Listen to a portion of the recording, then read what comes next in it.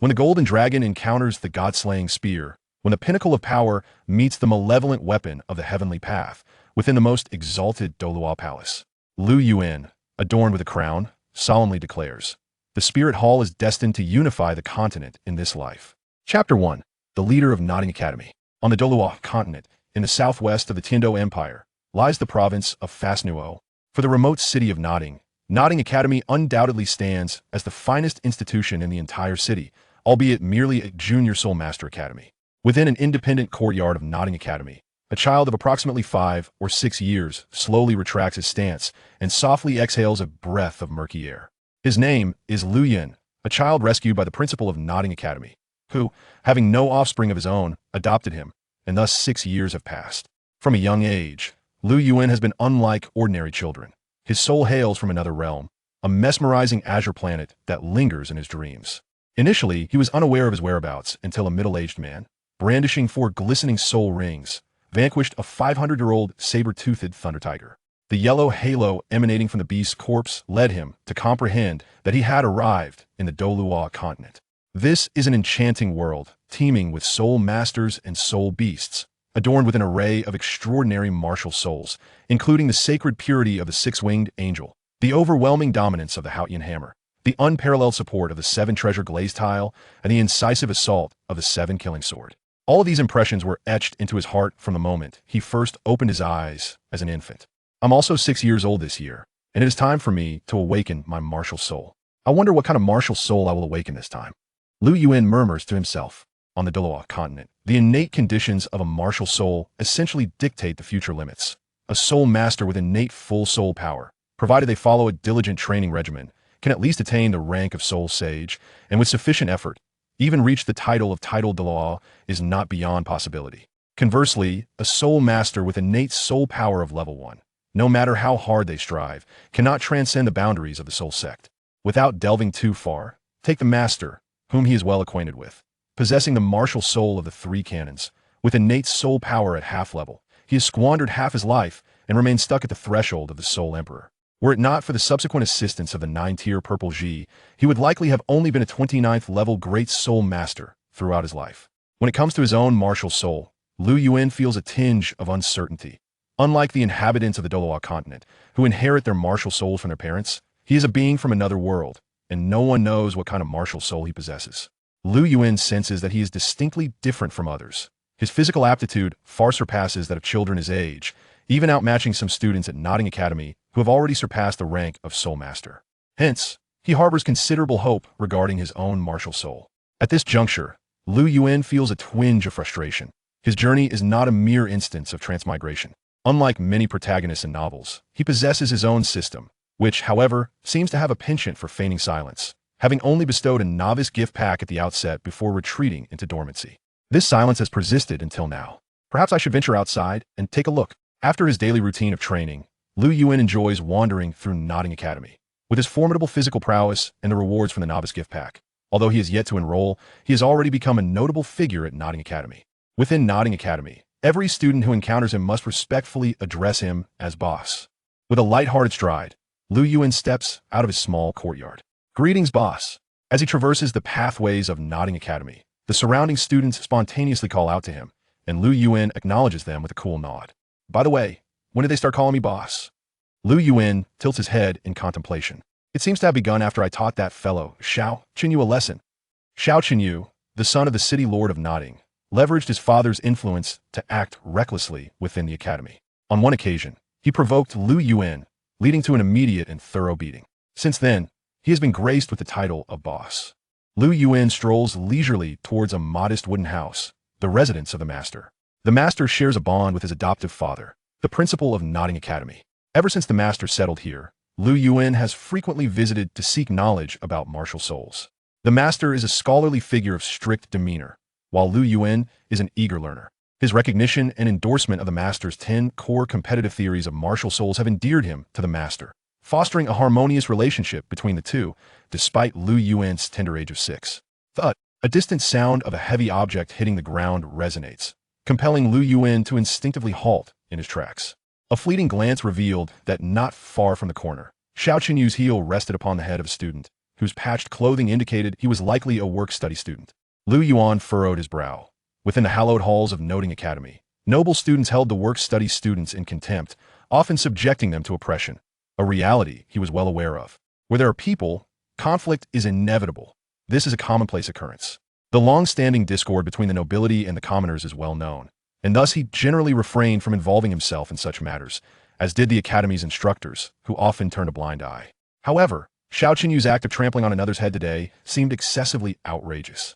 Pausing momentarily, Lu Yuan strode towards the corner. Wang Sheng, do you yield? Xiao Qinyu was in the midst of his fervent confrontation, flanked by his two lackeys, Lu Long and Ling Feng, exuding an air of debauchery. I will not yield. Wang Sheng struggled on the ground, yet the vast disparity in soul power was insurmountable. No matter how he moved, Xiao Qinyu's foot remained steadfast. After all, Wang Sheng was merely an 8th-tier soul master, while Xiao Qinyu had already attained the level of an 11th-tier soul master. Not yielding, Xiao Qinyu sneered, forcefully grinding his shoe against Wang Sheng's face. Cease this at once. Just as Xiao Qinyu was getting carried away, a furious shout interrupted him. Who dares to disturb this young master's affairs? Xiao Qinyu turned with anger, but upon recognizing Lu Yuan's countenance, his fury extinguished like a flame doused by water. With a sycophantic smile, Xiao Qinyu hastily exclaimed, Ah, it is you, Boss Yuan. Your humble brother, Xiao Qinyu, pays his respects. It was no wonder that Xiao Qinyu reacted this way. Lu Yuan's earlier bout of violence had left him bedridden for half a month. He had complained to his father, the city lord, but his father, mindful of the prestigious reputation of the Noting Academy's principal, had not only refrained from assisting him, but had also given him a severe reprimand. Thus, ever since that incident, whenever he saw Lu Yuan, he was akin to a mouse confronted by a cat. Are you once again bullying work-study students? Lu Yuan's expression hardened, his gaze piercingly fixed on Xiao Qinyu. Feeling the oppressive gaze that cut like a sword, Xiao Qinyu instinctively shrank back, the memory of his previous beating resurfacing vividly in his mind. Chapter 2. The Master Boss Yuan, you misunderstand. I was merely playing around with Wang Sheng, wasn't I, Wang Sheng? Xiao Qinyu said, as he pulled Wang Sheng up and gently brushed off the dust from his clothes. Is that so? How do you explain placing your foot on Wang Sheng's head? Is that also just playful banter? Lu Yuan remarked coolly. Well, Xiao Qinyu was at a loss for words, stammering awkwardly, observing Wang Sheng's disheveled appearance. Lu Yuan waved his hand dismissively, saying, Scram, you're just an eyesore here. Sure thing. We'll leave right away. Xiao Qinyu exclaimed, delighted by the response, and hurriedly fled with his two lackeys. Are you all right? Lu Yuan inquired. Hello, Boss Yuan. I'm fine. Thank you for coming to my aid. Wang Sheng bowed deeply, expressing his gratitude towards Lu Yuan. Lu Yuan nodded and replied, I can only assist you temporarily. As work-study students, you must rely on yourselves to avoid being bullied. My position is unique, representing the Academy, and I must maintain impartiality. I cannot extend further assistance. I hope you understand. Yes, I understand. Wang Sheng nodded earnestly. Very well. I shall take my leave, Lu Yuan said, patting Wang Sheng on the shoulder before turning to depart. Regarding the bullying of work-study students, he could only do so much. After all, he was the son of the dean, and his every action reflected upon the Academy. Excessive favoritism toward work-study students would surely incite discontent among the noble students, jeopardizing the stability of the Academy. Although he harbored his own grievances against the noble students, it was unrealistic to oppose them outright to favor the work-study students. For the latter to truly avoid oppression, they must first grow stronger. This transformation would likely occur when Tang San and Xiao Wu enrolled. Lost in thought, Lu Yuan made his way toward the master's wooden cabin. The cabin was modest in size, yet the surrounding environment was serene, adorned with lush greenery, a perfect haven for scholarly pursuits. The door was slightly ajar, and Lu Yuan gently knocked, adhering to basic etiquette. Come in. A robust voice beckoned from within. With a creak, Lu Yuan pushed the door open and beheld the master engrossed in his notes.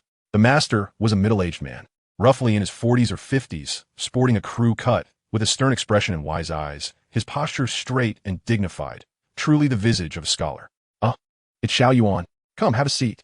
The master's face broke into a smile upon recognizing Lu Yuan, though it was far from charming. Lu Yuan chose not to sit. Instead, he approached the master, eyeing a thin volume before him titled Record of Peerless Martial Spirits. What is this? He inquired. The master handed the book to Lu Yuan, stating, it catalogs some of the powerful and rare martial spirits on the Douluo continent, some of which have long since perished. Oh, Lu Yuan's interest piqued as he accepted the book, flipping through its pages with curiosity. Peerless section. Six-winged angel. a hereditary martial spirit of the Qian family from the Spirit Hall. It is the martial spirit closest to divinity on the Douluo continent, revered and inviolable. Those who possess the six-winged angel martial spirit are not only born with full soul power, but also possess innate level 20 soul power. Thus, it is ranked first overall. Golden Sacred Dragon, a pure giant dragon martial spirit, possessing immense light power, a legendary martial spirit that inherently counters all evil. Its bearer must also have full innate soul power, having been seen on the Douluo continent in the past, though it has since been lost to time. Thus it ranks second. Dark Demon Evil God Tiger, a soul beast born of the malevolent power tainting the white tiger's light. If it were a martial spirit, it would rival the six-winged angel. Statistically, this martial spirit has yet to be seen on the Douluo continent. Thus it ranks third. Haotian Hammer, the direct martial spirit of the Haotian sect, renowned as the strongest offensive weapon martial spirit in the world, celebrated for its overwhelming explosive power. No one surpasses its unique dominance and destructive capabilities, hence it ranks fourth overall.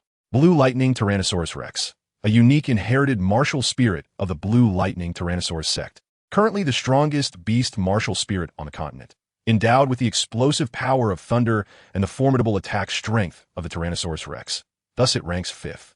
Evil Eye White Tiger, a royal inherited martial spirit of the Star Luo Empire, the king of beasts, wielding immense offensive and defensive capabilities with no apparent weaknesses. Hence it ranks 10th overall. After perusing the rankings of the peerless section, Lu Yuan nodded slightly. The master's rankings were largely in accordance with the present realities of the Douluo continent. After all, the master, constrained by his own abilities, had managed to gather such knowledge.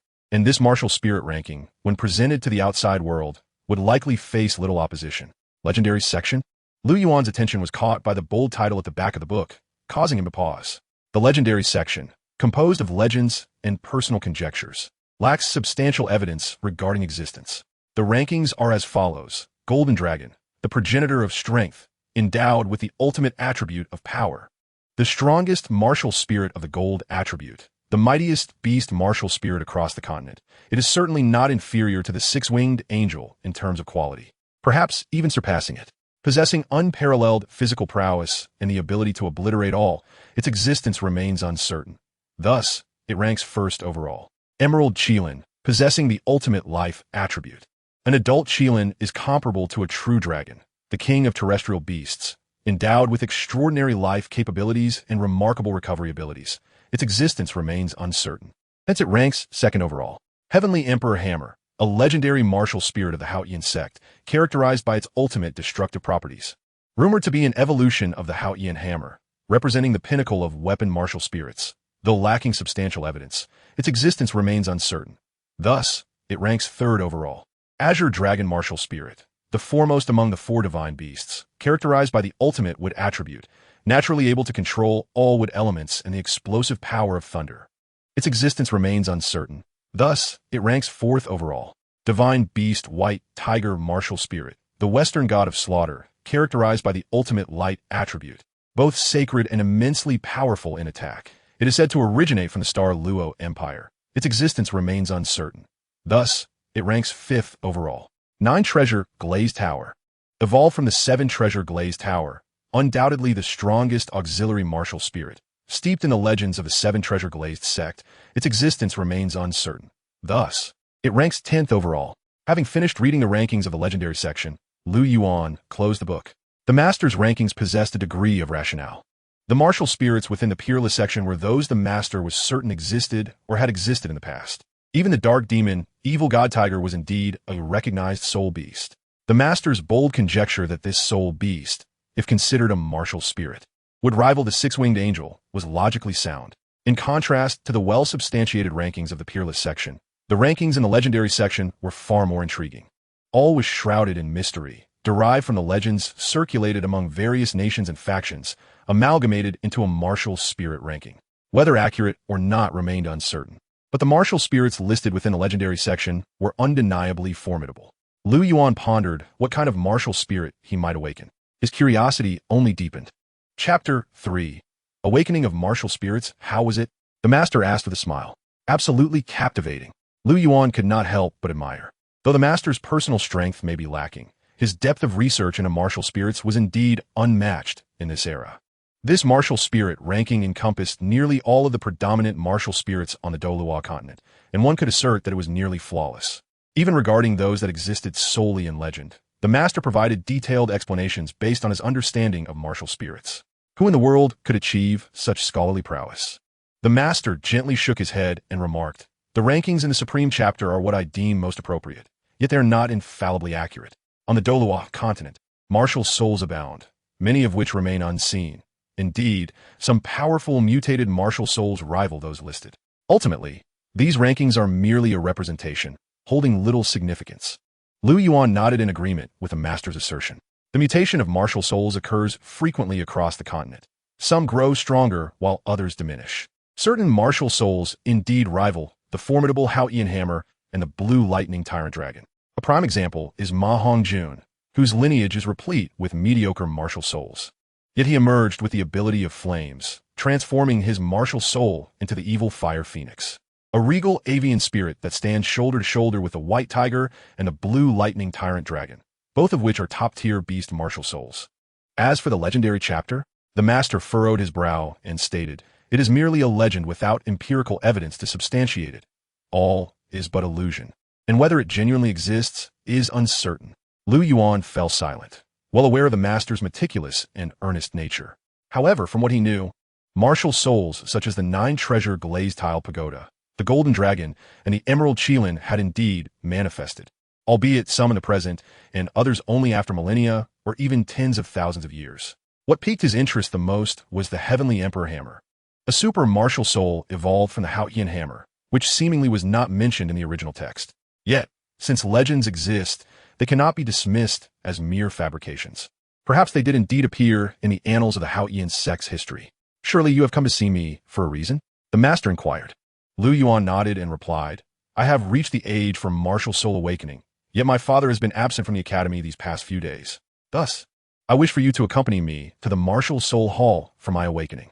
Typically, martial soul awakenings at the Martial Soul Hall are conducted under the guidance of an elder, necessitating identity verification. Not just anyone can casually undergo a martial soul awakening.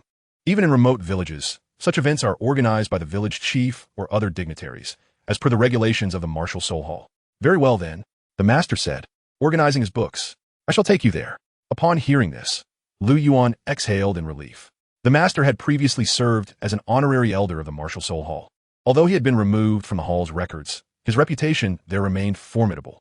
With the master leading, the process of awakening his martial soul would surely proceed more smoothly. The Martial Soul Hall in Nodding City is the lowest tier of the martial soul divisions. According to the strength distribution of the Martial Soul Hall, the division's leader possesses power equivalent to that of a soul master. While the master's strength is not particularly formidable, he is nonetheless a minor expert at the 29th level among the lowest tier martial soul divisions. Following the master into the Martial Soul Hall, they entered a chamber upon his direction.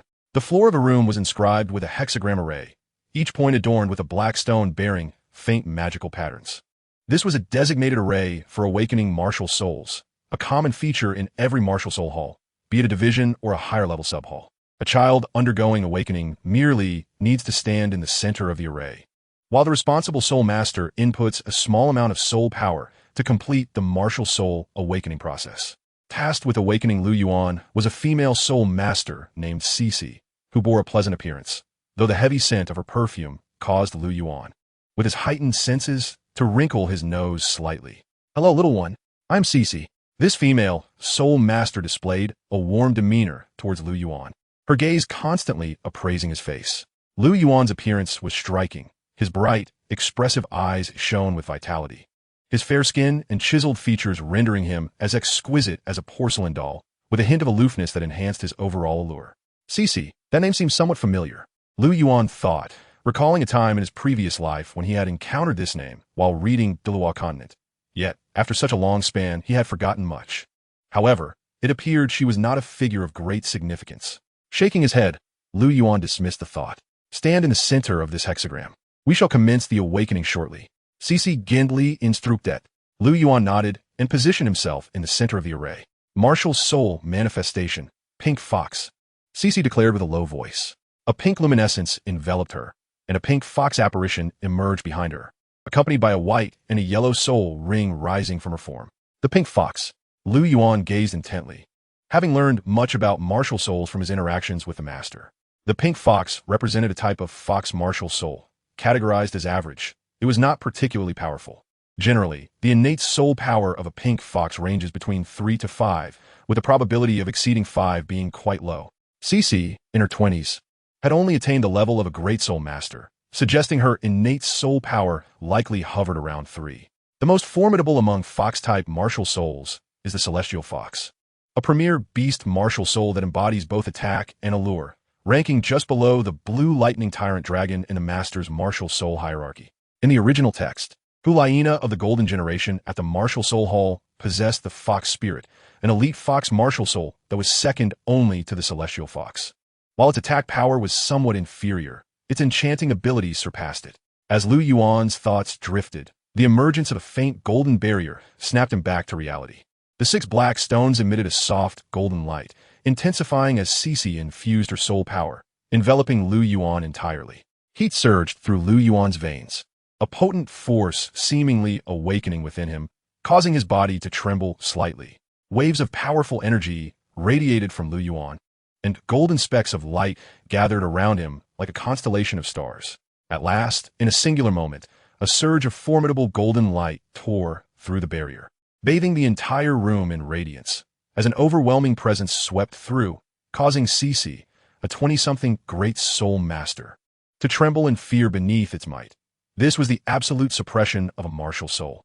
Roaring, the sound of a dragon's cry resonated throughout the chamber, echoing incessantly, even prompting a raised eyebrow from the master, who awaited outside. One extraordinary martial soul fluctuation. Cece, tasked with awakening Lu Yuan's martial soul, was utterly overwhelmed, collapsing to the ground before the might of the martial soul. Lu Yuan, with his eyes tightly shut, felt a colossal golden dragon manifest behind him, its resplendent body akin to one forged of gold, a paragon of muscular beauty. Its expansive, golden wings stirred the air, creating gentle breezes. A diamond-shaped dragon scale on Lu Yuan's forehead gleamed with golden brilliance, while tiny golden scales crept up his cheeks, filling his body with an immense power, the power of the martial soul. Ding! Host martial soul has awakened. The sign-in system is now activated. The host information list is as follows. Host: Lu Yuan, age, 6 years, martial soul, golden dragon, level, innate full soul power, soul rings, none, soul bones, none skills, pure chi scripture, Phoenix dance 6 illusions, mountain sea fist, Han high spear technique. Items: none sign-in task issued, sign-in location, Hall of the Pope, time limit, 6 months. Please complete the sign-in task promptly. System: are you no longer feigning death? Awakening a super martial soul like the Golden Dragon filled Lu Yuan with immense joy. And with the system officially activated, it could be said that he was graced with double happiness. The sign-in location was the Pope's Hall. And this task would not be easy.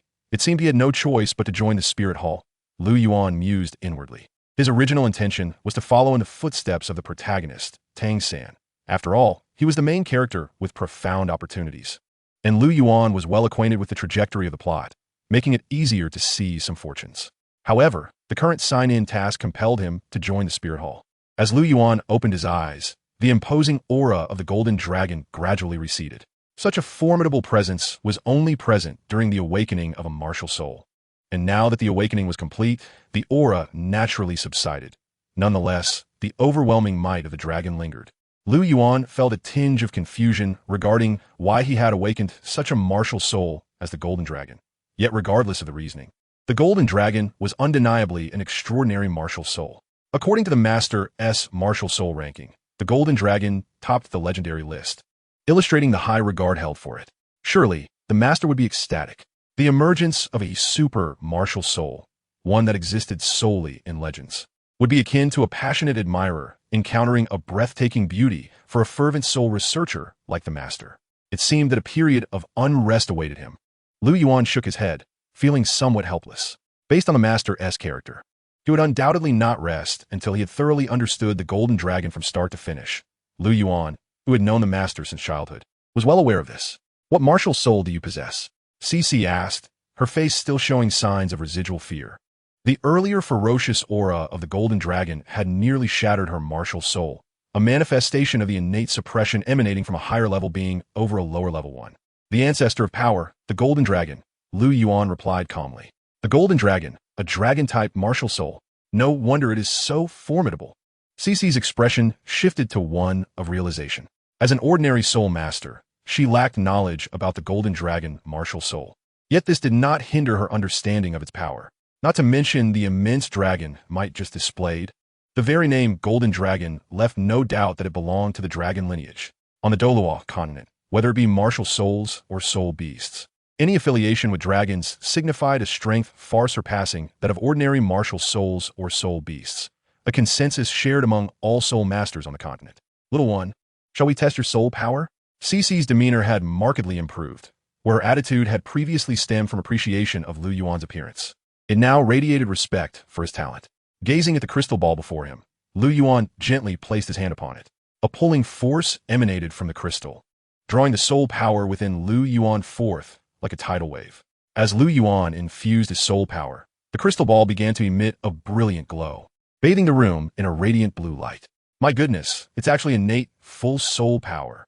CC's face bore an expression of astonishment. Dragon lineage martial soul. Innate full soul power. This was the mark of a true genius.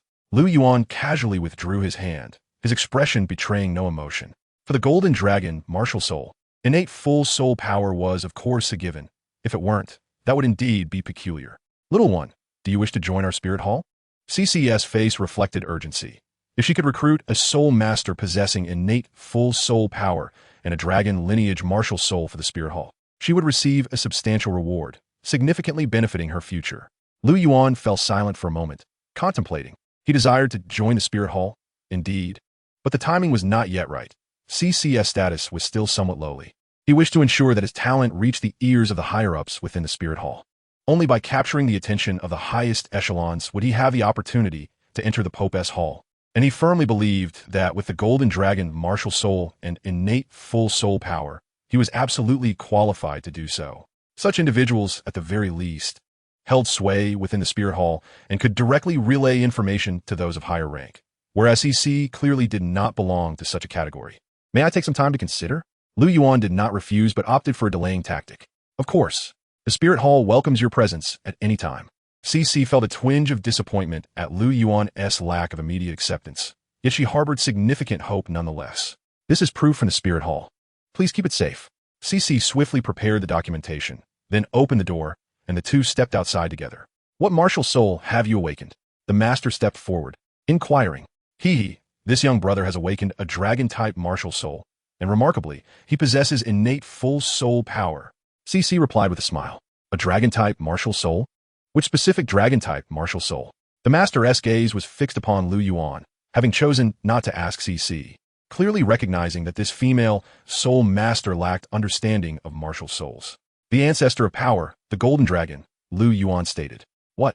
The master exclaimed, his voice rising dramatically, drawing the attention of everyone within the spirit hall. Feeling the collective gaze upon him, the master grew somewhat embarrassed and quietly suggested, Little Yuan, let us discuss this further in private. Lu Yuan nodded, following the master as they walked out. At that moment, a young man in his 20s entered the spirit hall, clad in a gray outfit with a tousled fringe. Upon entering, he made a beeline for CC, exclaiming, CC, I've missed you dearly. CC was momentarily taken aback, replying, Su Yuntao, you've returned? Su Yuntao? Lu Yuan halted mid-step, a twitch at the corner of his mouth revealing his realization. He finally understood who this CC was. Chapter 5. Refusal to become a disciple.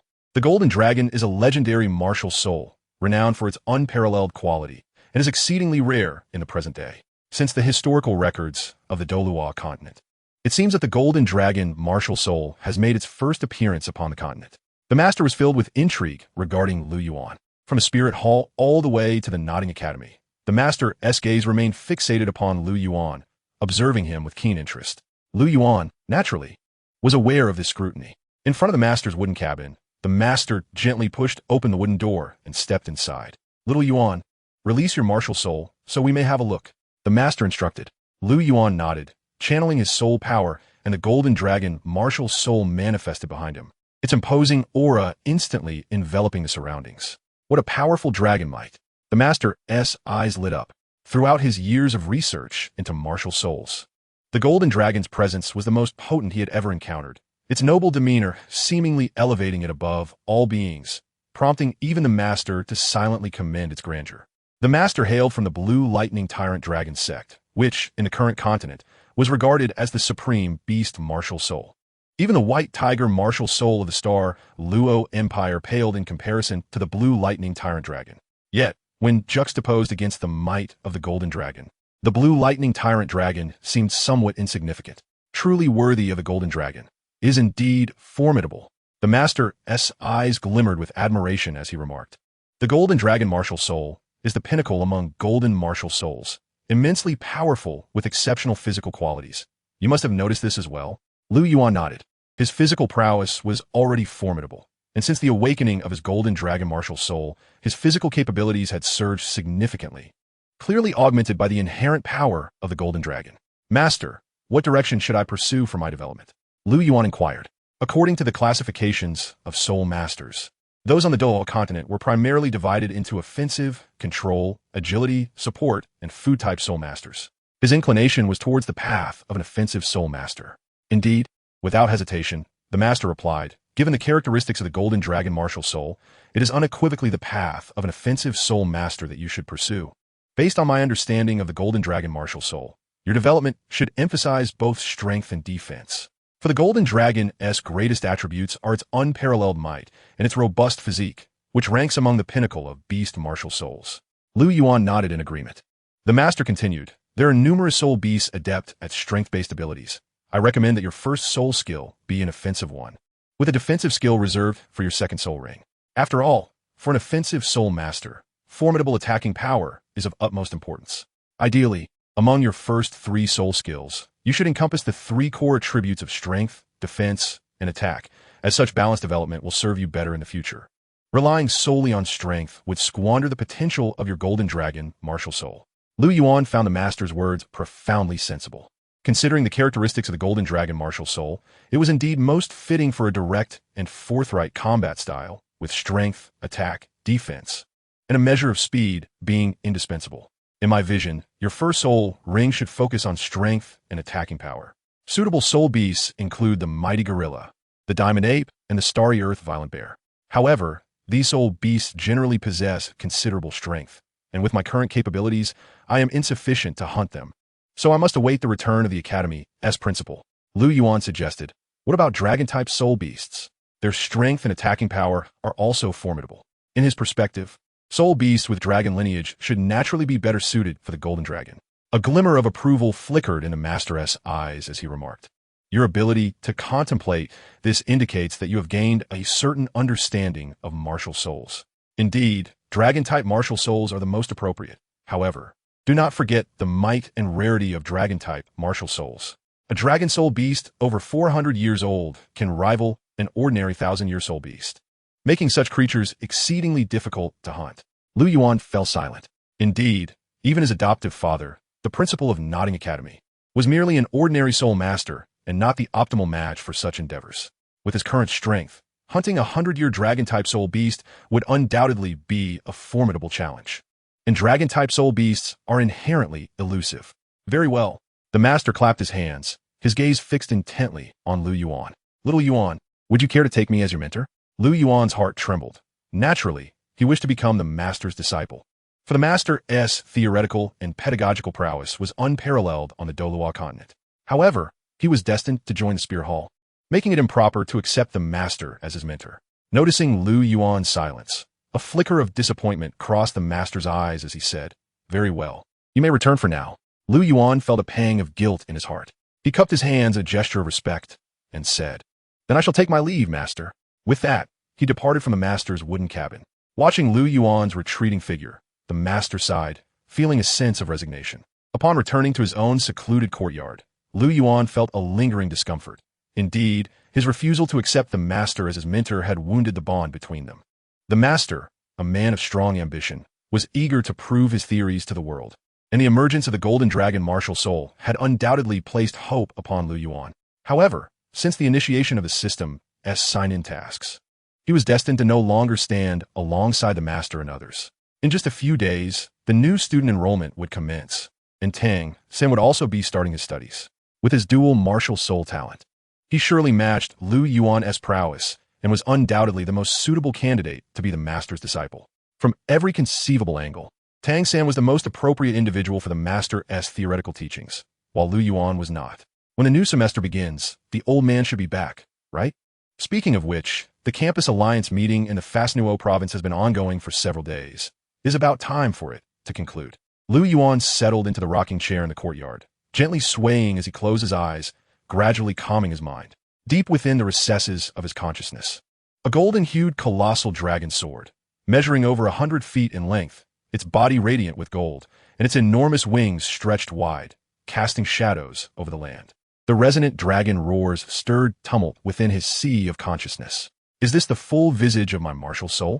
In the depths of his consciousness, Lu Yuan's diminutive figure gazed upon the spiraling golden dragon, his eyes shimmering with brilliance.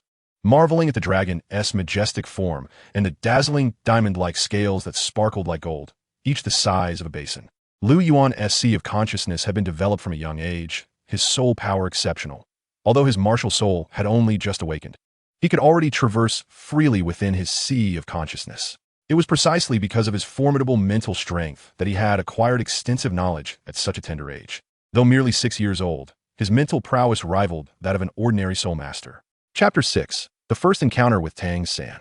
Once again, it was the season for a new academic year. Recently, Notting Academy buzzed with excitement, for the annual enrollment day had arrived. A few days prior, aside from certain students who could not return home, or those who preferred to linger at school, the majority of students had been at home. Students like Xiao Chenyu remained at school not for the sake of studies, but rather because there were more individuals to bully. Conversely, the reason for students like Wang Sheng, who worked while studying, not returning home was simply due to their inability to afford travel expenses. As per Lu Yuan's knowledge, students like Wang Sheng had not been home for several years, with parents typically visiting the school instead. The working students at Notting Academy did not only receive their wages when the school year commenced. Even during vacations, those who chose not to return home could still receive school subsidies as long as they fulfilled their responsibilities, which is a significant reason many working students opted to remain. With the school year underway, as the principal of Notting Academy, Fellows could not be absent. Fellows, the principal of Notting Academy, was also Lu Yuan's adoptive father. As a 1,000-year-old bachelor, Fellows, like many teachers from Shrek Academy, had chosen a life of singleness. Lu Yuan had once inquired why Fellows remained single. The reason was quite simple. Among the soul masters of the continent, there were far more male soul masters than female ones, making it challenging for most men to find a partner. Moreover, marrying a commoner was something these self-proclaimed noble soul masters found difficult to accept, leading them to drift through life until they all became old bachelors. As a soul master of the soul sect, Fellows' strength was not insignificant. He could be considered part of the elite class among soul masters, or he would not have been appointed as the principal of Notting Academy. With such qualifications, finding a female soul master should not be overly challenging, yet the issue lay in Fellows' rather unappealing appearance. He found unattractive female soul masters unworthy of his attention, while beautiful ones were equally disinterested in him, making for quite an amusing situation. Lu Yuan felt it was necessary, as Fellows' only adopted son, to play matchmaker for his father. After all, he ought to help him find a companion.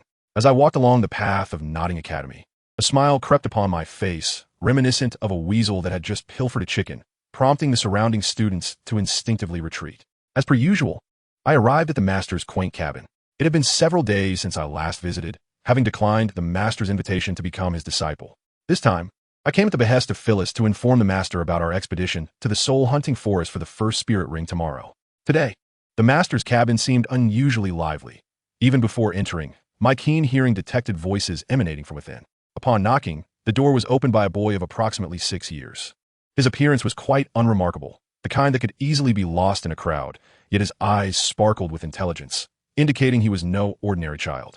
A quick glance revealed he was dressed in simple attire, albeit neatly patched, and while he appeared rather frail, his internal energy was profound, suggesting he possessed considerable strength.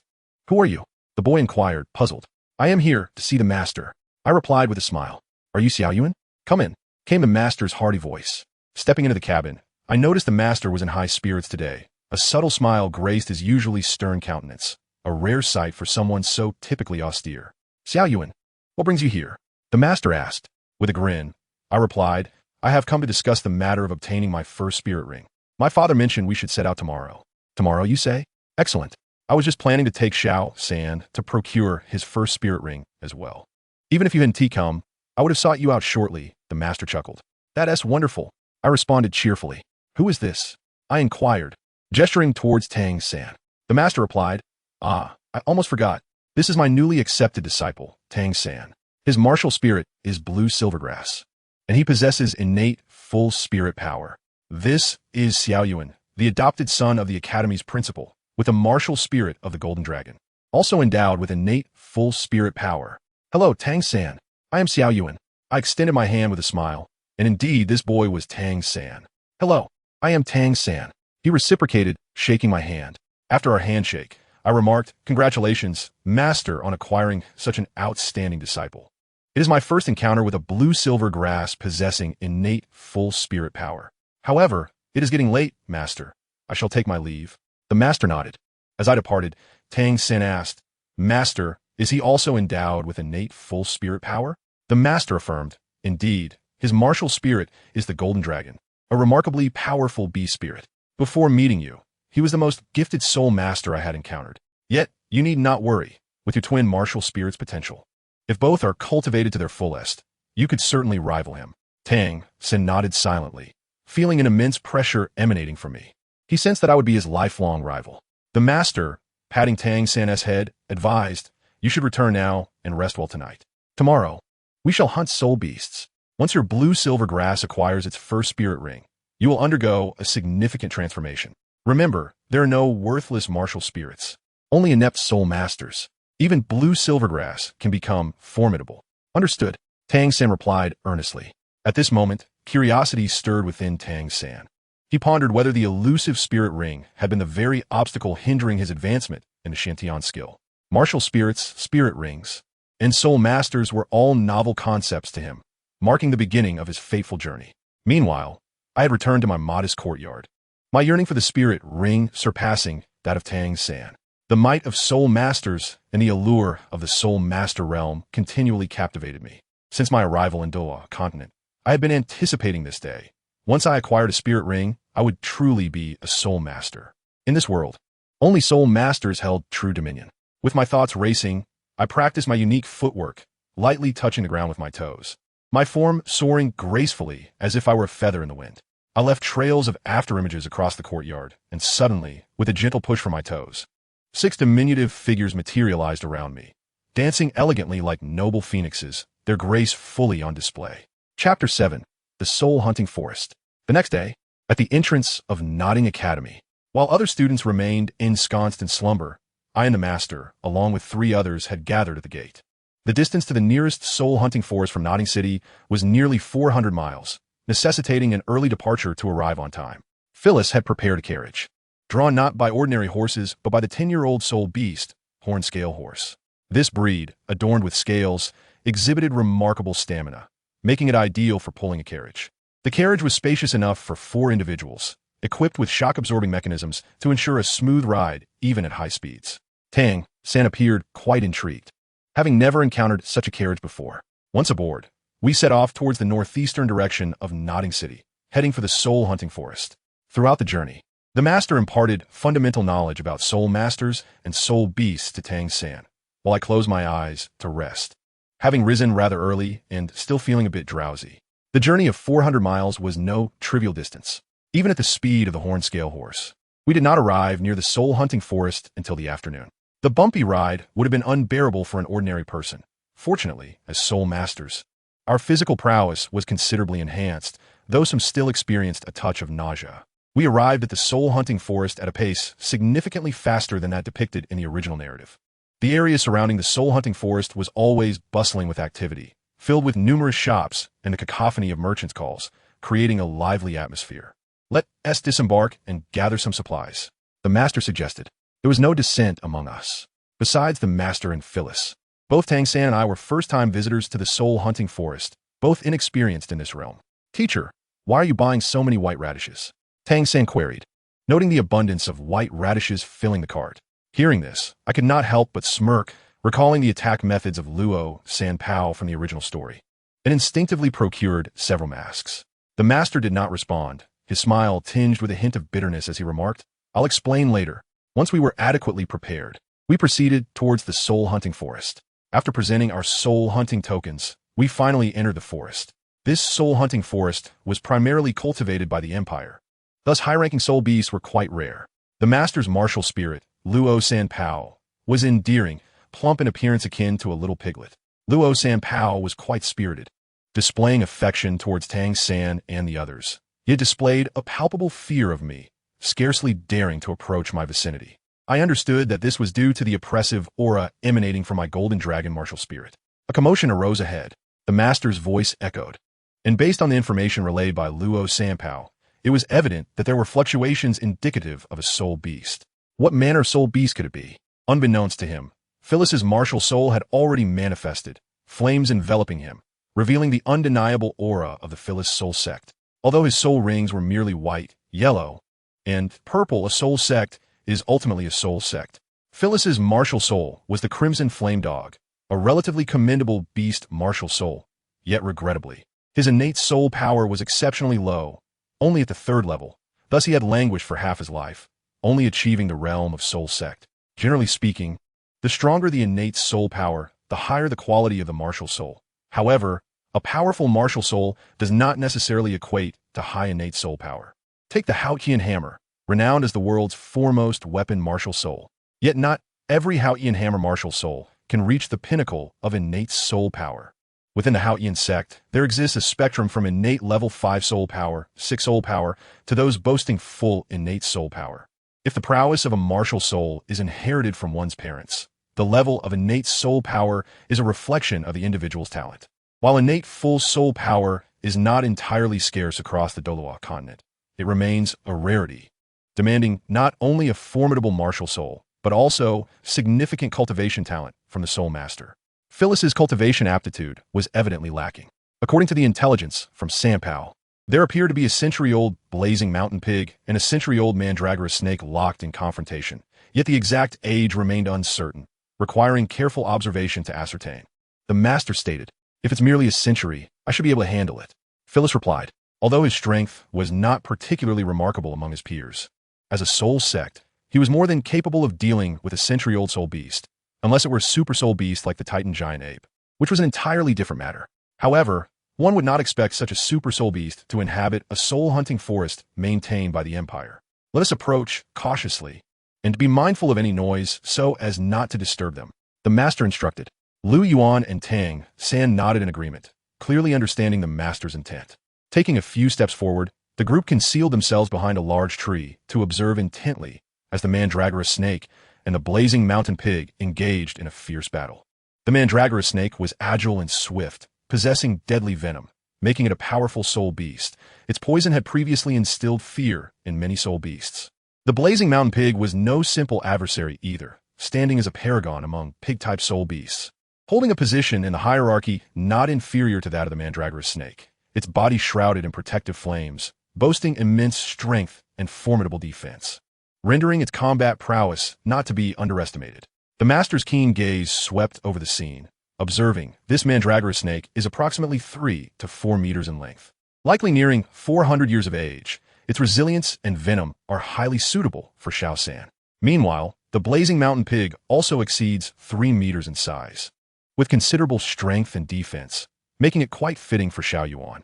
In response, Lu Yuan shook his head, saying, "A 300-year-old blazing mountain pig is somewhat lacking. My physical constitution is extraordinary, and with the golden dragon being the pinnacle of beast martial souls, I believe my soul ring's age can be elevated." The master furrowed his brows, replying, "According to my research, the limit for the first soul ring is around 423 years. Exceeding this limit poses significant dangers to the soul master." Lu Yuan countered, "Master, your research is indeed sound, but there are always exceptions. You may not fully grasp the golden dragon martial soul. Its enhancement to the physical body surpasses your imagination. Is that so?" The master, though confident in his research, found himself wavering. His understanding of the legendary golden dragon martial soul was limited. Theory, after all, remains just that, without personal study. The true extent of the Golden Dragon's power was elusive even to the master, leading him to harbor some belief in Lu Yuan's assertions. Very well, let's proceed thus. When a mandragora snake and blazing mountain pig are sufficiently weakened, we shall act. As for the issue regarding Xiao Yuan's soul ring, we shall discuss it post-conflict. After a moment's contemplation, the master declared. Chapter 8. The overbearing power of the Golden Dragon. Phyllis, your strength is paramount here. When we engage, you must swiftly incapacitate the mandragora snake. Ensure it loses its combat capability as quickly as possible, while I and Xiao Yuan shall handle the blazing mountain pig. The master instructed. Phyllis nodded. Understood, leave it to me, but do exercise caution. The blazing mountain pig is formidable. The master nodded and retrieved several masks from his soul tool, distributing them among the group. Put these on. Lu Yuan, quick of hand, and I took one and donned it immediately. Tang San, somewhat puzzled, inquired, Teacher, why must we wear masks? The master replied, You will understand soon enough. Perplexed, yet obedient, Tang San complied and wore the mask. In the brief interval while they donned their masks, the battle between the mandragora snake and the blazing mountain pig had reached a fever pitch. The mandragora snake's venomous fangs sunk deeply into the flesh of the blazing mountain pig, while the latter's powerful jaws tore the former's body asunder, leaving both beasts in a state of mutual destruction. Now, the master bellowed, Crimson Flame Dog, unleash the raging inferno. A searing fireball struck the two soul beasts directly, sending them flying amidst a thunderous explosion. The master's eyes gleamed. Luo Sanpao, go forth. First soul skill, thunderous flatulence, earth-shattering Luo Sanpao. The first soul ring from the master surged into Luo Sanpao, who appeared to suffer tremendous agony. His form swelling as a cloud of yellow smoke erupted from his rear, further propelling the already airborne blazing mountain pig. As the yellow smoke spread, an inexplicable aura enveloped the area. Lu Yuan's skin twitched, and he conjured another mask, which he had previously purchased and stored in his soul tool. His soul tool, a modest white ring, possessed only 3 cubic meters of storage space, a feat accomplished by Phyllis through great effort. With the double-layered protective mask in place, Lu Yuan felt significantly more at ease, as one mask alone could not quell the overwhelming stench. At that moment, the blazing mountain pig was disoriented, already battered and bruised. It was further afflicted by the mandragora snake's venom, though it had a strong resistance to toxins. Being struck by Phyllis's fireball and then subjected to the master's foul gas attack left it lamenting the harshness of its existence. Truly a 100-year-old blazing mountain pig, withstanding such onslaught and still managing to rise. The master mused in silent admiration. Brother Pig, you are indeed resilient. Allow me to see you off on your final journey. Golden Dragon, manifest. The martial soul instantaneously materialized. Typically, beast martial souls could only manifest after acquiring the first soul ring during the soul master phase. One could merely harness the martial soul's augmented power. However, the Golden Dragon martial soul was an exception. Even in the absence of a soul ring, it could still manifest.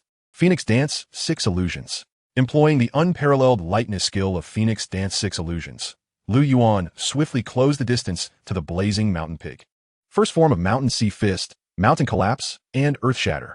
Under the aegis of the Golden Dragon martial soul, Lu Yuan unleashed the Mountain Sea Fist for the very first time. Mountain Sea Fist, strike and subdue the world, originating from the world of Fengyun. The formidable martial art known as Invincible Wuxing was created by the top 10 warriors. This technique, both fierce and flexible, can truly be regarded as an unparalleled form of boxing. With a resounding thud, the frail little fist struck the body of the flame mountain pig, producing a tremendous sound. Under the enhancement of the Golden Dragon martial spirit, that punch unleashed a force exceeding 2,000 pounds, an astonishing figure for a mere 6-year-old child. The massive form of the flame mountain pig was sent flying, crashing into a nearby tree with such force that bones shattered and the tree itself was uprooted. Such formidable strength. The master was astonished. Is this the power of the Golden Dragon? What a powerful martial art. Although Tang San was equally taken aback by Lu Yuan's immense strength, his attention was more focused on the Shanghai Fist. Who exactly is he to wield such a remarkable fighting style? Since arriving in Douluo, this was the first time he had witnessed someone employing such a technique, which undoubtedly belonged to a realm beyond the continent, akin to the unique skills of the Tang sect he practiced firmly within the domain of martial arts. Seizing the moment, Lu Yuan deftly turned his palm, and a finely crafted iron spear materialized in his grasp. With a swift thrust, he pierced the flame mountain pig's throat, ending its agonizing life. Meanwhile, fellows effortlessly subdued the mandala serpent. Hurry, The mandala serpent is on the brink of death. Fellows called out. Quickly, Tang San. You must end its life before it perishes. The urgency in the master's voice was palpable. The mandala serpent was an exceptionally suitable soul beast for Tang San, and missing this opportunity might mean never finding a better one. Understood, master, Tang San replied, brandishing a short sword and driving it into the mandala serpent's brain. Even the most resilient of creatures, such as the centipede, dies eventually. The mandala serpent struggled for a while before gradually succumbing to its fate. Tang San, quickly, absorb your first soul ring, the master urged, as Tang San's success would confirm the validity of his theories. Nodding, Tang San settled into a cross-legged position. The master's voice resonated. Focus your intent in the Dantian, embrace the primordial unity, and concentrate. Following the master's guidance, Tang San commenced the absorption of the soul ring, while the master, fellows, and Lu Yuan stood guard. Lu Yuan, are you truly not going to absorb the Flame Mountain Pig soul ring? It will be quite fitting for you, the master inquired. Lu Yuan shook his head, replying, while the Flame Mountain Pig is commendable, it is not the most suitable for me, and its age is too low. I must strive to reach my own limits. The master nodded in agreement, stating, from the power you displayed just now, I estimate your strength to be comparable to that of an average soul sovereign, with remarkable explosive force and overall physical attributes on par with a formidable soul master. Given your current circumstances, the limit for your first soul ring should be around 800 to 900 years. It is unlikely to be 1,000. Such soul beasts are indeed rare in the soul hunting forest. The oldest soul beasts there hardly exceed 1,000 years, and finding one that is 800 or 900 years old and adept in strength will prove challenging. Not to worry, we can search a little longer. We have ample time. Fellows displayed remarkable patience regarding his son's future growth, unwilling to compromise on the soul ring. The stronger, the better, even if it meant taking a bit more time. Indeed, the master concurred. Let us handle the remains of the mandala serpent and the Flame Mountain Pig. The meat of the latter is delectable, though the venom from the mandala serpent renders it inedible. What a pity. With that, the three of them buried the bodies of the Flame Mountain Pig and the mandala serpent in a hastily dug pit. Chapter 9. The Sky-Piercing Demon Ape. The absorption of a soul ring has always been a time-consuming endeavor. Even when the process goes smoothly, it can sometimes take the better part of a day. Tang San's first soul ring, from a mandala serpent, was nearly 400 years old and possessed formidable power, making its absorption anything but simple. By the time Lu Yuan and the others entered the soul-hunting forest, it was already afternoon, and after wasting some time on the journey, it was less than an hour before Tang San could absorb the soul ring when darkness began to descend. The master and fellows had already set up their tent. For those familiar with outdoor survival, erecting a tent is merely a basic skill. Lu Yuan, armed with the snake-repelling powder given by the master, meticulously sprinkled it around, as the powder not only concealed their presence but also repelled venomous creatures, an essential for survival in the wild. As night fell, the master and fellows ignited a campfire, using the snake meat from the mandala serpent to brew a pot of soup, while burying the remains of the mandala serpent and the Flame Mountain Pig. The master had taken a portion of the mandala serpent's flesh to make the broth. Though the mandala serpent was venomous, its flesh was edible and delicious. Lu Yuan savored 3 large bowls before closing his eyes to begin meditating. The soul-hunting forest was far from silent at night. The roars of various soul beasts echoed from afar. Lighting a fire at night can be perilous, while some weaker soul beasts fear flames. Many powerful ones are drawn to them. It was only due to the relatively low age of the soul beasts in the soul-hunting forest, coupled with fellows' status as a soul master, that the master dared to light a fire alone. When spending the night outdoors, someone must always keep watch. Concerned for Tang San, the master willingly took on the responsibility of watching over the camp. Fellows, enjoying the leisure, reclined in the tent, soon falling into a deep slumber. By the flickering firelight, the master occasionally glanced at Tang San, reassured by the boy's steady complexion and rhythmic breathing, and gradually relaxed. Time flowed like water, and soon it was deep into the night. The temperature in the soul-hunting forest plummeted as a gentle breeze added a chill to the air. The master stifled a yawn. Keeping watch was invariably exhausting.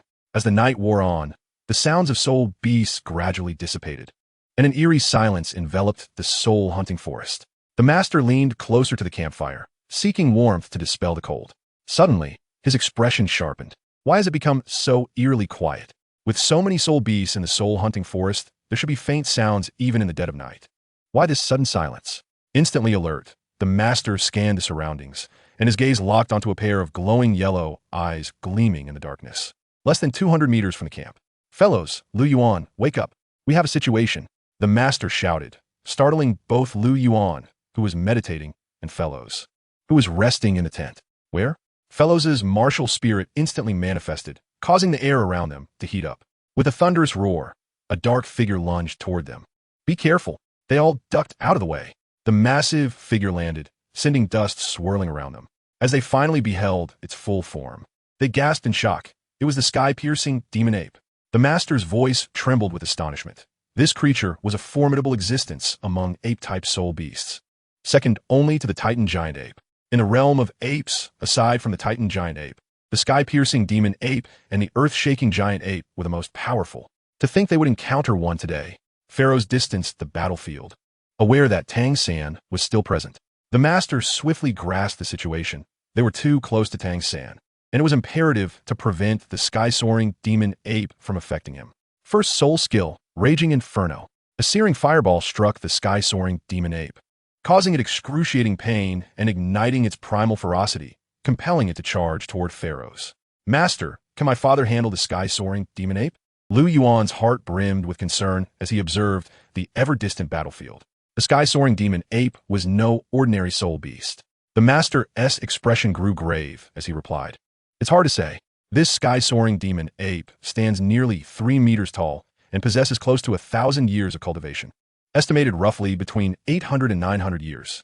While it may not rival a 10,000-year soul beast like the Titan giant ape, its formidable strength is likely comparable to a soul beast of 3 to 4,000 years. Although Pharaohs has attained the soul sect, his martial spirit is not particularly powerful, and his spirit ring configuration is subpar. The outcome remains uncertain." Upon hearing the master's words, Lu Yuan felt a surge of anxiety.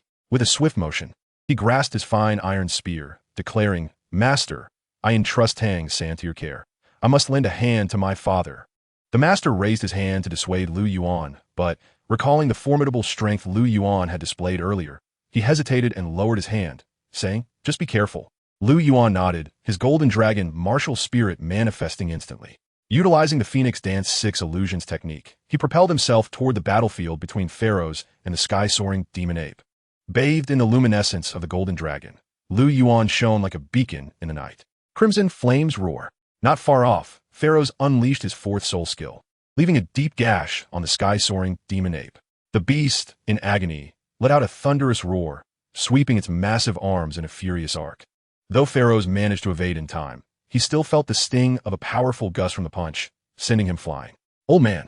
Lu Yuan leapt forward, transforming into 6 fleeting shadows, catching Pharaohs before he hit the ground. "Are you all right?" he inquired. A trickle of blood appeared at the corner of Pharaoh's mouth as he chuckled. "I'm fine. What a formidable beast. Let us strike together." Lu Yuan nodded, tightening his grip on the spear. Third soul skill, Hellfire Frenzy. This technique, derived from the 800-year-old Crimson Demon Hound, carried the ferocity of hellfire. Sea of guns. The spear thrust forth, creating a cacophony of splashes as it aimed directly at the eyes of the sky-soaring demon ape. For soul beasts like the sky-soaring demon ape, weaknesses were scarce. The only notable vulnerability was its eyes, a common flaw among most soul beasts. The intense hellfire gushed onto the back of the sky-soaring demon ape, intensifying in ferocity. The beast's fur ignited, exacerbating the flames. Taking advantage of his father's assault, Lu Yuan's spear pierced the body of the sky-soaring demon ape. Although it did not reach its eyes, it did penetrate its neck. What tough body! Lu Yuan was taken aback. Even with the augmentation of the golden dragon martial spirit, the immense force of over 2,000 pounds combined with the sea of guns technique barely drove the spear tip inside, merely a fraction of its length, revealing the beast's formidable defenses. Yet, despite the limited penetration, the numerous blood vessels in its neck elicited agonized howls from the sky-soaring demon ape. As Lu Yuan withdrew the spear, a torrent of blood erupted, having ruptured a blood vessel. The beast howled in rage, its body enveloped in a swirling black aura. Lu Yuan was thrown back, spitting out a mouthful of blood. The sight of blood sent the sky-soaring demon ape into a frenzy.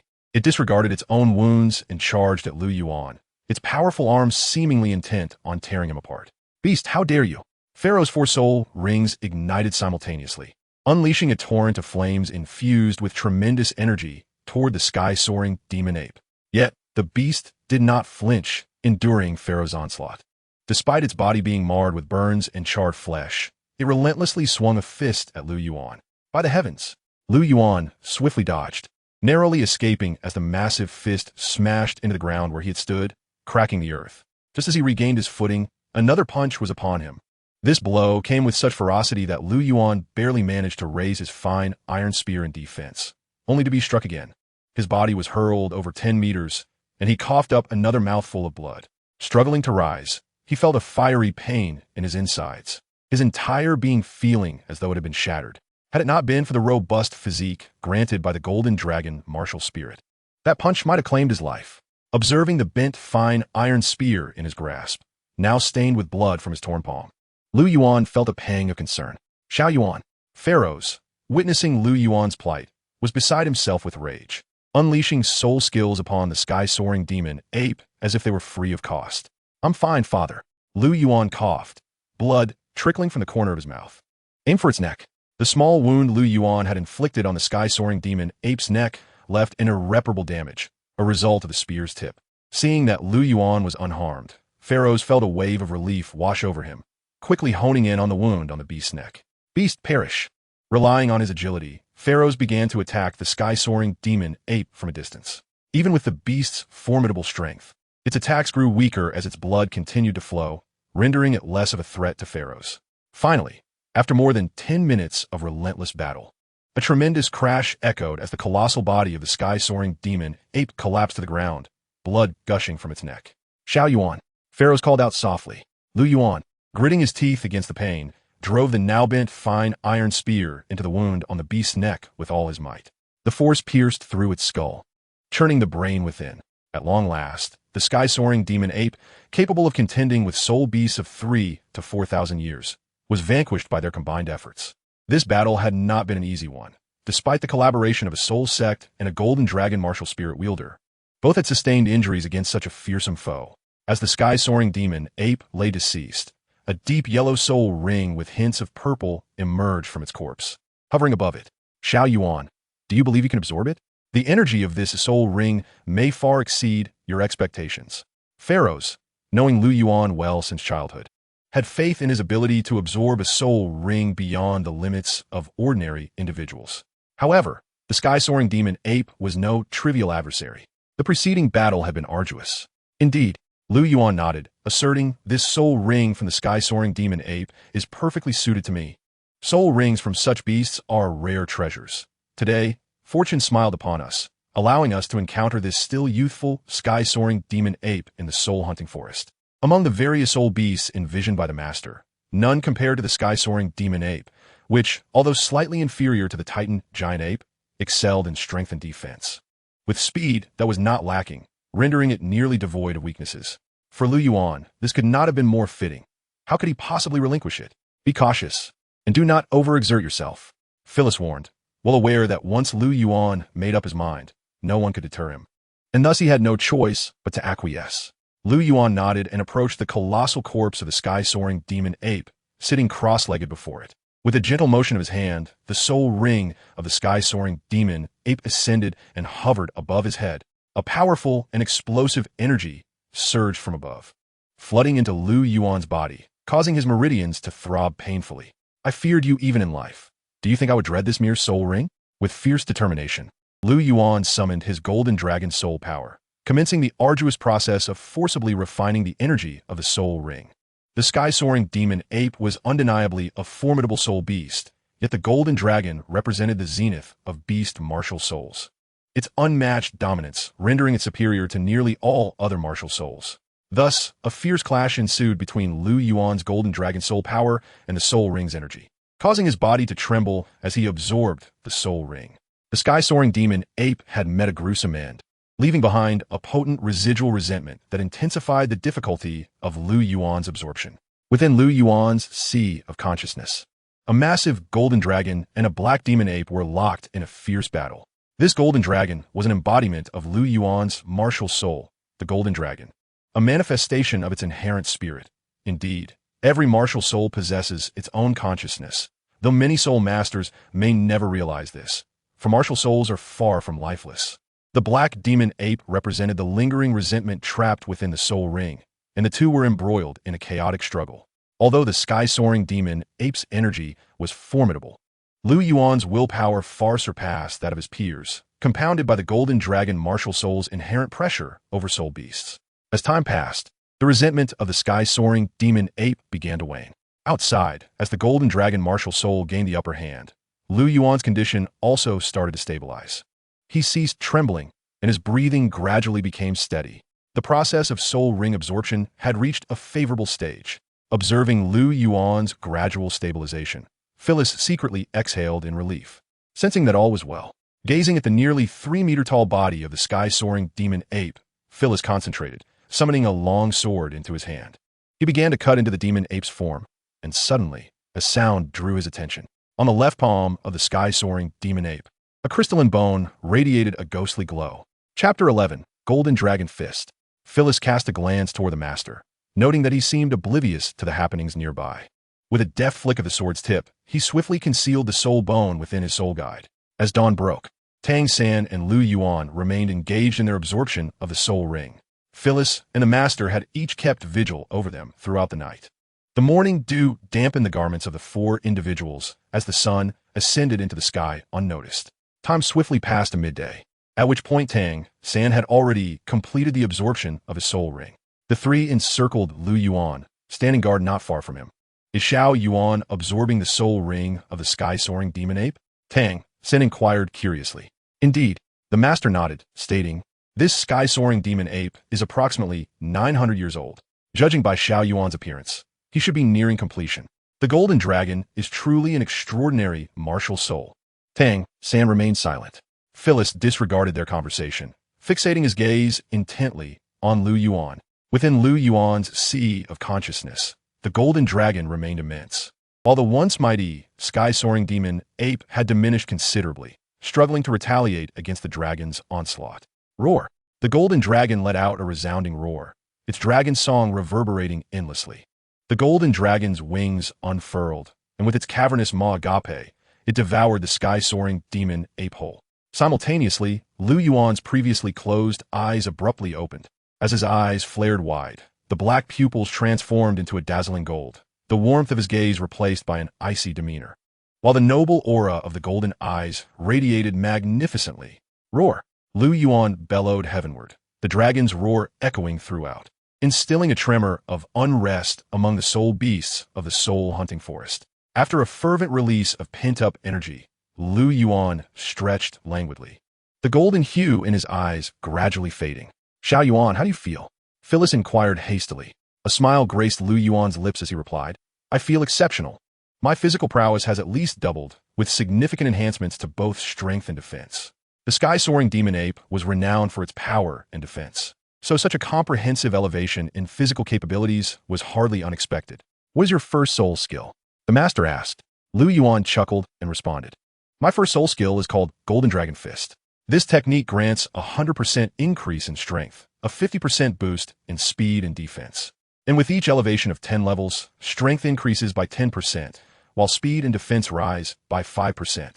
Does that mean when you reach the title Douluo level, your first soul skill will double your strength, and also enhance speed and defense by a factor of 1? The master was astonished. Indeed, Lu Yuan nodded. Although the Golden Dragon Fist is primarily an offensive skill, it also simultaneously enhances speed and defense. This effect stems not only from the Golden Dragon martial soul's inherent might, but also from the influence of the sky-soaring demon ape.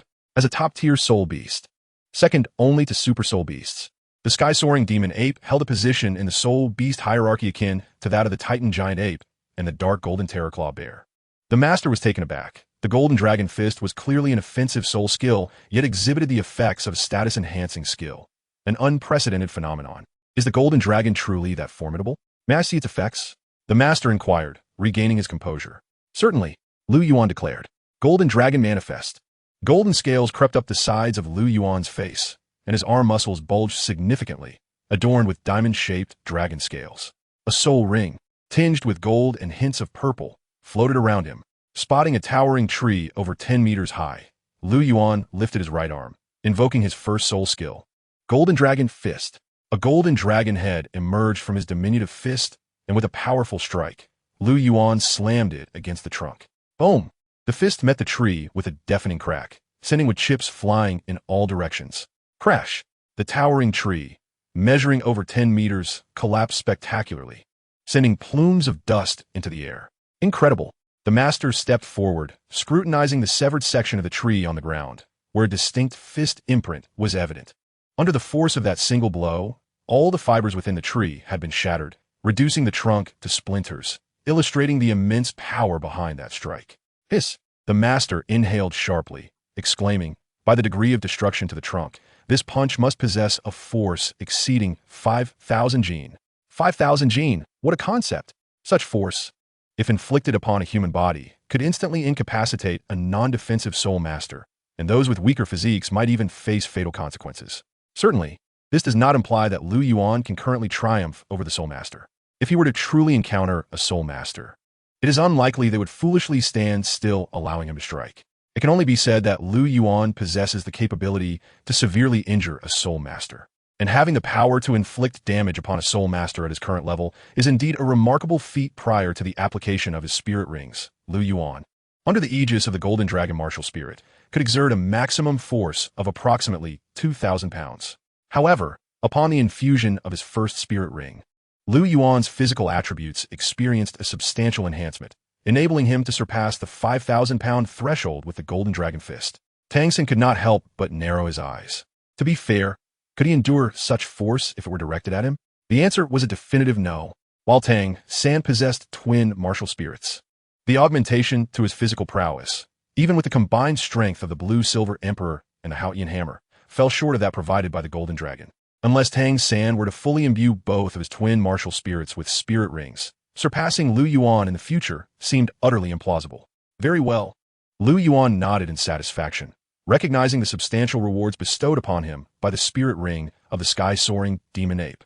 With his current strength, he was invincible within the realm of soul masters.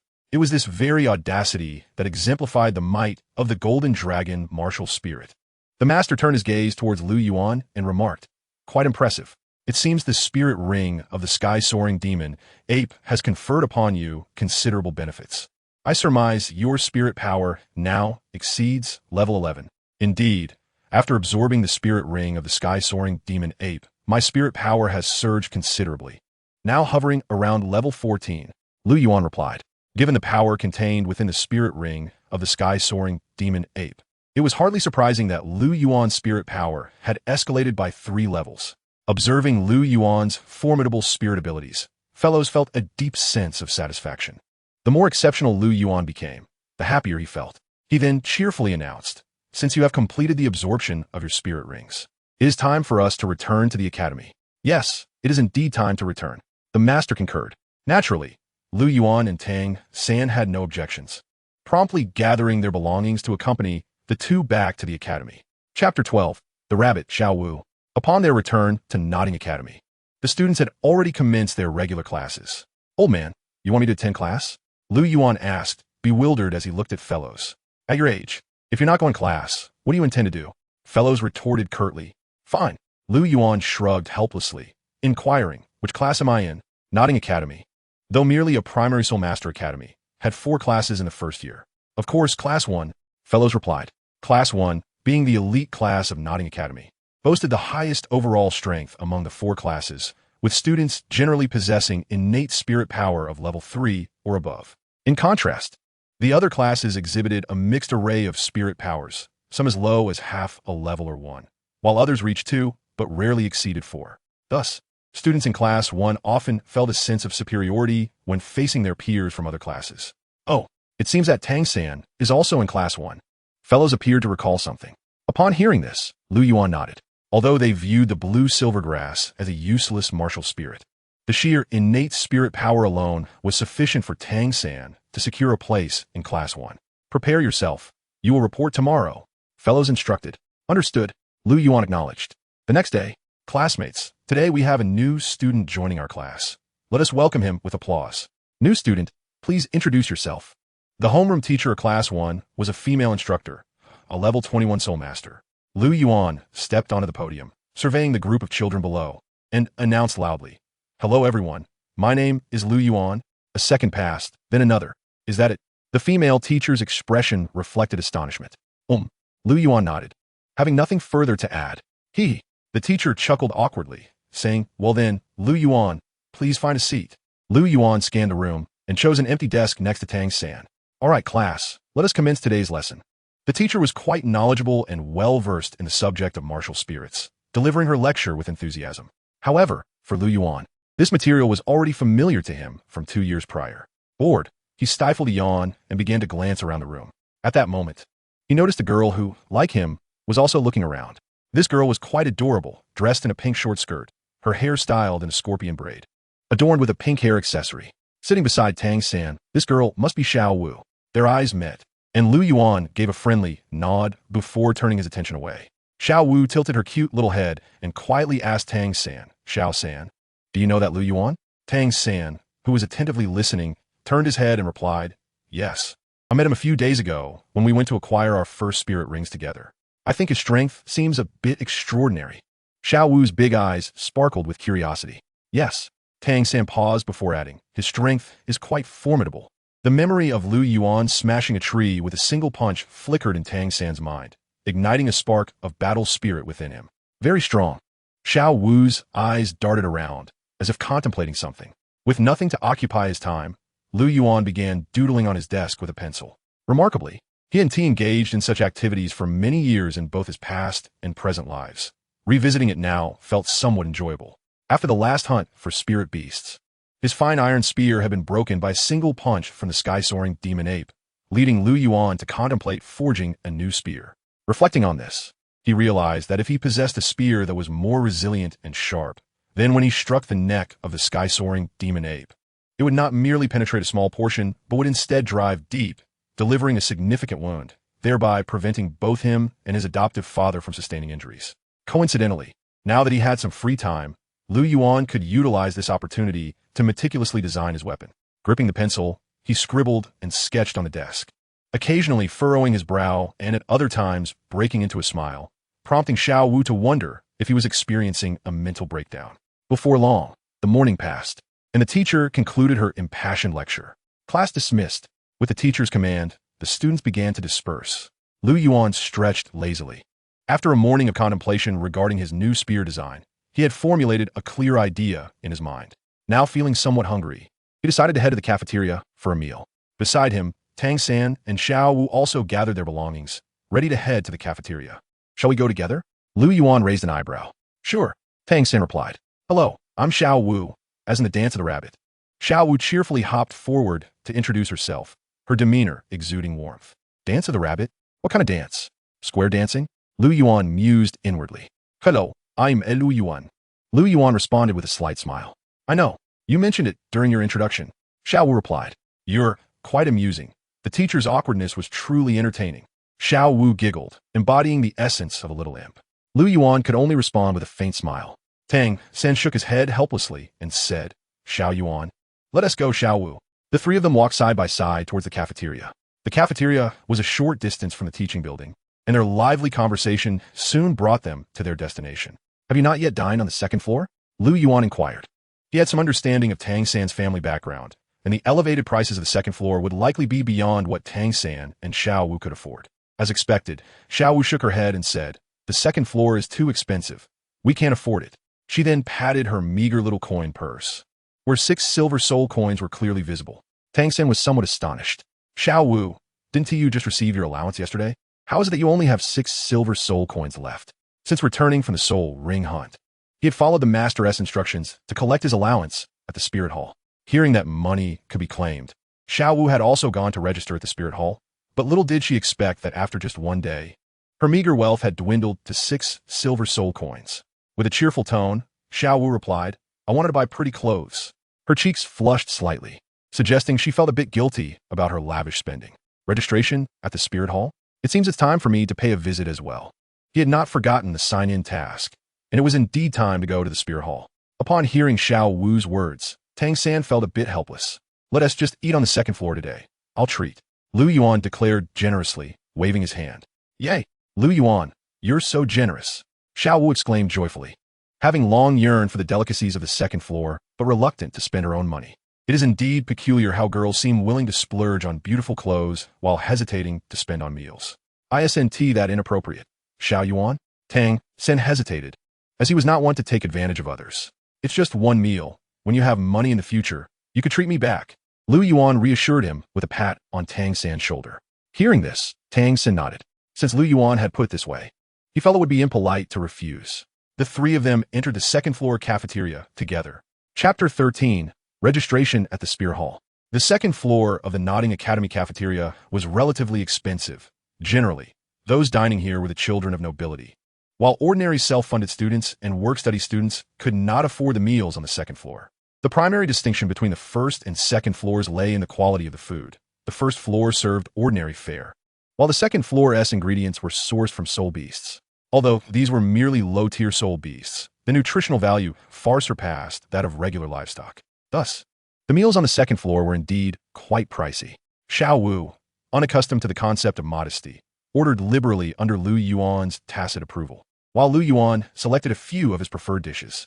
One dish, the bored rhinoceros tendon, sourced from a 10-year-old bored rhinoceros, was stewed with medicinal herbs until it turned a golden hue, soft yet elastic, and bursting with flavor, melting in the mouth, and beneficial for strengthening one's bones. Another, the colorful phantom chicken wings, derived from the 10-year-old colorful phantom chicken, was processed by the chef to a golden brilliance, the plump meat glistening with golden fat. A true culinary delight.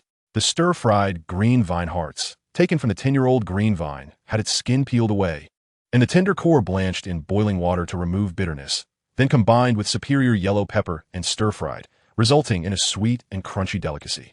Lastly, the bamboo shoot duck soup, featuring bamboo shoots from the 10-year-old green bamboo paired with 10-year-old white jade duck, was simmered for 3 hours to perfection, yielding a broth so exquisite that it could make one forget their own tongue. These dishes were among the most expensive on the second floor, and even Lu Yuan would only occasionally order one or two. Today, however, he indulged. The 4 dishes, along with Xiao Wu's selections, filled the table to the brim. Xiao Wu did not have a large appetite, but had a particular fondness for the stir-fried green vine hearts, while Lu Yuan and Tang San were indiscriminate in their enjoyment, thoroughly devouring the entire spread. With their bellies pleasantly rounded, Lu Yuan settled the bill, which amounted to a staggering 15 gold soul coins for a single meal, a sum sufficient to sustain an average family for 3 to 4 years. It must be noted that in the Douluo continent, anything related to soul masters was exceedingly costly. Tang San was thoroughly satisfied. This was the most enjoyable meal he had experienced since his rebirth. Xiao Wu, too, appeared content, her little belly round and her lips glistening with fine oil. Ugh! Xiao Wu let out a satisfied burp, clearly having relished the meal. Pretending to be serious, she patted Lu Yuan on the shoulder and declared, "Not bad. From now on, in this Nodding Academy, Sister Xiao Wu will look out for you." Lu Yuan chuckled softly. Who would dare provoke him in this academy? Hadn't he noticed how the noble children kept their distance from him? Xiao Wu's observational skills were not as sharp as Tang San's, who had keenly noticed the fear that many noble students harbored towards Lu Yuan. "I feel like they're all quite afraid of you," Xiao Wu remarked. Lu Yuan smiled and replied, "These noble students enjoy causing trouble at school. After I taught them a lesson a few times, it turned out this way." Tang San nodded in agreement, recalling his own experiences on the first day of school, where he had witnessed the blatant disdain the noble students held for the work-study students. Those people deserve a beating, especially that Xiao Chenyu," Xiao Wu said angrily. She had not forgotten how Xiao Chenyu bullied the work-study students. Had it not been for Tang San holding her back, she would have confronted him directly. Wherever there are people, there are disputes. The struggle between nobles and commoners has long existed. The academy is but a microcosm of society, and the conflicts between noble students and work-study students have persisted for some time. Does the academy not intervene? Tang San asked, puzzled. Lu Yuan shook his head and said, "They cannot intervene. Even if they can manage it for a while, it eventually returns to the status quo, and the academy is powerless." However, Lu Yuan's gaze flicked. If the work-study students strengthen themselves and teach those noble students a lesson, life will likely improve significantly. Tang San lowered his head in contemplation. Since he was now a work-study student, this issue was one he would inevitably have to address, and nothing was more intimidating than demonstrating one's own strength. Xiao Wu's eyes brightened as she exclaimed, "Lu Yuan is right. Xiao San, we should show Xiao Chenyu and the others a thing or two, so they know that Sister Xiao Wu is not to be trifled with." Tang San nodded in agreement. "We'll discuss this further when we return." Seeing Tang San say this, Xiao Wu had no choice but to agree. Their There were no soul master classes in the afternoon, which conveniently afforded Lu Yuan the time to register. Having visited the spirit hall once before, everything felt familiar to him. Upon entering the reception hall of the spirit hall, he noticed that the female soul master, CC, who had awakened his spirit last time, was absent. With no other option, he casually approached someone for assistance. "Excuse me, where can I register as a soul master?" "You need to go to the second floor, take a left, and the second room is where Master Mathuno handles registrations." Noticing Lu Yuan's exquisite attire and distinguished demeanor, the spirit hall member displayed great patience. "Thank you." Lu Yuan expressed his gratitude and proceeded towards the staircase. Upon ascending to the second floor, he turned left, and the door to the second room was slightly ajar. This must be the right place. Observing the slightly ajar door before him, Lu Yuan pondered silently. He knocked gently, prompting an aged voice from within to beckon. "Please, enter." Upon pushing the door open, he beheld 3 individuals, an elderly man, likely in his 60s or 70s, alongside a young man and woman, both appearing to be in their 20s. Fortuitously, he recognized the two. One was the soul master, CC, who had awakened his martial soul previously, and the other was the steadfast tool, Su Yun Tao. "It seems that fate has intertwined my path with Brother Tao's. Twice I have visited the spirit hall, and twice I have encountered him." Lu Yuan mused with a quiet chuckle. "Young lad, what brings you here?" inquired Matthew.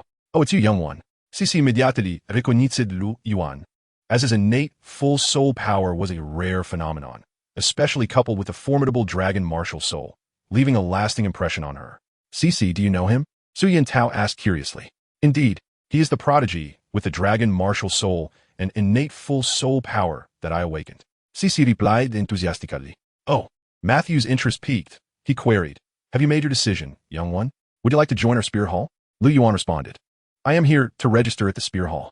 Would it be possible for me to register first before we discuss further?" "Of course." "Have you already acquired your first soul ring?" Matthew asked in intrigue. As he spoke, he produced a blue crystal, saying, "You possess innate full soul power. So if all goes well, your soul power should be 11. A radiant blue light burst forth, illuminating the crystal, which gleamed with a brightness indicative of a remarkable level 14. Matthew was momentarily taken aback, asking, "How is it that your soul power is level 14? May I see your soul ring?" "Certainly." Lu Yuan nodded affirmatively. "Golden dragon, manifest!" Lu Yuan exclaimed, and a resplendent golden light erupted forth as the golden dragon martial soul enveloped him. Beautiful, delicate golden dragon scales adorned his cheeks, while beneath him, a soul ring of deep yellow with a hint of purple shimmered brilliantly. What imposing martial soul! In all my years, I have never encountered such a powerful presence. Matthew marveled. Although Lu Yuan's soul power was not exceptionally high, the innate nobility of the golden dragon martial soul was undeniable. "My child, how many years does your first soul ring possess?" "The color suggests it is quite substantial." Matthew inquired. "It is from an 800-year-old sky-raising demon ape." Lu Yuan disclosed without hesitation. 800 years, the sky-raising demon ape. Matthew exclaimed, astonished. "No wonder your soul power has surged by 3 levels." At this moment, Matthew's gaze towards Lu Yuan transformed. He could no longer regard him merely as an ordinary prodigy, but rather as an extraordinary talent seldom seen across the continent. The sky-raising demon ape was a top-tier soul beast, and with such a remarkable age, the potential of this child was boundless. CC and Su Yun Tao gasped in awe. While their first soul rings were barely over 100 years, here was Lu Yuan with an 800-year soul ring. Truly, one cannot help but feel inferior in comparison. "Child, would you consider joining our spirit hall?" Matthew gazed at Lu Yuan with fervent eyes. This exceptional young talent should undoubtedly be a part of their spirit hall. As a man who had devoted much of his life to the hall, he sincerely wished for its continued strength, and individuals like Lu Yuan, brimming with potential, represented the future. What advantages would joining the spirit hall confer? Lu Yuan asked. Noticing Lu Yuan's wavering stance, Matthew's heart leapt with hope as he seized the opportunity to elaborate. There are myriad benefits to joining the spirit hall. Allow me to elaborate. Firstly, resources. Our spirit hall prioritizes the cultivation of young soul masters. A talent such as yourself, upon joining, will have access to abundant training resources, ensuring your soul power level rises swiftly. Secondly, regarding soul rings. For soul masters, soul rings are paramount. We guarantee that if you join us, when the time comes for you to advance, we will send someone to procure the most suitable soul ring for you. Thirdly, soul bones. Should you truly be as extraordinary as I believe, upon reaching the soul sage realm, our spirit hall will unconditionally provide you with a compatible soul bone, and you'll have the opportunity to hold a position as a main hall elder. Finally, as a prodigy with innate full soul power, you will have the chance to travel to Spirit City. If you can pass the trials, you may join the Hall of the Pope, where you would rise to a position of power and prestige, second only to the Pope himself. Well then, young one, have you given thought to joining our Spirit Hall?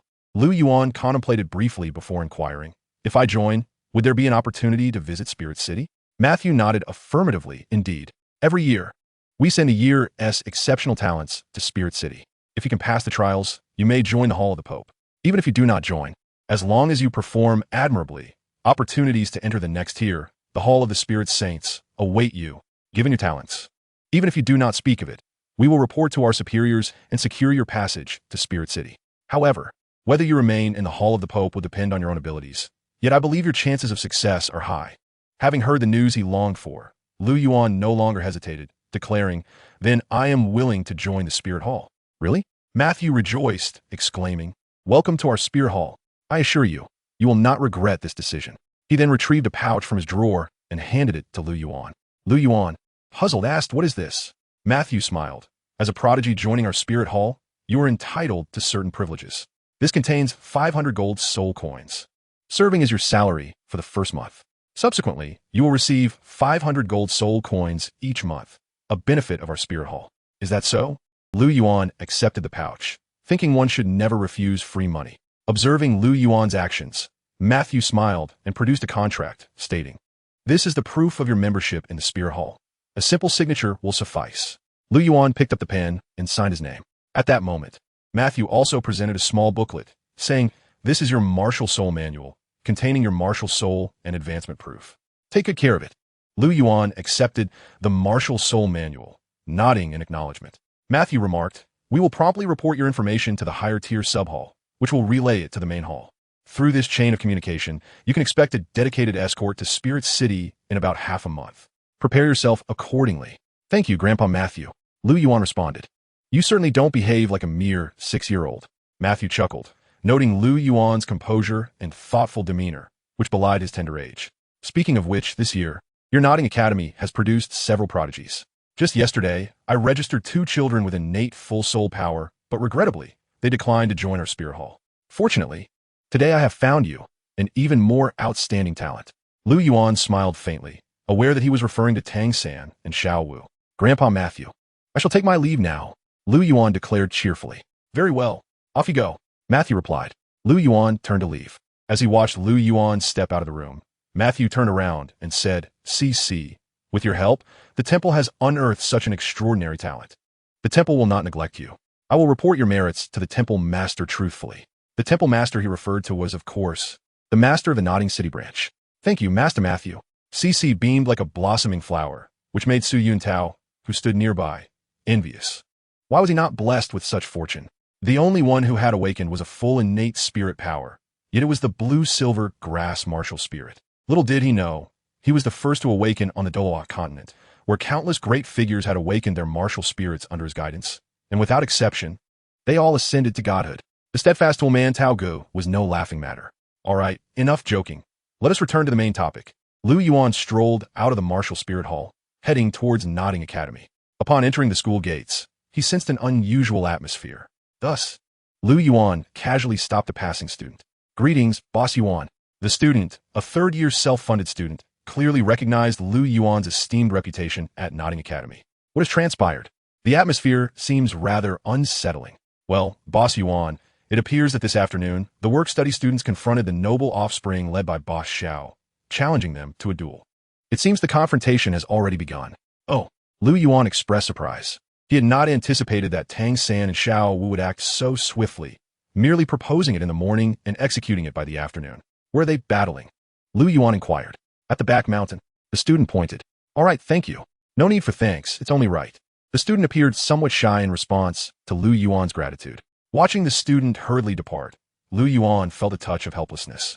He had only reprimanded a few school bullies, not bullied them. Why did they all look at him as if he were a harbinger of doom? The back mountain, Lu Yuan murmured, making his way there. At the back mountain, Xiao Qinyu, accompanied by a few lackeys including Lu Long and Ling Feng, stood surrounded by a group of noble youths, casting haughty glances at Xiao Wu and the others. Little rabbit, now that we are all gathered, how do you propose we compete? Xiao Wu glanced at Tang San, who promptly replied, let us compete in 3 rounds, best of 3. How does that sound? Tang San's strategy was quite astute. With both him and Xiao Wu participating, victory was all but assured. Best of 3 it is. Let us commence. Xiao Qinyu waved his hand, declaring, Lu Long, you go. Lu Long wielded a stick as his martial spirit, with soul power around level 9. Which of you work-study students dares to battle me, Lu Long? He boasted, brandishing his stick confidently. I will. Wang Sheng gritted his teeth and stepped forward. Among the work-study students present, he was the strongest after Tang San and Xiao Wu, so it was only fitting that he take the stage. Wang Sheng's martial spirit was the Battle Tiger, with soul power around level 8, 1 level lower than Lu Long, but as a beast martial spirit, he had greater durability. If he could close the distance, his chances of winning would be substantial, provided he could indeed close the distance. Do you think Wang Sheng can win? Xiao Wu tilted her head towards Tang San, asking softly. It's difficult. Tang San shook his head. Wang Sheng's soul power is lower than his opponent's, and Lu Long's martial spirit is a stick, making it challenging for Wang Sheng to get in close. What then? Are we to watch Wang Sheng lose? Xiao Wu felt reluctant. She naturally wished to win every single match. Don't worry, we still have the 2 of us. Victory is assured. After all, it's best of 3. Tang San remained optimistic, thinking that losing 1 round was acceptable as long as they ultimately triumphed. Not necessarily. A voice interjected, reaching their ears. Wow, when did you arrive? You made no sound at all. Xiao Wu exclaimed, startled by Lu Yuan's sudden appearance beside them. Tang San squinted. He had not even noticed Lu Yuan's arrival. Lu Yuan's Phoenix Dance 6 illusions had already been perfected to an extraordinary degree. Landing without a sound was trivial, and the 2 of them had been engrossed in discussion, making it all the more normal for them to remain oblivious. I just arrived and overheard your conversation. Lu Yuan chuckled. What do you think Wang Sheng needs to do to win? Xiao Wu inquired. Lu Yuan smiled, saying, Wang Sheng's martial spirit is the Battle Tiger, known for its tough skin and robust physique, giving him superior resilience compared to Lu Long. However, Lu Long's martial spirit is a stick which has a longer reach, enabling him to strike Wang Sheng easily. Indeed, given that, doesn't it seem Wang Sheng has no chance of winning? Xiao Wu continued. Lu Yuan chuckled softly. But don't be hasty, I haven't finished. Lu Long is a weapon spirit master with poor physical quality. If Wang Sheng lands even a single hit with his tiger claws, Lu Long will lose his combat ability. Therefore, Wang Sheng only needs to strike him once to claim victory. Are you suggesting to lure the enemy in? Tang San, quick-witted, immediately grasped the essence. Lu Yuan nodded, precisely. Lu Long, who has long followed Xiao Qinyu, shares a similar arrogance and looks down on Wang Sheng. Thus, Wang Sheng should feign weakness, allowing Lu Long to grow complacent before launching a sudden attack. He can certainly defeat him in 1 blow, though he may endure some pain in the process. Moreover, Wang Sheng should adopt a guerrilla strategy, avoiding direct confrontation with Lu Long while wearing him down. Once Lu Long's soul power is significantly depleted, the likelihood of a decisive victory will increase, of course, as long as Lu Long remains unaware. Otherwise, the plan will fail. So he must be prepared to take some hits. As long as we can win, it's fine. After all, Wang Sheng is tough and resilient. Xiao Wu beamed at the prospect of Wang Sheng's victory, her worries dissipating. Wang Sheng, come here. Xiao Wu waved her hand. Wang Jia, what is the matter? Wang Sheng, already prepared for battle, noticed Xiao Wu's gesture and hurried back. Come here. I have something to tell you. Xiao Wu leaned in close to Wang Sheng's ear, relaying Lu Yuan's advice word for word. Afterward, she patted Wang Sheng on the shoulder, saying, Did you understand? Wang Sheng nodded. Suddenly, he turned around, exuding an air of determination. Meanwhile, Xiao Qinyu's group had also spotted Lu Yuan. Boss, look, that seems to be Boss Yuan. Ling Feng, standing beside Xiao Qinyu, immediately recognized Lu Yuan and tugged at Xiao Qinyu. What? Where? Hearing Lu Yuan's name, Xiao Qinyu trembled involuntarily, vividly recalling the brutal beating he had once endured. It's Boss Yuan who has arrived. My little brother Xiao Qinyu has failed to offer a proper welcome. Xiao Qinyu hurriedly approached Lu Yuan with Ling Feng to pay his respects. There was no denying that none of Xiao Qinyu's group were unafraid of Lu Yuan. Boss Yuan, what brings you here? Xiao Qinyu glanced at Tang San and Xiao Wu beside Lu Yuan, fearing he might be here to assist the work-study students, in which case they might as well concede. Fear not. I'm merely here to watch the show. You all continue your battle. Do not mind me. Lu Yuan, aware of Xiao Qinyu's apprehension, waved his hand dismissively. That is good. Xiao Qinyu felt a sense of relief and said, Boss Yuan, they'll take my leave. Go on, Lu Yuan replied. Having obtained Lu Yuan's permission, Xiao Qinyu scampered back to his original position. For standing beside Lu Yuan was indeed a trial for him. Is Xiao Qinyu so fearful of you? Has he ever been beaten by you? Asked Xiao Wu with keen interest. Lu Yuan shrugged and replied, this fellow has been a bully at school. Once he crossed paths with me, and I gave him a thorough beating. He was bedridden for half a month, and since then, he has been terrified of me. Oh, so that's how it is. Xiao Wu tossed her adorable scorpion braid and declared, then I must also teach him a lesson later, so he knows the might of Sister Xiao Wu. Lu Yuan and Tang Xin exchanged glances, offering a moment of silent tribute for Xiao Qinyu. Chapter 16. The Rise of the Work-Study Students. In the arena, the battle between Wang Sheng and Lu Long was on the verge of eruption. Wang Sheng conceded, you're no match for me. Lu Long proclaimed confidently, wielding his long staff spirit. Since the beginning of their enrollment, he had faced Wang Sheng numerous times, and Wang Sheng had never emerged victorious. With his 9th level soul power and the long staff spirit in hand, Lu Long pondered what Wang Sheng could possibly use to win. Wang Sheng, however, wore a resolute expression and declared, today, I will definitely win. Lu Long, perplexed, couldn't fathom the source of Wang Sheng's audacity. Did he perhaps possess a hidden ace? Lu Long was momentarily taken aback, but then dismissively shook his head, thinking, how could a mere work-study student have any trump cards? I must be overthinking it. As the battle commenced, Lu Long's long staff struck fiercely against Wang Sheng's chest. Even with the defensive capabilities of Wang Sheng's beast spirit, he could not entirely evade the sharp pain, involuntarily letting out a sound. Hiss! Wang Sheng is being utterly crushed. Xiao Wu lamented. Could you refrain from laughing while saying that, Xiao Wu? Lu Yuan replied with a hint of exasperation. Xiao Wu giggled and said, I didn't expect Wang Sheng's acting skills to be quite good. Just a casual remark from me. And he looks like he's truly enduring a beating. Tang Xin observed, indeed, Wang Sheng has deliberately downplayed his strength, focusing all his soul power on defense, leading Lu Long to believe he's an easy target, thus gradually becoming complacent. In reality, the damage from Lu Long's strikes is not as severe as he imagines. Lu Yuan continued, Lu Long has faced Wang Sheng multiple times and is somewhat aware of his capabilities. Therefore, he cannot afford to appear overly weak at the outset. Wang Sheng's performance today has been commendable. He has concealed his strength effectively, and Lu Long hasn't detected anything amiss. Moreover, as a weapon spirit master, Lu Long's physical attributes and endurance are not particularly impressive. Wang Sheng's cleverness lay in the fact that although he was struck each time, Lu Long expended considerable effort with each blow, draining his stamina and soul power significantly, a detail Lu Long had yet to realize. As a beast spirit master, Wang Sheng could withstand the hits with ease, remaining resilient and sparing his soul power, leading to a stark disparity in their remaining soul power. The opportunity for victory is at hand, Lu Yuan declared emphatically. Strange, why do I feel increasingly fatigued? Lu Long wondered, sensing that Wang Sheng seemed particularly resilient today. Unlike before, when Wang Sheng was always eager for a direct confrontation, today he was continuously evading, as if his strength had diminished considerably. Oddly, Wang Sheng had previously been like a living target for him, easily struck at will. But today, despite expending so much soul power, Lu Long had landed far fewer hits. As time passed, he realized his strength was waning. Now's the moment. Noticing Lu Long's diminishing strength and slowing movements, Wang Sheng unleashed his remaining soul power in a sudden surge, sending Lu Long's long staff flying and striking at Lu Long with a powerful tiger claw. Not good.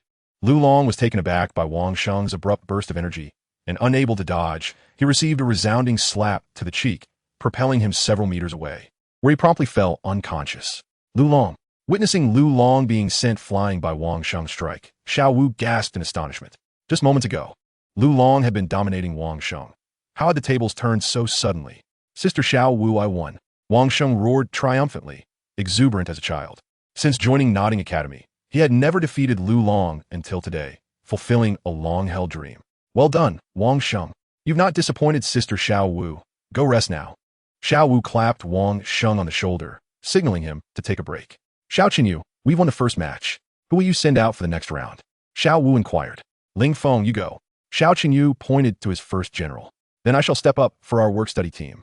Tang San proclaimed, stepping forward to face Ling Feng. Kid, I will show your work-study team my prowess. Ling Feng, as Xiao Qinyu's top subordinate, held a sense of pride, determined to demonstrate his strength to the work-study students. The battle was poised to begin. Bang! Crack! A figure flew out, Ling Feng was sent sprawling several meters away, following in Lu Long's footsteps. With a single whip kick, Ling Feng experienced the harshness of societal retribution. Who was this kid to defeat Ling Feng with just one move? Xiao Qinyu's expression darkened. He had not anticipated that both of his top generals would be bested by work-study students, a reality he found intolerable. Xiao Qinyu, it's a best-of-3 series. You have already lost. We are the victors. Xiao Wu exclaimed joyfully. Don't get ahead of yourself, little rabbit. Xiao Qinyu, have yet to concede. Having grown accustomed to his domineering ways, Xiao Qinyu was unwilling to accept a little girl as his superior. Did he not care for his pride? Are you refusing to admit defeat? Tang San stepped forward, as he valued his word above all else, and held disdain for those who did not honor their promises. You haven't defeated me yet. I refuse to concede unless one of you can best me. I am absolutely confident in my strength, Xiao Qinyu asserted, believing that since Lu Yuan had clearly stated he would not intervene, no one here could possibly defeat him. Very well, then I shall entertain you. Tang San stepped closer. Let me handle this, little San. Xiao Wu interjected, determined to teach Xiao Qinyu a lesson for not acknowledging his defeat. No need. A mere Xiao Qinyu does not warrant your involvement. I can manage alone. After acquiring his first soul ring, he had yet to test its power, and perhaps Xiao Qinyu would be the first to experience it. Xiao Qinyu, Spirit, Wolf, 11th level 1-ring battle Spirit Master. A white soul ring illuminated from Xiao Qinyu. And Tang San did not underestimate him, recognizing the boy's capability to defeat Ling Feng with a single strike. Tang San, Spirit, Blue Silvergrass, 13th level 1-ring battle Spirit Master. The shimmering blue silver grass appeared in Tang San's hand, its century-old soul ring radiating a golden glow. Observing the two adversaries poised against each other, Lu Yuan turned to depart. The decisive battle had reached this point, and the ascent of the work-study students was now unstoppable, rendering further observation unnecessary. Lu Yuan's figure gradually receded, becoming increasingly indistinct. Chapter 17. The Gun of Astonishment. Xiao Qinyu encountered Tang San, and the outcome was, of course, predictable. A mere entanglement of soul techniques brought everything to a swift conclusion. It is noteworthy that after Tang San had thoroughly beaten Xiao Qinyu, Xiao Wu took her turn, leaving him utterly unrecognizable. The name of Sister Xiao Wu has spread throughout the Nodding Academy. This duel significantly elevated the status of work-study students within the academy, to the point where no noble student dared to bully them anymore. As for Xiao Wu, she roamed the academy with impunity, challenging senior students who had already attained the rank of Soul Master, emerging victorious every time, thus becoming the center of attention. For days had passed since the last duel, during which Lu Yuan engaged in meditation while meticulously perfecting his spear design. The spear measured 2 meters in length, its shaft entwined with a golden dragon, its scales rendered with astonishing realism. The dragon's head exhaled a chilling blade from its mouth, forming the spear's tip, while barbs and blood grooves were designed on either side of the spearhead. Once it pierced the human body, blood would spurt forth instantaneously. Observing the design in his hands, Lu Yuan smiled with satisfaction, folding it up and placing it into his soul guide ring before stepping out of the Nodding Academy. He intended to find a blacksmith to forge his spear. Notably, there were numerous blacksmiths in Nodding City, but the most renowned and skilled was a shop located in the bustling market east of the academy. This establishment was celebrated for its integrity in business and reasonably priced services, earning the affection of Nodding City's residents. The blacksmith shop was not far from the academy. After a 2-mile walk, the sharp sounds of metal striking metal reached his ears. It seemed he had arrived. Gazing at the shop ahead, with its iron flag fluttering in the wind and the rising temperature, Lu Yuan could not help but pause. As he stepped into the blacksmith shop, the temperature surged dramatically, a consequence of the blazing forge. "Young lad, what brings you here?" A burly man appeared before Lu Yuan as soon as he entered. "Greetings, sir. I wish to forge a spear. Is that possible here?" Lu Yuan inquired. "What material do you desire? Do you have specific requirements for weight, length, and style?" The man asked. Lu Yuan replied, "I want the shaft to be crafted from black patterned iron and exquisite gold, with the spearhead made of celestial cold iron. To ensure flexibility, it would be best to include deep silver in the spear. The spear should be approximately 2 meters long, and its weight should be around 200 to 300 pounds. Are you joking, young lad?" The man exclaimed in astonishment. The metals Lu Yuan listed were anything but ordinary. All were precious materials, costing several gold soul coins per kilogram, and that was merely the base price. Had it not been for Lu Yuan's luxurious attire, the man might have thought him jesting. Lu Yuan, fully aware of the man's thoughts, promptly stated, "Sir, you need not worry about the cost. I will pay half of the deposit up front. I simply wish to know if someone here is capable of crafting it. Here is the design. He handed the meticulously drawn spear blueprint to the man. The man, though skeptical, accepted the blueprint and examined it closely. After a moment, he gasped, "What an exquisite design. However, crafting according to your specifications will be quite challenging. Can it be done?" Money is not an issue, Lu Yuan insisted. He indeed faced a financial crunch. But aside from the 500 gold soul coins allocated by the Spirit Hall, he had procured an additional 1,000 from fellows, which should suffice for forging a spear. The man sighed, "Given the specifications in your blueprint, this spear demands a high level of craftsmanship, which I cannot provide. However, you are in luck. A new apprentice has joined my shop, and his hammering skills should suffice for the task. Please, take me to see him." Lu Yuan exclaimed with joy. "Very well. Follow me." The man led Lu Yuan deeper into the blacksmith shop. Inside, the shop was divided into various compartments, specifically designed to allow blacksmiths to create intricate items without disturbances. Generally, only skilled blacksmiths had access to such specialized spaces. Upon arriving at one of the compartments, Lu Yuan noticed that it lacked a door, instead separated by a curtain for ventilation. "Xiao-san, are you free? We have business." The burly man called out toward the compartment. "Iron Uncle, what is the matter?"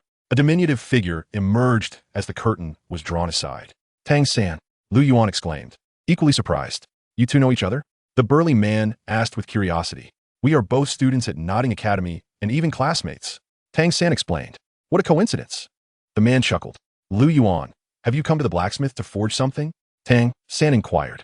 "Indeed," Lu Yuan nodded. "My spear is damaged, so I am here to forge a new one. However, I have high standards for it, and this uncle said only you could accomplish it. Here is the blueprint." The man handed the design to Tang-san. Tang-san took the blueprint, scrutinizing it carefully. "It can be forged, but it will require considerable effort. It will take at least a week to complete, and according to the specified metals, the weight will be at least 300 pounds. Can you handle such a weight?" A 300-pound spear would require at least tenfold strength to wield effortlessly. While Lu Yuan possessed considerable strength, whether he could maneuver such a hefty weapon remained uncertain. "Absolutely," Lu Yuan affirmed. His strength, without activating his martial soul, had already reached 2,000 pounds, and with his martial soul, it soared to 3,000. When utilizing his first soul skill, it could even double, surpassing 5,000 pounds. He could certainly manage the 300-pound spear. "Is that so? Then leave it to me," Tang-san said with a smile, clapping his chest. The spear's refined materials, once forged, would far exceed ordinary weapons, and Tang-san found this weapon particularly intriguing. "Does the spear have a name?" "It can be engraved during the forging process," Tang-san asked. "Let us call it the World-Shaking Spear, the Imperial Dragon World-Shaking Spear," Lu Yuan declared. "The Imperial Dragon World-Shaking Spear complements your martial soul perfectly," Tang-san affirmed, appreciating Lu Yuan's choice of name. "Perfectly complements? The spear that best suits the Golden Dragon would be the Golden Dragon Spear. What a pity." Lu Yuan sighed inwardly. The Golden Dragon Spear was the standard for his Golden Dragon martial soul, but since he had acquired the Golden Dragon martial soul under mysterious circumstances, he had no idea where to find the spear and could only forge one for the time being. "Then I shall leave it to you, Xiao-san." "Uncle, let us settle the deposit." Chapter 18. The External Attached Sky-Piercing Palm Bone. Having paid a deposit of 480 gold soul coins, Lu Yuan exited the blacksmith shop. The creation of a divine weapon is not accomplished in a day. According to Tang-san, it would take at least a week. Life must go on, and 6 days swiftly passed. Students at Notting Academy only attended classes 5 days a week, with Saturday and Sunday as rest days. However, for Lu Yuan, regardless of the day, his training would not cease. Breathing heavily, he completed his 40th lap this morning. Since awakening his martial soul, this had become one of his daily routines. Weighted running. Dressed in a specially designed 100-pound iron suit, he ran 40 laps around Notting Academy, a goal he had set for himself. Notting Academy is vast. The distance from a main gate to the back mountain measures no less than 2.5 kilometers. And to complete 40 laps amounts to a staggering 100 kilometers, all while bearing a load. For an ordinary person, this is nearly unfathomable. When a master learned of Lu Yuan's training regimen, he was left utterly astounded. Running 100 kilometers each morning is a monumental challenge even for a soul master, let alone with added weight. Remarkably, Lu Yuan not only trained with a burden, but also refrained from utilizing his soul power, relying solely on his physical prowess. It is undeniable that this revelation left the master in a state of shock. marveling at the extraordinary capabilities of the golden dragon martial soul, while simultaneously feeling profound admiration for Lu Yuan's indomitable will. Indeed, in the initial days, Lu Yuan found it exceedingly difficult to persist. He would often faint after each session. Were it not for the medicinal baths that fellows had thoughtfully prepared in advance, he would have surely exhausted himself. However, after several days, Lu Yuan exhibited a remarkable improvement in his endurance. Completing 40 laps still left him fatigued. Yet he no longer succumbed to fainting spells. His physical constitution had evidently been enhanced. Reclining in a pre-prepared wooden tub filled with a brown medicinal liquid, which significantly aided in boosting his physique and alleviating fatigue, he acknowledged the wisdom of the master. Despite the master's low soul power, his knowledge in such matters far surpassed that of Fellows, who was a soul ancestor. After all, the master was a theoretical powerhouse, and few could rival his expertise in teaching. After running for about an hour, Lu Yuan felt a considerable sense of refreshment throughout his body, having nearly absorbed the medicinal essence. Once he dried off and donned a clean set of clothes, he appeared revitalized. Just as he finished changing, Fellows entered with news. The Spirit Hall has sent word. In 3 days, they will dispatch someone to escort you to Spirit City. Fellows announced. 3 days? Understood. Lu Yuan nodded in acknowledgement. Fellows gazed at Lu Yuan with a complex expression and inquired, "Why must you join the Spirit Hall? Is it not preferable to be a free-spirited soul master?" As the principal of Nodding Academy, Fellows belonged to the Heaven Do Empire and did not align with the Spirit Hall. Thus, he was not entirely supportive of Lu Yuan's decision to join. In response to Fellows' probing question, Lu Yuan offered a faint smile and replied, "Father, do you truly believe that with my talent, I could survive without joining the Spirit Hall?" Fellows fell silent. Unlike Tang, San, and Xiao Wu, who possessed relatively weaker martial souls, Blue Silvergrass and Soft-Bone Charm Rabbit respectively, despite their innate full soul power, the Spirit Hall would hardly take notice of them. In contrast, Lu Yuan's martial soul was the Golden Dragon, one of the most formidable beast martial souls. The Spirit Hall would not let such a talent slip away.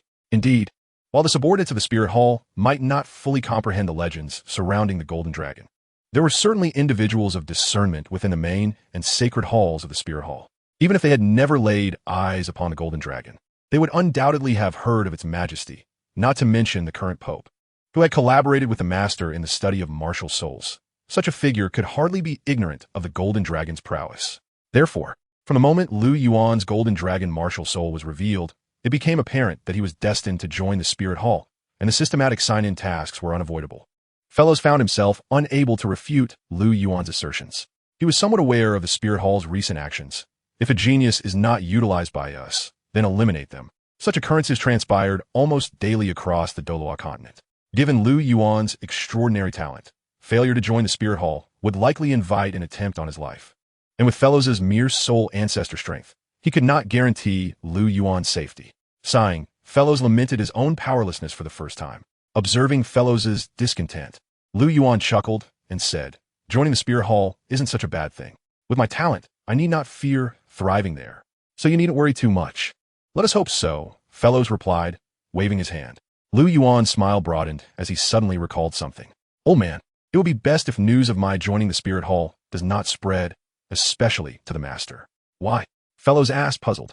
"You must have heard some of the sordid details surrounding the Master and the Spirit Hall, correct?" Lu Yuan inquired. Fellows nodded. "You needn't elaborate. I understand, and will keep it confidential." "That is reassuring." Lu Yuan responded with satisfaction.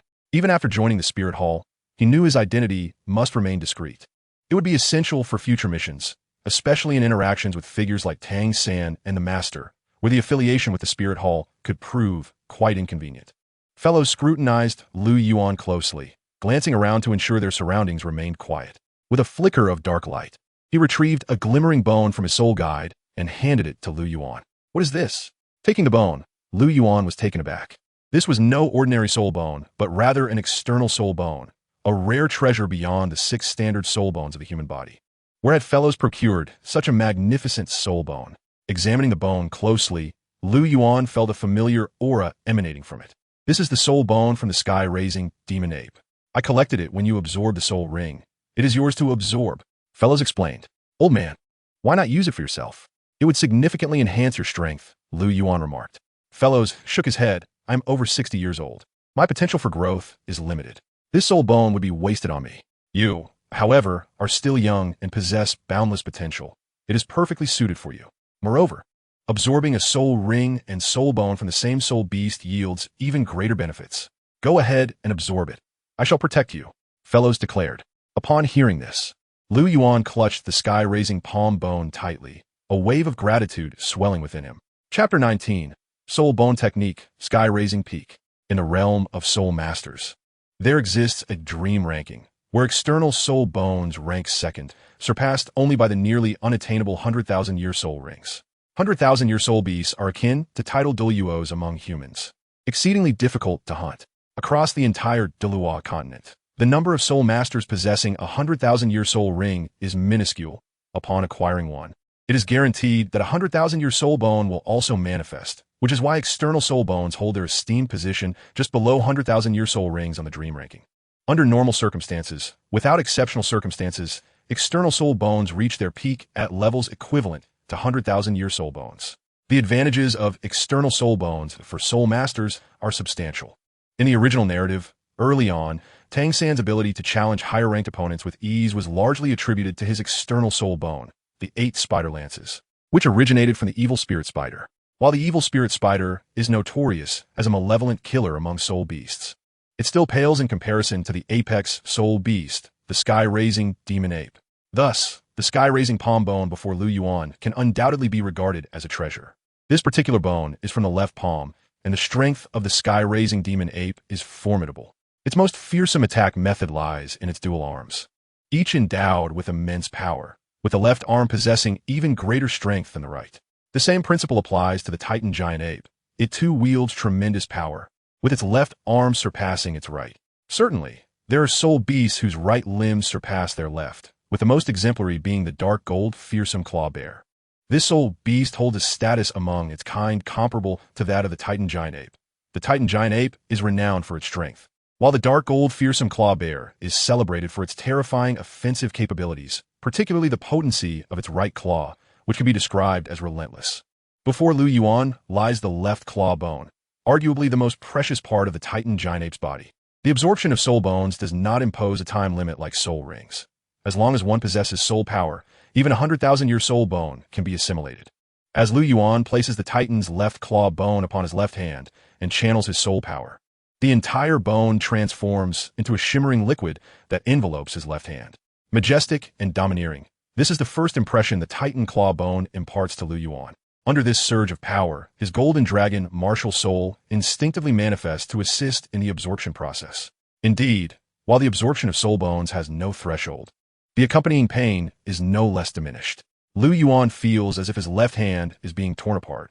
This is the force of the Titan claw bone remodeling his hand. Only by enduring such agony can he successfully absorb the soul bone. Failure to withstand it could render his left hand incapacitated. Yet, Lu Yuan's resolve is unwavering. Trivial pain cannot deter him. Regardless of the intensity of the torment radiating from his left hand, he maintains a stoic demeanor, for one must endure hardship to ascend to greatness. The soul power within him surges wildly, and while resisting the immense pain, Lu Yuan accelerates the absorption process of the Titan claw bone with his soul energy. Although the strength of the Titan claw bone is formidable, it lacks a source. However, Lu Yuan continuously channels his soul power into it. As time passes, the absorption of the soul bone gradually nears completion. The ethereal glow enveloping his left hand has long since vanished, or perhaps it has fully receded into his hand. Lu Yuan can sense a formidable power gestating within his left hand. Once complete, his combat prowess is bound to elevate once more. After half an hour, Lu Yuan suddenly opens his eyes, radiating brilliance. This absorption of the soul bone has proven immensely fruitful. Not only has he acquired a valuable external soul bone, but his own soul power has also ascended to a new level, making him a level 15 soul master. The absorption of the soul bone brings a comprehensive enhancement, particularly when absorbing both the soul ring and soul bone from the same soul beast, which bestows significant improvements upon the soul master. For Lu Yuan, this enhancement is predominantly reflected in his physical attributes. If his original physical capabilities were akin to those of a novice soul sage, after absorbing the Titan claw bone, his physique is now comparable to that of a high-ranking soul sage. With his current physical prowess, he can withstand a 1,000-year soul ring with almost no difficulty. The most apparent improvement is in strength. When he first obtained his soul ring, without the manifestation of his martial soul, Lu Yuan's physical strength was approximately 2,000 caddies. After training, this increased to around 2,300 caddies, and now his strength is nearly 3,000 caddies. Once his martial soul manifests, it approaches an astonishing 4,000 caddies of power, a terrifying figure, indicating that even without employing soul skills, a single punch from him could rival the attack power of a soul sage, which is indeed formidable. With a relieved sigh, Lu Yuan rises to his feet. How is it? Pharaoh inquires. Excellent. The fusion was remarkably successful. Lu Yuan replies with a smile. This claw bone has granted me a skill from the Titan giant ape, the Titan Ascension, a powerful offensive ability. Oh, Pharaoh expresses interest. Let me witness its might. Old man, you best be cautious. Lu Yuan retorts, stepping forward, his left hand clenched into a fist, and an ethereal glow flickers above it. Titan Ascension. He accelerates, transforming into a blur, launching his left fist towards Pharaoh's chest. Initially indifferent, Pharaoh's expression shifts upon sensing the fierce gust of wind, and he quickly manifests his martial soul, crossing his arms defensively over his chest. Bang! A tremendous force erupts from Lu Yuan's left hand, sending Pharaoh's hurtling backward, crashing through the courtyard wall and creating a sizable hole. Lu Yuan, startled, rushes over. Old man, are you all right?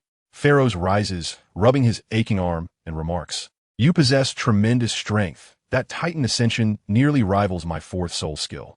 Had your soul power been higher, that punch could have severely injured me. Lu Yuan's face flushes with embarrassment. I didn't expect Titan Ascension to be so potent. Pharaoh waves his hand dismissively. Do not blame yourself. This was my own request. With your current strength, soul masters below the rank of soul sage will find it challenging to contend with you. With this, you can venture to the martial soul hall without fear of being bullied. Indeed, Lu Yuan feels touched, harboring a sense of reluctance.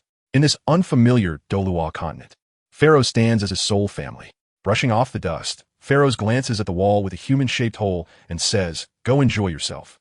I'll find someone to repair this wall. Very well then, old man. I shall take my leave. With Pharaoh unharmed, Lu Yuan feels at ease. Last time, Tang Xin mentioned the spear would be ready in a week. Today marks the 7th day, and he intends to check on its status at the blacksmith shop. Chapter 20. The Moonlit Duel. It has been proven that Tang San, once the foremost disciple of the Tang sect's outer sect, possesses exceptional forging skills. Gazing upon the magnificent and imposing spear before him, Lu Yuan is immensely satisfied.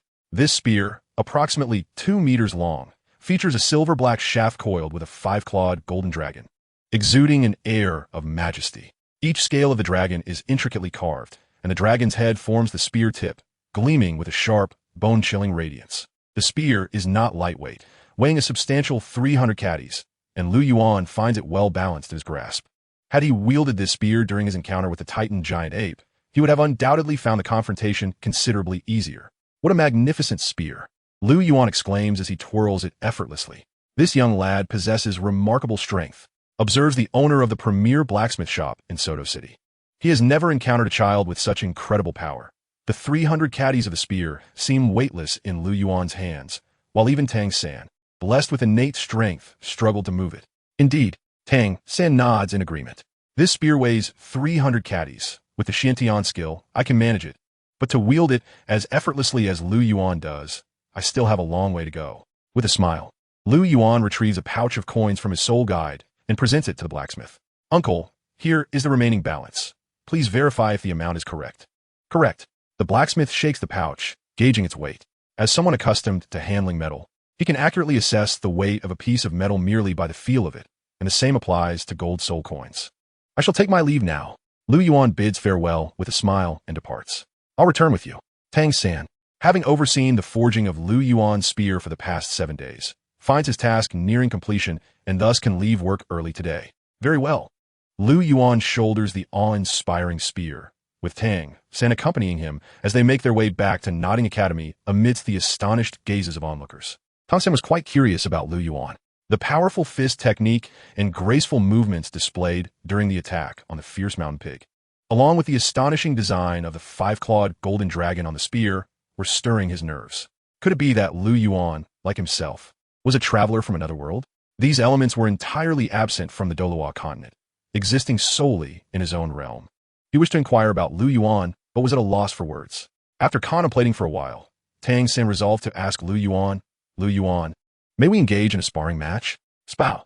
Lu Yuan halted, surprised by Tang San's request. He believed that Tang San should be aware of his own strength. Why would he willingly challenge him? It wasn't that he looked down upon Tang San, but rather that the disparity between them was too vast.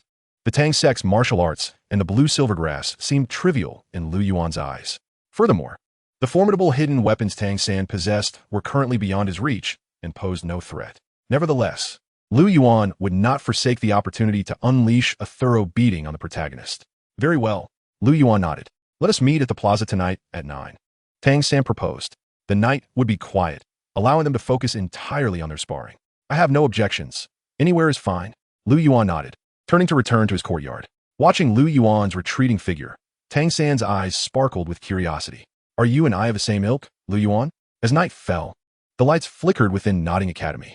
9 o'clock was quite late. For the inhabitants of Douluo continent, where entertainment was scarce, many had already succumbed to slumber. Observing his dormitory mates, most of whom were fast asleep, Tang San quietly rose, gently pulling open the dormitory door and stepping outside.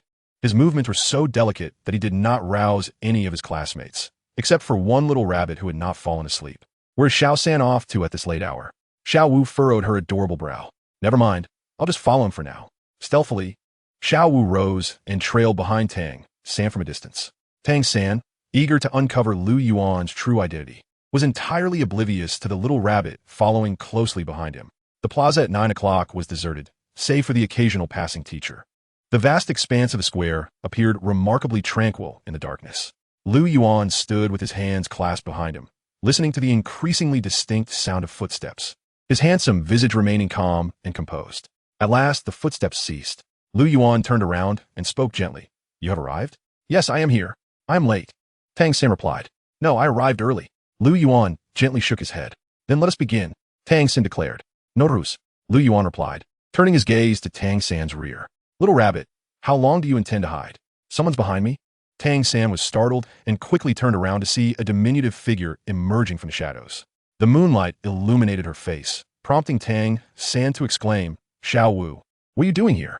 Xiao Wu, hands on her hips, huffed in indignation. I was about to ask you the same thing. Why are you out here alone at such a late hour? Tang San awkwardly scratched his head and replied, I merely came out to spar with Lu Yuan. Spar? Upon hearing this, Xiao Wu's eyes sparkled with delight. With a naturally combative spirit, she relished the prospect of a brawl, especially with Lu Yuan, someone she had long been curious about. Why not let me join in? Seeing Xiao Wu's excitement, Tang San felt a twinge of frustration and turned his gaze to Lu Yuan. I have no objections, Lu Yuan replied nonchalantly. Tang San shook his head, feeling somewhat regretful. He had hoped to discern Lu Yuan's identity tonight, to see if he too was a traveler from another world, but Xiao Wu's interruption had completely derailed his intentions. However, even if he could not uncover Lu Yuan's identity, Tang San still wished to engage in a match with him, eager to ascertain Lu Yuan's true prowess. Well then, I shall go first, Xiao Wu declared, stepping forward with light footsteps as a radiant glow enveloped her. A snow-white rabbit materialized behind her, with her martial spirit manifested. Xiao Wu's ears transformed into fluffy rabbit ears. Xiao Wu, martial spirit, soft-boned rabbit, level 12 assault system, Soul Master. Beneath her, a yellow soul ring shimmered brilliantly.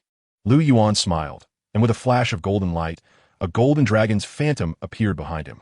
Lu Yuan, martial spirit, golden dragon, level 15 assault system, Soul Master. According to the unwritten rules of the Soul Master world, when engaging in a duel, one party must announce their martial spirit level, and the other must reciprocate with their own martial spirit and level, unless the Soul Master looked down upon their opponent or was unafraid of the enmity that could arise. Since there was no animosity between Lu Yuan and Xiao Wu, he allowed his martial spirit to manifest, even though he might not need it to contend with her. Chapter 21. The sparring commences. I'm about to begin. As soon as the words left his lips, Xiao Wu launched an aggressive attack. Her martial spirit was a rabbit, making her a close combat assault-type Soul Master, and her fighting style reflected this preference for melee combat. Ironically, Lu Yuan excelled in close-quarters combat as well. Xiao Wu moved swiftly, winking at Lu Yuan before delivering a sweeping kick aimed at him. Fueled by her level 12 soul power, the strike bore down with ferocity, accompanied by a whistling sound. Lu Yuan smiled slightly, shifting his foot to evade Xiao Wu's assault. Undeterred, she pressed on, executing a horizontal flip and launching a kick toward Lu Yuan's face midair. Wow, Xiao Wu, you're relentless. Lu Yuan couldn't help but twitch his lips, If that kick landed, it would surely mar his handsome features. With a light step, he evaded her attack once more. Employing the technique of Phoenix Dance 6 illusions, Lu Yuan's movements were particularly agile. After 2 consecutive missed attacks, Xiao was not one to concede defeat easily. She stomped her foot and charged at Lu Yuan again. As she lunged forward, Lu Yuan activated Phoenix Dance 6 illusions, their figures darting around the plaza in a lively chase. Observing Lu Yuan's graceful form, Tang San's eyes glimmered with intrigue, and he became increasingly convinced that this was indeed lightness skill. After yet another failed attempt, Xiao Wu halted, panting slightly. "If you have the guts, stop dodging and face me head on. All right, here I come. Bring it on." Lu Yuan tightened his fist, stepping sideways as he swiftly launched a powerful punch. The gust from his fist tousled Xiao Wu's hair, and the intensity of his aura momentarily halted her in her tracks, leaving her momentarily stunned and forgetting to evade. "Xiao Wu, be careful!" Tang San cried out, his heart racing as he saw Xiao Wu frozen in place. His urgent shout brought her back to reality just in time to see Lu Yuan's fist closing in. In the blink of an eye, the fist came to a sudden halt, and Xiao Wu could feel a rush of wind striking her face, causing her pain. Realizing she had not sustained the impact she had anticipated, she opened her eyes in astonishment, gazing at Lu Yuan's smiling countenance, a wave of relief washing over her. "Lu Yuan, how are you so fast?" "How am I fast?" Lu Yuan's expression darkened. "I'm not fast at all. Do you concede?" Lu Yuan asked, his tone indifferent. "Concede? My soul skill has yet to be unleashed. I shall not concede defeat. Let us continue." With a determined gesture, Xiao Wu resolved not to falter again after her previous oversight. "You better watch out." With a swift step utilizing the technique, Phoenix Dance of 6 illusions, Lu Yuan's speed surged dramatically. "Where is he?" Xiao Wu's gaze sharpened as she scrutinized the lingering afterimages beside her. "Right here." A figure glided past her, prompting Xiao Wu to lunge forward with a sharp, sweeping kick. "Got you." A gleeful smile blossomed on her face, but before she could fully revel in her triumph, the figure dissipated, revealing itself as merely an illusion. "Where is Lu Yuan?" Panic surged within her as an ominous realization dawned. Suddenly, she felt an immense force lifting her from behind. Lu Yuan effortlessly hoisted her into the air, his arm as steady as a mountain despite her flailing. "Now, do you yield?" Xiao Wu struggled mightily, yet his grip was as unyielding as iron. A glint of cunning flickered in her eyes as she declared, "I yield. I concede. Please, set me down." Upon hearing her admission of defeat, Lu Yuan gradually lowered her to the ground. "Hee, you fell for it." The moment her feet touched the earth, Xiao Wu turned back playfully, flashing a mischievous smile. With a flick of her scorpion braid, it ensnared Lu Yuan's neck, her foot finding purchase on his waist as her first soul ring gleamed brightly. First soul skill, bow of the waist. In this state, her strength doubled, allowing her to effortlessly throw a soul master. However, Lu Yuan was no ordinary soul master. "Bow of the waist," she cried, channeling her soul power. Yet an embarrassing predicament unfolded. Lu Yuan remained utterly unmoved. "What is happening?" Xiao Wu gasped, astonished that her usually invincible bow of the waist had failed her today. With his martial soul manifested, Lu Yuan's strength had reached an astonishing 4,000 pounds. How could Xiao Wu's slender limbs hope to lift him? "Little rabbit, you are rather disobedient." With a gentle flick, Lu Yuan sent her bottom crashing into the ground. "Ouch!" Xiao Wu rubbed her rear, miffed that Lu Yuan had shown her no mercy. "Now, Xiao Wu, do you concede?" Lu Yuan remarked with a calm smile. "Oomph." She huffed, though she offered no retort. Even her most formidable bow of the waist was ineffective against him, leaving her no room to protest further. "Tang San, it's your turn. Teach him a lesson." Enraged by Lu Yuan's unfazed demeanor, Xiao Wu felt a surge of indignation at his audacity to treat her so. Tang San nodded, stepping forward with a serious expression, his eyes fixated on Lu Yuan. The agility displayed by Lu Yuan previously must belong to a form of lightness skill, akin to the Ghost Shadow Misty Steps, which was foreign to the Douluo continent. Tang San, with his martial soul of blue silvergrass, was a level 13 control system soul master. Lu Yuan, with the Golden Dragon as his martial soul, was a level 15 power attack system soul master. Unlike Xiao Wu, Tang San approached Lu Yuan with a heightened sense of caution. As he summoned forth the blue silvergrass, tendrils began to entwine around Lu Yuan. With a graceful leap, Lu Yuan closed the distance between them in an instant. "Zulfust." Tang San's expression shifted as he realized he could not confront Lu Yuan head-on. The speed he exhibited was unfathomable for a power attack system soul master. As Lu Yuan's fist came barreling toward him, Tang San retreated a step, fingers splayed like claws. emanating an almost imperceptible pulling force from his hand. Tang Sek's ultimate technique, controlling the crane and capturing the dragon, feeling an unseen force tugging at his fist. Lu Yuan tensed his muscles, unleashing a tremendous power that shattered the grasp of the technique, sending his punch crashing toward Tang San's chest. Tang San's countenance changed dramatically as his palm transformed into a jade-like hue, bracing against Lu Yuan's incoming blow with the Tang Sek's renowned technique, Xian Yu Hand. The collision of their fists unleashed a tremendous force, propelling Tang San backward over 10 meters before he could stabilize himself. The might of Lu Yuan's punch was staggering. Had he not employed the Xian Yu Hand's formidable defense, the recoil would have been far more severe. Though Lu Yuan had not exerted his full strength, the impact was still equivalent to 1,000 pounds. It was a feat few ordinary soul masters could withstand. Realizing that a direct confrontation was unwise, Tang San resolved to create distance and engage from afar. Chapter 22. The Defeat of Tang San. The dragon's claws, sharp and glimmering, severed the encroaching blue silvergrass with ease. What might appear resilient to an ordinary soul master was rendered utterly feeble beneath the razor-sharp talons of the golden dragon. As the possessor of such a powerful martial soul, Lu Yuan's close combat prowess was astonishing, compelling even the proud Tang San to maintain distance for a ranged assault. Lu Yuan, be careful. Tang San's eyes shimmered with a violet hue as he grasped a handful of small stones, employing his hidden weapon techniques to hurl them at Lu Yuan. As the stones hurtled towards him, Lu Yuan moved like lightning, evading each projectile with remarkable agility. Such swift movement. Operating under the phoenix dance of 6 illusions, Lu Yuan appeared to move like the wind. Even Tang San's purple extreme magic eye could barely track his form, rendering his thrown weapons ineffective. With a burst of speed, Lu Yuan charged toward Tang San. Using the Ghost Shadow Misty Steps, Tang San executed a quick maneuver to evade Lu Yuan's sweeping kick. As Lu Yuan halted, he extended his right palm, aiming to strike down upon Tang San. Startled, Tang San swiftly maneuvered, employing the Ghost Shadow Misty Steps to narrowly escape. Interesting. Shall we compare lightness skills? A cold smile crept onto Lu Yuan's lips as he accelerated once more. Faced with Lu Yuan's relentless advance, Tang San was compelled to fully activate his Xian Tiangong, utilizing the Ghost Shadow Misty Steps to evade his formidable opponent. In the vast expanse of the plaza, the two figures pursued one another, leaving a trail of afterimages that left Xiao Wu, watching from the sidelines, utterly mesmerized. These two are astoundingly fast, she marveled, her eyes wide as the two figures danced around one another, neither gaining the upper hand. The Ghost Shadow Misty Steps possesses some merit. Intrigued by Tang San's ability to evade his assaults, Lu Yuan recognized the prowess of the Tang Sek's technique. Let me see whether your Ghost Shadow Misty Steps are superior or with my Phoenix Dance of 6 illusions reign supreme. Both techniques were unparalleled in their own right. The Ghost Shadow Misty Steps, one of the Tang Sek's 6 ultimate skills, was renowned for its intricate and profound movements. As evidenced in the original narrative, Tang San's confrontation with the Agile Min family showcased the formidable nature of the Ghost Shadow Misty Steps, as even a pure agility soul master like Bai Chunxiang could not touch the hem of Tang San's garment.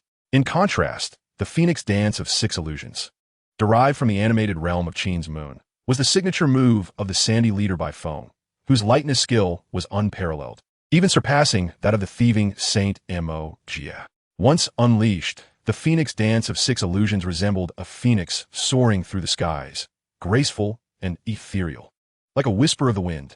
This unprecedented clash between the two renowned lightness techniques was a first for the Douluo continent, and astonishingly, both combatants were merely 6-year-old children, while the audience consisted solely of a little rabbit. The Ghost Shadow Misty Steps, while not particularly swift, excelled in close-quarter movements and evasive maneuvers, bearing similarities to a martial art from the Jin dynasty known as the Ling Bo Weibu. While the movement of Phoenix Dance of the 6 Phantoms may not be as elusive as the Ghost Shadow Mystery, its swiftness undoubtedly surpasses that of the latter. Suddenly, Lu Yuan accelerated once more. How astonishingly fast! As Lu Yuan's fist whizzed past his nose, Tang San was taken aback. Despite having mastered the Ghost Shadow Mystery to its utmost, he still felt an overwhelming pressure emanating from Lu Yuan, a sensation that nearly rendered him breathless. Faced with Lu Yuan, Tang San found himself utterly at a loss. In terms of martial spirits, the Golden Dragon completely overshadowed the blue silvergrass, and against Lu Yuan's lightning speed, his hidden weapons were utterly ineffective, leaving him with no choice but to adopt a defensive stance. As the saying goes, a prolonged defense will inevitably lead to loss. Offense is the best form of defense. Both the Ghost Shadow Mystery and the Phoenix Dance of the Six Phantoms consume soul power, and with Lu Yuan's level surpassing Tang San's, his cultivation technique, the pure Qi scripture was far more profound than the Xiantian skill. The disparity became increasingly evident. Bang! A punch broke through Tang San's defenses, catching him off guard and sending him flying over 10 meters, landing half-kneeling on the ground, coughing incessantly. Xiao San, are you all right? Seeing Tang San half-kneeling, Xiao Wu rushed forward to assist him. Cough. I'm Phoenix. Tang San waved his hand, indicating that he was unhurt. Cough. I concede, he admitted. May I boldly inquire, what is the name of your movement technique? Tang San looked at Lu Yuan and asked. Phoenix Dance of the Six Phantoms. Lu Yuan replied without reservation. Phoenix Dance of the Six Phantoms? Upon hearing this unfamiliar name, Tang San searched his mind, having never heard of such a technique in the martial world. Yet, its intricacies were undoubtedly on par with their Tang Sec's Ghost Shadow Mystery, if not superior. A remarkably powerful technique. Tang San remarked. Your technique is commendable as well. Lu Yuan remained non-committal to Tang San's praise. While the Phoenix Dance of the Six Phantoms was indeed formidable, he had also witnessed the enigma of the Tang Sec's Ghost Shadow Mystery today, recognizing it as a rare form of lightness skill. Have you heard of the Tang sect? Tang San's eyes flickered with curiosity. Lu Yuan was momentarily taken aback, denying, I have not heard of it. What does the Tang sect do? Given Lu Yuan's tone, he did not seem to be fabricating, leaving Tang San somewhat puzzled. Could it be that Lu Yuan was not a fellow transmigrator like himself? The Tang sect is a sect that is said to be quite powerful, though I am not entirely certain of specifics. Tang San chuckled lightly. Lu Yuan cast a meaningful glance at Tang San, realizing that the astute Tang San had noticed the slightest anomaly and was beginning to doubt his identity. It seemed that tonight's duel was merely a further test for Tang San. Fortunately, with the presence of the naive Xiao Wu, he could more easily conceal his identity as a transmigrator. Lu Yuan held a certain wariness towards Tang San, especially after deciding to join the Spirit Hall. Except for fellows, he remained cautious of everyone, including the master. Tang San had a blood feud with the Spirit Hall. Regardless of whether Lu Yuan would serve the Spirit Hall in the future, maintaining a degree of vigilance towards Tang San was prudent, given that he was the protagonist in the original narrative, blessed with extraordinary fortune. Should Lu Yuan indeed align himself with the Spirit Hall in the future, conflict with Tang San would be inevitable, making it essential to possess some hidden cards. At the very least, Lu Yuan had only utilized less than 50% of his strength tonight. Of course, this was not born from fear. With the system at his disposal, Lu Yuan might regard Tang San with some trepidation, but he certainly did not feel fear. He firmly believed that given sufficient time, he would ultimately become invincible in the Douluo continent. Thus, he aimed to conceal his identity as much as possible, for there were certain matters that must remain undisclosed. Even to those whose character warranted trust, Lu Yuan preferred to keep everything firmly within his grasp rather than placing his hopes on others. Chapter 23. Journey to Spirit City. As dawn gradually broke, a sliver of morning light shattered the silence of the night. Lu Yuan, gripping the 300-pound earth-shattering spear, practiced the vast sea spear technique. As the saying goes, 10 years for a sword, 100 years for a spear.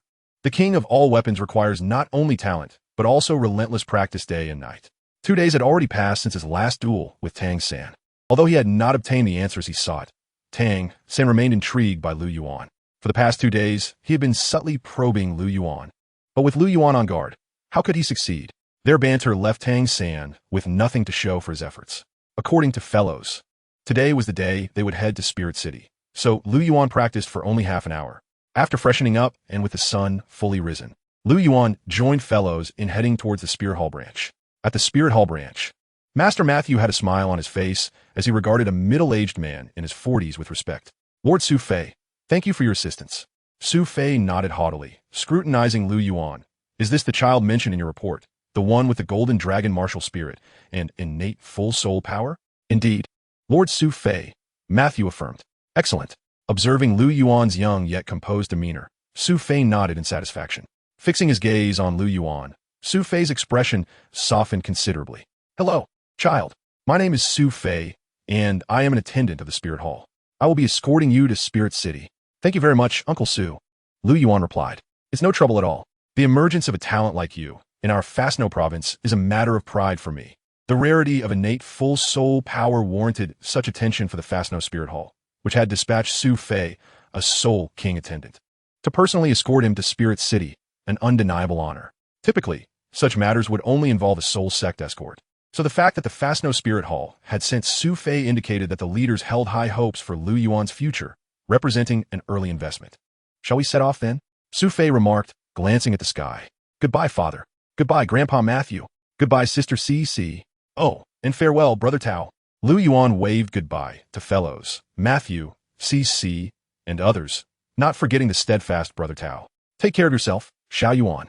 Fellows felt a pang of reluctance as he watched Lu Yuan board the carriage. Though not his biological son, Fellows had long regarded him as his own. I will, father. Lu Yuan bid a tearful farewell, and the carriage en route to Spirit City began to move. The carriage dispatched by the Spirit Hall was even more spacious and comfortable than Fellows' own, with excellent shock absorption. Inside, the ventilation was superb, and there was no sense of jostling. Uncle Su, how far is Spirit City from here? Lu Yuan inquired. Su Fei smiled lightly and replied, Our Fastno province lies at the junction of the Tiando Empire and the Xinglua Empire, slightly to the south. Spirit City, however, is located slightly to the north at the center of the continent. The route will take us through the Balak Kingdom, then past the capital of the Tiando Empire, before finally reaching Spirit City. The journey spans approximately 3,000 kilometers.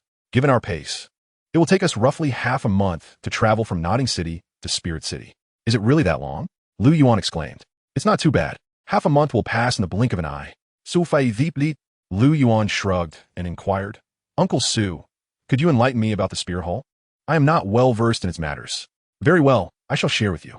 Perhaps out of boredom or due to his optimism regarding Lu Yuan's talent, Su Fei, a soul king, surprisingly proved to be quite talkative.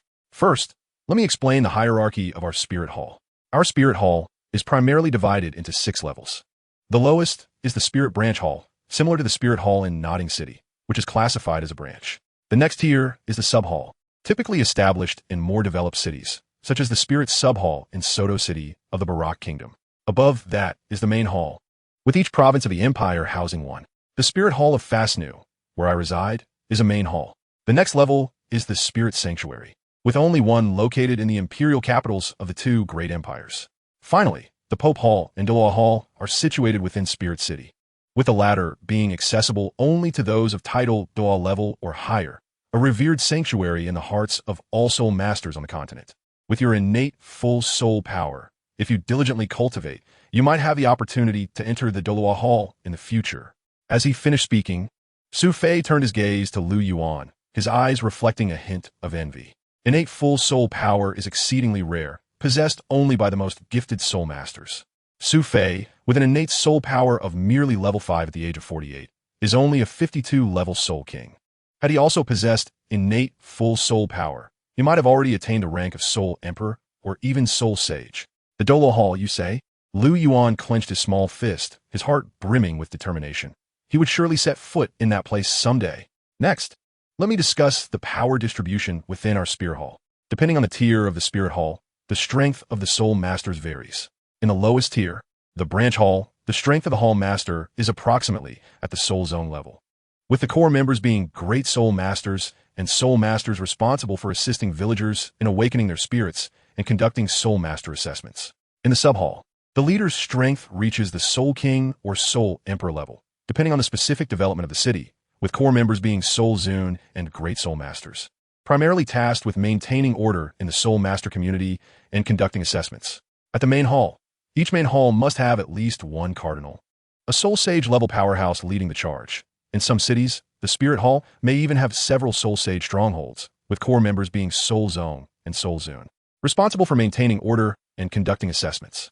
The Spirit Sanctuary undoubtedly boasts the presence of Platinum Cardinals, who are titled Doa-level strongholds, along with numerous cardinals. The status of the sanctuary's master ranks just below that of the Pope and the Elders of the Hall, even lower than the Emperor of the Empire. As for the legendary Pope Hall, it is naturally managed by our Spirit Hall's Pope, supported by numerous Elders and Cardinals, serving as the highest power center of the entire Spirit Hall. Chapter 24. Contemplation and Bloodshed. When the Pope is mentioned, Su Fei's face radiates reverence, revealing him to be an ardent believer. Bibi Dong, the most capable Pope in the history of the Spirit Hall, indeed employs methods that are both swift and unfathomable. Under her leadership, the Spirit Hall has achieved tremendous growth, even appearing to stand on equal footing with the 2 great empires. In reality, The Spirit Hall commands over 60% of the Soul Masters in the community, with the 7 major sects, aside from the top 3. The bottom 4 have all submitted to the Spirit Hall, making it the most formidable force among Soul Masters, boasting over 17 titled Douluo, including Bibi Dong and her 7 titled Douluo subordinates, along with 9 elders from the Elder Hall. It is astonishing that such strength met with failure in the original narrative, which can only be attributed to an improbable encounter with the exceptionally gifted Tang San. Truly an instance of misfortune beyond control. A deity capable of resurrection, embodying both the Sea God and the Shura God. Tang San's advantages are indeed monumental. The continent that could have been unified long ago remains in a state of division even after a millennium, ultimately being consumed by the later-day Moon Empire. Setting aside Tang San's personal vendetta, his victory represents a regression in the history of Douluo continent. In the realm of Douluo continent 1, there exists no absolute good or evil, merely the conflicts among various powers. Tang San's actions are not wholly righteous, driven largely by a desire for revenge.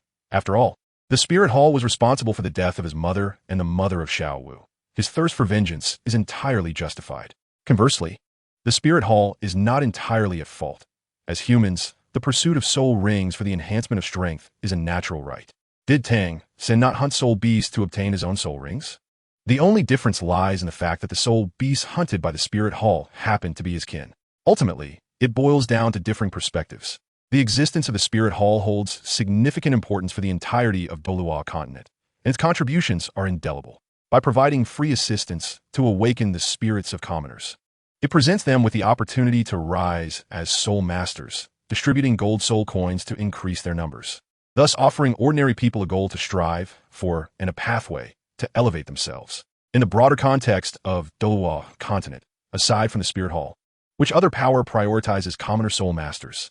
Even the 7 Treasures glazed sect, known for recruiting commoner soul masters, primarily admits only servants and subordinates, with the sect placing greater emphasis on bloodlines. Only the Spirit Hall treats commoner soul masters with impartiality. Ultimately, it resembles an organization akin to a guild, where talent is the most valued aspect. Moreover, the Spirit Hall has effectively maintained order within the Soul Master community. Without the Spirit Hall, one can only imagine how many commoners would suffer from the oppression of Soul Masters and how many malevolent Soul Masters would emerge. The Soul Master community might have descended into utter chaos long ago. While some may argue that many Soul Masters under the Spirit Hall oppress commoners, it is entirely normal for a vast power to have a few miscreants. As long as regulations are enforced, rigorous inspections conducted, and effective measures implemented, such issues can be resolved with relative ease. In contrast, the oppression of commoners by the nobility from the 2 great empires is far more profound. Lu Yuan contemplated deeply. He harbored no prejudice against the Spirit Hall. This world is not merely black and white. A single power may contain both light and dark elements. At best, the Spirit Hall can be considered gray, still possessing the potential for redemption. Blindly branding the Spirit Hall as evil based solely on the influence of the original story seems rather juvenile. At the very least, compared to the 2 great empires, Lu Yuan harbors a more favorable impression of the Spirit Hall. Having originated from Nodding Academy, he is well aware of the sordidness of the nobility. Their duplicitous nature is repugnant. Were it not for concerns regarding fellows and the potential trouble it might bring him, he would have relished the opportunity to teach those arrogant, noble students of Nodding Academy a lesson. When he dealt with Xiaoquni back then, he must admit, it was quite gratifying. Certainly, this does not imply that Lu Yuan will inevitably serve the Spirit Hall. He has never been an impulsive individual, and the unfolding of events will ultimately dictate his course of action. At his core, Lu Yuan is a person of conscience and compassion, yet he is equally self-serving, prioritizing his own well-being and that of his close companions. While he harbors a disdain for the nobility, he is still willing to extend help within his means. However, if such actions threaten his safety or that of those he cherishes, he will have no choice but to express his regrets. He has never claimed to be a saint. Lu Yuan, immersed in contemplation, he was suddenly roused by a voice. What are you thinking about? Are you listening? Su Fai Yin Guit? I'm listening, Uncle Su. Your words resonate well. Please continue. Lu Yuan promptly replied. After scrutinizing Lu Yuan for a moment, Su Fei continued. In the blink of an eye, 10 days had elapsed. During this time, Su Fei and Lu Yuan traversed the Fastner province and a substantial portion of the Balak Kingdom, arriving now at the borders of Balak. The distance from Balak Kingdom to Spirit City was not far, Beyond Balak lay the Tiando Imperial City, and after a journey of 3 to 4 days from there, one would reach Spirit City, Fengming Village. This is an ordinary yet extraordinary village, reminiscent of the Holy Soul Village where Tang San was born. Holy Soul Village earned its name due to the emergence of Soul Sage, thus the village was aptly named. Fengming Village, however, holds an even greater significance, as it is the hometown of the current Pope, Bibi Dong. Originally known as Lantian Village, it derived its name from the exquisite orchids cultivated within, which were greatly favored by the nobility of the city, leading to the predominance of orchid cultivation in the area. Following Bibi Dong's ascension to the papacy, Lantian Village was renamed Fengming Village, symbolizing the phoenix spreading its wings and heralding its call to the heavens. As the hometown of the current Pope, Fengming Village, though modest in size, has remained largely undisturbed over the years, resulting in a tranquil and harmonious atmosphere. Ahead lies Fengming Village, the birthplace of the current Pope. Although no soul masters have emerged from here in recent years, the village's reputation within the Balak Kingdom remains formidable, and the local specialty, orchid wine, is notably exquisite. Soufai et la Bozette, is that so? Learning that Fengming Village is Bibi Dong's hometown piques my interest. Lu Yuan responded, "You will see for yourself shortly." Haha, Su Fei chuckled, instructing the coachman to hasten their pace. After a brief journey of several more minutes, a gentle breeze swept by, causing the curtains of the carriage to flutter softly. Lu Yuan's keen senses detected a faint yet unmistakable scent of blood. "Un so su, do you not perceive a whiff of blood? The scent of blood?" "I do not sense any," Su Fei replied, shaking his head. "It emanates from up ahead. I can discern it clearly. There is no mistake," Lu Yuan asserted, raising his hand and pointing forward. Although Su Fei had not detected the odor himself, Lu Yuan's unwavering conviction instilled a measure of belief in him, prompting him to address the coachman. "Increase the speed." The swift horses galloped forth, the opulent carriage racing along the rural path. The stench of blood grew increasingly potent as they neared the entrance of Fengming Village, an overwhelming presence that could not be ignored. Su Fei's brows furrowed, his expression darkening. "It seems something has transpired in Fengming Village. Remain in the carriage. I will investigate." "Uncle Su, allow me to accompany you," Lu Yuan insisted. "But your safety," Su Fei hesitated. "I'm also a soul master with a degree of self-defense capability. Moreover, should danger arise, would it not be safer to stay by your side?" Lu Yuan smiled. "Very well." Recognizing the validity of Lu Yuan's reasoning, Su Fei nodded. Stepping down from the carriage, the duo, one large and one small, proceeded into the village. The horrifying scene that unfolded before them resembled a hellish nightmare. Blood drenched the pathways, and the lifeless bodies of villagers lay scattered along the sides, each cadaver brutally mutilated, their entrails spilling forth, and each left chest cavity hollowed out where the heart had been removed. The sheer brutality of the villagers' demise was chilling. Who could commit such heinous acts? Such atrocities are beyond words, deserving of the most severe retribution. Lu Yuan's complexion turned pale, his fists clenched tightly, his heart filled with seething rage at the abominable sight before him. Who could perpetrate such malevolence against defenseless villagers? Su Fei's expression turned ashen. As an official of the Fast New Spirit Hall, he had weathered many storms, yet this was the first time he had encountered such a grotesque massacre. Witnessing this scene, any individual with a conscience would be driven to fury. "Let us go. The blood has not yet dried, and these marauders cannot have strayed far. We must pursue them." Su Fei's voice, though low, was laced with an unmistakable intent for vengeance. Lu Yuan nodded, a glimmer of light flashing in his hand as he grasped the astonishing spear, racing forward alongside Su Fei. Upon reaching the village center, the slaughter intensified. Over 100 corpses of villagers hung from the towering locust trees, their bloodied remains dripping with gore, and the once thriving village was now a desolate graveyard, void of life, a veritable purgatory. "Take the left path." The village center offered 3 routes leading outward, yet only the left bore the crimson stains of blood. Without hesitation, the two swiftly pursued.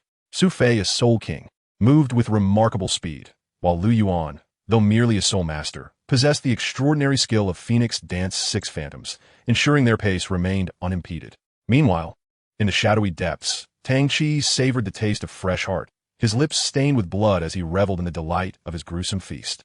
"Hurry up, finish that heart, and move it," Tang Chi bellowed to his subordinates. As a minor leader within the organization, Tang Chi commanded a team that included a soul sovereign, 2 great soul masters, and several soul masters. The evil soul masters thrived on slaughter. and Tang Qi's perverse appetite was particularly drawn to fresh hearts and the blood of maidens. This raid was a calculated endeavor, targeting not only Fengming Village but several others as well. Tang Qi was merely a cog in the machinery of vengeance against the Spirit Hall, which had dared to oppose their organization. In this operation, the organization had dispatched a royal-level figure, 2 generals, 5 major leaders, and numerous minor leaders to assault various regions. With Tang Qi assigned to Fengming Village, the thought of claiming the heart of a beautiful maiden filled him with an insatiable thrill, igniting his twisted desires. On this side, Su Fei and Lu Yuan moved swiftly, accompanied by a large contingent. Naturally, Tang Qi's speed could not match that of the two, and within the span of a brief moment, he was overtaken by them. Ahead, as they gazed at the lengthy line in the distance, a glimmer of sharp insight flashed in Lu Yuan's eyes as he remarked, "It appears that these brutes are not lacking in numbers." Observing the dozen or so spirit masters ahead, Su Fei inquired, "Uncle Su, what do you propose we do?" Lu Yuan refrained from acting impulsively.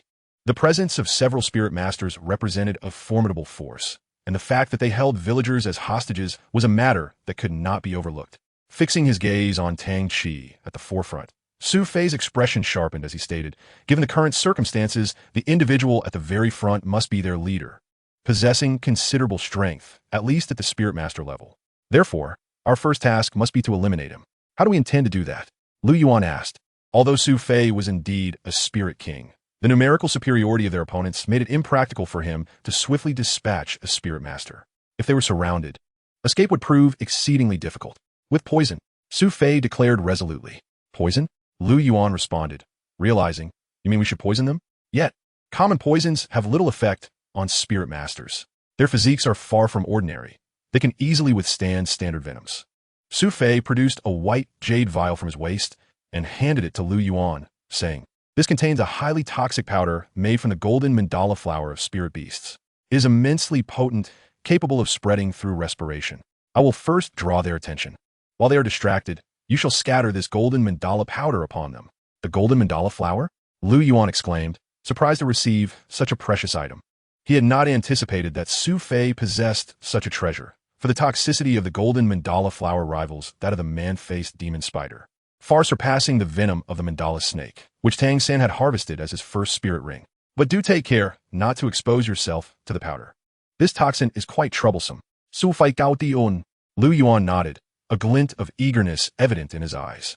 "These scoundrels deserve to perish." Chapter 26, The First Kill. With a mask covering his face, Lu Yuan gripped the jade vial in his right hand, executing the phoenix dance of 6 illusions as he lightly landed on a branch, moving with utmost silence. The intricacies of the phoenix dance were profound, and Lu Yuan had mastered its essence.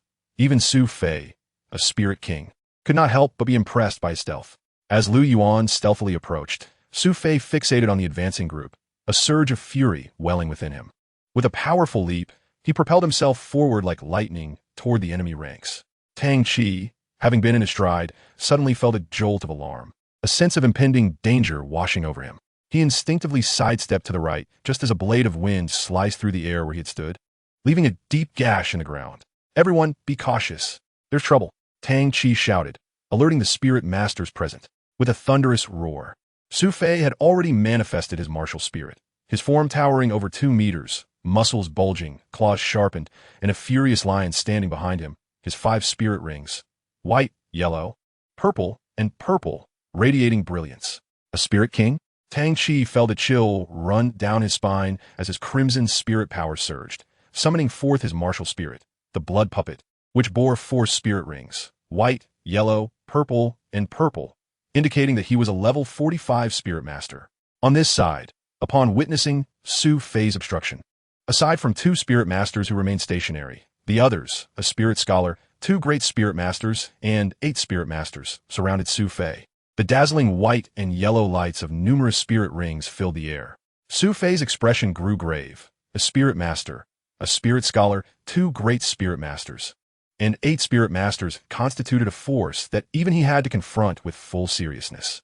Second soul skill, Wine Blade Massacre.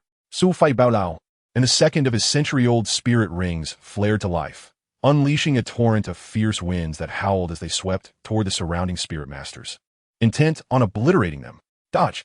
Tang Qi shouted in warning. A Spirit King's soul skill was far beyond the reach of ordinary Spirit Masters. The Wind Blade Massacre. A second soul skill of Su Fei's Furious Wind, Lion Martial Spirit, was ideal for crowd control, while Tang Qi remained unharmed thanks to his warning. The Spirit Scholar and the two great Spirit Masters sustained minor injuries, but the remaining 8 Spirit Masters were not so fortunate, for perished instantly, while the other 4 were grievously wounded. Damn it, Tang Qi cursed inwardly. Come meet your end. Blood Rain.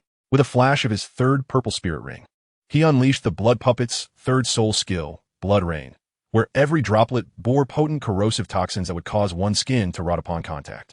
Su Fei, not daring to underestimate the attack, swiftly activated his fourth soul skill, Wind Sweeps the Clouds. The howling wind collided with the Blood Rain, redirecting it toward Tang Qi. For after all, Su Fei was a Spirit King and held the upper hand at this moment. Blood Sea Rising. Tang Qi's second soul skill, Blood River, erupted from beneath him, surging towards Su Fei, laden with lethal toxins that could ensnare the unwary. Storms Arise. Gale Shield. With both his second and fifth soul skills unleashed simultaneously, the ferocious winds managed to halt the Blood River's relentless advance, while the gusts swept the Blood Rain. Tang Qi cried out in agony. Although his martial spirit was the Blood Puppet, the power of the Blood Rain was indiscriminate. As the rain splattered against his face, his skin began to deteriorate rapidly. The toxicity of the Blood Rain sent a jolt of alarm through Su Fei's heart. Black Chainlock. Phantom Blade Rampage. Soul-devouring Blood Claw. Just as Su Fei appeared to gain the upper hand, another wave of attacks from the Spirit Scholar and 2 great Spirit Masters surged toward him. Su Fei did not dare to underestimate them and evaded their onslaught. While Su Fei engaged in battle with the 4 opponents, Lu Yuan stealthily emerged, approaching a Spirit Master from behind, and thrust his astonishing spear through him with lethal precision. Another Spirit Master, poised to alert his companion, met a swift demise as Lu Yuan's spear pierced through his throat, silencing him instantly. Gazing at the 2 Spirit Masters who had been under his command, Lu Yuan felt a moment of confusion. This was his first act of killing, and a vibrant life had just extinguished in his hands. An overwhelming sense of nausea surged within him. Yet, recalling the gruesome fates of the villagers, Lu Yuan's expression hardened. Suppressing the wave of revulsion, and with the spear in hand, he sprinted towards Su Fei's battlefield. Raging waves, spotting a great Spirit Master preparing to strike. Lu Yuan pointed his spear, executing a technique from the Oceanic Spear technique. The spear, before even reaching its target, emanated an overwhelming force. The great Spirit Master, startled, seemed to hear the sound of crashing waves in his daze, extending his hands to grasp the spear's tip, believing he could easily withstand the skill of a mere Spirit Master. But with a piercing thrust, the astonishing spear penetrated the heart of the great Spirit Master. He had overestimated himself and underestimated Lu Yuan. With Lu Yuan's current strength, combined with the might of the Oceanic Spear technique, it was a force he could not endure. As the spear retracted, blood sprayed forth, and with his heart pierced, the great Spirit Master was irrevocably slain. Well done, lad. Su Fei plies, retreating with a smile upon his face. Uncle Su, are you injured? Lu Yuan's gaze sharpened as he noticed Su Fei's several wounds, blood continuously oozing from them. These adversaries are indeed formidable. 1 soul sect, 1 soul venerable, and 2 great soul masters have managed to inflict injuries upon me, a soul king. Su Fei's expression grew grave. The skills wielded by these soul masters were rather sinister, and their damage output was alarmingly high. Fortunately, you have slain a great soul master, which should alleviate the pressure somewhat. You little brat, are you seeking death? Su Fei felt a surge of relief, while Tang Qi was seething with rage. Who could have foreseen that a great soul master would prove so inept, being so easily dispatched by a mere soul master brat? Ding Yin. You go deal with that kid. Ding Yin was indeed the soul venerable under Tang Qi, possessing the martial soul of the soul-devouring chain, and was a 38-level soul venerable. You have forced my hand. 4th soul skill, Bloodthirsty Frenzy. Tang Qi roared, crimson patterns crawling across his face. His eyes transformed into a blood-red hue, and an overwhelming, explosive aura erupted forth, rivaling that of Su Fei. With his scarlet eyes fixed intently upon Su Fei and Lu Yuan, he lunged at them with blood-red claws, while Ding Yin's soul-devouring chains hurtled toward Lu Yuan. Su. Lu Yuan exchanged a glance with Su Fei, and they both covered their mouths and noses. A jade vial soared into the air and exploded, enveloping Tang Qi and his companions in a cloud of golden powder. Chapter 27. The Toxic Mandala. Caught off guard, The golden mandala pollen enveloped Tang Chi and his companions, seeping into their bodies through their nostrils. This toxin, comparable to the venom of the face-melting demon spider, acted swiftly upon entering their systems. The neurotoxin of the golden mandala initially induced hallucinations, followed by limb stiffness, blood coagulating into clots, and ultimately death. The rapid onset of the golden mandala's toxin ranks among the swiftest of poisons, and its ferocity is beyond the capacity of ordinary individuals to withstand. Even a soul king would struggle to endure it for long, let alone those beneath the soul sect level. The great soul master succumbed to the poison the moment it entered his body, collapsing to the ground, limbs rigid, frothing at the mouth, his gaze becoming vacant. Ding Yin fared no better, his limbs convulsing, his eyes glazed over, deeply ensnared in hallucinations, clearly affected by the toxin. The most powerful among them, Tang Chi, still held on, his blood-red eyes glaring at Su Fei and Lu Yuan, filled with malice. You dare to use poison? Su Fei scoffed, against you wretches. Any means is justified. Lu Yuan nodded in agreement. For scoundrels capable of such cruelty, employing poison was hardly a moral quandary. Indeed, even reducing them to a pulp would not be unjust. It was merely regrettable to waste such rare golden mandala pollen. Initially, when Lu Yuan witnessed Su Fei's overwhelming prowess, effortlessly taking down 8 soul masters with a single skill, he believed Su Fei could handle the situation alone, rendering the pollen unnecessary. However, he had not anticipated that a soul sect, a soul venerable, and 2 great soul masters would jointly inflict injury upon Su Fei. Although Lu Yuan had unexpectedly slain a great soul master, the strength of the remaining 3 was still formidable, especially once Tang Chi unleashed his 4th soul skill, which matched Su Fei's intensity. Fearing unforeseen complications, Lu Yuan decisively opted to employ the mandala pollen. In a stroke of fortune, all 3 adversaries fell victim to the potent toxin. Uncle Su, who are they? Lu Yuan inquired, for it was his first encounter with a soul master like Tang Chi. The malevolence and brutal aura they exuded was not typical of ordinary soul masters, and their strength appeared to far exceed that of usual practitioners. Tang Chi's displayed power was nearly on par with that of a soul king, far surpassing that of his fellow soul sect member, fellows, who had been left bloodied when confronting an 800-year-old sky-soaring demon ape.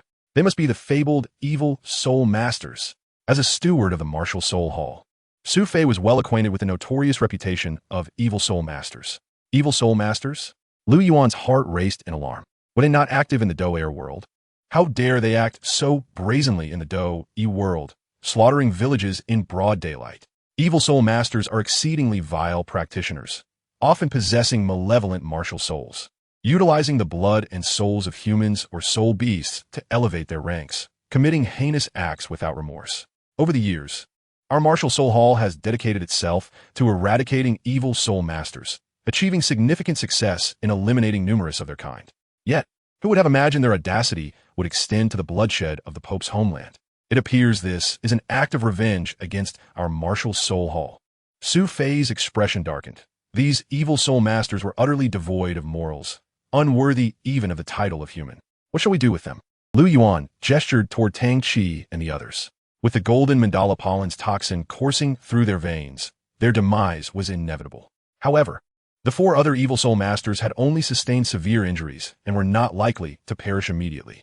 Su Fei Zetponde. We cannot ascertain whether this massacre has occurred solely in Fengming village or if many villages have suffered the same fate. If it is the latter, this matter escalates significantly and will undoubtedly provoke a tremendous uproar, potentially tarnishing our martial soul hall's reputation. After all, how can we claim to maintain order across the continent if we cannot even handle a mere evil soul master? Logically, the Pope's homeland should have been under the vigilant watch of the martial soul hall. Why then did such a catastrophic event occur without a single martial soul hall operative in sight? Lu Yuan stroked his chin thoughtfully. Perhaps they were also outmaneuvered. The methods of these evil soul masters are anything but ordinary. Observing the barely alive Tang Chi, Su Fei remarked calmly, "What shall we do now?" Naturally, we must report the events that transpired here accurately, and we should also take the 4 survivors with us. Perhaps they can provide some insight into the situation. As for him, tossing him to the dogs seems a fitting end. Su Fei spoke with indifference, glancing at the struggling Tang Chi. Tang Chi met a gruesome demise, his body torn to shreds by ravenous hyenas, entrails strewn across the ground. Strangely, instead of feeling disgusted at the sight, Lu Yuan inexplicably felt a sense of satisfaction. 4 such beasts, Only a cruelty greater than their own would suffice. To end slaughter with slaughter, to counter violence with violence. Accompanied by the 4 survivors, Su Fei and Lu Yuan made their way to the local martial soul branch. As expected, the events in Fengming village stunned the personnel at the branch, and the news was relayed to Martial Soul City that very day. As the only 2 witnesses to the entire affair, Su Fei and Lu Yuan remained at the branch to assist with the investigation.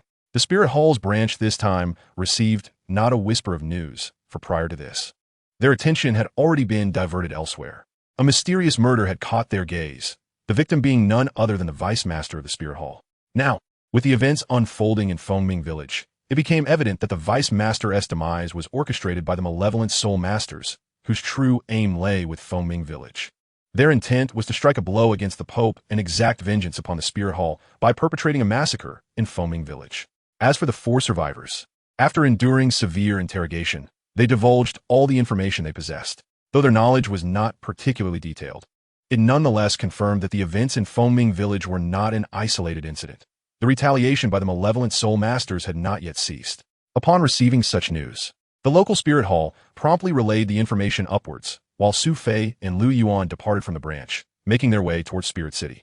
Chapter 28. The Wrath of BB Dawn. In the Pope's Hall, a woman sat gracefully upon a high throne. She possessed a countenance of unparalleled beauty, her skin as fair as snow, and her striking wine-red hair cascading down her shoulders. With a delicate hand gripping a golden scepter, she adorned a magnificent coronation robe. Exuding an air of regal elegance and formidable authority, she was none other than BB Dawn, the supreme ruler of the Spirit Hall. Your Holiness, we have received news from the main hall of the Baloch Kingdom, announced the cardinal, kneeling within the hall, clutching a letter. Present, BB Dawn commanded, her lips parting slightly, her voice cool, yet imbued with an undeniable authority. As she spoke, a man clad in a chrysanthemum-patterned attire took the letter from the cardinal and reverently offered it to BB Dawn. With a graceful motion, she extracted the letter and read it intently with her enchanting eyes. Thud! The scepter struck the floor, as Bibidan's expression remained impassive. Yet an unspeakable fury glimmered within her gaze. Fengming village has been slaughtered. Her tone was calm, yet it reverberated through the hall like a thunderclap, leaving everyone in a state of shock. What? The assembly was taken aback, incredulity etched upon their faces. To think that anyone would dare to massacre Fengming village, the very birthplace of your Holiness. May I inquire about the casualties? Asked the man in chrysanthemum attire. All the elderly and weak have perished, leaving only a handful of women and children alive. Bibidan's voice was laced with suppressed rage. While she held no particular attachment to Fengming village, it was, after all, her homeland, and this act was a blatant affront to her dignity. Who could be so audacious as to commit such heinous acts? The man continued, his tone filled with indignation, recognizing this as a provocation against the Spirit Hall's authority. Who else could it be but those malevolent Soul Masters? The letter also indicates that their targets extend beyond Fengming village. This is a premeditated act of vengeance. BB Dawn's gaze sharpened. Yuan, I entrust this matter to you. Ensure that we capture every last one of these malevolent Soul Masters without exception. Understood, replied the man in chrysanthemum attire, bowing slightly. He was none other than the renowned Yuan of the Spirit Hall. The letter mentioned that a steward from the Fastnuo main hall and a child named Lu Yuan had slain the malevolent Soul Masters and rescued the women and children. How shall we handle this matter? BB Dawn inquired, her gaze shifting. What is known of their abilities? Yuan queried. The steward is a Soul King of level 52, with the martial spirit of a Storm Fury Lion, age 48. The boy, Lu Yuan, is a Soul Master of level 15, with a martial spirit of a Golden Dragon, age 6, reportedly possessing innate full soul power. BB Dawn replied nonchalantly. Your Holiness, I believe the steward is not of much concern. A mere reward would suffice. However, the boy Lu Yuan possesses astounding talent. We should nurture him vigorously. That is a sound argument. The Golden Dragon is a legendary martial spirit, immensely powerful. Such a talent must be harnessed for our own. Interjected an elder clad in black to Bibidan's left. Then let us send Lu Yuan to the talent training camp. If he secures the championship in the selection competition 3 months hence, he shall become my second disciple, BB Dawn stated coolly. By your Holiness's command. The assembly expressed no dissent. The talent training camp was an establishment of the Spirit Hall dedicated to the recruitment of children under the age of 10, specifically aimed at identifying talent for the Spirit Hall. Selection competitions were held every 3 years, and this year happened to be the year of selection. The camp admitted no mediocrity, Each member possessed innate soul power of at least level 6, with some students already at the Great Soul Master level. Should Lu Yuan excel and claim the championship, he would indeed qualify as a disciple of the Pope. After several days of arduous travel, Lu Yuan and Su Fei finally arrived at Spirit City. What a bustling metropolis Spirit City is, Lu Yuan exclaimed, marveling at the vibrant surroundings. Throughout their journey, he had encountered many grand cities, yet even the capital of the Tiando Empire paled in comparison to Spirit City. This is the sacred city in the hearts of all soul masters, Su Fei replied with an expression of reverence. Lu Yuan remained non-committal. The truth in Su Fei's words was undeniable. The so-called sex aside, the common soul masters held Spirit City in high esteem. Where shall we go now? Directly to the Spirit Hall? Lu Yuan inquired. Not quite. We must first proceed to the inn, where the Spirit Hall's stewards await to receive guests. We shall wait for orders there, as is customary. Su Fei et lai. Oh, Lu Yuan nodded, realizing this was akin to ancient China, where foreign guests were accommodated in special inns to await the emperor's summons. It seemed that whether in Douluo continent or ancient China, such protocols were fundamentally similar. Stop. Those approaching must halt. Their carriage was intercepted by the holy knights tasked with guarding Spirit City. Disembark. Su Fei Institute. Lu Yuan nodded, and they both alighted from the carriage. We hail from the Fasnuo Spirit Hall. Here is our documentation. Su Fei produced a document bearing the seal of the Fasnuo Provincial Spirit Hall. After verifying the document, the knight bowed slightly and said, "The inn is just ahead. I kindly ask you to proceed on foot." Carriages were not permitted near the inn, as it was in close proximity to the Pope's hall. Unless one were an elder or of higher rank, even a platinum cardinal was expected to dismount and walk. The Pope's authority was not to be trifled with. Thank you for your assistance. Following Su Fei, Lu Yuan entered the inn. Inside, the inn was bustling with activity, housing several children of Lu Yuan's age.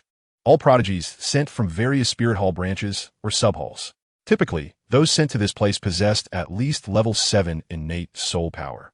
Oh, more newcomers have arrived, spoke a flamboyantly dressed middle-aged man with a high-pitched voice, his demeanor effeminate, causing Lu Yuan to shudder with discomfort. Yuling, you would do well to speak properly. Su Fei admonished, furrowing his brow. Oh, little Fei, how rare it is to see you sent out by the Fasnuo main hall. Yuling responded, entirely unfazed by Su Fei's words, instead adopting a flirtatious demeanor and gazing at Su Fei with doe-like eyes. Ugh! Lu Yuan felt a wave of nausea wash over him, utterly repulsed by Yuling's antics. Su Fei's expression darkened as he pulled Lu Yuan towards the interior of the building. Xiao Fei, you haven't yet answered my question. A sharp voice echoed again. Su Fei's body trembled slightly, and he hastened his pace. Chapter 29. The Genius Training Camp dragging Lu Yuan along. Su Fei strode quickly into the room. Su Xiang, it's been a long time. Upon seeing Su Fei, a burly man inside greeted him heartily. This man was quite robust, with a thick beard and a hearty demeanor. Chu Xiao, it's been too long. Su Fei responded with a smile. This lad is the student sent by your Fasno main hall this time. He looks rather fresh and quite handsome. The giant's palm, as large as a fan, patted Lu Yuan's shoulder, imparting a considerable force that made Lu Yuan's body sink slightly. Noticing that Lu Yuan remained unfazed under his grip, the burly man expressed his astonishment. This little fellow is quite sturdy. Indeed, a fine prospect. Of course, our Lu Yuan possesses innate full soul power. Su Fei Chuka. Innate full soul power? Goodness, that's remarkable. The giant's eyes widened in surprise. Such talent was exceedingly rare. He had thought the boy he sent this year, with innate level 9 soul power, was a prodigy, but it turned out Su Fei had brought forth someone with innate full soul power. Come, Lu Yuan. Allow me to introduce you. This is Chu Yu, the steward of the Sylvis Kingdom's main hall, with the martial spirit of the mighty bear, just like me. At the level of Soul King, 52. Chu, are you certain that is his name? Looking at the stout man, he could not reconcile the name Chu Yu with the imposing figure before him, and inwardly he mused in disbelief. So Chu, greeting. I am Lu Yuan. Lu Yuan bowed respectfully. Hello. The burly man then brought forth a boy from behind him, saying, This is our Sylvis Kingdom's main hall's genius, Do Go. With innate level 9 soul power. You should get acquainted. Hello, I am Lu Yuan. Hello, I am Dugu. Dugo was a rather shy boy, somewhat timid in demeanor. Chu Xiong, how long have you been here? Su Fei In Gui.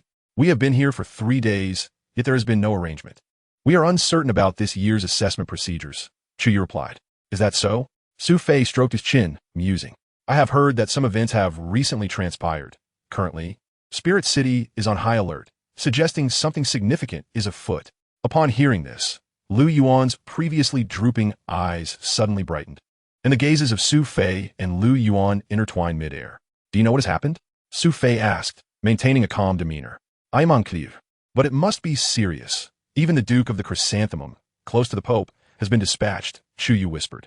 Even a titled Douluo has been mobilized? Lu Yuan's eyes darted, realizing that this time the evil spirit masters had truly stirred up a hornet's nest.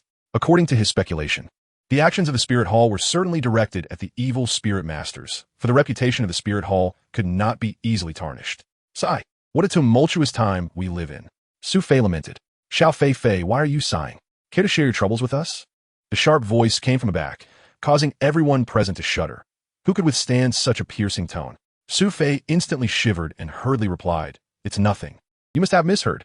Is that so? Was it truly a misunderstanding? Xiao Fei Fei, if something is troubling you, do not hesitate to confide in us.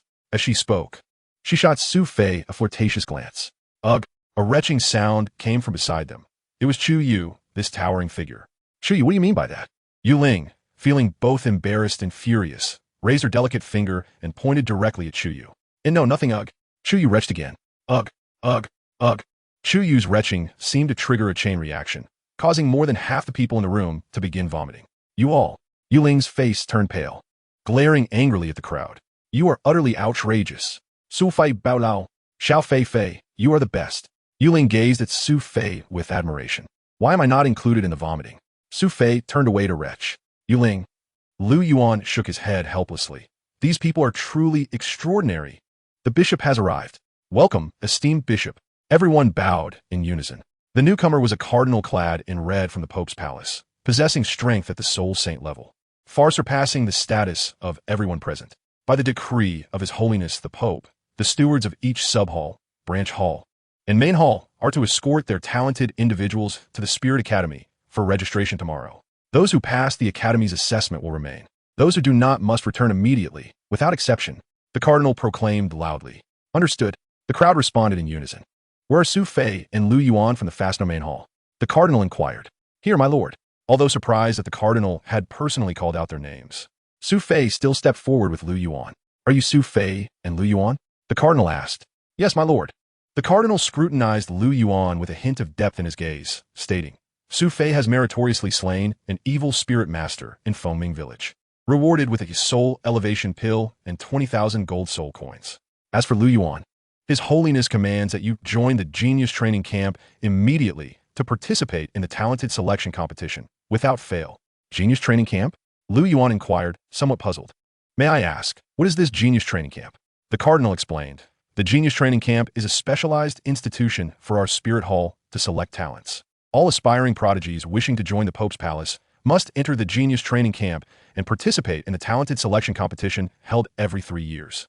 Only the top 3 prodigies earn the right to join the Pope's Palace. Those who rank in the top 10 can enter the Spirit Academy without examination and receive elite student privileges. Your admission to the Genius Training Camp signifies the Pope's high regard for you, so do not disappoint His Holiness. Yes, I shall remember this. Lu Yuan affirmed. Very well then, I shall take my leave. Tomorrow, someone will escort you to the Genius Training Camp. With that, the cardinal gracefully departed, leaving the room filled with astonished individuals. The stewards from the other sub-halls and branch halls gazed at Su Fei and Lu Yuan with strange expressions. After all, among so many, only they had been specifically named by the cardinal. Su Xiong, what is the meaning of this? I'll explain later. For now, let's find a room to settle in. Su Fei preferred not to elaborate in public. All right, the room next to mine is currently unoccupied. You two may stay there. Then I must thank you, Chu Xiong. Su Fei smiled slightly. Following Chu Yu, the group exited the main hall, leaving behind a crowd of bewildered onlookers. Chapter 30. Instructor Chris once inside the room. Su Fei recounted the events that transpired in Fengming village, inciting a wave of indignation from Chu Yu. At that moment, he realized why the Pope regarded Su Fei and Lu Yuan with such favor. It was because they had avenged the villagers of Fengming village and preserved the last shred of dignity for His Holiness and the Spirit Hall. Coupled with Lu Yuan's innate full soul power, the Pope's admiration was entirely understandable. The Genius Training Camp, renowned as a distinguished venue for talent selection by the Spirit Hall, has reached my ears. Su Fei's demeanor was serious, as he remarked. There exists no mediocrity within the genius training camp. Each individual recognized externally as a genius is, in truth, a prodigy capable of distinguishing themselves among the extraordinary. The illustrious golden generation of the Spirit Hall, celebrated far and wide, emerged from this very camp, claiming the top 3 positions in their cohort. Su Fei spoke eloquently, acknowledging that while not every session yields prodigies on par with the golden generation, those who graduate from this institution undoubtedly stand at the pinnacle among their peers. Chu Yu echoed his sentiments, adding, as Su Fei has articulated, the Spirit Hall's talent selection methods primarily encompass 2 avenues, one being the Spirit Academy, where candidates may join upon passing an initial assessment. Those who exhibit exceptional performance during their studies may be subsequently selected for intensive training. The second pathway is the Genius Training Camp, which demands even greater standards and subjects its participants to rigorous training. Every successful graduate from this camp garners the Spirit Hall's utmost attention, with the top 3 even afforded the opportunity to enter the Hall of the Pope, receiving mentorship from esteemed elders, thus elevating them above their contemporaries. However, the competition within the Genius Training Camp is exceedingly fierce, and the training intensity is immense. Each year, numerous students succumb to the strain, with many gifted soul masters failing to endure the challenges presented within the camp. Su Fei's expression became grave. Therefore, joining the Genius Training Camp is not merely a privilege. It serves as a formidable test of your capabilities. It is both an opportunity and a trial, and whether you emerge victorious, transforming from a chrysalis into a butterfly, ultimately rests upon your own efforts. Su Fei gazed earnestly at Lu Yuan, imparting his wisdom. Yes, I understand, Uncle Su. Lu Yuan replied with unwavering resolve. No matter the obstacles ahead, I shall persevere until the end. What admirable determination! Chu Yu exclaimed with a hearty laugh. Su Fei's lips curled into a faint smile. I believe in you. After all, you are a prodigy hailing from our Fastno province. I hope to hear of your success in emerging from the Genius Training Camp in due time. Rest assured, I shall not disappoint you. The New Moon Gorge. This is the very base of the Genius Training Camp. As a prestigious institution of the Spirit Hall, the camp is governed by strict military regulations, safeguarded by dedicated soul master battalions, with the highest-ranking commander possessing formidable prowess, having reached the esteemed level of high-rank soul saint. Every half hour, patrolling soldiers maintain vigilance, rendering the camp's defenses as impenetrable as a fortress. It is nearly impossible for an ordinary individual to slip in unnoticed. Even a soul master of the title SoulLand would be detected, unless their strength equaled that of a title DeLaw, in which case the rules would differ. The Genius Training Camp has high standards, accepting only young candidates aged 10 and below. Every 3 years, merely the top 10 may successfully graduate from this institution. Should one join at the age of 6, they may participate in at most 2 selection contests. If they exceed 10 years of age without success, expulsion awaits them. In other words, out of 10 individuals, only 1 may emerge triumphant every 3 years, while the rest, aside from the newly admitted students, are deemed failures. Unqualified students are barred from remaining within the camp. Since its inception, those who have successfully graduated have typically been around 9 years of age, and without exception, they have all reached the level of advanced soul masters, with the most distinguished golden generation achieving the great soul master realm, with no instances of anyone departing the camp at the age of 6 or 7. Thus, it is evident that Bai Dong's expectations for Lu Yuan are exceedingly high, far surpassing the limits of an ordinary genius, which is why the elders of the hall have unanimously supported Bai Dong's directives.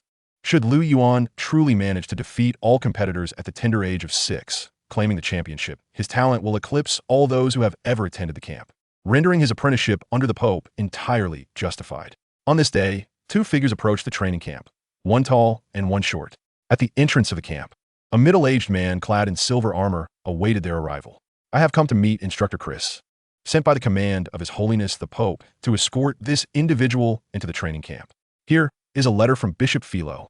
One accompanying Lu Yuan handed a letter to the man in silver armor, who was none other than the esteemed Instructor Chris.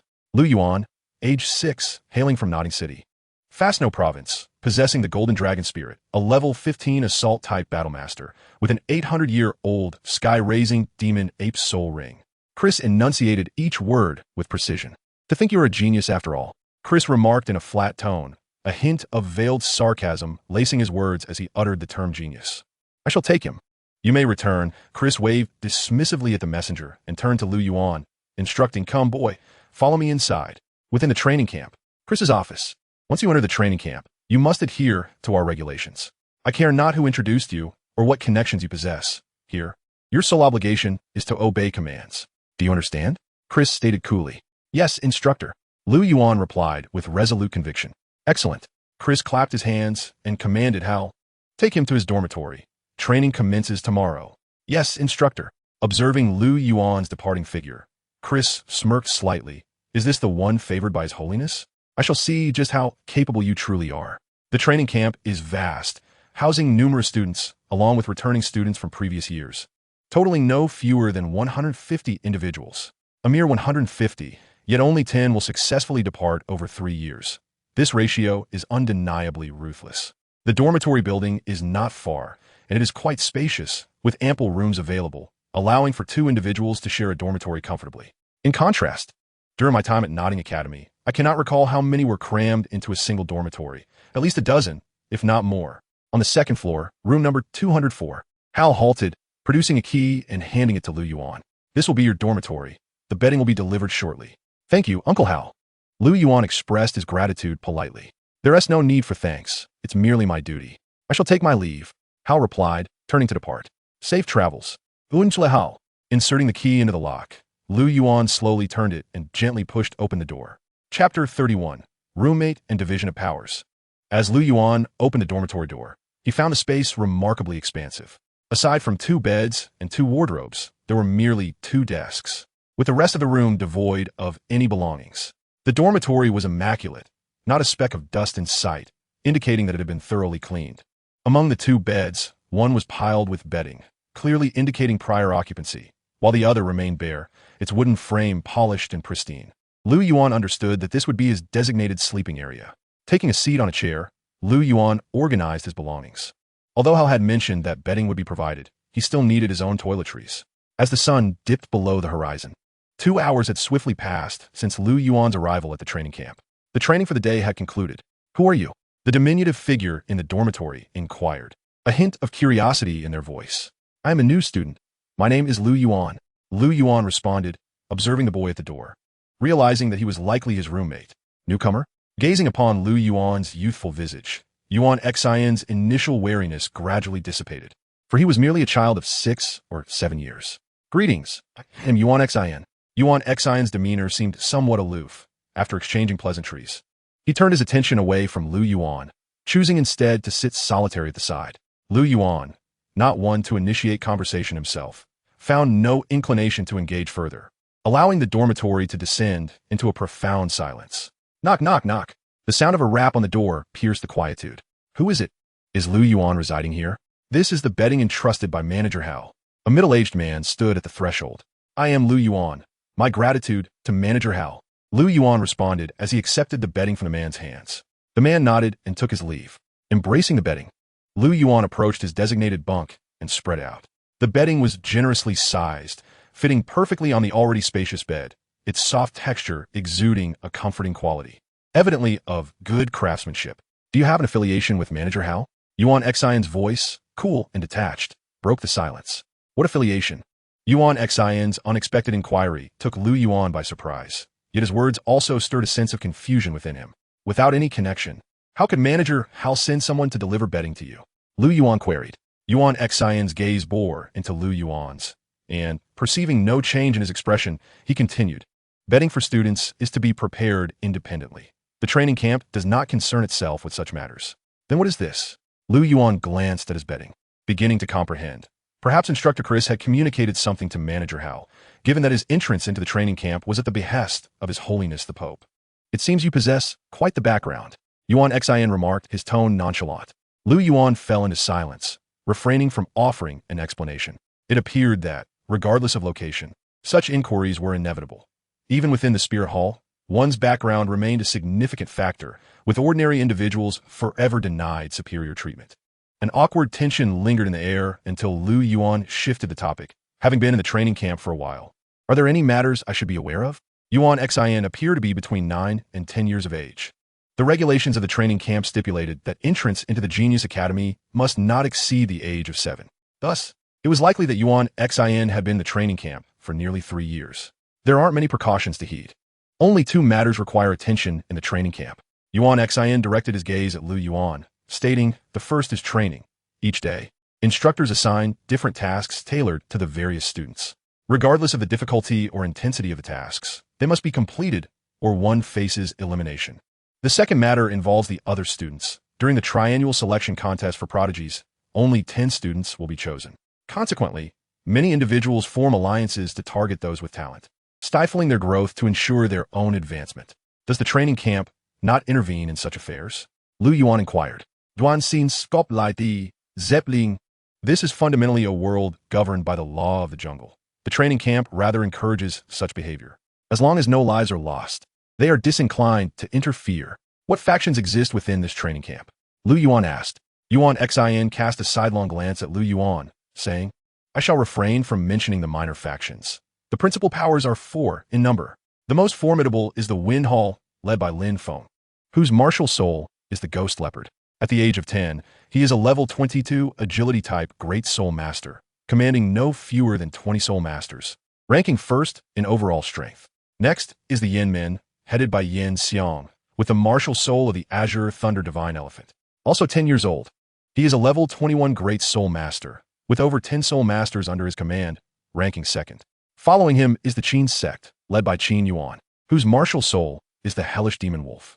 He too is 10 years old and a level 21 Great Soul Master, possessing a similar number of Soul Masters, ranking third. Lastly, there is the Yin Luo Hall, led by Feng Yuyan, with the martial soul of the Purple Smoke Luo, a 10-year-old level 21 Great Soul Master. Yin Luo Hall exclusively recruits female members, placing fourth in comprehensive strength. I am a member of the Yin Men, out of camaraderie as roommates. Should you wish, I can introduce you to join us." Yuan Xin offered. "Thank you for your invitation, but I shall not align myself with any faction." Lu Yuan replied with a smile. "Are you certain? Newcomers lacking factional protection often face bullying. Do not assume that your background grants you immunity. The training camp is a realm that values strength." "Certainly not." Lu Yuan chuckled, stating, "Since I have entered the training camp, every individual here stands as my rival. As for those seeking to provoke me, let them come. I am no pushover. You possess considerable confidence. I hope your strength is as formidable as your words suggest." Yuan Xin shook his head, remarking that those who enter the training camp are all prodigies, often with lofty aspirations. Individuals like Lu Yuan, newly arrived and brimming with bravado, are reminiscent of his own past. Yet, it is only after being schooled by the camp students that they come to grasp the true hierarchy of strength. Yuan Xin believed that once Lu Yuan faced a stern lesson, he would realize that the strength he so arrogantly boasted was but a flimsy facade in the training camp, and he would learn to temper his pride. What Yuan Xin failed to recognize was that his assumptions applied solely to ordinary students. Lu Yuan was far from typical. In Yuan Xin's eyes, the students of the training camp might appear formidable, yet to Lu Yuan, they resembled nothing more than mundane creatures. Upon discovering that the strongest among them was merely a level 22 Great Soul Master, Lu Yuan's interest waned. He had vanquished higher-level Soul Masters, including evil Soul Masters. So what did it matter to him if these so-called prodigies were present in the training camp? His greater curiosity lay in the training methodologies employed within this elite institution, hoping they would meet his expectations. Chapter 32. Training and Astonishment. Yuan Xin remained oblivious to Lu Yuan's thoughts. Otherwise, he would undoubtedly have deemed him arrogant, for often an individual's perspective shapes their mindset. Having rejected Yuan Xin's goodwill, he felt little inclination to pursue the matter further. Despite being roommates, they were merely transient acquaintances. As dusk settled, Lu Yuan felt a pang of hunger and inquired about the location of the dining hall, eager to enjoy his first dinner in the training camp. The cuisine was surprisingly commendable, featuring a variety of meat, vegetables, and fruits, all nutritionally balanced. Each student received a small portion of soul beast meat with their meal, a testament to the spirit hall's lavishness and wealth. For soul beast meat is not only highly nutritious but also exorbitantly priced. After dinner, Lu Yuan returned to his dormitory to commence his meditation. The pure energy circulated within his body, gradually enhancing his strength. As dawn broke, the earth began to awaken once more. For Lu Yuan, today marked his inaugural participation in the training camp's regimen. As the chief instructor of the training camp, Chris possessed ultimate authority over the training of all students. Your task today is to run 20 laps around the training camp while bearing a weight of 20 pounds. Is there any issue? Chris fixed his gaze upon Lu Yuan. No problem, Lu Yuan affirmed. After completing a round of the training camp, which is merely 2 kilometers, running 20 laps amounts to only 40 kilometers. Though it may seem like a grueling trial for an ordinary soul master, for Lu Yuan, it is merely a prelude to a grand feast. It is worth noting that during his time at Notting Academy, he would don a 100-pound iron suit and run 100 kilometers each morning. Thus, the training camp's regimen appears somewhat juvenile in comparison. Is that all right? Chris chuckled, eager to witness the extent of this boy's capabilities. Let's commence. At Chris's command, Lu Yuan dashed forth. Commander Chris, do you not think this regimen is rather harsh for a 6-year-old child? Hal inquired, casting a glance at Chris. Do you believe he cannot accomplish it? Chris retorted, it is exceedingly difficult. Even with the use of soul power, given his slight frame, persisting through this challenge will be a formidable task. Carrying an additional 20 pounds for 40 kilometers is something even advanced soul masters would struggle to achieve. The probability is slim, Hal replied. Huh, you underestimate him. I believe not only will he complete it, but he might not even need to use his soul power. Chris laughed. How could that be possible?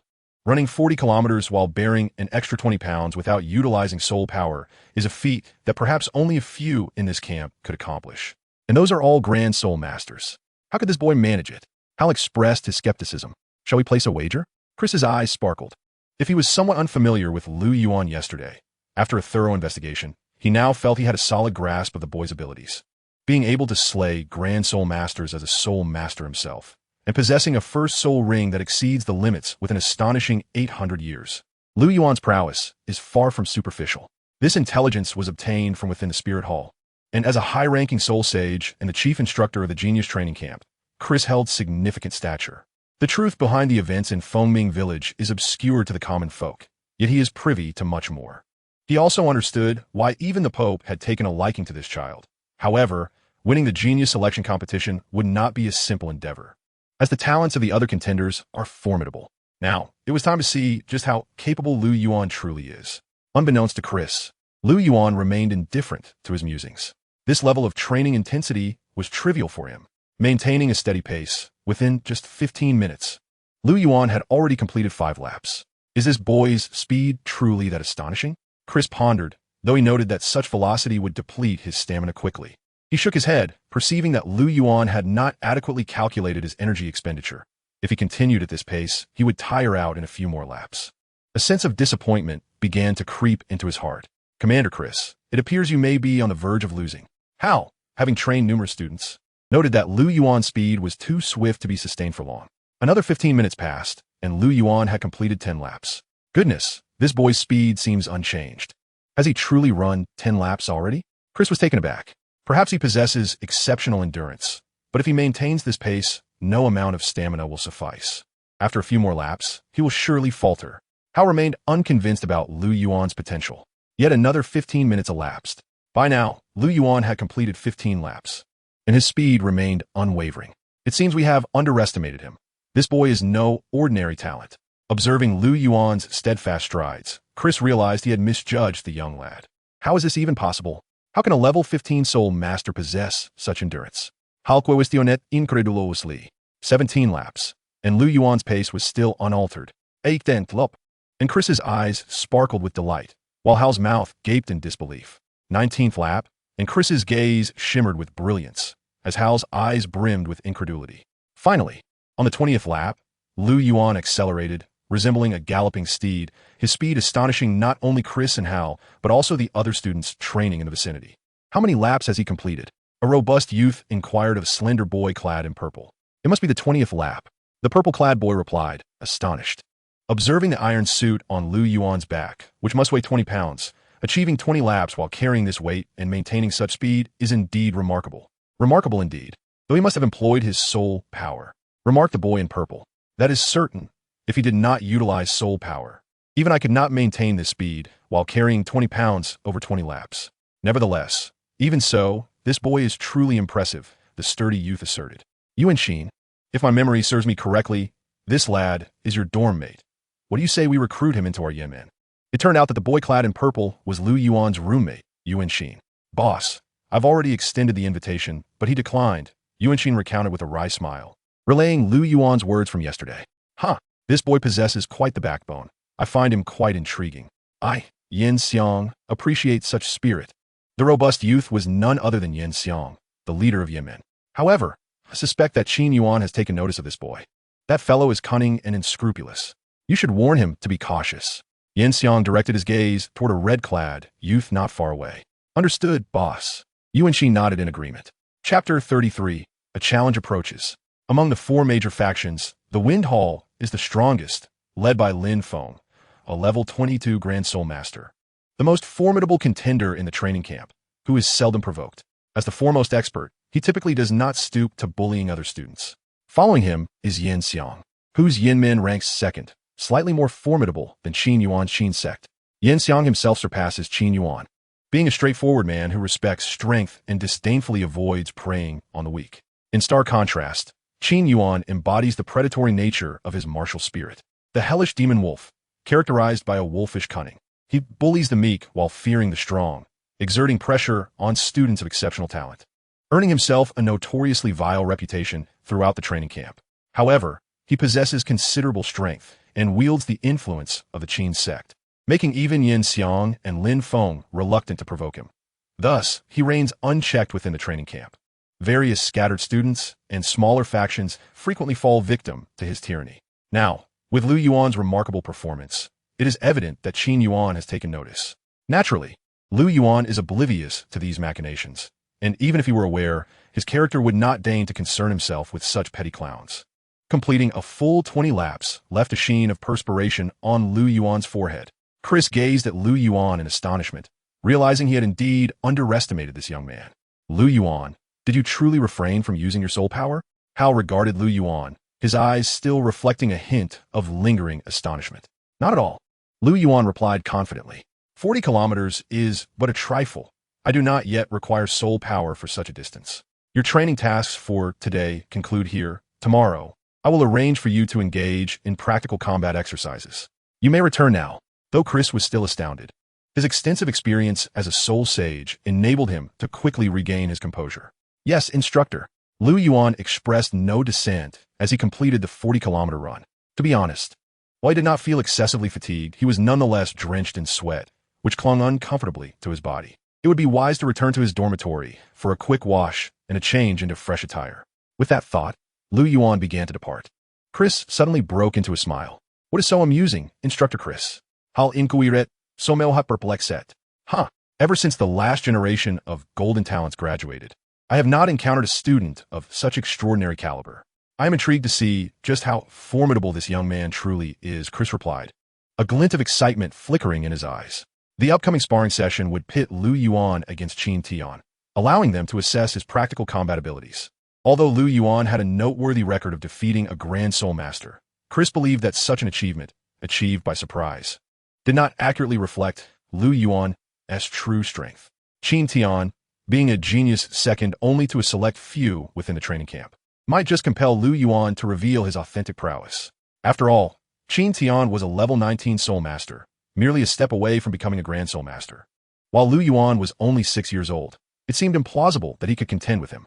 Hao, despite being impressed by Lu Yuan's physical attributes, remained skeptical, believing that physical prowess did not equate to true strength. That may not necessarily be the case. Let us wait and see, Chris remarked with keen interest. Initially, his curiosity was piqued merely due to Lu Yuan's arrival under the Pope's order, but now it was Lu Yuan himself who had captured Chris's intrigue. The sensation of sweat-soaked clothing was indeed uncomfortable. Upon returning to his dormitory, Lu Yuan took a refreshing shower and changed into clean clothes, instantly feeling rejuvenated. Under the blazing sun, he patted his stomach and made his way toward the dining hall. With the morning training concluded, the students of the training camp were gathered in the dining hall for their meals. By the time Lu Yuan arrived, the hall was already bustling with activity. After selecting a few of his favorite dishes, he grasped his tray and scanned the room for an unoccupied seat. Over here, Lu Yuan, a voice called out, somewhat cool, yet familiar. Lu Yuan turned to see a youth clad in purple, waving at him. It was his roommate, Yuan Xin. Beside Yuan Xin stood two others, and they appeared quite amicable, likely members of the Yemen faction. Although Lu Yuan was not particularly fond of joining any factions, deeming it rather childish, he felt it would be impolite to decline Yuan Xin's invitation.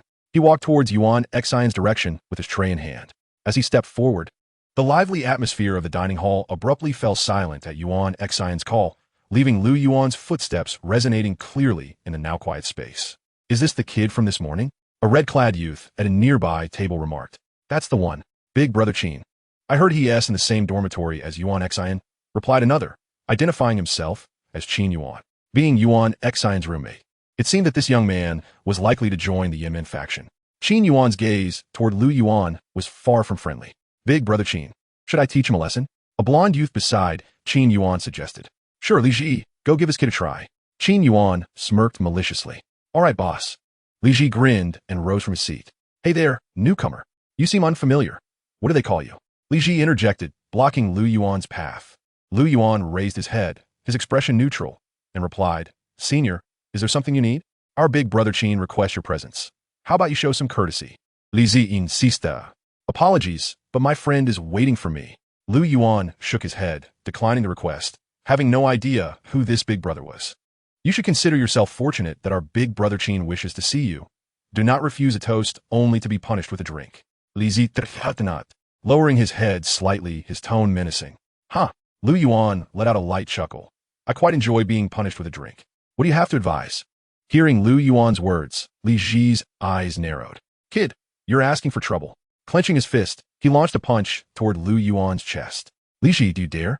Yuan Xian, who had been observing intently, shouted in protest. Oomph. Li Ji scoffed at Yuan Xian's voice, bolstered by Big Brother Qin's backing. He dismissed the threat posed by this mere novice. The punch came swiftly and with considerable force, and Li Ji believed it was enough to seriously injure Lu Yuan.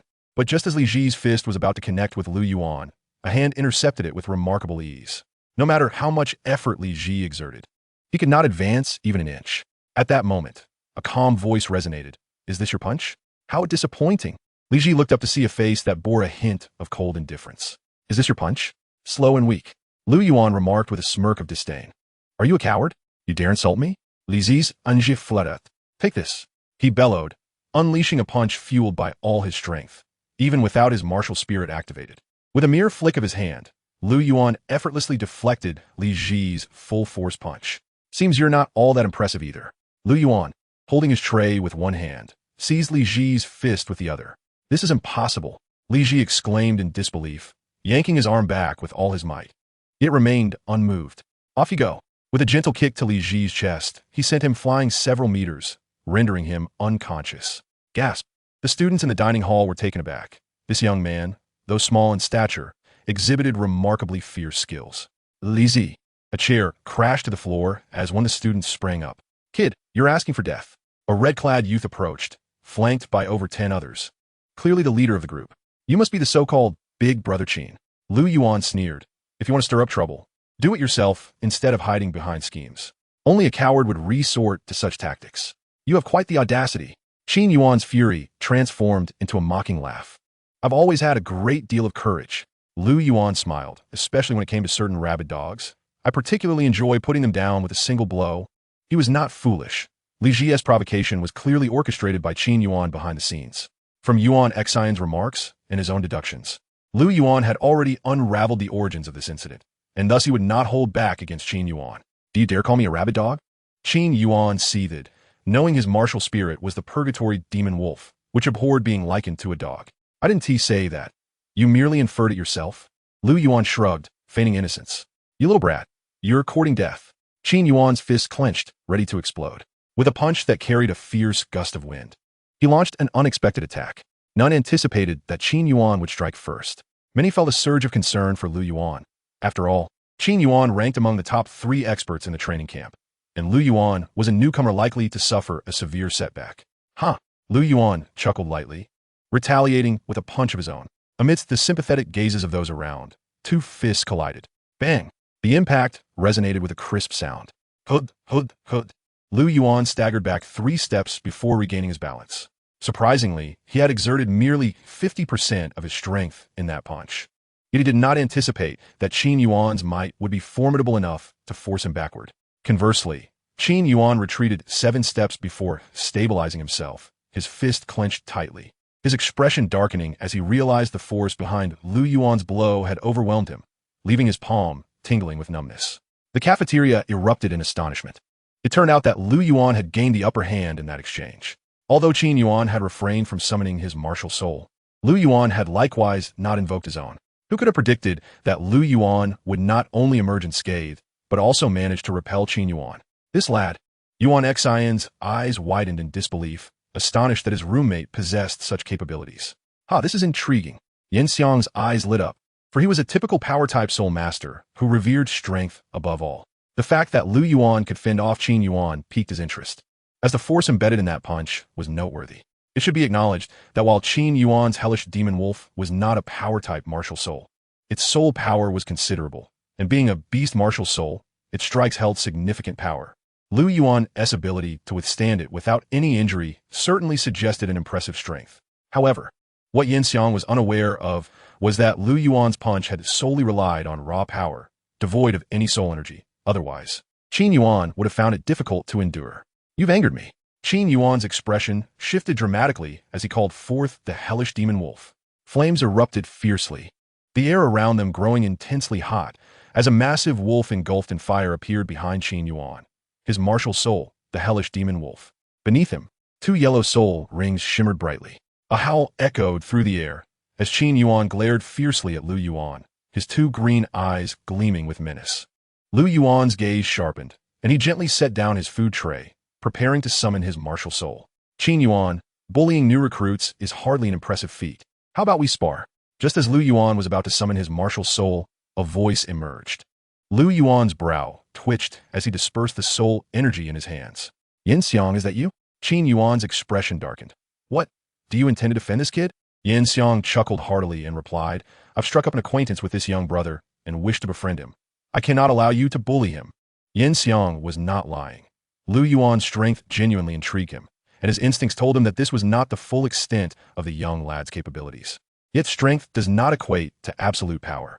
In Yin Xiang's eyes, while Lu Yuan was indeed strong, he was still not a match for Qin Yuan, which was precisely why he intervened, to forge a good rapport. Upon seeing Yin Xiang and the students by his side, Qin Yuan realized that Lu Yuan's backing had now matched their strength. Continuing would only lead to mutual destruction, ultimately benefiting others.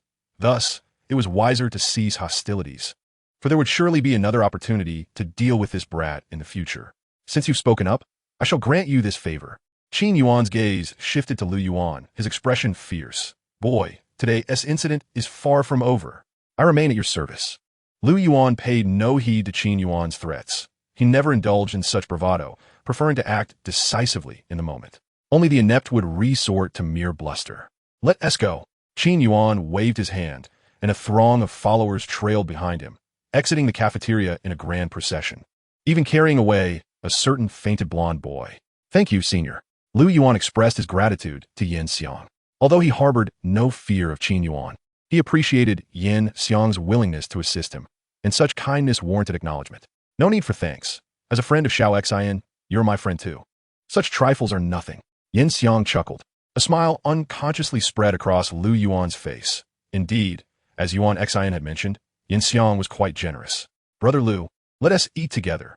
Now that Qin Yuan and his gang have left, the cafeteria has become much more peaceful, making it a perfect time to dine. Yin Xiang proposed. Lu Yuan nodded, picked up his food tray, and took a seat at the table, where a lively discussion ensued among the group. Chapter 35. The First Duel in the Training Camp. Yin Xiang was truly a forthright individual, displaying both boldness and subtlety, and Lu Yuan held a favorable impression of him.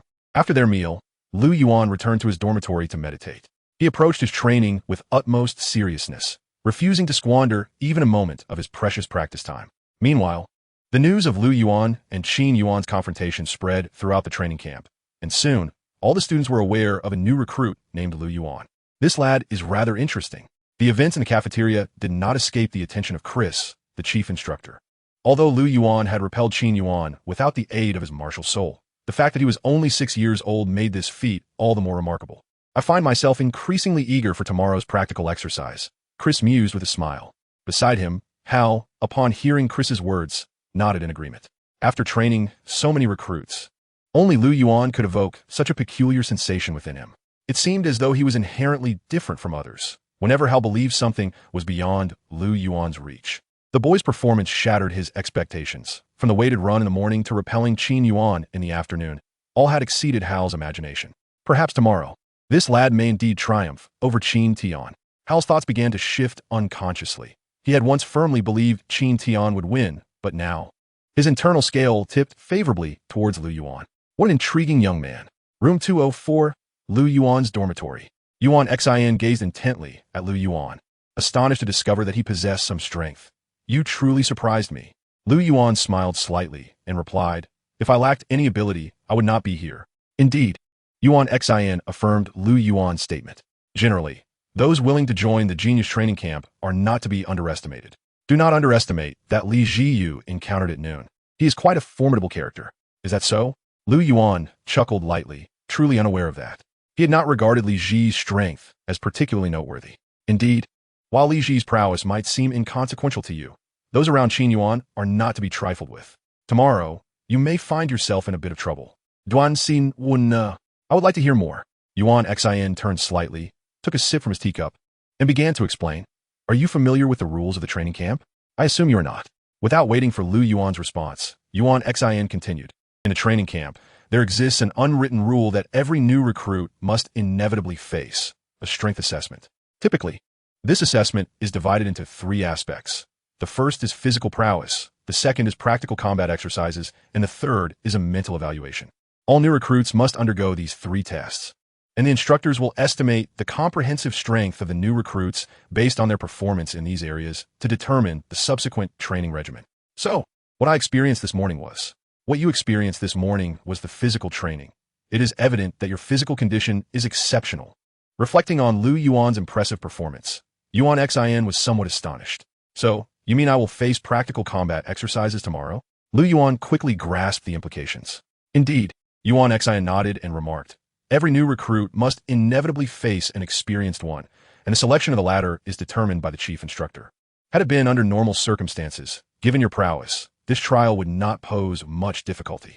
However, with the events of this afternoon now circulating, it is reasonable to surmise that your opponent tomorrow will be formidable. Could it possibly be one of the 4 great masters? Lu Yuan inquired.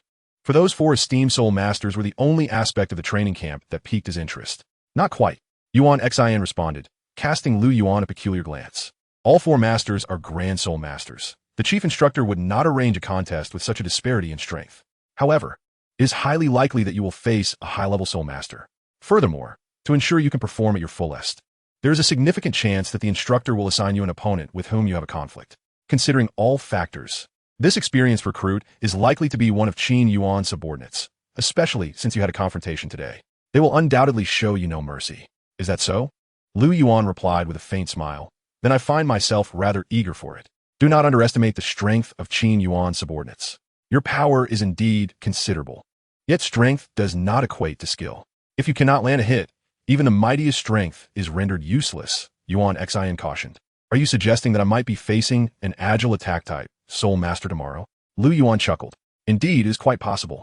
Qin Yuan has several competent agile attack type soul masters among his ranks, the strongest of whom is likely his brother, Qin Tian.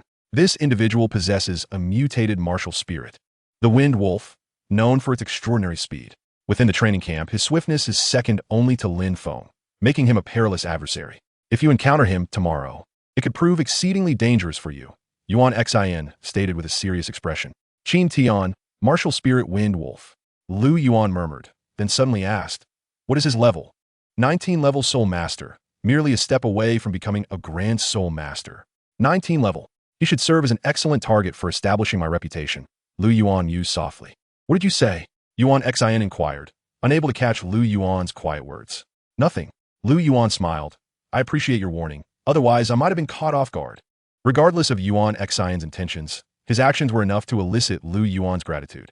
There is no need for thanks. After all, you have drawn Qin Yuan's attention because of me, so consider this my compensation. Yuan Xin waved his hand dismissively. Prepare yourself. If you find yourself outmatched, do not hesitate to concede. No one will mock you for it, Yuan Xin advised. Understood. Lu Yuan replied with a calm smile. In room 606, Qin Yuan's quarters. As one of the 4 great masters of the training camp, the leader of the Qin clan, Qin Yuan had a considerable number of followers, filling the dormitory to capacity. Brother, just now, the manager Hal sent word that tomorrow, that little brat's opponent in the practical exercise is me. A boy in gray attire beside, Qin Yuan announced. Is that so? Li Ji, now fully awake, exclaimed with enthusiasm. Then I shall thoroughly teach that boy a lesson tomorrow. Having been publicly humiliated by Lu Yuan earlier, Li Ji harbored deep resentment towards him. Excellent. That's splendid news. Qin Yuan grinned maliciously. Make sure you don't go easy on him during the exercise. I want him to understand the brutal consequences of offending me. Qin Yuan, rest assured, brother, I will show him what cruelty truly means. The boy in gray replied with a sinister smile. Chapter 36. Your speed is but mediocre. As dawn broke and the purple mist dissipated, a new day emerged. Today, the training camp seemed particularly lively. Lu Yuan was surprised to find that there was no training scheduled. All the recruits had gathered in the training ground, forming factions. Apart from a few scattered individuals, the most conspicuous were the four major factions. Walking alone in the training area, Lu Yuan surveyed his surroundings. Among the four factions, he had already encountered two of the leaders. One was Yin Xiang, and the other was Qin Yuan, with whom he had an unpleasant history. Offering a slight smile to Yin Xiang, Lu Yuan felt a degree of fondness for the straightforward youth, while he chose to ignore the unwelcoming glares from Qin Yuan. The remaining two faction leaders were the other two of the four great masters. Feng Yuyin, ranked 4th, and Lin Feng, ranked 1st. Feng Yuyin, clad in a flowing purple gown, possessed a face as flawless as jade, exuding a faint allure. Her striking purple hair and snow-white skin marked her as a true beauty. In contrast, Lin Feng donned a black fitted outfit, his appearance rather unremarkable, yet he possessed a serene aura that set him apart. His status within the training camp was undeniably lofty. As Lu Yuan scrutinized Lin Feng, he narrowed his eyes, realizing that this was the first individual in the training camp who posed a genuine threat to him. Lin Feng? Intriguing. Lu Yuan quietly remarked as he made his way towards Yin Xiang.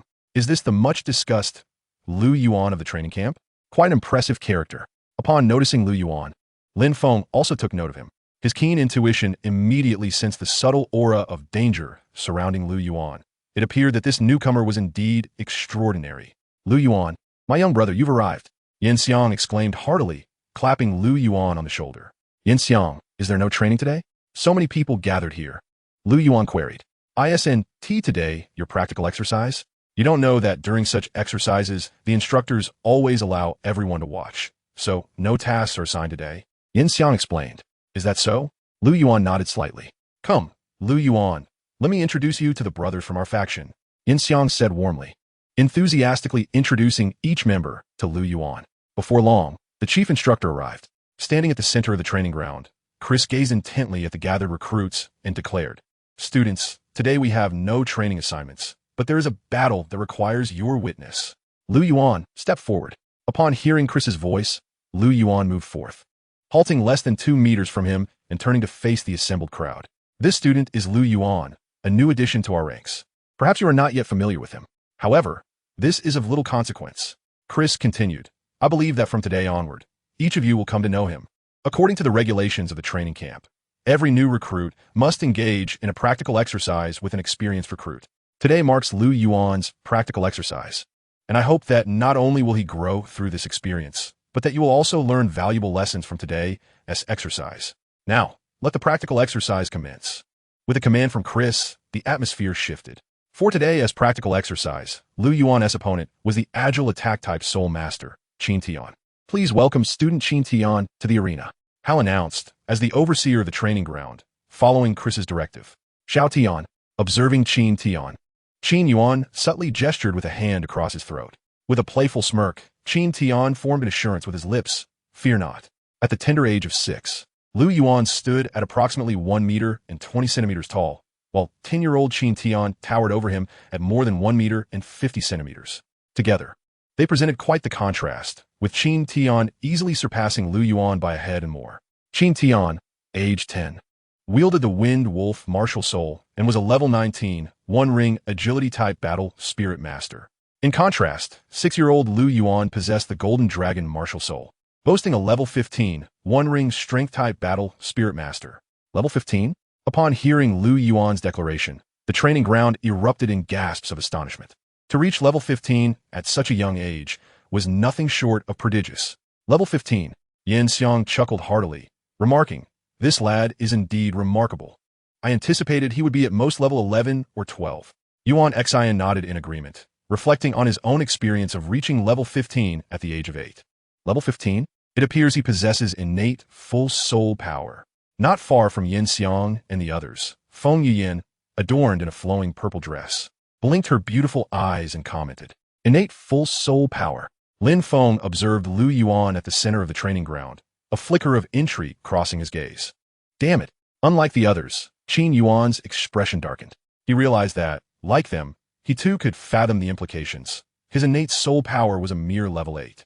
Achieving the rank of Great Soul Master at 10 was only possible due to a spirit herb gifted by his family. And now, seeing Lu Yuan, it seemed he might ascend to that rank before even reaching 9. This only deepened Qin Yuan's jealousy, already stifled by his narrow-mindedness. Yet, even with Lu Yuan's talents, Qin Tian had already reached level 19. Irrespective of Lu Yuan's brilliance, he would ultimately be crushed by Qin Tian. A sinister grin spread across Qin Yuan's face as he envisioned Lu Yuan being defeated by Qin Tian. Level 15. Qin Tian's gaze sharpened. A level 15 dragon-type martial soul master undoubtedly possessed formidable attack power. However, given the nature of his martial soul, it appeared Lu Yuan's weakness lay in speed. After 3 years of rigorous training, Qin Tian had gained sufficient insight. The Wind Wolf, Lu Yuan summoned his soul power. An ethereal image of the golden dragon appeared behind him, its soul rings shimmering with hues of yellow and streaks of purple, embodying his martial soul. What a formidable martial soul pressure. Qin Tian's demeanor grew increasingly serious. Although Lu Yuan's soul power was evidently inferior to his own, the imposing aura of his martial soul instilled a sense of apprehension in Qin Tian's Wind Wolf. This cannot continue. Qin Tian lunged toward Lu Yuan, moving with the swiftness of a charging wolf. Lu Yuan stood resolute, the figure of Qin Tian slowly magnifying in his vision. Swish! Qin Tian's claw struck, but Lu Yuan deftly sidestepped, allowing the wolf claw to graze above his face. Whoosh! A whip-like kick missed its target, as Lu Yuan's leg had yet to reach its mark when Qin Tian's figure vanished. Well done! Qin Yuan shouted from a distance, applauding the action. Ha! Qin Tian smiled faintly, affirming his suspicions. Lu Yuan's vulnerability lay in his speed. Accelerating further, Qin Tian transformed into a gray blur. His keen and resilient wolf claws relentlessly aimed at Lu Yuan's neck and side. Once again, Lu Yuan evaded a kick. A subtle smile gracing his lips as he remarked with indifference, "Is this your speed? It seems rather underwhelming."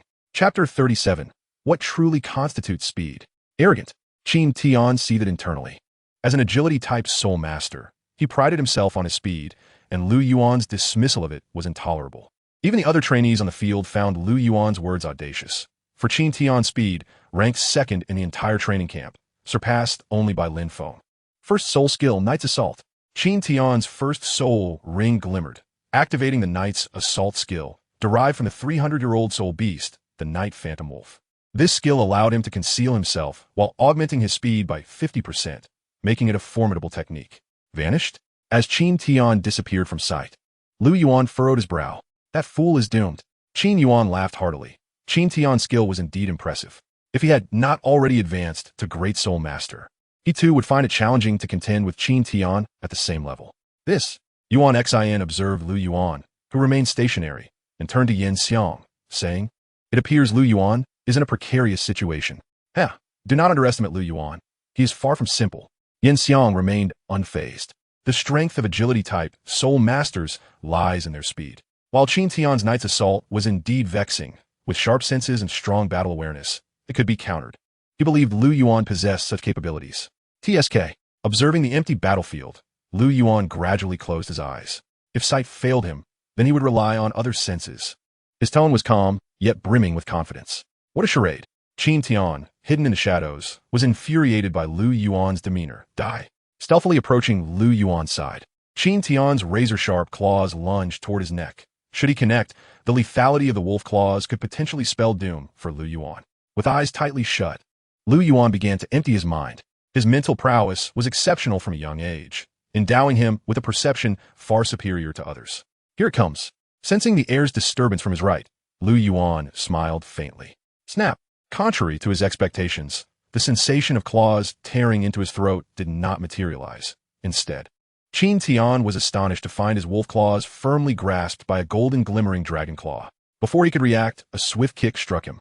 Blood spewed forth as Qin Tian was sent hurtling through the air, crashing to the ground, having been struck by Lu Yuan.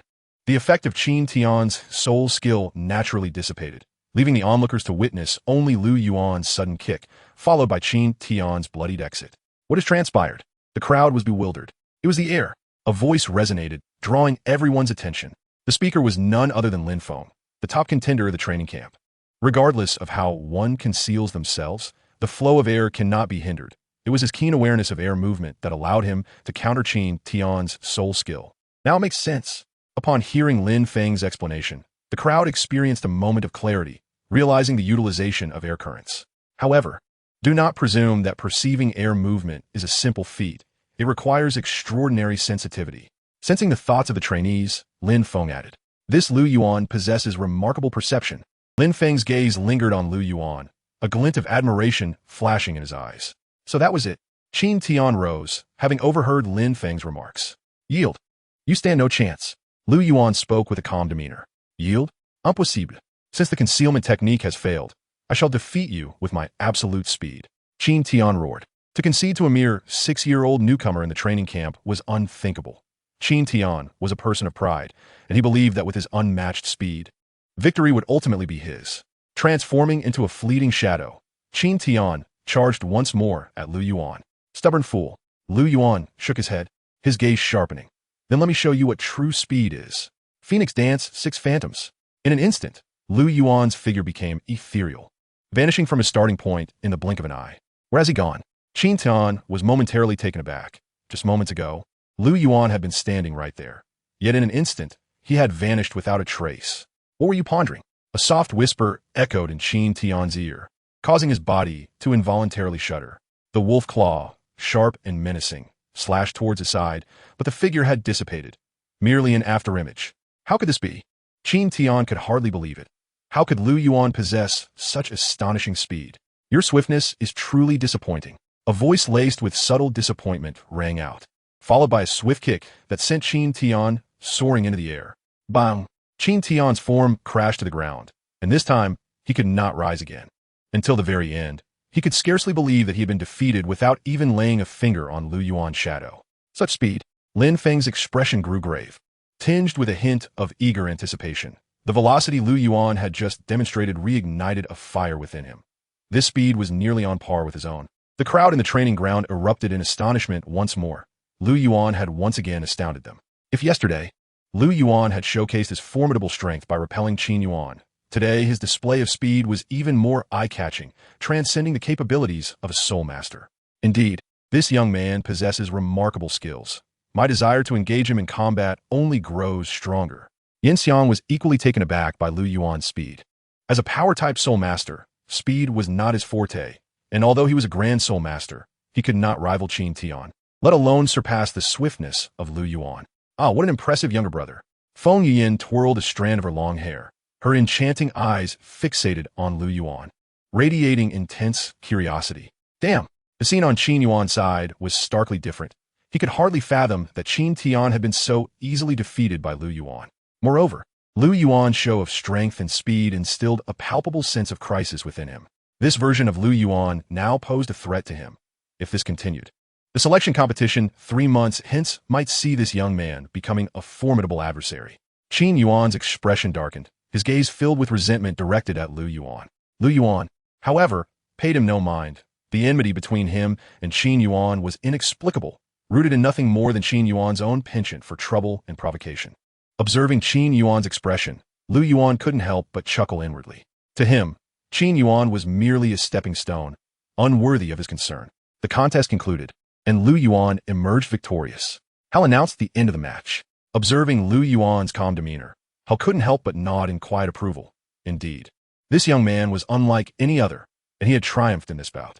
Chapter 38, BB Dong's Thoughts. Almost unexpectedly, Lu Yuan's match against Qin Tian concluded with Lu Yuan's decisive victory, evoking a mix of astonishment and admiration among many. The competitive pressure within the training camp was already immense, with only 10 individuals permitted to emerge successfully. Now, with Lu Yuan's arrival, he had become a formidable force, further diminishing the already limited slots available for contention. This circumstance was not confined solely to ordinary students. Even the 4 most elite Grand Soul Masters in the training camp regarded Lu Yuan with trepidation. Unlike the regular students, they were vying for the top 3 positions, as only those who ranked among the top 3 would gain entry into the Papal Hall. What had originally been a competition among 4 had now expanded to include Lu Yuan, whose displayed prowess undeniably placed him in the mix for the coveted positions. Yet, Lu Yuan remained indifferent to their opinions. He had come to this training camp for two primary objectives: to enhance his own abilities and to claim the championship. He harbored no interest in anything else. Nevertheless, occasionally showcasing his prowess proved beneficial. After defeating Qin Tian, the faction led by Qin Yuan no longer dared to trouble him, providing him with considerable relief. Now, as he entered the cafeteria, those around him kept their distance, their expressions betraying their fear, reminiscent of the students at Notting Academy who had similarly recoiled from him. Having leisurely spent several days in the training camp, experiencing its rigorous training regimen, Lu Yuan could not help but acknowledge the scientific nature and significant effectiveness of the training. Moreover, it seemed that Chris had taken a particular interest in him, attending every training session to observe quietly, his expressions revealing a myriad of emotions that sent shivers down Lu Yuan's spine. Before long, after a week in the training camp, Lu Yuan faced the third assessment, the so-called mental evaluation, which tested one's willpower. This time, the assessment's challenge was to withstand Chris's oppressive aura for the duration of an incense stick. As a high-ranking soul saint, Chris's pressure posed an exceptionally daunting challenge for the merely 15th level Lu Yuan. However, such trials bore great merit, as they could ascertain Lu Yuan's limits without inflicting harm on his body. The results of the assessment left Chris utterly astounded. Generally, a power-type soul master who could withstand pressure equivalent to 2/3 of their level was deemed commendable. Enduring pressure equivalent to their own level marked a true genius, while those capable of withstanding pressure surpassing their level were considered monstrous, far beyond the scope of ordinary comprehension. Although Lu Yuan's level was only 15, he had managed to endure pressure equivalent to that of a 35-level soul master before reaching his limit, surpassing his level by 20. This achievement immediately stunned Chris, for it not only indicated Lu Yuan's exceptional physical constitution, but also demonstrated his unwavering willpower. After all, in the end, Lu Yuan had relied solely on his determination to persist. Additionally, Lu Yuan reaped substantial rewards. Under Chris's pressure, his already nearing critical soul power broke through once more. And now Lu Yuan had become a 16th level soul master, with over 4 months remaining until he turned 7. Following the conclusion of these 3 assessments, Chris tailored a training regimen specifically for Lu Yuan, the difficulty and volume of which left the observing students in disbelief, even shocking Yan Xiang, a grand soul master. Meanwhile, unbeknownst to others, an extraordinary scene unfolded within the papal hall. Bibi Dong sat regally upon her throne, grasping her scepter, exuding opulence and authority. Her long, willow-like brows framed a face of flawless skin, as exquisite as jade, resembling an enchanting painting. If the term stunning beauty existed, she epitomized it perfectly. Yet in the Spear Hall, she was the most capable pope in its history. "Chris, how has he performed?" Bibi Dong inquired softly. Chris knelt on one knee, his formerly proud head bowed respectfully. "Reporting to your holiness, Lu Yuan is a true genius." He then proceeded to elaborate on Lu Yuan's performance in the training camp in great detail. "Is that so?" Upon hearing Chris's report, Bibi Dong remarked gently, "Do you believe he can secure the championship in the end?" "If all goes as expected, he can," Chris responded with conviction, having undergone several assessments. No one understood Lu Yuan's capabilities better than he did. In one-on-one confrontations, no one in the training camp could rival him, including Lin Feng and the other 3 Grand Soul Masters. "This time, I need you to alter the format of the battles." "Alter the battle format? Please enlighten me." "Your Holiness," Chris expressed, somewhat perplexed.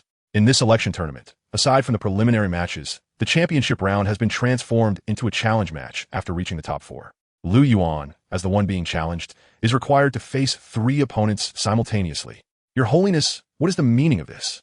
Chris queried, somewhat perplexed, as he grappled with Bibi Dong's intentions. "Only the strongest are worthy to be my disciples," Bibi Dong replied coolly. A gasp escaped Chris's lips. It seemed that the Pope intended to take Lu Yuan as her pupil, and this tournament was indeed a test for him. "Yes, Your Holiness. You may proceed," Bibi Dong stated with an indifferent tone. "Understood. I take my leave." Chris exited the papal chamber, still in a daze, having been taken aback by Bibi Dong's words. Once Chris departed, the Pope's chamber fell eerily silent. A myriad of emotions flickered in Bibi Dong's eyes as she murmured to herself, "Lu Yuan, do not disappoint me." Her gaze shifted towards the Douluo hall, harboring a deep-seated resentment as she whispered, "I shall obliterate the 6-winged angel clan." Since that incident, her hatred for the spirit hall concerning the angel clan had become an all-consuming fire, and she vowed to eradicate it in her lifetime. Let me witness the true might of the golden dragon martial soul, one said to rival the six-winged angels. BB Dong's eyes gleamed with determination, seemingly transcending space and time as they focused on Lu Yuan. Surely, three formidable soul masters would be able to draw out his true potential. Time flowed swiftly, and 3 months passed in the blink of an eye. During this period, Lu Yuan's training left the entire camp in awe. It was unclear what had possessed Chris, but his training for Lu Yuan intensified, more relentless than a devil. Even with Lu Yuan's tenacity, he nearly faltered, yet the rewards of such arduous training were undeniably substantial. Over these 3 months, Lu Yuan underwent a remarkable transformation. Although his soul power remained at level 16, both his strength and physical condition improved significantly, far surpassing his capabilities from 3 months prior, all thanks to the rigorous training. Chapter 39. The selection tournament commences. As a result, Lu Yuan bore no resentment towards Chris's almost brutal training. Rather, he felt immense gratitude. Only through strict training can a steadfast will be forged. And over the past 3 months, Lu Yuan's resolve had become as unyielding as steel. With the arrival of the selection tournament, the atmosphere within the training camp grew increasingly tense. For many students, the grueling 3 years of training were all for this very tournament. The victors would undoubtedly revel in joy, while the defeated would find those 3 years wasted. Such is the merciless and fierce nature of competition. For Lu Yuan, he held no extraordinary thoughts regarding the tournament's approach, for he believed in his own strength. Perhaps he was the only one in the entire camp who could face the selection tournament with such ease. His roommate, Yuan Xin, had noticeably become much quieter in recent days, dedicating extensive hours to cultivation. His talent was not particularly exceptional, barely considered above average within the camp. Yet achieving a top 10 placement would prove to be a considerable challenge. Yuan Xin's martial soul was the purple jade bamboo, a plant-type martial soul that followed the path of control with soul power around level 18. In the outside world, such age and level would be regarded as a prodigy, but within the camp, where powerful individuals abounded, he was somewhat overshadowed. The purple jade bamboo was relatively distinguished among plant-type martial souls, and Yuan Xin's innate soul power was level 8. Yet in the camp, almost no martial soul was weak. Many students boasted strong innate soul powers, with some even reaching full innate soul power. It was only natural for Yuan Xin to work so diligently. As the saying goes, a sharpened sword does not become dull at the last moment. Reflecting on his own tense experience during the college entrance examination in his past life, Lu Yuan empathized with Yuan Xin's behavior. Meanwhile, Qin Yuan, who had never seen eye to eye with Lu Yuan, had also been considerably quieter these days, likely preparing for the selection tournament, as his strength, while exceptional within the camp, faced several equally formidable opponents, making a top 3 finish quite challenging. Regardless of how everyone was preparing, the selection tournament had indeed arrived. The training ground had undergone significant modifications, with 4 high platforms erected, constructed specifically by Chris's orders. The entire camp comprised over 150 students, yet not every student was to participate in the tournament. For some aged 6 to 7, their stage would be the next competition. As for Lu Yuan, he was an exception. While the other students were uniformly recruited, he had been brought in midway, making him the youngest in the entire camp. In total, approximately 120 students were set to participate in the selection tournament, divided by platforms. Each platform hosted 32 participants, from which the top 4 would emerge. The 16 finalists from the 4 platforms would then compete for the final 10 spots and the top 3 rankings. The allocation of students was not arbitrary. It was determined after discussions among the instructors and officials, based on the students' performances, to prevent overly powerful contestants from encountering one another prematurely. Lu Yuan was assigned to the first platform. On the first platform, 32 participants included one great soul master. Aside from Lu Yuan, this great soul master's strength was the most formidable, none other than Qin Yuan himself. It was uncertain whether Chris had orchestrated this pairing, but it certainly added an interesting twist. On this day, the sky was clear and bright, with warm sunlight flooding the training camp, uplifting the spirits of all. Today marked the official commencement of the selection tournament. Lu Yuan stood with his hands clasped behind his back, positioned not far from the first platform, surrounded by emptiness save for Yuan Xin. Indeed, alongside him were Qin Yuan, Yuan Xin, and a now thoroughly intimidated Li Ji, the little yellow-haired boy. Li Ji's martial soul was the frenzied hound, with soul power at level 17. With such strength, his hopes of ranking in the top 10 were practically non-existent, especially considering that in addition to Lu Yuan and 4 great soul masters, There were 5 or 6 level 19 soul masters present in the camp. It must be said that the Spirit Hall, which commanded nearly 60% of the soul master forces across the continent, indeed had its fair share of prodigies. Students from this training camp, if they were to attend the Imperial Soul Master Academy, would undoubtedly be regarded as top-tier talents. Yet, upon closer reflection, this scenario was quite normal. After all, the Spirit Hall was responsible for the martial soul awakenings of all soul masters on the continent.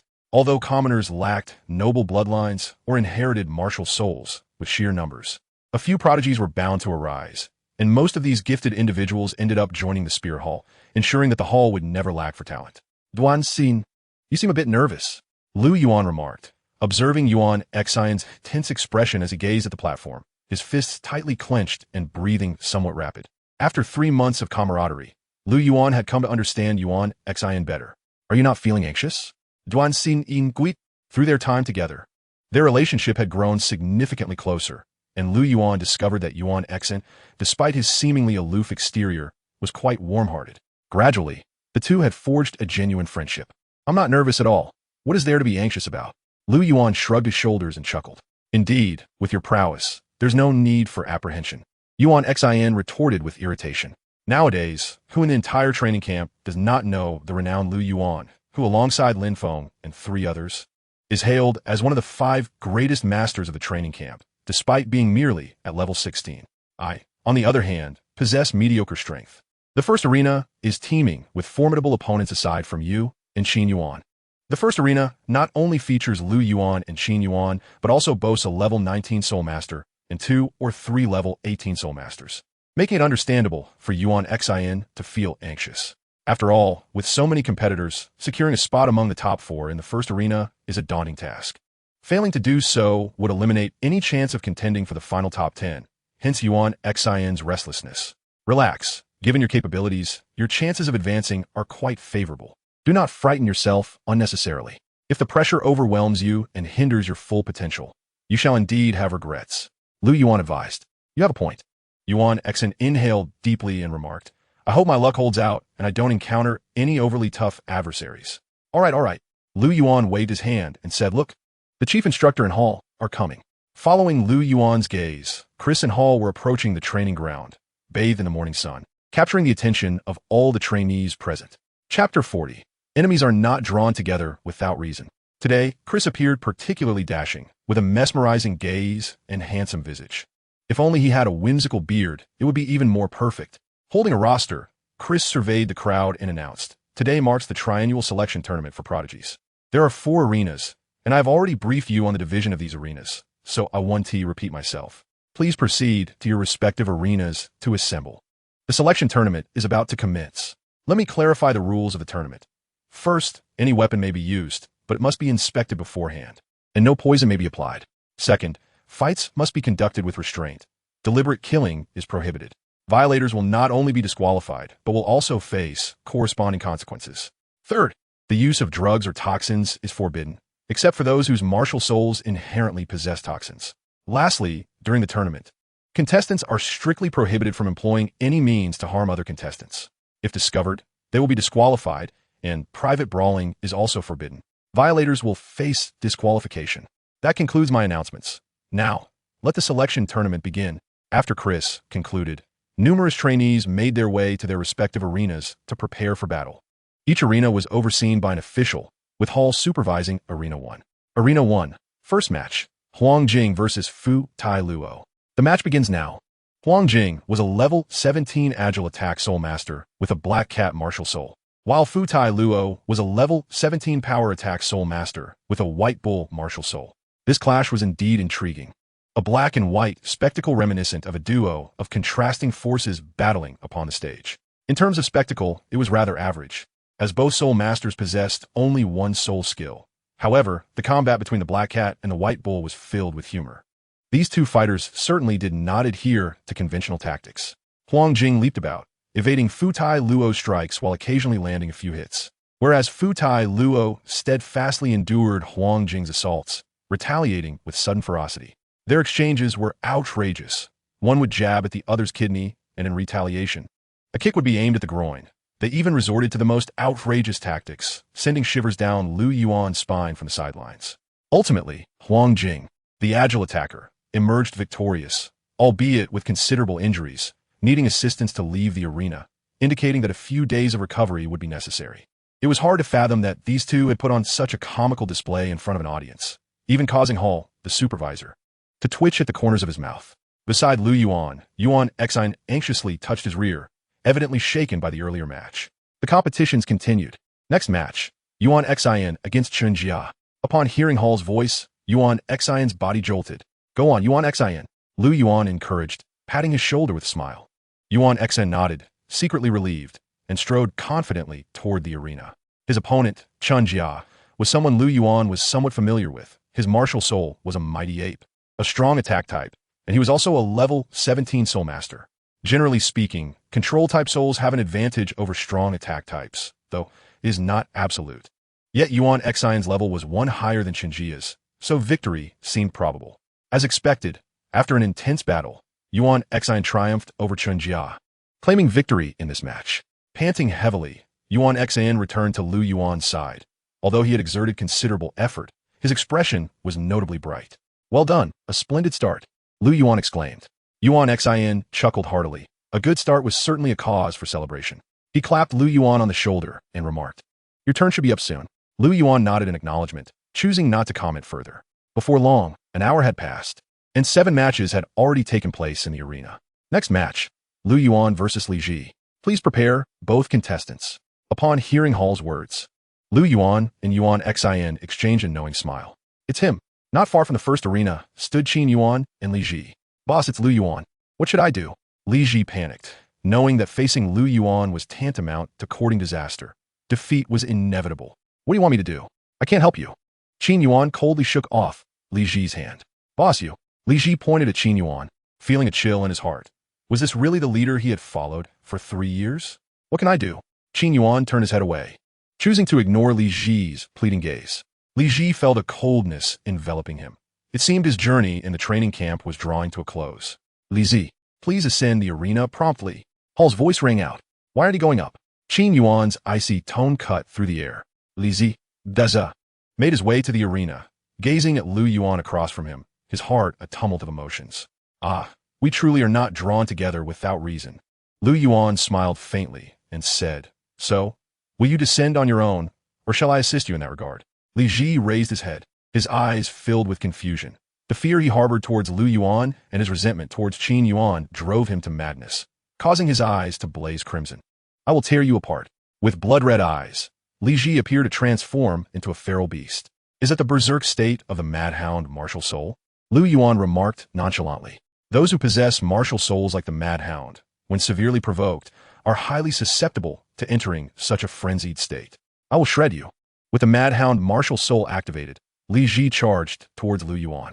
First soul skill, Hound's Tooth. A blade of energy extended from Li Ji's claws, slashing towards Lu Yuan. The increase in speed and strength was palpable. In his frenzied state, Li Ji exuded an aura that was undeniably on par with a legendary Qin Tian. Surprising everyone, Li Ji demonstrated that he was not entirely ineffectual. Below the arena, Qin Yuan smirked coldly. The stronger Li Ji became, the more trouble he would cause for Lu Yuan. Although he did not expect Li Ji to triumph, he relished the prospect of adding to Lu Yuan's woes. How intriguing! With a stamp of his right foot, Lu Yuan cracked the ground beneath him, yet it remained futile. Confronted by the enraged Li Ji, he met him with a single, devastating punch. Regardless of Li Ji's frenzy or the ferocious canine martial spirit, they were utterly powerless against overwhelming strength. The punch unleashed a force surpassing 1,000 pounds, sending Li Ji hurtling off the stage, the outcome unmistakable. Throughout the confrontation, Lu Yuan had not even summoned his martial spirit, yet he had effortlessly defeated Li Ji. Standing beneath the arena, Lu Yuan regarded Qin Yuan with an icy gaze. A person who could so easily abandon his own subordinate was truly despicable. Chapter 41. Dreaming of the Top 4. Qin Yuan, sensing Lu Yuan's penetrating stare, met his gaze with palpable animosity. Turning away, Lu Yuan muttered softly, "Qin Yuan, is it?" Soon, the first day of the selection trials came to a close. Following the initial round, half of the participants were eliminated. While those who advanced rejoiced, the defeated were enveloped in boundless sorrow. Nature's law of survival of the fittest had showcased its merciless reality. The brutal nature of the training camp was laid bare. Even those who passed the first selection could not afford to relax, for the forthcoming matches would be even more grueling. However, Lu Yuan felt little pressure as he returned to the dormitory with Yuan Xian. 3 days swiftly passed. During this period, another selection round for the top 16 to the top 8 was held, and Lu Yuan naturally progressed with ease. Yuan Xian, despite facing considerable challenges, also secured a spot in the top 8. The selection trials at the training camp were conducted every other day, meaning each competition was followed by a day of rest. Today marked the quarterfinal match. Securing a place in the top 4 would grant the opportunity to compete in the final, making this selection round critically significant. While Lu Yuan felt little pressure, Yuan Xian was considerably anxious. In the familiar training ground, on the well-known first arena, and under the watchful eye of Manager Hao, the voice echoed, "The first match of the top 8 selection round begins now." Presenting contestants Lin Mo and Yuan Xian. Yuan Xian's body trembled. His match was up first. "Go for it, Yuan Xian. You can win," Lu Yuan encouraged, patting him on the shoulder with a smile. Yuan Xian nodded, determination igniting in his eyes. If he won this match, he would advance to the finals. On the first arena, 2 youths stood facing each other. Lin Montak, with the martial spirit of a black tiger, was a powerful attack-type soul master with a soul power of level 19. The so-called Black Tiger is, in fact, a Black Tiger, a high-level martial spirit among beast martial spirits. This necessitates a discussion on the classification of martial spirits. In the Douluo continent, despite the myriad forms and types of martial spirits, there exists a unified standard to gauge their strength. The levels of martial spirits are primarily categorized into 6 tiers from lowest to highest. The lowest tier is, naturally, the waste martial spirits, which possess little to no potential for cultivation. Even when soul power manifests, it typically remains at or below level 1, seldom exceeding level 3. The quintessential example of this is the blue silvergrass, the archetype of waste martial spirits, though Tang San's blue silvergrass is an exception, being the blue silver emperor. Next are the low-level martial spirits, such as hammers, sickles, and hoes, which are classified as low-level martial spirits with a low chance of manifesting soul power, typically below level 3. Following these are the high-level martial spirits, exemplified by Wang Sheng's Battle Tiger martial spirit for Nodding Academy, Su Yuntao's Lone Wolf martial spirit, and Lin Mo's Black Tiger. High-level martial spirits, upon generating soul power, usually range from levels 2 to 3, but rarely exceed level 7. Lin Mo's innate soul power is level 8, enabling him to cultivate to level 19 by the age of 10, marking him as exceptionally gifted. Next are the top-level martial spirits, which differ from high-level ones in that they can possess innate full soul power. Generally, a soul master with a top-level martial spirit will have an innate soul power of no less than level 5. Examples include the Haotian Hammer from the Haotian sect and the Blue Lightning Tyrannosaurus Rex martial spirit from the Blue Lightning Tyrannosaurus Rex clan. Few soul masters in the Douluo continent wield top-level martial spirits. Then comes the super martial spirits, which surpass top-level ones in power, allowing their bearers to often contend against stronger foes. While top-level martial spirits may be rare, super martial spirits are truly exceptional. A notable representative of super martial spirits is the ultimate martial spirit. Every ultimate martial spirit is classified as super, with their bearers typically possessing innate full soul power, with few exceptions. For instance, Lu Yuan's Golden Dragon martial spirit is considered a pinnacle among super martial spirits. Finally, there are the divine martial spirits. Examples include Qian Rinchue's six-winged angel martial spirit and Poseidon's sea god martial spirit from Sea God Island, both of which are divine martial spirits. The defining characteristic of divine martial spirits is their divine essence, often referred to as divine grace. Thus, their bearers usually possess innate full soul power at level 20. The strength of divine martial spirits is unquestionable, yet they're not necessarily superior to super martial spirits. For instance, the Golden Dragon and the Emerald Kirin, while not possessing innate level 20 full soul power, do not fall short in quality compared to divine martial spirits. As for whether entities beyond divine martial spirits exist, that remains uncertain. After all, above the divine level should lie the god-king level martial spirits, which have never been seen in the Douluo continent. Unless one day someone possesses the Shura god martial spirit, or the martial spirit of the god of destruction, the strength of such martial spirits might surpass divine ones like the six-winged angel. Currently, both Lin Mo's Black Tiger and Yuan Xian's Purple Bamboo are high-level martial spirits, with little disparity between them. In terms of soul power levels, Lin Mo stands at 19, while Yuan Xin is at 18. Although Lin Mo holds a slight advantage. Yuan Xin is a control-type soul master, while Lin Mo is an attack-type soul master. Generally, control-type soul masters are adept at countering attack-type masters, suggesting their strengths and weaknesses are fairly balanced, leading to an unpredictable outcome. As the battle commenced, a fierce clash ensued. After an intense struggle, Yuan Xin emerged victorious by a narrow margin, securing a place in the top 4, albeit sustaining significant injuries that would require several days to recuperate. Consequently, he likely would miss the subsequent competition for the championship and runner-up positions. Nevertheless, he had at least earned a spot in the final round. Following Yuan Xin's match, 2 more battles were held. After half an hour, only 2 contestants remained yet to compete on the first arena, Lu Yuan and Qin Yuan, the true adversaries. In stark contrast to Lu Yuan's composed demeanor, Qin Yuan's expression darkened. He harbored a deep-seated apprehension towards Lu Yuan and wished to avoid a direct confrontation. Yet unexpectedly, he found himself facing Lu Yuan at this crucial juncture in the quarterfinals. It seems that even fate desires us to bring this matter to a close. Observing the ashen-faced Qin Yuan opposite him, Lu Yuan displayed a hint of scorn. He held Qin Yuan, a man consumed by jealousy and envy, in low regard, particularly for his despicable act of forsaking his own subordinate. Lu Yuan's expression grew serious as he rose, fixing his gaze upon Qin Yuan and stating emphatically, "Qin Yuan, as long as I am here, your dreams of entering the top 4 are nothing but mere fantasies." Chapter 42. You lack even the qualifications to compel me to use my soul abilities. Lu Yuan's proclamation was akin to a declaration of war. Upon hearing those words, Qin Yuan's countenance turned frigid and menacing. "I will tear you apart." He seethed. "Tear me apart? I fear you lack the capability." Lu Yuan replied with a faint smile, a smirk of disdain curling at the corners of his mouth. As the competition commenced for the quarterfinals, the voice of the referee, Master Hao, echoed through the arena. "Martial spirits, manifest." Both combatants summoned their martial spirits simultaneously. Behind Qin Yuan loomed a hellish wolf engulfed in flames. His martial spirit, the infernal hell wolf, a premier beast spirit. Though it could not rival the likes of the evil-eyed white tiger or the silver moon sky wolf, it had undoubtedly crossed the threshold into the ranks of top-tier martial spirits, boasting formidable power. It was no wonder that Qin Yuan's innate soul power had reached an impressive 8th level. 2 yellow soul rings shimmered beneath him. In stark contrast, Lu Yuan's presence was extraordinary, radiating golden light as his colossal golden dragon martial spirit materialized behind him.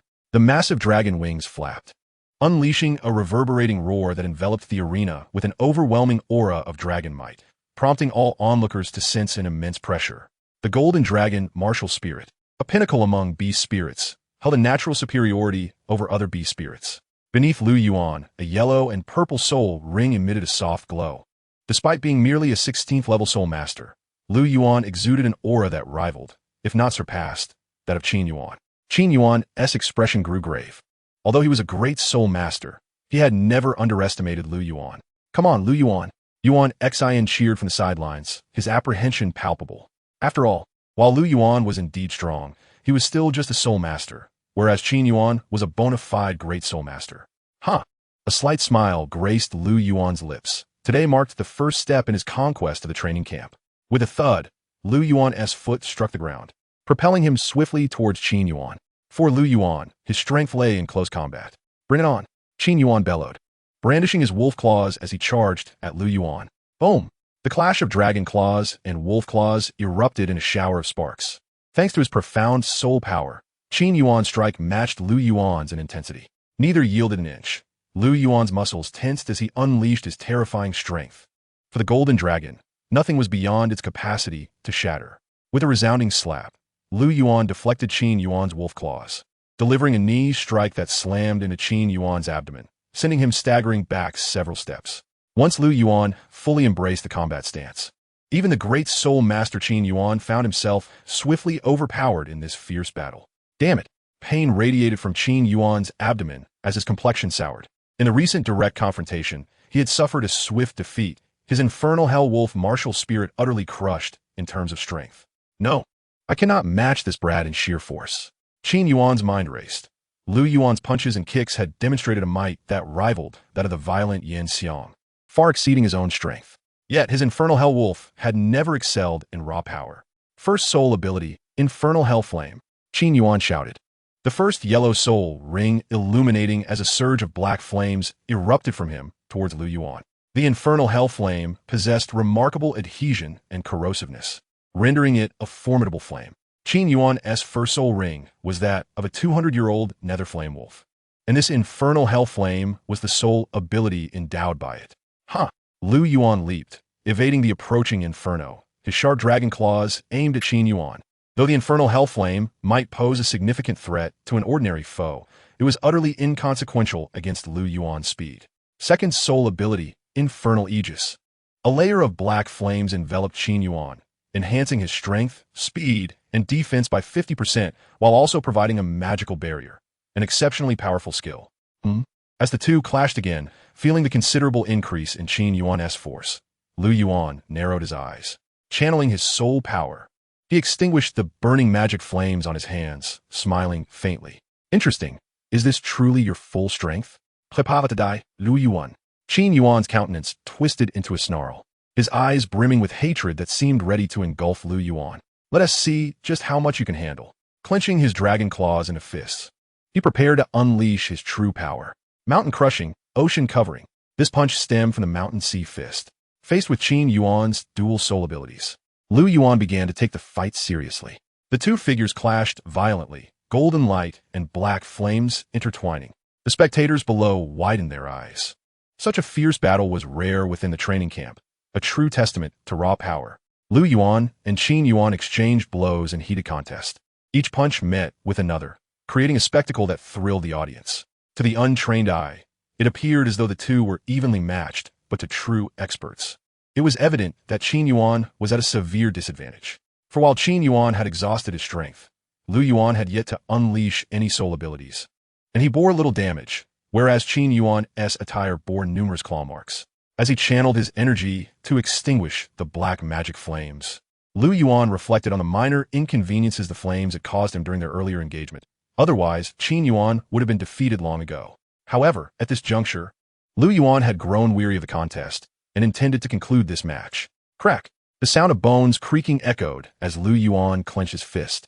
His palm adorned with golden scales tightened around it. He unleashed a punch that resounded with a deep, explosive sound, a strike that was anything but simple. Yet Qin Yuan remained oblivious, recklessly attacking Lu Yuan, relying solely on the Infernal Aegis skill. Unaware of your impending doom, beneath Lu Yuan's golden fist lay the weight of 3,000 pounds, the most formidable strength he could muster without employing soul abilities. The fierce wind whipped at Qin Yuan's face as Lu Yuan's formidable punch drew near. This is bad. A surge of alarm coursed through Qin Yuan. He sensed the imminent danger of the blow and realized he could not withstand it. However, as a strength-focused soul master, speed was not his forte, and evading such a ferocious strike proved beyond his capabilities. In a frantic attempt, he withdrew his arms, shielding his chest. Bang! A figure was sent crashing from the arena. It was none other than Qin Yuan. Under the weight of 3,000 pounds, even without utilizing any soul abilities, Lu Yuan's punch effortlessly shattered all of Qin Yuan's defenses. As Lu Yuan gazed upon Qin Yuan, who was struggling on the ground, unable to rise, he felt no semblance of sympathy. After all, it was Qin Yuan who had unwarrantedly provoked him. Maintaining an impassive demeanor, Lu Yuan remarked with a calm tone, "Is this truly your strength? How feeble indeed. You lack the qualification to compel me to employ my soul skills." Chapter 43. The grand finale commences. Hiss! A profound silence enveloped the arena below. The reversal of events had transpired so swiftly. Mere moments ago, the contest had seemed evenly matched, yet in the blink of an eye, Qin Yuan had been decisively vanquished. Now unable to rise from the ground, the force of Lu Yuan's previous punch was devastating. Qin Yuan, in addition to having fractured both arms, likely suffered several broken ribs. Do not blame Lu Yuan for his severity. As the adage goes, if one does not offend me, I shall not offend them. But if they do, I shall repay them tenfold. He was no saint and could not afford to repay enmity with virtue. Qin Yuan was notorious within the training camp, and rather than reproaching Lu Yuan for inflicting such injuries, the other students secretly reveled in the outcome. With injuries of this magnitude, the selection tournament was essentially beyond his reach. With Qin Yuan's defeat at Lu Yuan's hands, it was undeniable that Lu Yuan had emerged as a formidable contender for the top 3 spots, simultaneously elevating his renown within the training camp. Following Lu Yuan's victory, The quarterfinals concluded, leaving only the final championship match ahead. 3 days hence, of the 4 arenas in the training ground, 3 had been dismantled, leaving only 1 remaining. After a series of rigorous selection matches, 16 students had successfully secured their places in the final championship. As the grand finale approached, the audience had dwindled significantly. Many of the students who had been eliminated in prior matches had already been sent away from the training camp. Thus, aside from the 16 participants, only a number of younger students remained. The harsh reality of the training camp was once again laid bare for all to witness. The grand finale was presided over by Chris, who stood upon a raised platform. Surveying the surroundings, he proclaimed, after a stringent selection process, "We have finally arrived at the grand finale, featuring a total of 16 esteemed participants. Each of these students is among the finest in our training camp. However, our rules dictate that only the top 10 may graduate and leave the camp, so all must strive diligently. The championship will unfold over 3 days, with the goal of determining the ultimate victor. The first day will witness the 16 competing down to 8, divided into 8 groups, with pairs facing off. The victors will advance to the top 8, while the defeated will vie for the 9th and 10th places. The second day will see the winners progress to the final 4, while the losers will compete again to ascertain their rankings. The final day will culminate in the championship bout, where the format will shift from one-on-one duels to a free-for-all. The last competitor standing shall be crowned champion. His Holiness, the Pope, has decreed that this year's champion shall have the privilege of joining the Papal Hall and may select any elder as their mentor.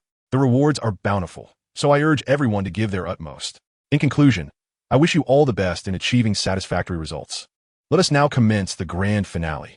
As Chris's words resonated, the finalists felt their breaths quicken. Previously, the top 3 from the training camp could join the Papal Hall, but only as members, without the privilege of mentorship unless favored by an elder. However, this year's champion could freely choose an elder as a mentor, a reward of immense magnitude. Having an elder as a backing would drastically alter their standing within the Spirit Hall.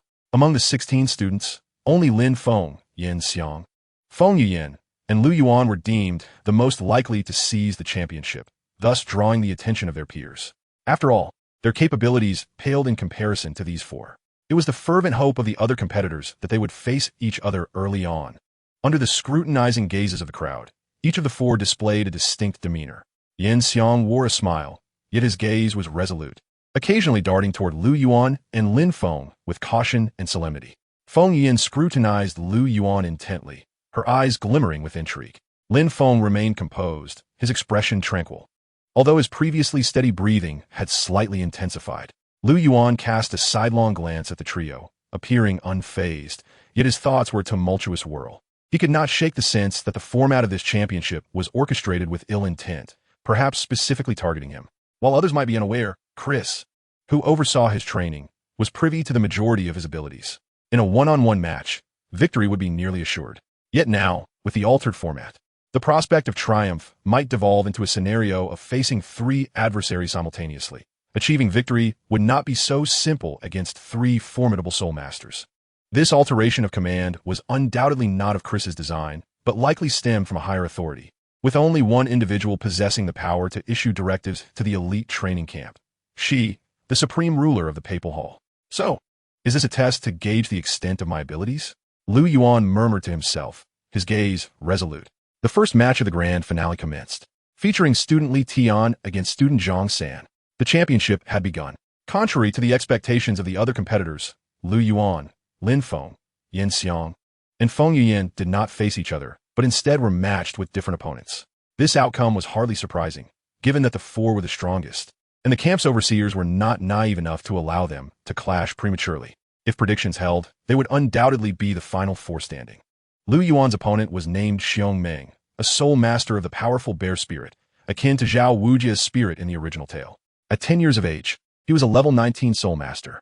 He belonged to the Yin clan, serving under Yin Xiang. His strength was respectable within the training camp, but alas, he had encountered Lu Yuan. The bear spirit was a top-tier soul, renowned for its immense power, but it was no match for the golden dragon, the progenitor of strength. From start to finish, Xiong Meng was thoroughly overpowered, succumbing to defeat within mere exchanges. Lin Feng and Feng Yin faced similarly weak opponents, easily securing their victories. However, Yin Xiang's match surprised Lu Yuan. His adversary was Yuan Xin, resulting in a clash within the same faction. Yin Xiang's spirit, the Azure Thunder Elephant, was a premier beast spirit, possessing formidable strength and the ability to wield thunder. In contrast, Yuan Xian's spirit, the purple jade bamboo, was merely an advanced spirit. Given the disparity in soul power, even though control-type spirits hold an advantage over assault-type spirits, such advantages pale in significance against overwhelming strength.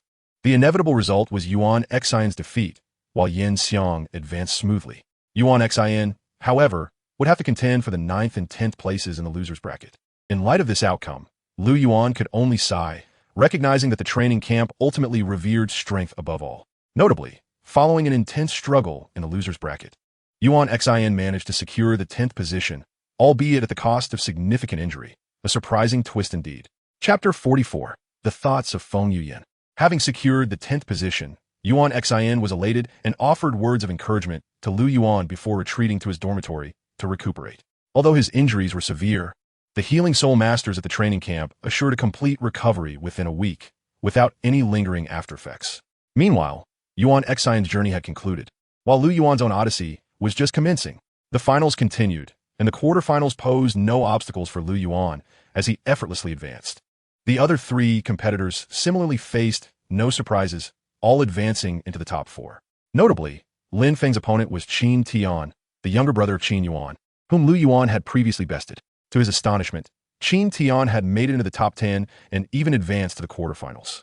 However, he was utterly overwhelmed by Lin Feng, who shared a similar trajectory. The speed Lin Feng exhibited during the finals was astonishing, leaving Lu Yuan somewhat awestruck. Indeed, he was deserving of the title of the best in the training camp, igniting a sense of competitive spirit within Lu Yuan. The following day, after the competition concluded, Lu Yuan dined in the cafeteria and casually packed a meal box for Yuan Xian. Rising from his seat, he instinctively brushed off his clothes and made his way back to the dormitory.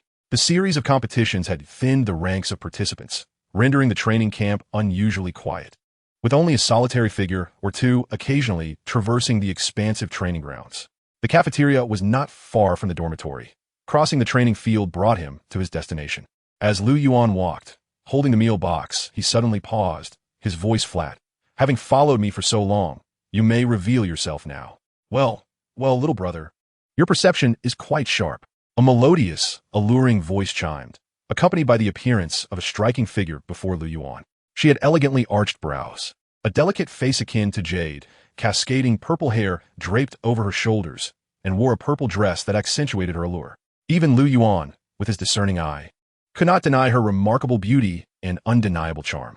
"Windmaster, is there something you wish to impart after trailing me this entire time?" Lu Yuan inquired, gazing at the enchanting woman without much emotional fluctuation. She was indeed beautiful, yet not of the type that piqued his interest. He preferred a more voluptuous figure. "Oh, little brother, you are being so formal. Just call me Sister Feng." Feng Yuyan replied softly, her tone laced with a hint of shyness, coupled with her alluring visage, making her irresistibly captivating.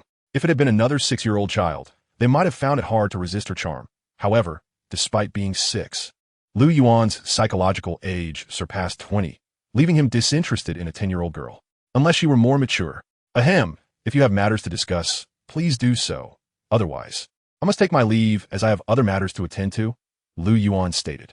Observing Lu Yuan's indifference, which was further emphasized by his intent to leave, Feng Yuyan felt a twinge of surprise. Had her allure diminished? Was she unable to sway even a mere child? Yet, despite her surprise, she ultimately spoke. "Lu Yuan, I wish to discuss tomorrow's finals with you." "The finals? What about them?" Lu Yuan asked, his tone indifferent. Feng Yuyan responded, "Tomorrow's final will be a free-for-all. I believe we can join forces to eliminate the other 2 competitors first. What do you think?" In her perspective, Lin Feng and Yin Xiang were formidable adversaries and posed the greatest threat. Although Lu Yuan had defeated Qin Yuan, Feng Yuyan believed his strength lay in physical power, lacking in mental prowess compared to the seasoned soul masters. Conversely, she excelled in manipulating mental energy, and if they teamed up to eliminate Lin Feng and Yin Xiang, she was confident she could claim the championship. Not particularly appealing, Lu Yuan shook his head. "What'd you just say?" Feng Yuyan's voice rose in disbelief. She had anticipated Lu Yuan's agreement, not his rejection. "I said, not particularly appealing," Lu Yuan reiterated. "How can it not be appealing? Let me analyze it for you." With Lu Yuan showing little interest, Feng Yuyan grew anxious. Lin Feng is a level 22 great soul master with the soul spirit of a ghost leopard, the highest among us, and he is renowned as the strongest in the training camp. His speed, as you witnessed today, is astonishing, making him exceedingly difficult to defeat. Yin Xiang, with the soul spirit of a blue thunder elephant, possesses immense strength and commands lightning, giving him a formidable attack power. Even Lin Feng cannot compete with him in raw strength, so defeating him is quite a challenge. But if we join forces, it will be different. I excel in control, while you excel in strength. We can eliminate both of them, leaving just the two of us, and the championship will then be determined by our own abilities. Feng Yuan concluded confidently, believing her practical and compelling analysis would persuade Lu Yuan to comply. If they could catch Lin Feng and Yin Xiang off guard, she would easily secure victory. After listening to Feng Yuan's words, Lu Yuan regarded her with an expression akin to that reserved for a fool. Did she take him for a simpleton? As a control-type soul master, she didn't even need to engage in close combat. He would be the one exerting himself. Even if they succeeded in eliminating Lin Feng and Yin Xiang, he would undoubtedly exhaust a significant amount of soul power, only to benefit her in the end. Moreover, he viewed the final as a format tailored by Dong to assess his strength. He was certain that if he dared to team up, Chris would intervene. It was inconceivable to him to partner with others. He preferred to confront the battle alone, confident in his ability to secure victory. I refuse, Lu Yuan stated flatly, gazing at the self-assured Feng Yuan. Why? Feng Yuan's eyes widened in confusion. To attain victory, one must do so honorably. How can one rely on alliances? Such a championship holds no value for me. Lu Yuan's voice was low yet resolute. And what if the two of them join forces? Feng Yuan pressed. Let them join forces then. What have I to fear? I will take them on myself. Lu Yuan cast a sidelong glance at Feng Yuan, speaking with calm assurance. You, stunned by Lu Yuan's words, Feng Yuan found herself momentarily at a loss for words. Oh, by the way, as if suddenly recalling something, a smile crossed Lu Yuan's face. If you wish, you may also ally with them. I will manage to take on all three of you. With that, he grasped the meal box and gracefully departed. Watching Lu Yuan's retreating figure, Feng Yuan fell into a daze. This Lu Yuan was undeniably proud. Chapter 45. The final showdown begins. In response to Feng Yuan's proposal, Lu Yuan remained unfazed. He would confront whatever challenges arose, even if the three of them united against him. He held unwavering confidence in his ultimate triumph, a testament to his belief in his own abilities. Upon returning to his dormitory, he exchanged a few words with Yuan Xin before commencing meditation. Persistence is paramount in the pursuit of mastery. The night slipped away seamlessly. The next day, at approximately 8 in the morning, the crowd once again gathered at the training grounds. Today marks the final battle of the training camp, an intense championship contest. Consequently, even at this early hour, the arena was brimming with spectators, with every participant still remaining in the camp, including the injured Yuan Xin, present without exception. Observing the three eager opponents before him, Lu Yuan gently caressed his ring. Perhaps today, he would truly unveil his hidden cards. Lin Feng, Yin Xiang, and Feng Yuan each possessed unique strengths, and their combined prowess posed a formidable challenge. Standing atop the arena, Chris sensed the heightened atmosphere as the final match approached. With a wave of his hand to quell the excitement, he cleared his throat and addressed the assembled students. After enduring a grueling and fierce selection process, we now have 4 contenders remaining. Lin Feng. On the platform, Lin Feng nodded in acknowledgement. Yin Xiang displayed a hearty grin. Feng Yuan offered a subtle smile, exuding an enchanting allure. And finally, Lu Yuan. Go, Lu Yuan. Yuan Xin cheered from the sidelines. Lu Yuan nodded back at Yuan Xin. Today's competition would be a free-for-all. Aside from the prohibition of poison and intentional fatality, no other rules would apply. The last student standing shall be crowned the champion of this contest. Chris scanned the 4 contenders, asking, Are you all ready? They all nodded in unison. All right, let the match officially begin. With that, Chris swiftly exited the stage, leaving Lu Yuan and the other 3 participants. Noticing that the other 3 remained motionless, Lu Yuan smiled faintly and swiftly charged towards Lin Feng. Among the trio, he was primarily interested in Lin Feng. Bring it on. Lin Feng responded, equally unyielding. Their figures intertwined as they clashed. Let us commence as well. Yin Xiang laughed heartily and plunged into the fray.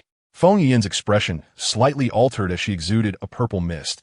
A violet plant materialized in her right hand, adorned with 2 glowing yellow soul rings.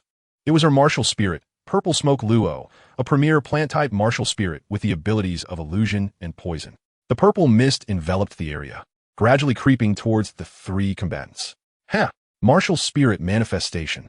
The 3 manifested their martial spirits simultaneously, 5 yellow soul rings radiating brilliance, and the battle was set to ignite. A powerful punch sent Yin Xiang reeling, and Lu Yuan swiftly aimed to kick at Lin Feng. The attack was fierce, accompanied by a whistling wind. Lin Feng's eyes sharpened, and he deftly evaded Lu Yuan's sweeping kick. Just as Lu Yuan prepared to pursue, a punch from Yin Xiang came crashing towards Lu Yuan's head. With a grunt, Lu Yuan clenched his right fist, channeling all his strength into a retaliatory blow.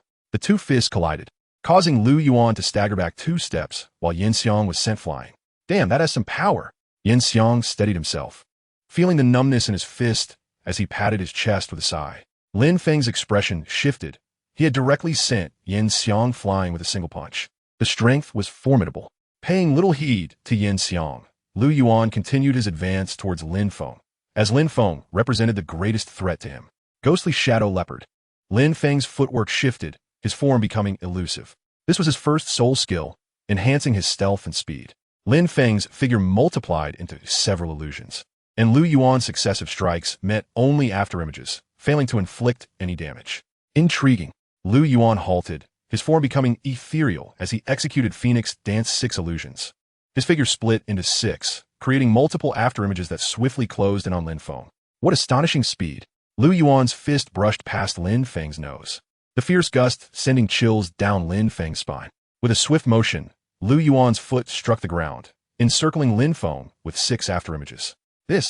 Witnessing the two figures darting about, Yin Xiang felt a shiver run down his spine. The speed of these two was terrifying. He found it utterly impossible to intervene. Moreover, it appeared that Lin Feng was at a disadvantage, which secretly astonished Yin Xiang. Not only was Lu Yuan overpowering him in strength, but he also outpaced Lin Feng. Truly a fearsome competitor. Employing his second soul skill, Ghost Leopard Barrage, Lin Feng, feeling immense pressure under Lu Yuan's speed, was compelled to unleash his own second soul skill. As a sensitive attack-type soul master, it was disheartening to be outpaced by a strength-type soul master. Raging Waves. Faced with Lin Feng's fierce claw strikes, Lu Yuan remained unfazed, executing techniques from the Mountain Sea Fist. The might of the Mountain Sea Fist was not to be underestimated. It rivaled soul skills.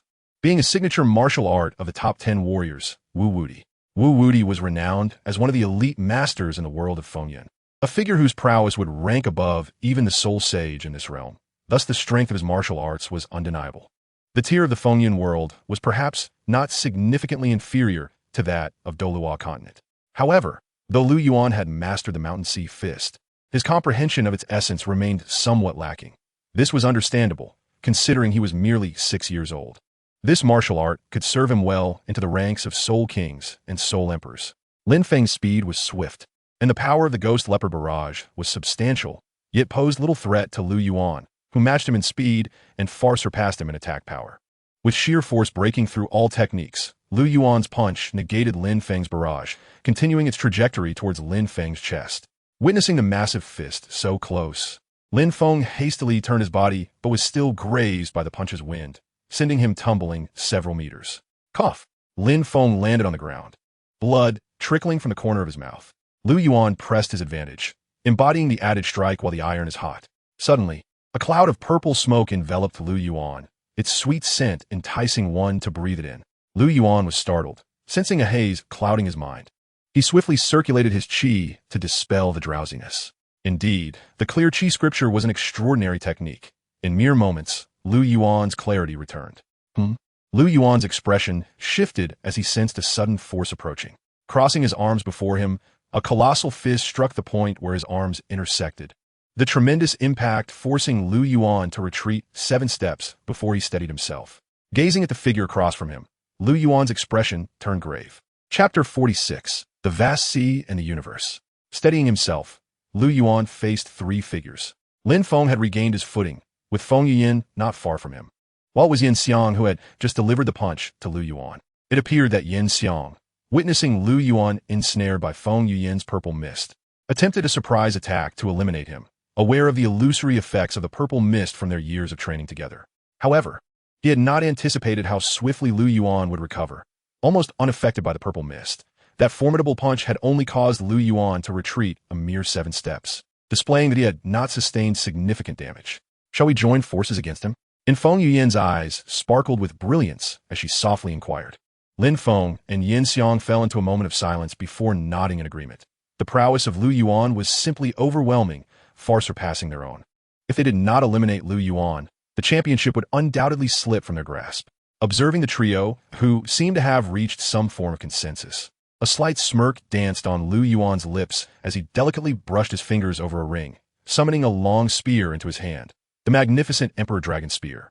The spear swept through the air in a graceful arc, igniting sparks that scattered upon impact. Lu Yuan smiled faintly and remarked, "You should have joined forces sooner. I was growing rather impatient." Such audacity.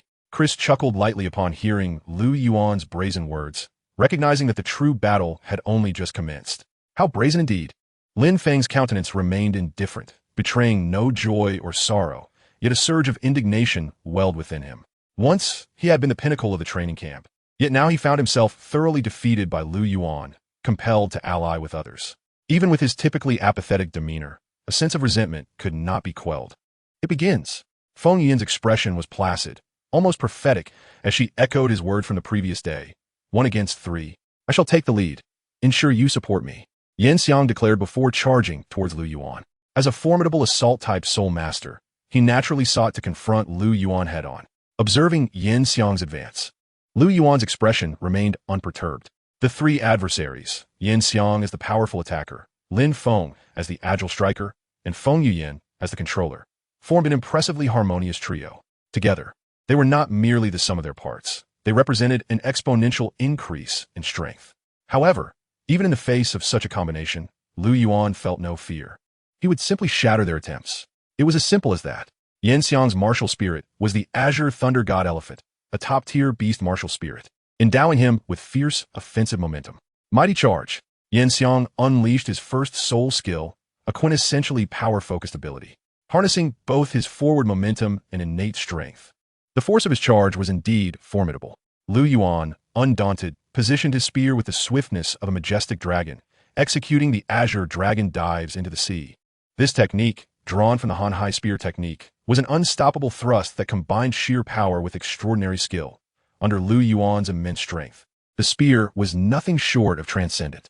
As the 300-pound Emperor Dragon Spear moved with astonishing rapidity, its length appeared negligible in Lu Yuan's hands, capable of extending and retracting with ease, rendering Yin Xiang's attacks utterly ineffective. Though the mighty charge was impressive, failing to close the distance meant it was nearly rendered futile, wasting precious soul power in the process. As Yin Xiang beheld the spear's razor-sharp tip, a shiver ran down his spine, his soul skills rendered impotent. With a resounding clash, Lu Yuan swung his spear with a flourish, sending Yin Xiang's massive form hurtling through the air, blood spilling from his lips. What exquisite spear technique! Chris marveled, astonished. He had initially believed Lu Yuan's strength and speed to be his trump cards, only to discover the finesse of his spear work. Truly an impressive young man. No wonder he had caught the attention of His Holiness the Pope. To Chris, Lu Yuan embodied unparalleled talent. Not only did his martial spirit possess immense power, but he also wielded a seemingly endless repertoire of techniques and unwavering resolve, qualities that even the famed golden generation of the Spirit Hall could scarcely rival.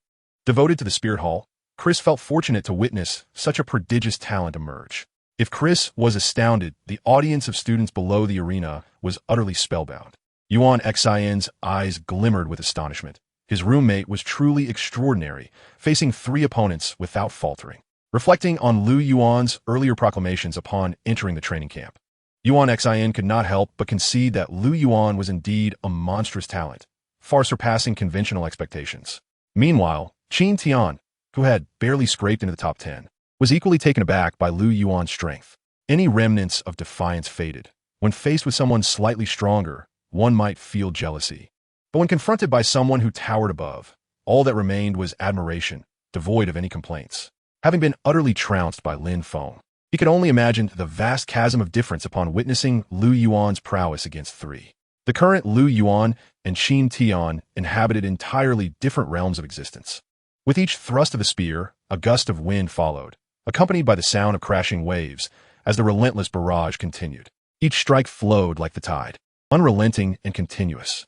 Neither Yin Xiang's powerful assaults, nor Lin Feng's speed and stealth could penetrate the flawless technique of Lu Yuan's spearwork, rendering them as defenseless as a solitary boat amidst a tempest. In this 1 versus 2 scenario, Lu Yuan maintained the upper hand. The battle on the stage had raged for over 15 minutes. Yin Xiang and Lin Feng were preoccupied with restraining Lu Yuan, while Feng Yiyin subtly unleashed toxic mist to disrupt him. Together, they managed to hold their ground against Lu Yuan, yet amid the increasingly fluid motions of his spear, they could only defend themselves, unable to mount a counterattack. With a resounding clash, Lu Yuan's spear met Yin Xiang's hammer, sending sparks flying.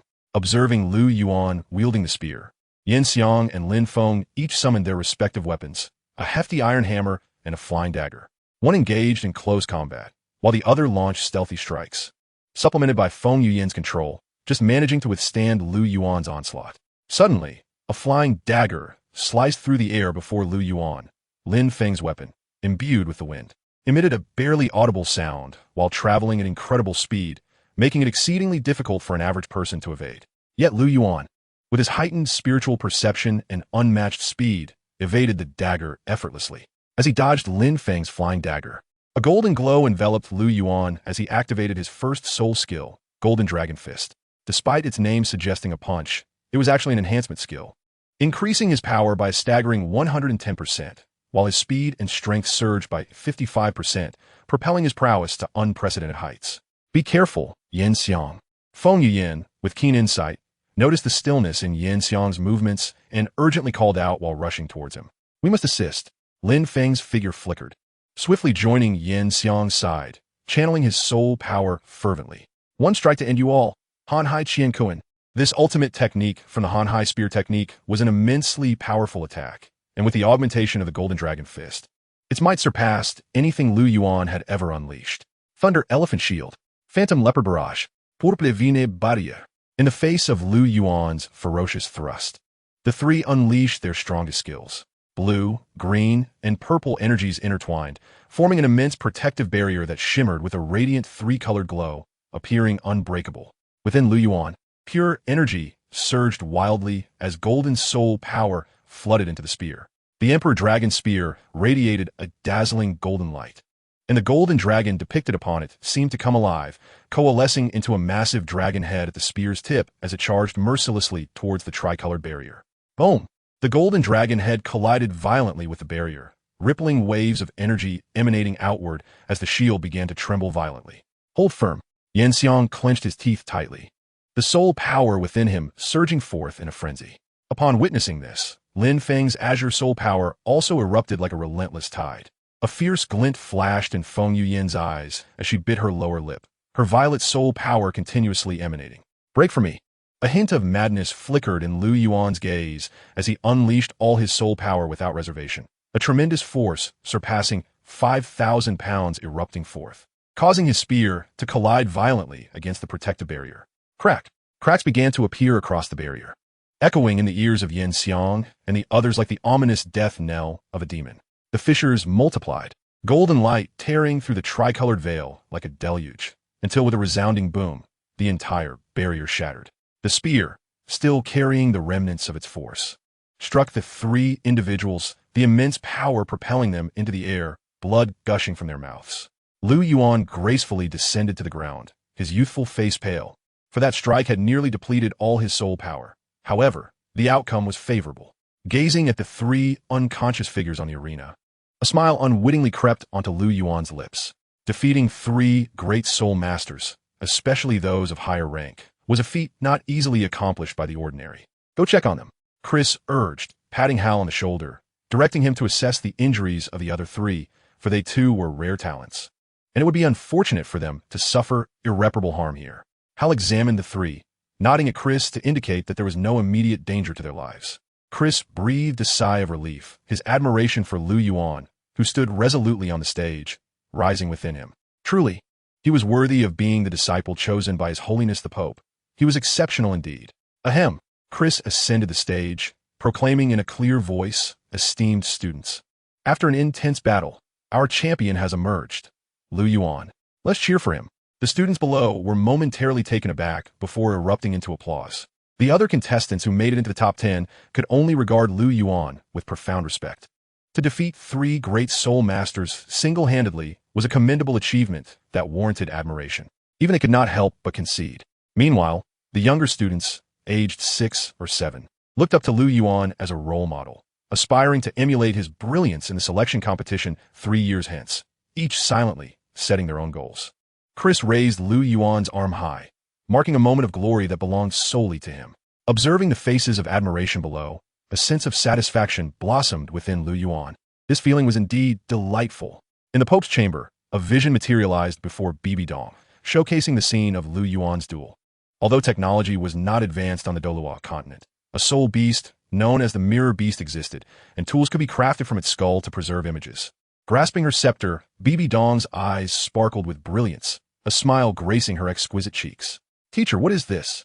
inquired a girl of around 11 or 12 standing beside her. Casting a glance at the young girl, Bibi Dong's gaze softened. "This is the footage of the finals from the selection tournament of the Genius Training Camp. You have seen it. What do you think?" The girl nodded, her voice melodious. "The quality of this year's training camp students is remarkably high. Among them, those 3 are great soul masters, and that child seems quite formidable." She pointed at Lu Yuan. Bibi Dong nodded, stating, "This child is named Lu Yuan, 6 years old, and possesses the Golden Dragon martial soul. He is also this year's champion. What an impressive child, to defeat 3 great soul masters single-handedly," the girl exclaimed. "Though I could also triumph over 3 great soul masters, I'm already at level 29 and 12 years old, while this child is merely 6. Yet he has the ability to surpass 3 great soul masters.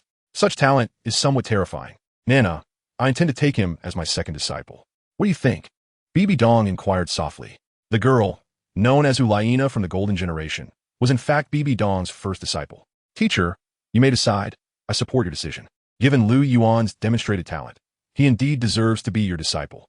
"Very well." Bibi Dong grasped her scepter firmly, her captivating gaze still fixed on the image. Lu Yuan had recently gained considerable fame. He was indeed experiencing the effects of celebrity. 3 days had elapsed since the championship match, and during this time, Lu Yuan had enjoyed the privileges typically reserved for nobility. In the dining hall, there were individuals serving meals, and upon returning to his dormitory, hot water was prepared specifically for him. Lu Yuan had become something of a legend within the training camp. Numerous students aged 6 or 7 began to idolize Lu Yuan, eagerly assisting him in any way possible, leading to an unprecedented surge in his popularity within the camp. As the earliest graduate and the youngest champion in history, who had also openly defeated 3 great soul masters in battle, Lu Yuan had indeed set a new record. For a time, he was the center of attention. Though he was not one to seek the limelight, it was undeniable that having so many admirers brought him a certain joy. Throughout these 3 days, Lu Yuan maintained his usual routine, diligently practicing his soul power and conditioning his body, showing no signs of complacency after winning the championship. This steadfastness elicited a nod of approval from Chris, who observed him from the shadows. Such was the demeanor of a true champion, neither arrogant in victory nor disheartened in defeat. Pride could be one's greatest adversary. And while Chris noted that Lu Yuan did exhibit some pride, it was not arrogance. A young person with both strength and talent was naturally inclined to be a bit proud, especially when such prowess was evident. And Lu Yuan undoubtedly epitomized the ideal of possessing both capability and potential. Chapter 48. The Journey to the Pope's Palace. 3 days had passed, and Lin Feng, Yin Xiang, and Feng Yiyin had nearly fully recovered from their injuries. The attack Lu Yuan unleashed while in the state of the Golden Dragon Fist, employing the vast sea gun technique, was indeed extraordinary. However, as great soul masters, the trio possessed profound soul power, and once the protective barrier was breached, most of the spear's residual force dissipated. While they sustained severe injuries, they were ultimately non-fatal, suffering only a few broken ribs. As soul masters, their robust physiques, coupled with the assistance of specialized healing soul masters and spiritual herbs, had expedited their recovery, leading them out of the danger zone. In 3 days, aside from requiring further rest for their bones, their other injuries had mostly healed. Regarding their defeat by Lu Yuan, the 3 were somewhat reticent. Naturally, there was a sense of reluctance. After all, they were all over 3 years older than Lu Yuan and held the title of Great Soul Masters. Yet they had been bested in a 3-against-1 scenario, a conclusion that was undeniably difficult to accept. However, on the other hand, they harbored considerable admiration for Lu Yuan's prowess. The strength he exhibited was truly remarkable. He was a genuine prodigy, and being defeated by such an individual could hardly be considered a disgrace. Yet beyond this event, it was not all negative. Chris conveyed the news that although the 3 of them had succumbed to Lu Yuan, they were all deemed worthy of joining the Papal Hall, a privilege typically reserved for the top 3 finalists. According to customary rules, apart from the champion Lu Yuan, one among the three of them would need to be eliminated. Chris's message undoubtedly provided them with solace. They would not need to engage in further competition to gain entry into the Papal Hall, and this outcome was quite commendable. As for Lu Yuan, the three exchanged glances, their eyes reflecting a sense of relief. Such a monstrous figure as Lu Yuan was beyond their comparison. While Lin Feng and the others recuperated, Lu Yuan engaged in a casual conversation with Yuan Xian. Are you saying that after leaving the training camp, you will head to the Martial Soul Academy? Lu Yuan inquired, gazing at Yuan Xian. He was familiar with the Martial Soul Academy, notably the young prodigy Douluo, who had entered the academy with innate spirit power at level 9, brought in by the illustrious Chu Yu of the Syl's Kingdom.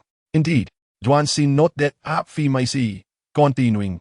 Among the trainees leaving the camp, aside from the top 3 who can join the Papal Hall, most of the others, barring a few exceptions, will be admitted to the Martial Soul Academy to enjoy the privileges granted to its elite students. Elite students? Lu Yuan's curiosity was piqued. Yes, Yuan Xian confirmed. The Martial Soul Academy stands as the pinnacle of spirit master institutions on the continent, far surpassing even the Tiando Royal Academy and the Xinglua Imperial Academy. It boasts comprehensive facilities tailored for the cultivation of all types of spirit masters, an unparalleled feature on the continent. Moreover, the Academy's faculty is exceptionally robust, with the current Pope serving as the president and the 2 vice presidents being formidable spirit de law. There are also elders of title Douluo rank, who, should fortune favor certain students, may offer invaluable guidance.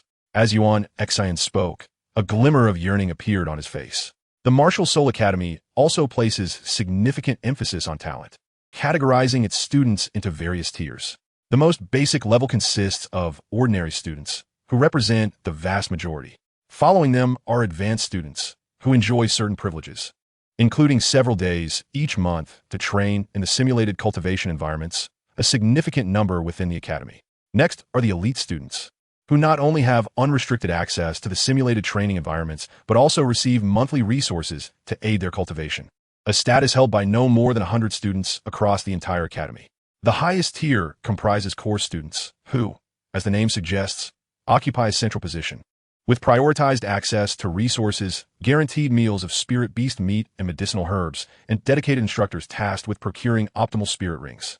Such students can utilize the simulated training environments at any time, and if they exhibit extraordinary performance, they may even receive spirit bones as rewards, their standing surpassing that of ordinary teachers.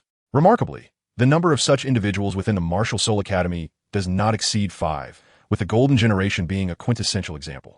A trace of envy crossed Yuan Xian's features as he remarked, I dare not dream of becoming a core student. But the status of being among the top 10 in the training camp affords one the privileges of an elite student, which is indeed quite rare. With Yuan Xian's insightful exposition, Lu Yuan gained a clearer understanding. With your innate talent, joining the Martial Soul Academy would surely guarantee you the status of a core student. Yuan Xian's gaze shifted to Lu Yuan, whose exceptional abilities he believed would render him unparalleled, even compared to the renowned Golden Generation. Lu Yuan smiled, neither confirming nor denying the assertion. However, with your talents, you are certain to be taken under the wing of some elder within the Papal Hall. Whether or not you join the Martial Soul Academy, your status as a core student becomes less significant. Yuan Xian recalled Chris's words that the current champion could freely select an elder as a mentor, a privilege unmatched. As a disciple of an elder, one's identity as a core student would not hold as much weight, considering that each elder is at least a title Douluo level powerhouse. With such a formidable backing, would one truly concern themselves with trivial resources? Lu Yuan chuckled softly, choosing silence. He could not admit that his path might diverge from what Yuan Xian envisioned. Perhaps he would seek the Pope as his mentor, a notion that could come off as somewhat arrogant. Lu Yuan, not lacking in wisdom, understood through Chris's remarks the actions within the training camp and his own deductions. That BB Dong had been closely monitoring him. The championship was merely a final trial for him. With this in mind, the prospect of BB Dong accepting him as her disciple seemed highly likely. If his assumptions held true, he would soon be heading to the Papal Hall, where he would meet the strikingly beautiful Pope, whose fate in the original narrative was tragic. This thought stirred a flicker of anticipation within him. Furthermore, with over 3 months having passed since the system issued its first task, upon reaching the Papal Hall, he would be able to sign in successfully, igniting his curiosity about the potential rewards for this inaugural task. Time swiftly passed, and 4 days had elapsed. On the 4th day, Chris stood alone at the entrance of the training camp, with Lu Yuan and Lin Feng following closely behind. This journey would see them under Chris's guidance towards the papal hall. Lu Yuan could hardly contain his excitement, and Lin Feng and the others shared in the anticipation. In such an atmosphere, the five set forth on their journey to the papal hall. Chapter 49. Signing in at the papal hall. The distance from the training camp to the papal hall was not particularly great. However, the journey posed its own challenges. The papal hall resided at the heart of martial Seoul City, while the training camp lay outside its confines, with a distance of over 50 miles between them. Thus, the five embarked on a carriage early in the morning. At the carriage's pace, they would reach the papal hall by midday. 2 hours later, as the clock approached 10 in the morning, the five finally arrived at the entrance of the papal hall. The hall was heavily guarded, and they disembarked from the carriage well before reaching the entrance, embarking on a lengthy walk to their destination, which could have been quicker otherwise. Without a command from the Pope, they could not recklessly intrude. They were required to first report to the city guards, who would relay their presence to the Pope. Only with the Pope's permission could they set foot in the papal hall. Thus, they found themselves waiting outside, anticipating Bibi Dong's response. The papal hall was grand, resplendent, surpassing any structure Lu Yuan had previously encountered. Even with Lu Yuan's confidence, witnessing such an imposing edifice left him momentarily awestruck. Beside him, Lin Feng and the others were equally mesmerized, their eyes wide with wonder, resembling country bumpkins who had never seen the world. Within the papal hall, Bibi Dong was engaged in discussions with the various bishops and elders. Moonlight, how is the situation concerning the evil spirit masters? Bibi Dong inquired, her heart still harboring resentment towards those who had slaughtered the villagers of Fengming. Your Holiness, it has all been resolved. The leading evil spirit master, a spirit Douluo, has been executed by my subordinates on the spot, and the remaining remnants of the evil spirit masters have been completely eradicated, leaving not a single one behind. Reported Zhu Douluo bowing slightly. Well done. Bibi Dong's voice rang clear yet authoritative. Make this public knowledge so that the world may witness the consequences of provoking our martial Seoul Hall. Yes, Your Holiness. The bishops and elders replied in unison. Very well. You may all leave now, Bibi Dong instructed. Yes, I take my leave. With that, the bishops departed, leaving only Bibi Dong and the two Douluo, Zhu Douluo and Gui Douluo, within the papal chamber. Report. Shortly after the bishops had exited, a knight rushed into the hall, kneeling on one knee. Your Holiness, the chief instructor of the genius training camp, Chris, along with 4 students, awaits your summons outside. Oh, they have arrived? Bibi Dong murmured lightly, announced them. Yes. The knight dashed out, proclaiming, His Holiness has commanded. Let Chris and the others enter. Your Holiness, who might this be? Douluo Kfayid. Do you recall the young lad who stood up for the village of Fengming? Bibi Dong replied, her tone devoid of excitement. Indeed, Zhu Douluo responded, I remember. His martial spirit is said to be the legendary Golden Dragon, an extraordinary beast spirit. Precisely. Bibi Dong nodded slightly. This Lu Yuan. I had previously enrolled him in the genius training camp. 3 months have passed, and he has emerged as the champion of the camp. He is indeed a capable child. So it is thus. Zhu Douluo realized, recalling Bibi Dong's earlier statement that should Lu Yuan secure the championship, he would be accepted as her disciple.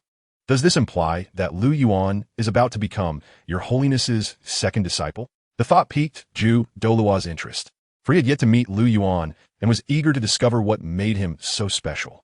Receiving Bibi Dong's message, Lu Yuan and his companions made their way to the papal chamber. Ascending the long staircase, they finally entered the grand hall.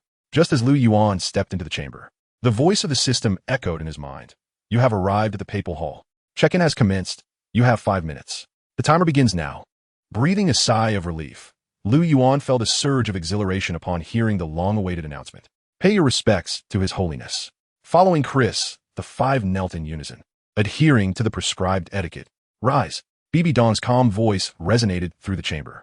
Thank you, Your Holiness. Chris, are these the top 4 of the selection? Bibi Dong inquired. Yes, Your Holiness.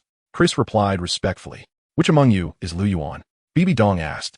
Your Holiness, this child is Lu Yuan. Chris pointed to Lu Yuan. Are you the champion of this selection?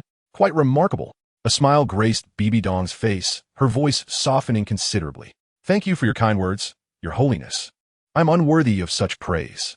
Lu Yuan bowed slightly, responding humbly. Bibi Dong chuckled lightly, her laughter clear and enchanting, a playful smile lighting up her exquisite face. What an interesting young man. I'm already aware of the events in Fengming village, and I thank you for your involvement. It was merely my duty, Lu Yuan replied. Bibi Dong regarded Lu Yuan thoughtfully, her gaze flitting to Lin Feng and the other two.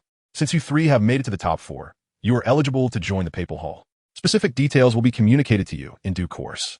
Lin Feng and the others, having achieved the status of Grand Soul Master at the tender age of 10, indeed possess commendable talent worth nurturing. However, her primary interest lay with Lu Yuan. Thank you, Your Holiness. Lin Feng and the others rejoiced at the prospect of joining the Papal Hall, feeling elated, content with their fortune. Very well. Bibi Dong nodded, instructing, Chris, you may take your leave. Lu Yuan remained. Yes, Your Holiness. Chris acknowledged, gesturing for Lin Feng and the others to exit the papal chamber. Once Chris and the others departed, Bibi Dong's enchanting gaze focused intently on Lu Yuan. Lu Yuan, in turn, could not help but scrutinize Bibi Dong. Her wine-red hair cascaded down her shoulders, her delicate features seemingly untouched by the ravages of time. Her beauty was captivating, akin to a poppy, exuding a deadly allure. It was undeniable that this woman embodied the essence of breathtaking beauty. Since his rebirth, Lu Yuan had never encountered a woman of such exquisite charm. As Lu Yuan stood before her, Bibi Dong descended gracefully from her throne, approaching him, her delicate hands gently caressing his head. Lu Yuan's striking features, coupled with his fair complexion and a hint of aloofness, rendered him a charmingly cool young boy, who even managed to evoke Bibi Dong's fondness. Feeling the warmth of Bibi Dong's hand upon his head, Lu Yuan found his heart relaxing, while the intoxicating fragrance wafting from her entranced him further. Observing Lu Yuan, Bibi Dong's lips curved into a gentle smile as she spoke softly. Would you like to become my disciple? Upon hearing her words, Lu Yuan's body trembled slightly. Chapter 50, Becoming Bibi Dong's Disciple. Even though he had anticipated this moment, hearing Bibi Dong's proposal stirred a wave of emotion within him. Gazing at the ethereal beauty beside him, Lu Yuan found his thoughts momentarily adrift. What do you hesitate? Bibi Dong's icy voice interrupted his reverie. Her stunning visage remained, but the smile had vanished from her lips. Startled, Lu Yuan quickly knelt before her. Lu Yuan pays his respects to my teacher. Bibi Dong was taken aback, her face once again adorned with a warm smile. Good child, rise. She extended her arm, helping him to his feet. Though her expression remained tender, it sent a chill through Lu Yuan. He suddenly recalled that this woman was not to be trifled with. Her ruthless nature was indeed fearsome. Yet, she was also a pitiable figure, having lived a life of solitude. As his thoughts swirled, Lu Yuan gradually steadied his mindset. Within the papal hall, under Bibi Dong's watchful eye, every word and action required careful consideration. Otherwise, he might find himself in peril without understanding how. Bibi Dong gently stroked Lu Yuan's head, her voice soft as she said, From this day forth, you shall be my second disciple. Prior to you, there was another, named Hulaina. I trust you two will get along splendidly. Yes, teacher. From now on, you shall reside within the papal hall. Allow me to show you to your quarters, where your elder sister also dwells. With that, Bibi Dong turned and grasped Lu Yuan's small hand, leading him towards the hall's exit. Her hand, delicate and warm, felt as smooth as fine jade. As Lu Yuan held her hand, he relished the comforting warmth that coursed through him. 5, 4, 3, 2, 1. Check-in task completed. Rewards distributed. Congratulations, host. You have received a treasure chest. Would you like to open the treasure chest? Just as Lu Yuan was about to step out of the papal hall, the check-in task was finally accomplished. No, Lu Yuan silently commanded. This was not the appropriate moment to unveil a treasure chest, especially with Bibi Dong and Zhu Douluo present. Understood. The treasure chest has been automatically saved for the host. The saving period is 3 days. It will expire after 3 days. The system's mechanical voice continued. 3 days? That will suffice. In 3 days, I shall find an opportune moment to open it.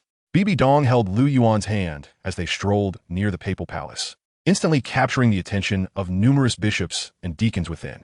After all, Lu Yuan was only the second individual to be granted such proximity to His Holiness, the first being Hulaina. It must be said that the papal palace truly lives up to its reputation as the residence of the Pope of the Spirit Hall. Aside from the Grand Hall, the remaining structures each possess their own unique charm.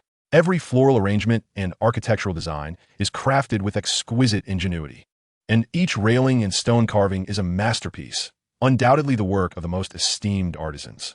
As Lu Yuan surveyed his surroundings, the overwhelming impression he received was one of opulence, an extravagance beyond imagination. The world often hails the seven-treasure glazed tile school as the wealthiest sect of the time, overflowing with riches and treasures. But in Lu Yuan's eyes, it pales in comparison to the Spirit Hall. While he was unsure of the true extent of the seven-treasure glazed tile school's wealth, it was undeniable that the Spirit Hall, as the most formidable force of soul masters on the continent, wielded immense riches, sufficient to rival the two great empires. The seven-treasure glazed tile school, no matter how affluent, remained but a single sect, and when juxtaposed with the colossal Spirit Hall, it fell several tiers short.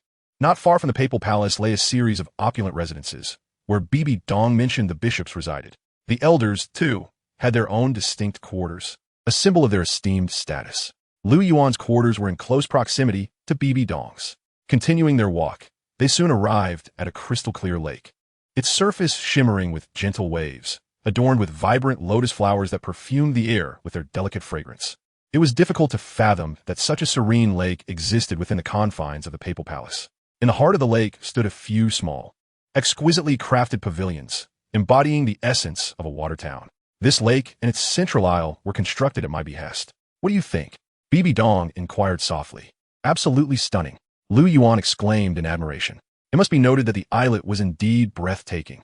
This is where I reside. And you shall also make your home here in the future, Bibi Dong smiled. Really? Living in such a place must be a delightful experience, Lu Yuan replied, his eyes gleaming with excitement. A small boat, equally exquisite, glided across the lake towards the islet, but Bibi Dong had no need for such a vessel.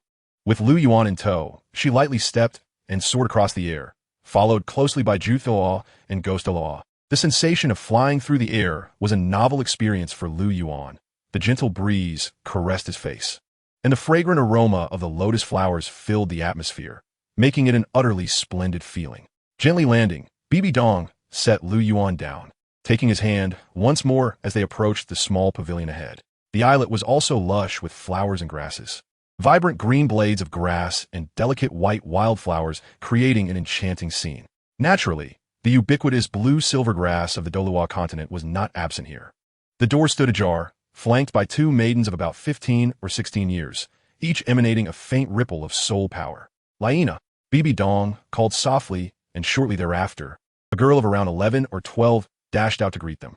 Teacher, Laina exclaimed, sprinting to stand before the two. This must be junior brother Lu Yuan. Indeed, this is your junior brother, Lu Yuan. I hope you both will get along splendidly. Bibi Dong nodded, a smile gracing her lips. This is your senior sister, Laina. Bibi Dong introduced. Hello, junior brother. I am Laina. She extended her delicate hand with a smile. Hello, senior sister. I am Lu Yuan, he replied, shaking her hand. Laina's hand felt different from Bibi Dong's. Though equally soft and delicate, Bibi Dong's palm was pristine and smooth, while Laina's was warm, revealing a hint of rosy hue amidst her fair complexion. Taking a closer look at Laina, Lu Yuan noted her chic short hair, flawless complexion, and stunning beauty. Her elongated eyes carried an alluring charm, and her every smile and frown tugged at the heartstrings. It was undeniable. She was a natural enchantress. Despite her youth, her allure was palpable, and even Lu Yuan, with his composure, found it challenging to resist. Truly, this woman is a captivating sprite. Chapter 51, Star Ring and Elder Hall. Thus far, among all the women Lu Yuan had encountered, aside from the breathtaking Bibi Dong, Laina stood as the most beautiful. This was no mere flattery. Though still young, Lu Yuan had seen his fair share of lovely girls. Xiao Wu from Nodding Academy was playful and full of youthful vigor. Yet at only 6 years old, she had yet to blossom. Adorable as she was, her charm paled in comparison to sensuality. Then there was Feng Yuyan from the training camp, another beauty in her own right, who, due to her martial spirit, donned a purple gown that exuded a faint allure, making her a rare beauty. However, both of them fell slightly short when compared to Laina, perhaps due to her martial spirit's inherent temptation towards men, combined with her striking appearance and figure, which rendered her irresistibly attractive. Though Lu Yuan's physical age was merely 6, his mental acuity surpassed that of many adults. Having been raised in nobility across lifetimes, he may not have experienced the intricacies of romantic affairs, but he had certainly gleaned knowledge from his observations. Understanding this, the allure Laina exuded became all the more potent. Fortunately, Lu Yuan's mental strength greatly exceeded that of an ordinary soul master, allowing him to remain composed in the face of Laina's charm. Meanwhile, as Lu Yuan assessed Laina, she too scrutinized her junior brother. She discerned the astonishment in his eyes, yet they remained clear and discerning, as if her allure had little effect on him, which intrigued her. After all, she was a natural seductress. Even without actively trying to enchant, her innate allure was not easily resisted. Even the golden generations Yin and her own brother would fall prey to her charms if unguarded. Yet here was Lu Yuan, only 6 years old, a mere soul master, seemingly unaffected. This piqued Hu Lai's interest in her newly acquainted junior brother even further. Bibi Dong, observing the expressions and demeanor of both, could not help but smile at Lu Yuan's impressive composure. She was well aware of the temptation Hu Lai's innate charm posed to men, and it was clear that Lu Yuan appeared hardly affected.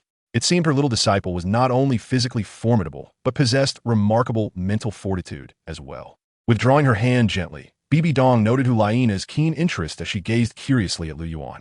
"All right, let's enter," she said softly, a smile gracing her lips as she observed her two disciples seemingly getting along well. "Yes," both responded with a nod.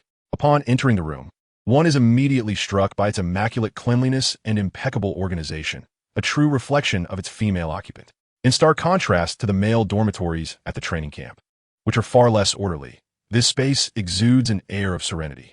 Sitting in the prominent position is Bibi Dong, with Hu Lai and Lu Yuan seated together, both facing her. Bibi Dong, observing Lu Yuan, produces a ring from an unknown source and hands it to him. Lu Yuan hastily accepts it.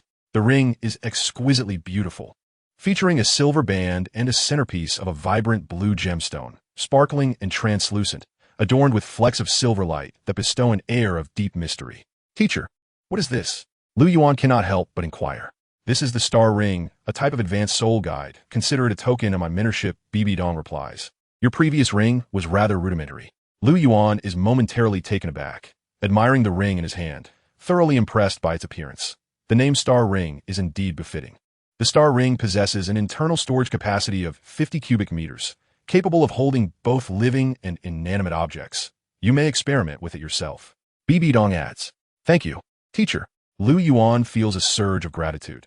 A soul guide that can store 50 cubic meters of living matter is exceedingly precious, far superior to the soul guide belt master had given to Tang San. By comparison, the ring bestowed by his father does indeed seem rather inferior. However, considering it is a gift from his father, he is determined to keep it. After donning the star ring, he places his original ring into it as well. "No need for thanks, as long as you appreciate it." A faint smile graces Bibi Dong's stunning visage at Lu Yuan's delighted expression. "Nana, please take Xiao Yuan to his room and help him settle in," Bibi Dong instructs. "Of course, teacher." Hu Laina rises, her face aglow with warmth. "Junior brother, follow me." Without waiting for Lu Yuan to refuse, she takes his hand and leads him to another room. Meanwhile, within the elder hall, in a resplendent chamber, a solitary figure stands with poise, clad in white garments. His tall stature and meticulously combed silver hair lend him an imposing presence as he gazes down at a middle-aged man before him. "Are you saying that woman has taken on another disciple?" His voice, though subdued, carries an unmistakable authority. "Indeed, great offering," the man responds, revealing himself to be the great offering of the Elder Hall, one of the three unparalleled Douluos of the Douluo continent. Qian Daolu, the angel Douluo. "Oh, aside from that little girl, Hu Laina, is there anyone else worthy of her attention?" Qian Daolu expresses intrigue.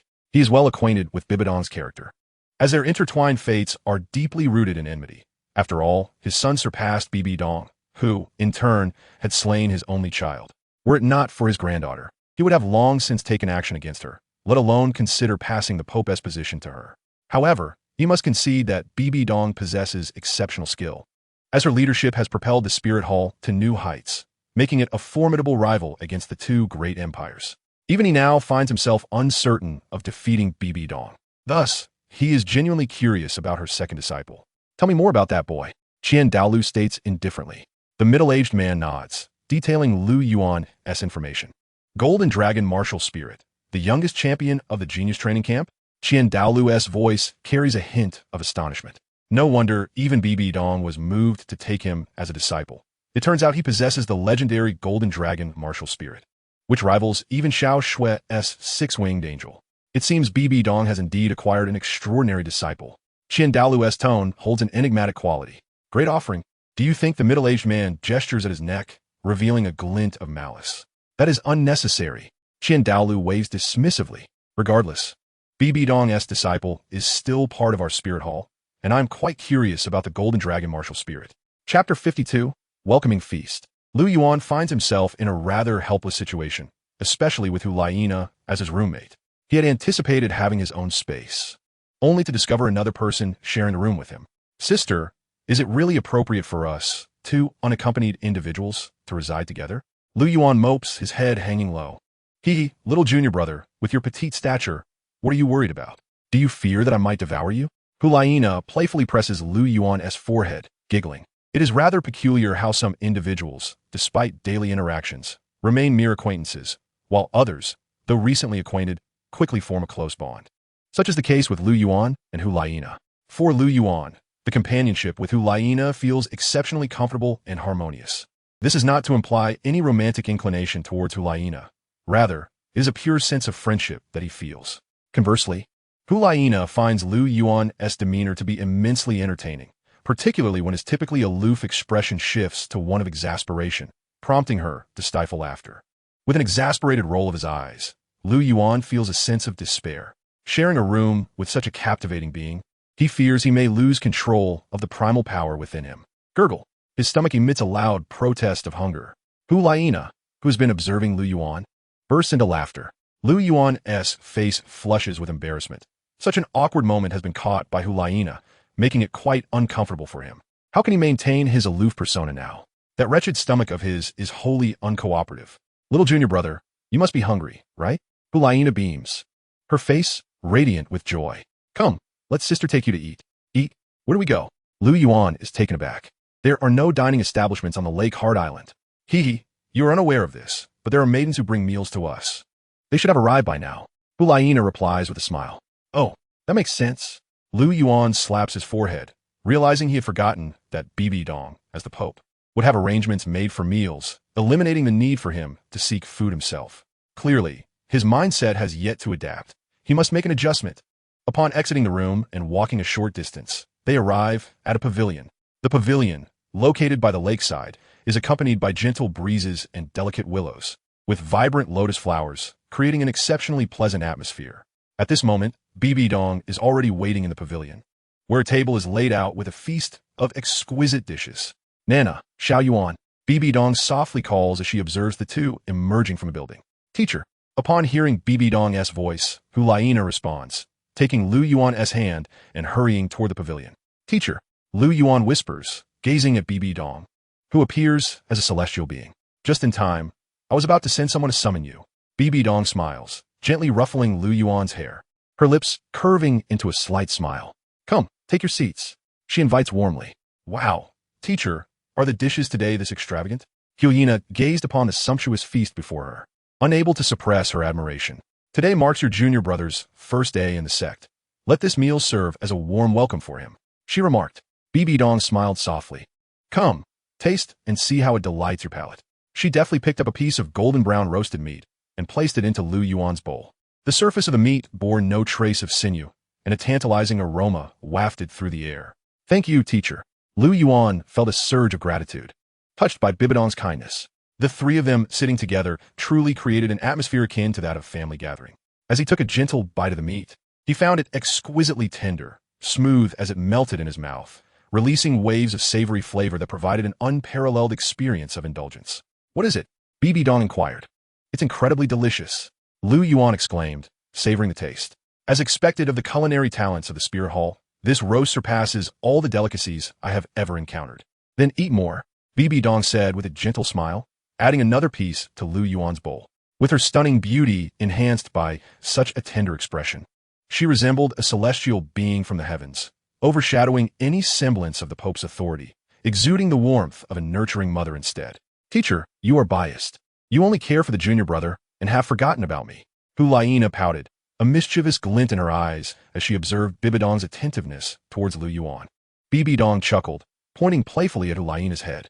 How old are you? Still vying for affection with your junior brother.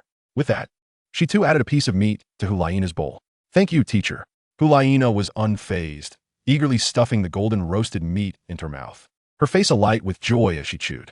Teacher, what kind of meat is this?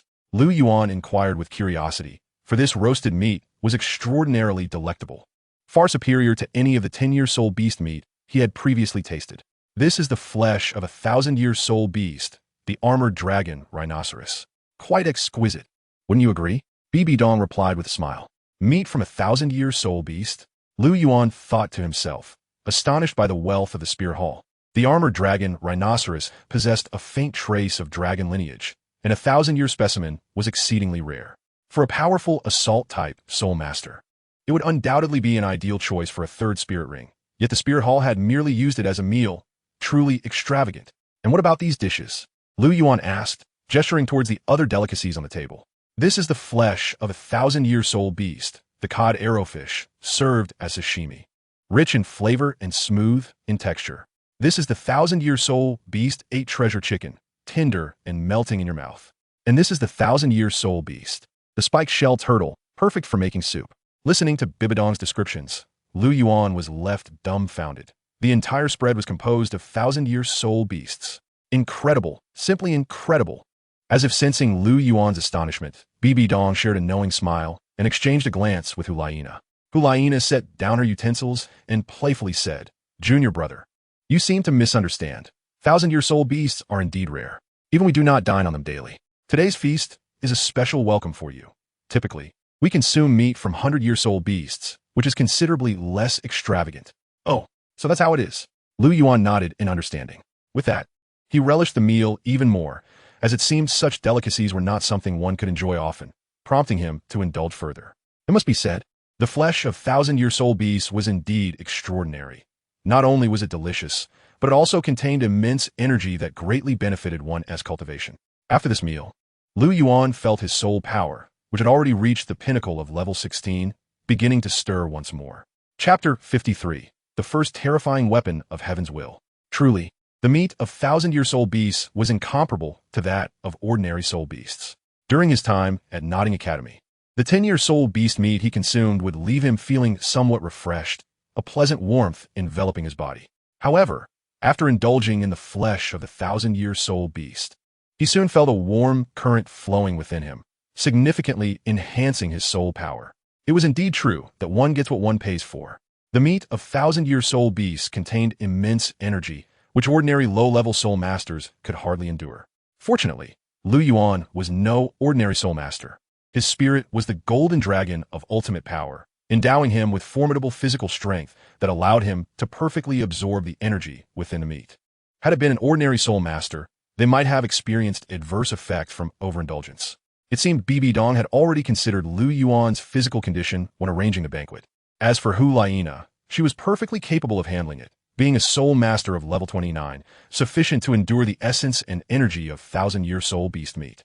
Lu Yuan enjoyed the meal immensely, for after refining the energy within, he felt that he was on the verge of a breakthrough. Initially, he had reached level 16 shortly after entering the training camp, and after nearly 3 months of training, he had ascended to the pinnacle of level 16, only a step away from level 17. Following this sumptuous feast, he discovered that he had taken yet another step forward, with a breakthrough to level 17 merely days away. Remarkably, he was still 2 months shy of turning 7. After lunch, Bibidong outlined Lu Yuan's upcoming study plan. "Little Yuan, let's call it day today. Starting tomorrow, you shall commence your regular studies." She affectionately ruffled his hair and smiled. "Yes, teacher." Lu Yuan nodded in agreement. With a smile gracing her features, Bibidong continued, "Beginning tomorrow, you will study fundamental knowledge of soul masters every morning. I will often guide you, and when I am unavailable, you may consult Elder Ju, Elder Gui, or your senior sister. They will be happy to assist you. In the afternoons, we shall focus on honing your practical combat skills. I have observed your combat abilities, which are commendable, yet still insufficient. Therefore, each afternoon, I will arrange for a teacher to train your practical skills, and whenever possible, I shall personally instruct you. Do you understand?" Bibidong inquired. "Understood, teacher," Lu Yuan replied, nodding earnestly.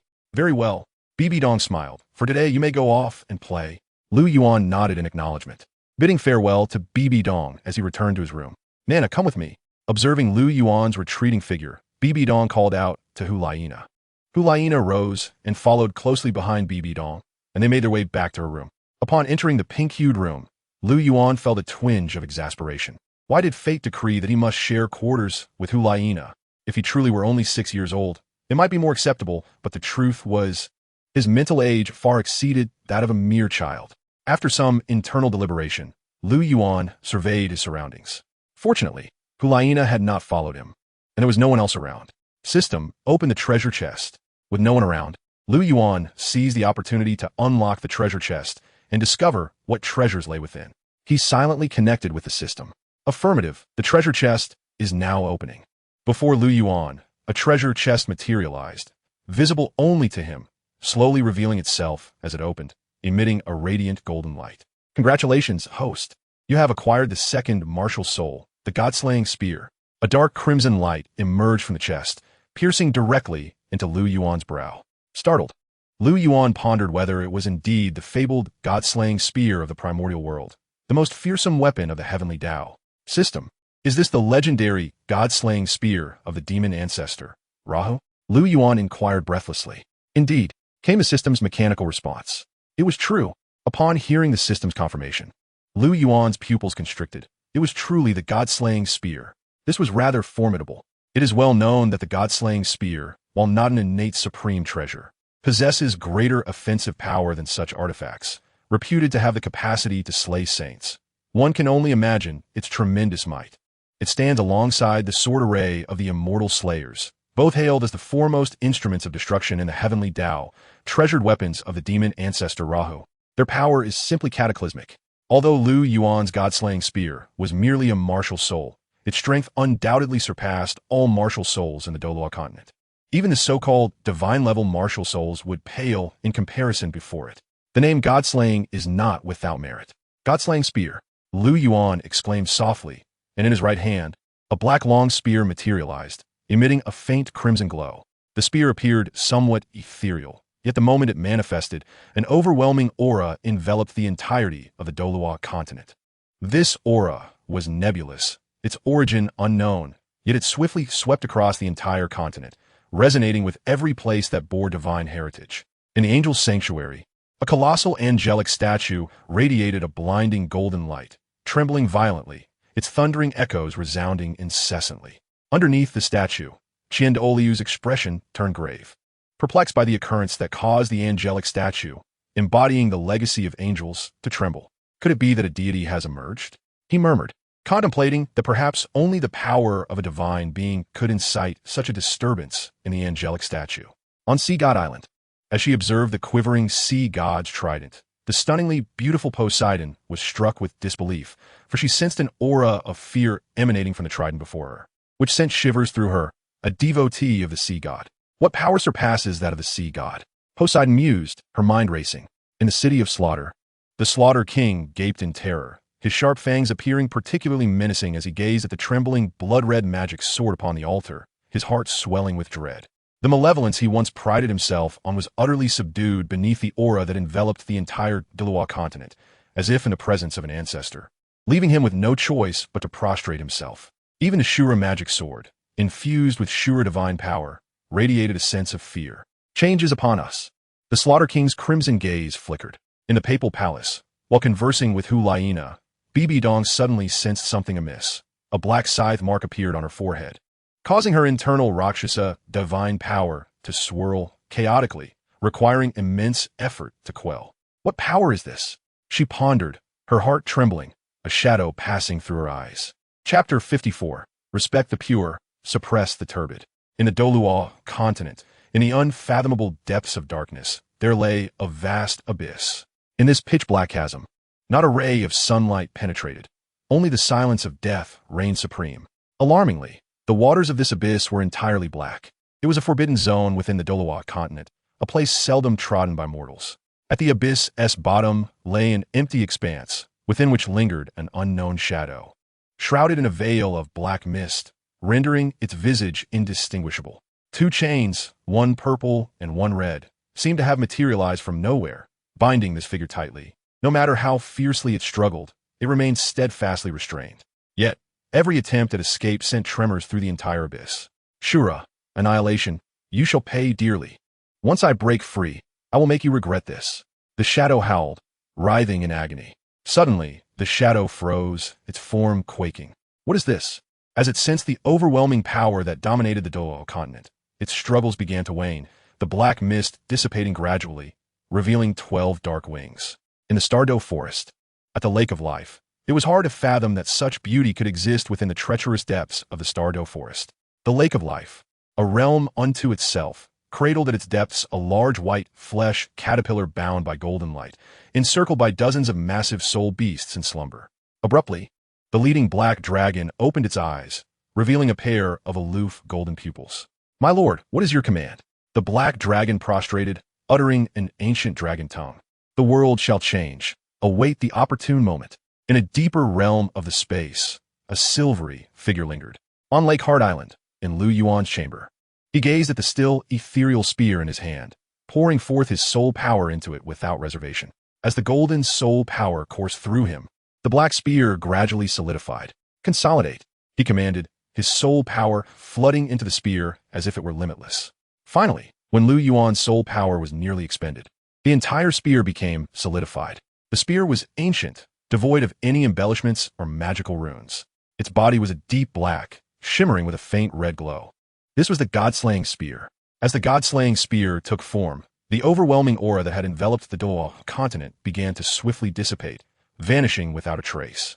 In the papal palace, Bibidong's expression softened, and the chaotic soul power within her returned to normal, the black scythe mark on her forehead disappearing without a trace. Looking at Hu Laina beside her, Bibidong's expression turned serious. "Nana, you must not speak of the mark on my forehead to anyone, understood?" "Yes, master, I understand."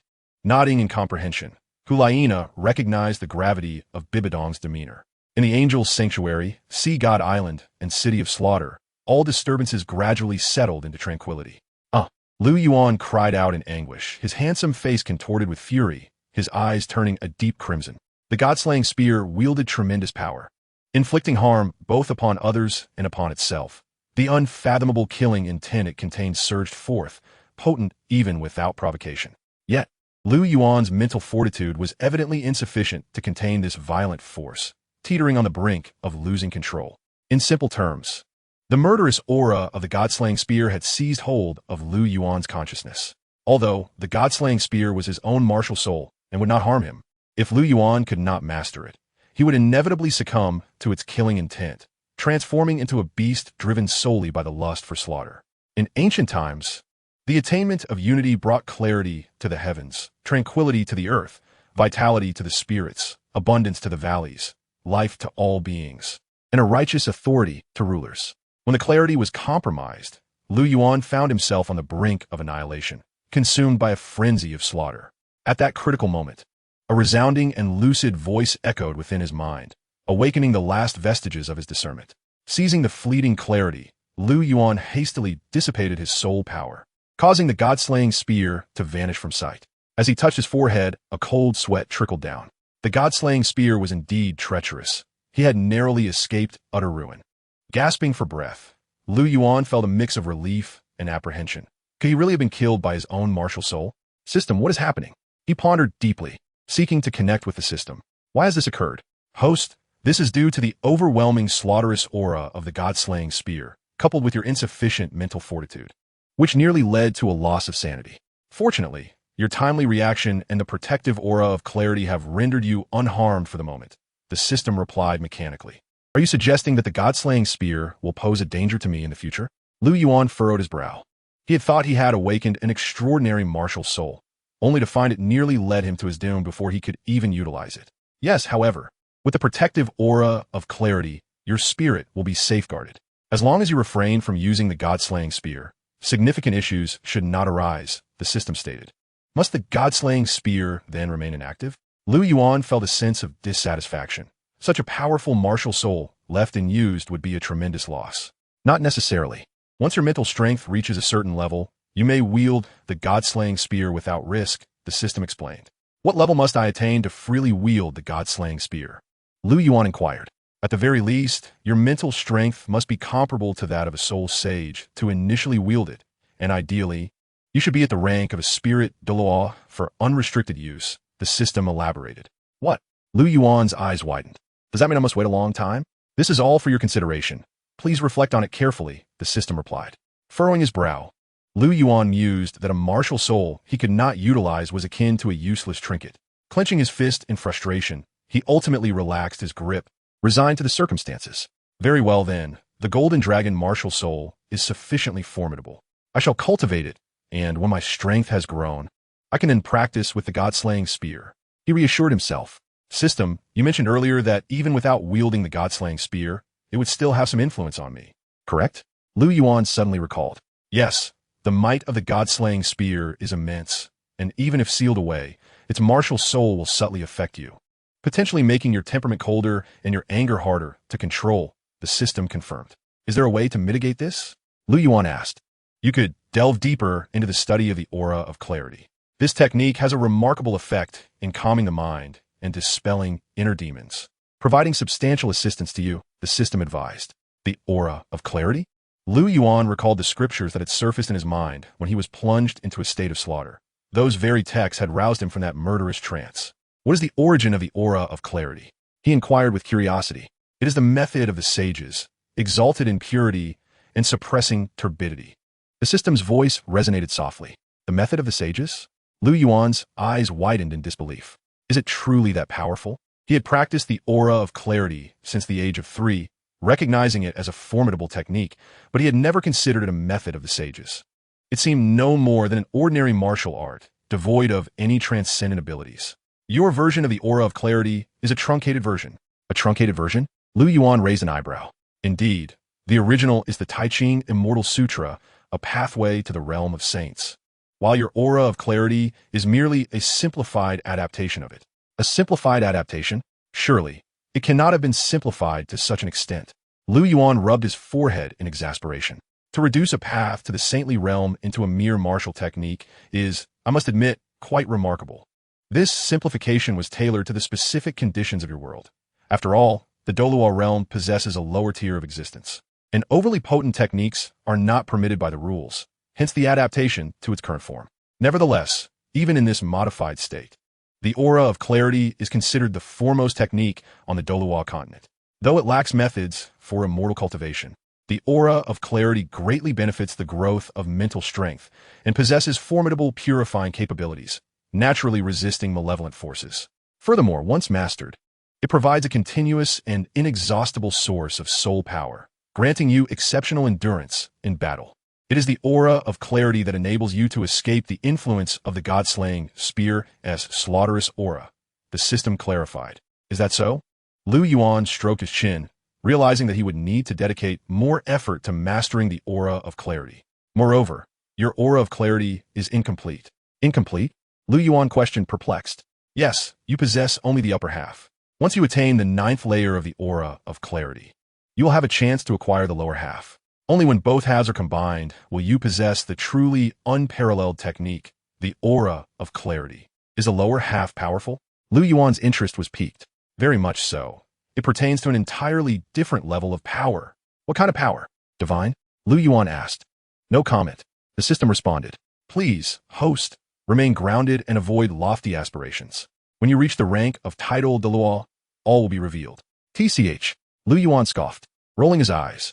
However, now that he understood the significance of the aura of clarity, he resolved to invest more time in its study. Previously, he had dedicated his time to martial arts such as the mountain sea fist and the vast sea spear technique, neglecting the aura of clarity, unaware of its benefits for mental fortitude. In hindsight, he felt a pang of regret.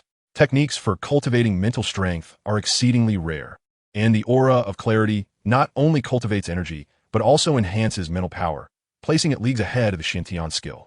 With a newfound plan, Lu Yuan's spirits lifted. Having obtained such a formidable martial soul as the god-slaying spear, though he could not use it now, he felt a sense of joy. His thoughts drifted to Tang San. Dual martial souls? Huh, who isn't?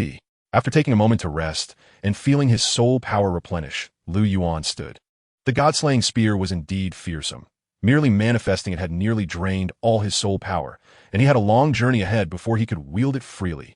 Glancing around the disheveled room, his gaze fell upon the dusty pink blanket, and a sudden chill ran down his spine. Ah! A shriek echoed from the room in the center of the lake. You wretched junior, what have you done? Hulaina gazed at the disheveled bed and the dust-laden blanket, a flicker of annoyance flashing through her enchanting eyes. After all, it was her most cherished blanket. Are you going to explain this to me, little junior brother? She said, a teasing smile playing on her lips as she rolled up her sleeves and approached Lu Yuan. Hee, senior sister, I can certainly elucidate, Lu Yuan replied, a hint of innocence gracing his expression. Hee. Hulaina leaped towards Lu Yuan. Ah, don't slap my face. Once again, within the confines of their room, everything was restored to perfect order. Lu Yuan sat cross-legged at the head of the bed, his eyes shut tight. After the incident with the god-slaying spear, he felt a sense of impending breakthrough. Observing Lu Yuan in meditation, Hulaina leaned against the table, her elongated, beautiful eyes curiously studying him. To her surprise, this little fellow was on the verge of another breakthrough so soon. Truly, he was endowed with extraordinary talent.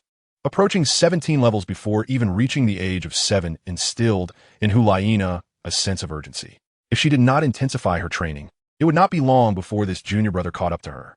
It would be quite embarrassing for the senior sister's soul power to be lower than that of her junior. Lost in thought, Hulaina resolved to enhance her training. This boy was rather handsome. Without exaggeration, Lu Yuan's looks were indeed top tier, and considering he was only 6 years old, it was difficult to imagine how striking he would be as he matured. Surely, he would captivate countless maidens. While Hulaina wandered through these musings, Lu Yuan was reaching a critical moment. His pure energy surged wildly, golden soul power coursing rapidly through his meridians. Breakthrough. The golden soul power surged forward, colliding fiercely with the barrier of the 17th level. It was as if a torrential flood crashed against a decaying dam before Lu Yuan's formidable soul power.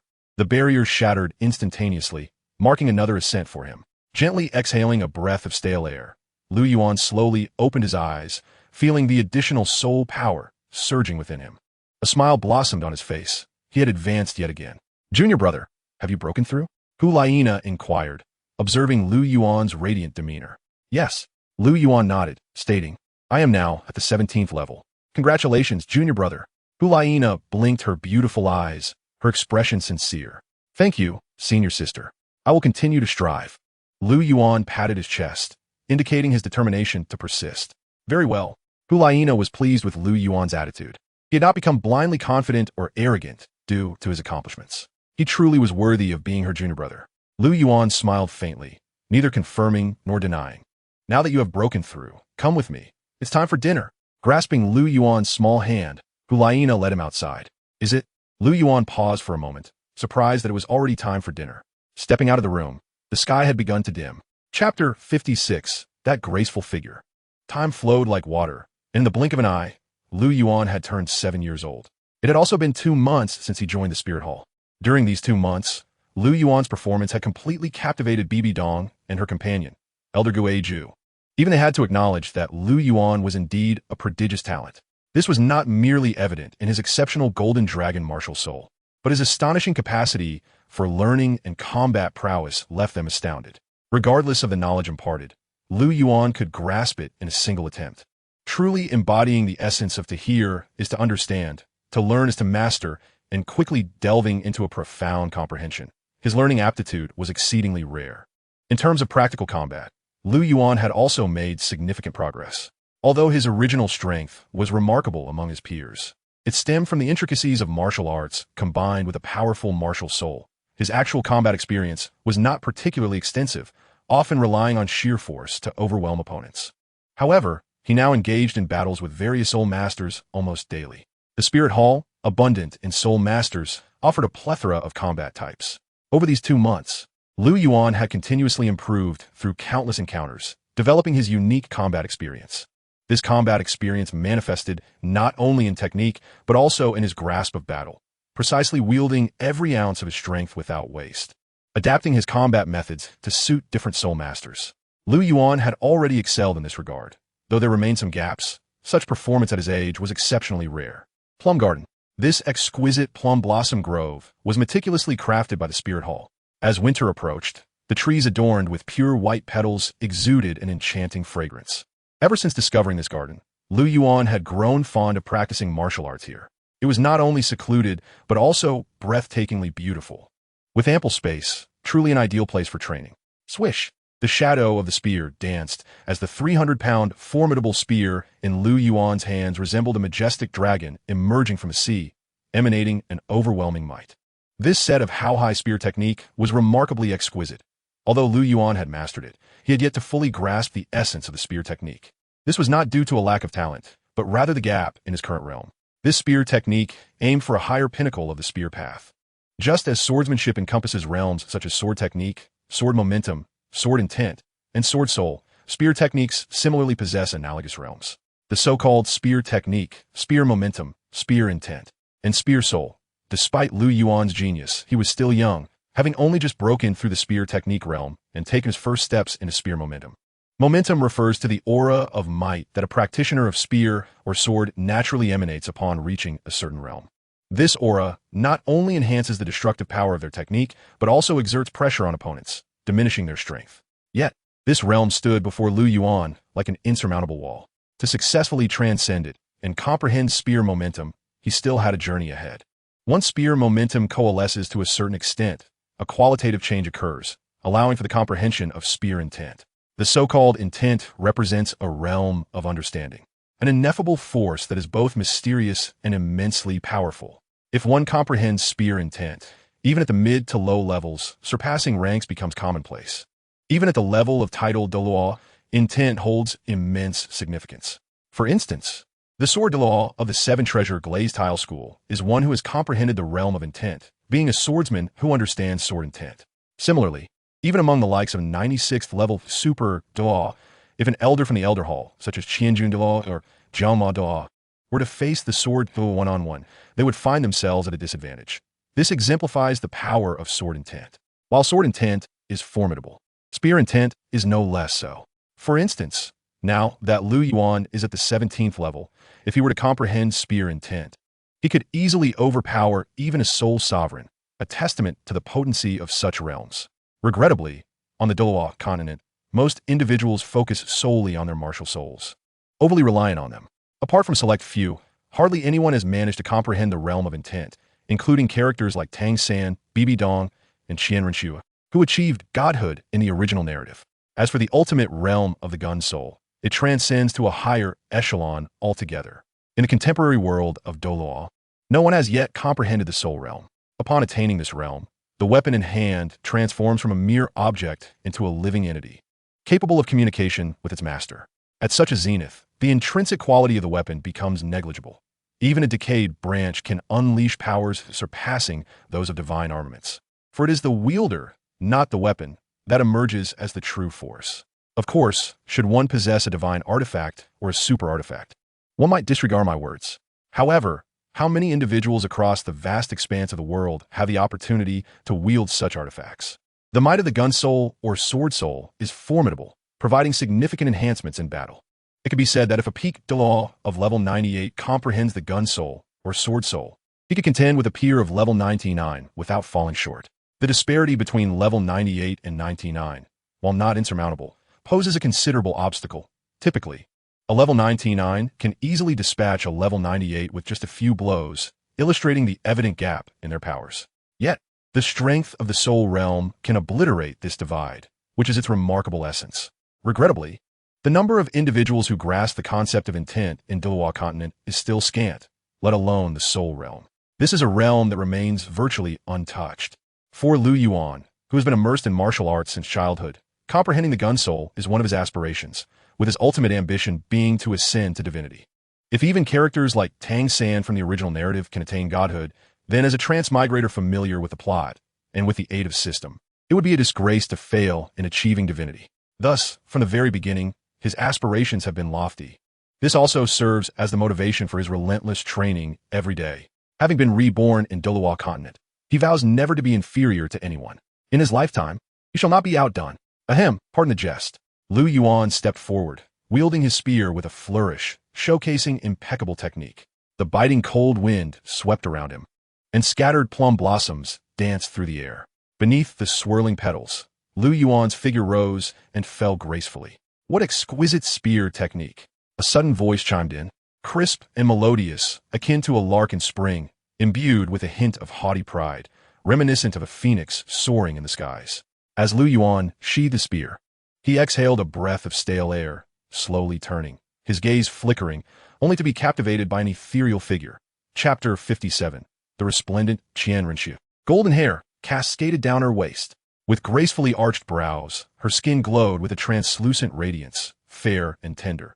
Her noble, high-bridged nose complemented an angelic visage, embodying a divine and regal aura. Clad in a golden gown, she exuded a valiant spirit despite being a young woman. The girl appeared to be around 13 or 14 years of age, not much older than Hulaina, yet she had developed remarkably, her figure both graceful and curvaceous. If Hulaina were to become stunningly alluring in the future, then this girl could already be deemed extraordinarily captivating at present. In terms of sheer beauty, even Bibi Dong would pale in comparison. Her exquisite features seemed almost otherworldly. Although young, she possessed an ineffable charm, distinct from Hulaina's allure. This girl's aura was divinely untouchable. With just a glance, Lu Yuan found himself entranced. His heart raced, and he could not deny that he was smitten. For the first time in both past and present, he felt a spark for a girl, even if it was just a fleeting glance. Perhaps this was what they referred to as love at first sight. Despite having never met her before, Lu Yuan intuitively understood the identity of this girl.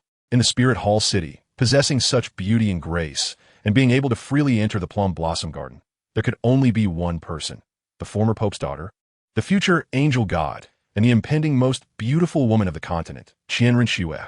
This was the same girl from the original story who shattered the angel god position and whose strength remained forever at level 89. Her background and experiences were equally tragic.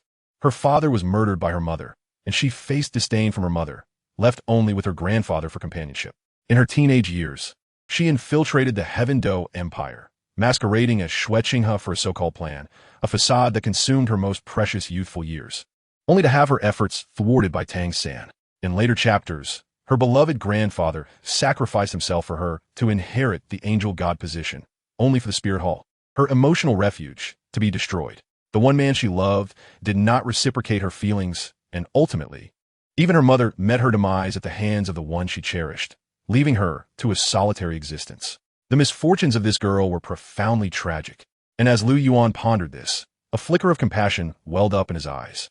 Simultaneously, he found himself seized by an urge to strangle Tang San. Shaking his head, he dismissed the horrifying thought. He must clarify that such feelings were not his own. It was not a matter of superficial attraction leading to distorted morals. Blame it on the god-slaying spear. Surely it was the spear's insidious influence. His gaze appraised Qian Renxue, who stood there quietly. Noticing Lu Yuan staring at her from a distance, Qian Renxue's delicate brows furrowed slightly. Why was this child looking at her with such eyes? The pity reflected in his gaze caused her heart to flutter unexpectedly, dissolving her initial annoyance at being scrutinized. Truth be told, this child was quite handsome. Qian Renxue murmured to herself. What is your name? I don't believe I've seen you before. She took steps toward Lu Yuan. My name is Lu Yuan. And yours? He replied, smiling as she approached him, the faint fragrance carried by the cold breeze enchanting him.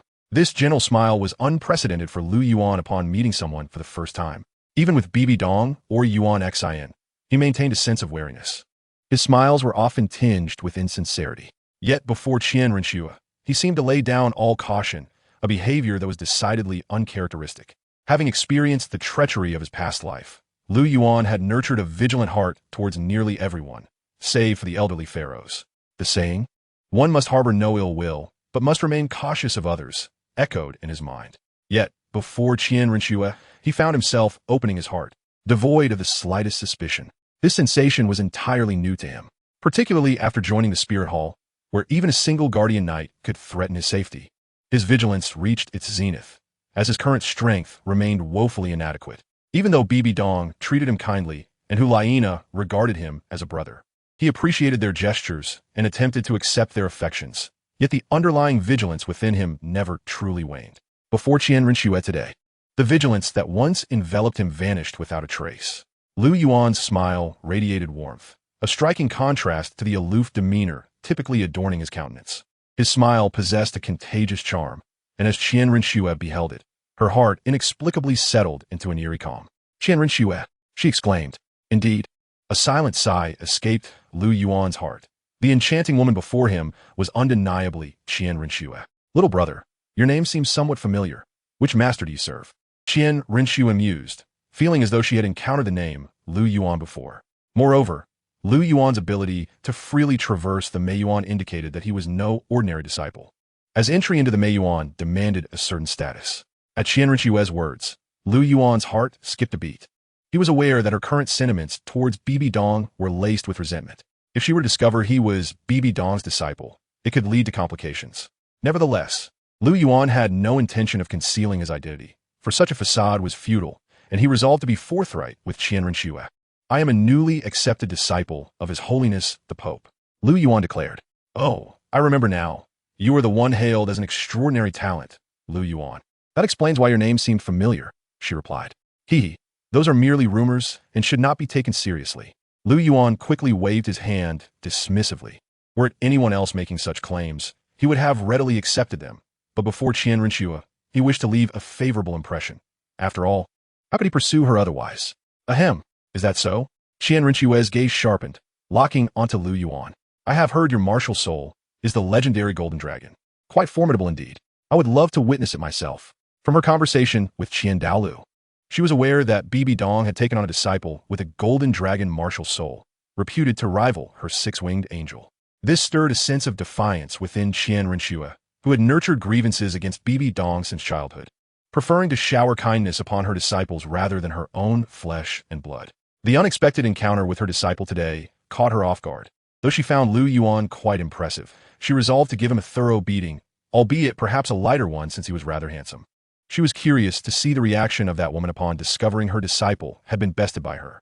Chapter 58. The Terrifying Power of Qian Rinxue. Is that really necessary? Lu Yuan stammered, feeling a chill run down his spine at the eager expression on Qian Rinxue's face. Though he was unrivaled among his peers, Qian Rinxue's power far surpassed his.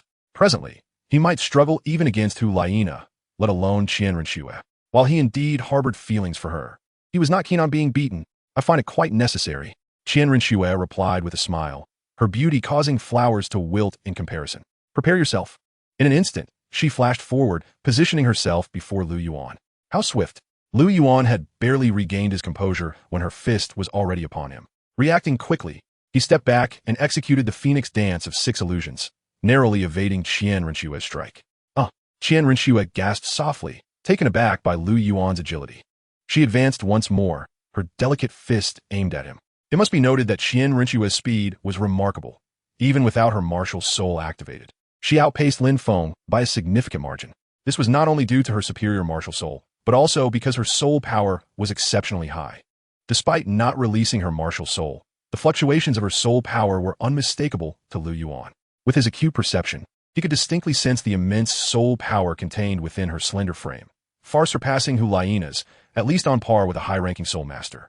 This realization was the reason behind Lu Yuan's initial evasion. On one hand, he hesitated to confront Qian Rinxue, and on the other, the oppressive force emanating from her was formidable. His own soul power level was simply too low. Still attempting to evade? Qian Rinxue mused, surprised by the speed of this young man before her. Even the average agility-type soul master seemed to pale in comparison, and besides speed, his footwork was also exceptional. Determined, Qian Rinxue increased her own speed. Lu Yuan's expression grew grave. Qian Rinxue truly was formidable. This was the first time he encountered someone who could match his speed without activating their martial soul.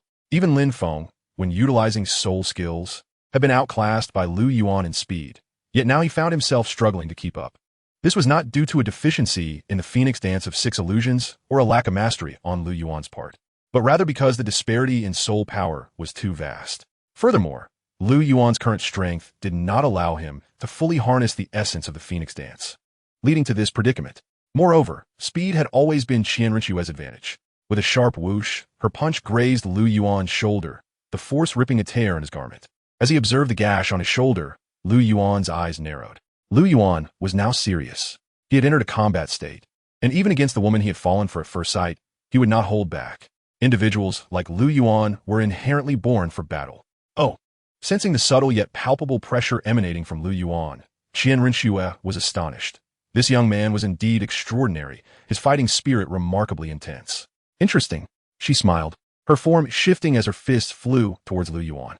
A glimmer of battle intent flashed in Lu Yuan's eyes as he clenched his fists, preparing to respond. For the Golden Dragon, the essence lay solely in overwhelming force. In this combat state, Lu Yuan feared no opponent. With a resounding clash, their fists collided, sending forth a wave of force. Lu Yuan staggered back 3 steps before regaining his footing, while Qian Rinxue was pushed back 7 steps. In this display of strength, Lu Yuan emerged victorious. Qian Rinxue's eyes widened in astonishment. How could she, a soul master, have been forced back 7 steps by him? This was unfathomable. In stark contrast to Qian Rinxue's shock and confusion, Lu Yuan remained remarkably composed. The punch he had just delivered had utilized nearly all of his strength. After rigorous training, he now possessed a formidable power of 3,500 pounds, a strength that ordinary soul sovereigns could not hope to attain. It is worth noting that the Golden Dragon epitomized ultimate power. Beyond possessing an exceptionally robust physique, his most formidable trait was an overwhelming force capable of annihilating all. In the realm of strength, no martial soul on the Douluo continent could rival it, not even the six-winged angel, which was renowned as the embodiment of divinity.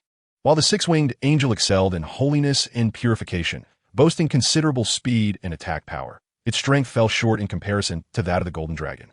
Though the Haotian hammer is renowned for its overwhelming power and explosive force, it pales in comparison to the Golden Dragon, occupying an entirely different echelon. Even when the Haotian hammer undergoes its ultimate evolution into the Heavenly Emperor hammer, it still falls short when juxtaposed with the Golden Dragon. Thus, despite the considerable disparity in soul power between Lu Yuan and Qian Renshue, Lu Yuan's strength surpasses hers. How intriguing! A smile graced Qian Renshue's lips. If her initial aggression towards Lu Yuan stemmed from resentment towards Tang San, her curiosity about Lu Yuan himself had now taken precedence. It is worth noting that while strength is not her forte, she possesses a high soul power level, rendering her no slouch in that regard. Yet today, she finds herself outmatched in strength by a mere soul master, igniting her intrigue further.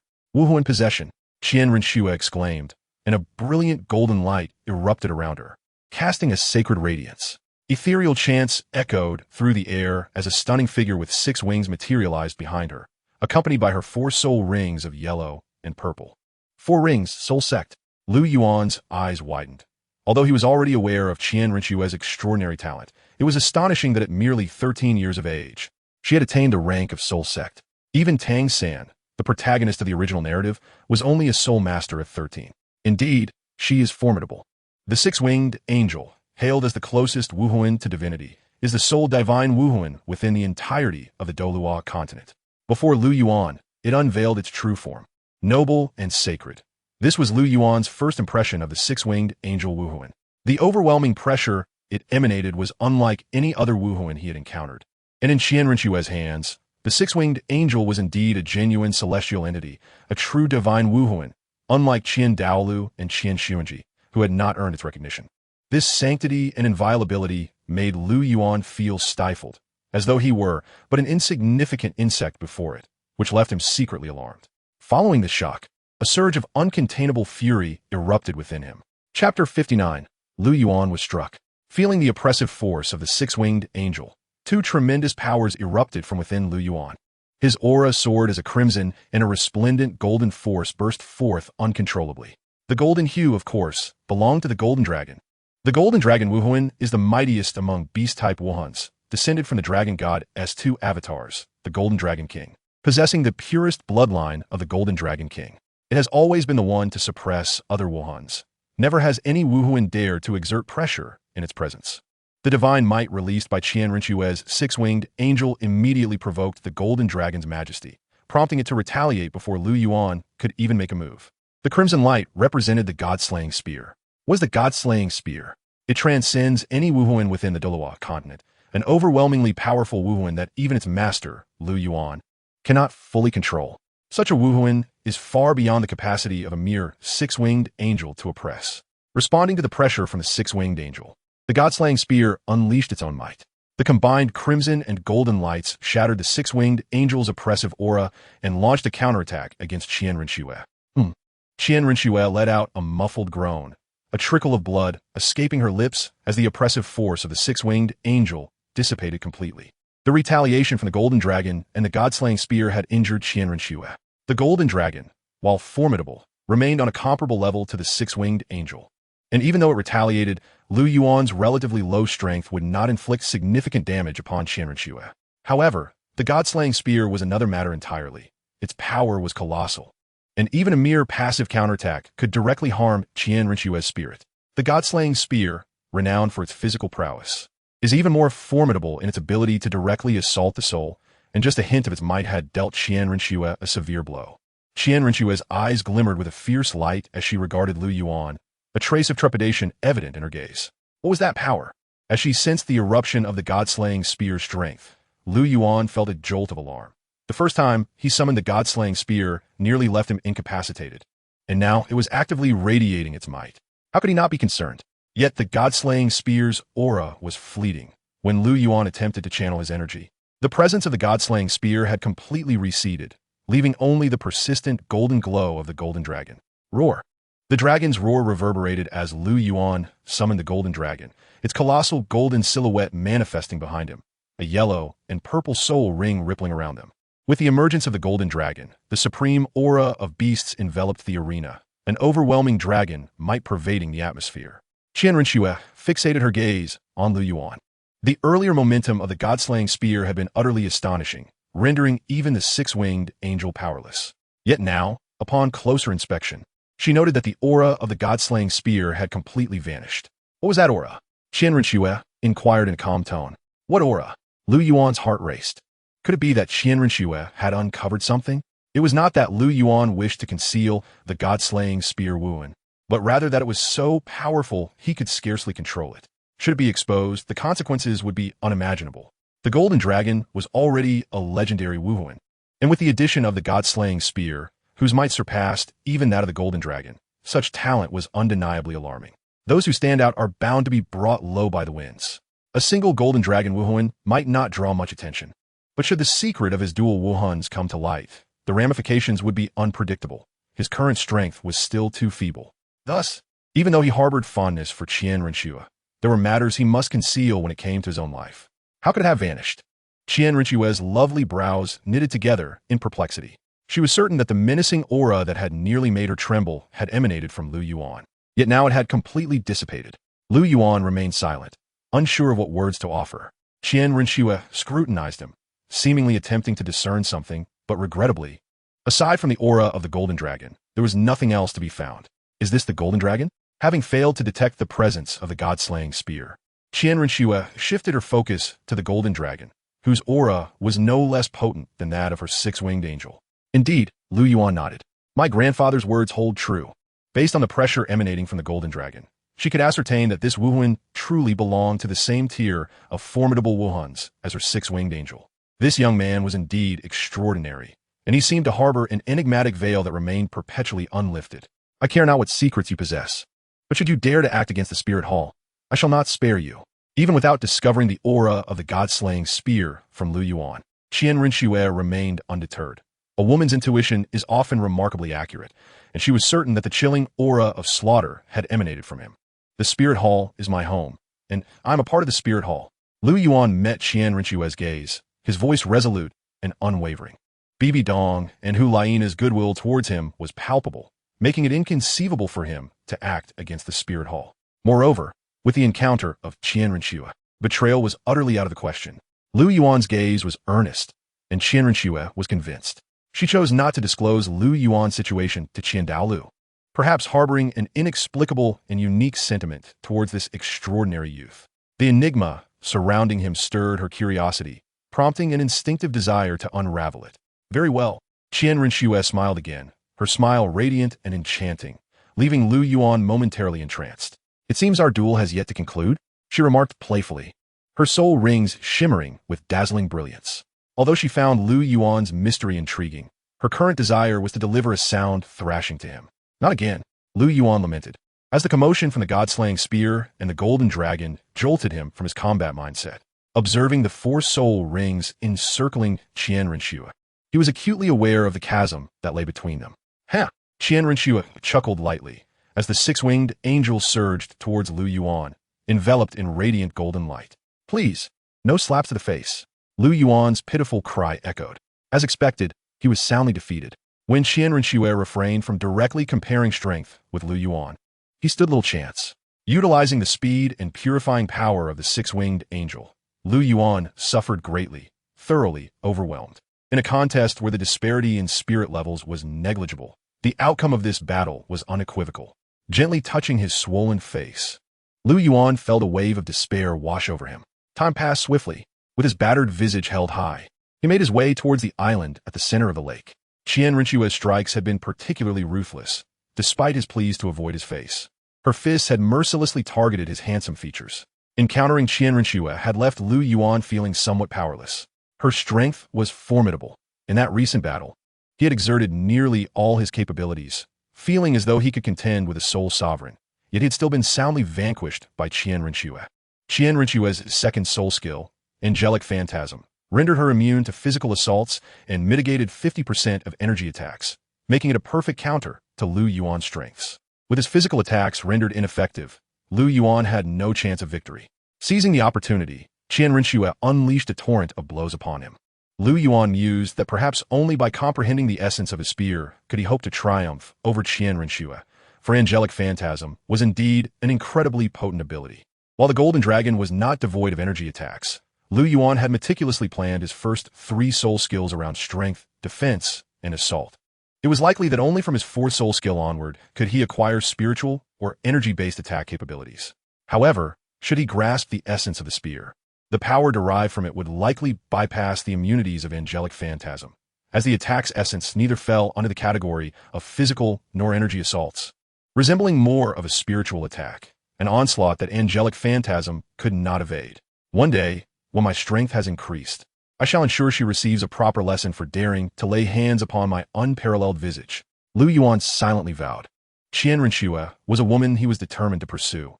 A man simply could not be weaker than the woman he cherished, a notion that was utterly unacceptable to Lu Yuan, who harbored a degree of male chauvinism. From this moment forth, I shall double my efforts, he resolutely affirmed, giving himself an internal pep talk. Junior brother, what happened to your face? Who struck you? Upon seeing Lu Yuan's battered appearance, Hulaina felt a surge of anger. Over the past 2 months, her fondness for her junior brother had grown immensely. Despite her seemingly aloof demeanor, she was genuinely easy to get along with, and their playful banter had fostered a close bond. Thus, witnessing Lu Yuan in such a pitiful state incited her ire. It's nothing, senior sister. I simply fell short in skill, Lu Yuan replied, warmth blossoming in his heart at Hulaina's concern. She truly regarded him as one of her own. Nevertheless, he harbored no intentions of confiding in her. Firstly, he was enamored with Qian Rinxue and wished to conquer her on his own merits, not through another's assistance. Secondly, despite Hulaina's remarkable talent, the disparities in spirit and cultivation potential, as well as her soul power compared to Qian Rinxue, were vast. Hulaina was no match for Qian Rinxue. Junior brother, you need not fear. Simply tell me, whoever has wronged you, I shall ensure they pay, Hulaina declared. A smile graced Lu Yuan's lips, though he winced as he touched the bruised area on his face. It turned out that when Qian Rinxue struck him, she had infused her punch with the purifying force of an angel, which had settled beneath his skin, hindering the healing process. Otherwise, with Lu Yuan's recovery capabilities, he would have nearly healed by now. Truly, it is nothing, senior sister. I will reclaim my honor myself, Lu Yuan gently insisted, observing Lu Yuan's resolute demeanor. Hulaina sighed, refraining from further inquiry. Her respect for Lu Yuan rose another notch. A person who relies on their own strength rather than others undoubtedly possesses a brighter future. As Hulaina retrieved the medicinal ointment to tend to Lu Yuan's wounds, Bibi Dong entered the room. Oh, Xiao Yuan, what happened to your face? Bibi Dong exclaimed, surprised at the bruises marring Lu Yuan's handsome features. Before Lu Yuan could respond, Hulaina interjected. Junior brother's face was struck by someone, but when I asked who it was, he would not say. Oh, Bibi Dong's gaze shifted to Lu Yuan. Is that so, Xiao Yuan? Lu Yuan nodded and replied, I simply lost in skill. I am fully resigned to my defeat and would not wish to trouble senior sister. Bibi Dong nodded, though she felt a twinge of surprise. Lu Yuan's reputation within the Hall of the Pope was considerable. Even those who had never seen him had heard of his name, and with his prowess, few could best him, let alone earn his full submission. Not even the renowned figures of the Golden Generation, Yin and Xieyu, could accomplish that. Who then could have bested you? She observed Lu Yuan's demeanor, which seemed to suggest a desire to shield his assailant. Bibi Dong's curiosity piqued as she beckoned Lu Yuan over. Xiao Yuan, come here. Let your teacher help you with the ointment. As she took the ointment from Hulaina and approached Lu Yuan, he was struck by the cooling sensation as the specially formulated balm for spirit masters was applied to his face. Bibi Dong's touch was gentle, her fingers delicate as she meticulously spread the ointment. Sensing the purifying energy concealed beneath Lu Yuan's skin, Bibi Dong immediately deduced who had inflicted his injuries. It was no wonder that Lu Yuan, despite his formidable combat abilities, had suffered such a crushing defeat. His opponent was none other than Qian Rinxue. Given the substantial difference in their levels, it was entirely reasonable for Lu Yuan to have lost. However, what had prompted Qian Rinxue to strike him? A flicker of unease crossed Bibi Dong's beautiful eyes, as if a thought had crossed her mind, and her ministrations became even more tender. A gentle surge of soul power emanated from Bibi Dong's palm, dismantling the latent purification force within. Without the purification power, coupled with the aid of the ointment, Lu Yuan's injuries would mend swiftly. After applying the ointment, Bibi Dong turned to Lu Yuan with a faint smile and inquired, "Have you visited the plum garden today?" Lu Yuan nodded in affirmation. "Make sure to visit more often," Bibi Dong encouraged with a grin. At her words, Lu Yuan was momentarily taken aback, then nodded again, assured that he would indeed return to the plum garden. Observing their exchange, Hulaina's exquisite visage reflected a hint of confusion. What enigmatic game were these two playing?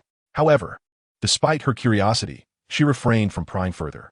Being a clever girl, she understood that if her teacher and junior brother chose not to disclose, she would respect their wishes, merely committing the name Plum Garden to memory. Sometimes, time flows like a river, never to return. In the blink of an eye, over a year had passed since Lu Yuan joined the Spirit Hall, and he was now 8 years old.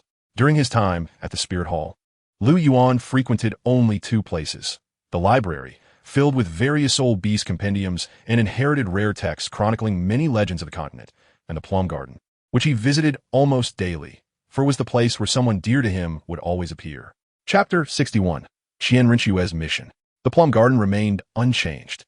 Now was the transition from late spring to early summer, a time devoid of blooming plum blossoms. Yet, for Lu Yuan, as long as she was present, any scenery was the most beautiful. Qian Rinxue leaned against a plum tree, her smile radiant as she watched the approaching boy. "You're here," she greeted softly, her voice a gentle melody. "Have you been waiting long?" Lu Yuan replied, a warm smile breaking through his previously stoic demeanor, radiating a warmth that seemed to thaw the heart. "Will we be sparring today?" Lu Yuan asked quietly. Over the past year, the two had engaged in daily bouts in the plum garden, fostering a deep understanding between them. Apart from the god-slaying spear, Qian Rinxue was well acquainted with nearly all of Lu Yuan's soul skills and martial arts, while Lu Yuan had an intimate grasp of Qian Rinxue's abilities as well. Their continuous sparring had forged a strong bond, and the affection-starved Qian Rinxue found in Lu Yuan the tender care she had long lacked, leading to a close relationship. Were it not for Lu Yuan's tender age, their relationship might have deepened further. Nevertheless, he had already carved a profound imprint on Qian Rinxue's heart, and the sentiment was mutual. "Let us not compete today. I have something to discuss with you." Qian Rinxue gently shook her head. She was well aware of Lu Yuan's combat prowess, an undeniable genius capable of battling beyond his rank, with an astonishing capacity for learning. In just over a year, his progress was remarkable, and she too had benefited from their encounters, rapidly enhancing her own practical experience and strength. Naturally, the outcomes of their duels were often in Lu Yuan's favor, given Qian Rinxue's superior soul power. However, when their soul powers were equalized, Qian Rinxue had never emerged victorious against Lu Yuan, as his combat awareness and technique were truly extraordinary. The richness of his practical experience and skill left Qian Rinxue in awe. "What is it?" Lu Yuan inquired, puzzled, stepping closer to Qian Rinxue. Perhaps due to the influence of his golden dragon martial spirit, Lu Yuan's growth was remarkably swift. Though only 8, he had already reached a height nearly matching Qian Rinxue's chin. Qian Rinxue, at 14, was notably tall, standing over 160 centimeters, not much shorter than Bibi Dong, while Lu Yuan approached 150 centimeters. They stood close, the distance between them less than 20 centimeters, a remarkably intimate proximity. Sensing the presence beside her, and inhaling the unique scent emanating from Lu Yuan, Qian Rinxue's beautiful face remained unchanged. Such closeness was not a new experience for her. "I may have to leave the Spirit Hall," Qian Rinxue whispered, her enchanting eyes studying Lu Yuan closely, a trace of reluctance gracing her features. "What did you say?" Lu Yuan, initially lost in the fragrance of her hair, abruptly lifted his gaze, locking eyes with Qian Rinxue. An inexplicable atmosphere enveloped them. "Why?" Lu Yuan inquired earnestly, his gaze fixed on Qian Rinxue's beautiful eyes. His pure, untainted eyes revealed a profound reluctance that Qian Rinxue absorbed entirely. A tremor coursed through her heart, followed by a sweet sensation enveloping her being. She was uncertain of her feelings. Although this boy was merely 8 years old, she sensed an extraordinary connection with him. "I have a mission that I must undertake.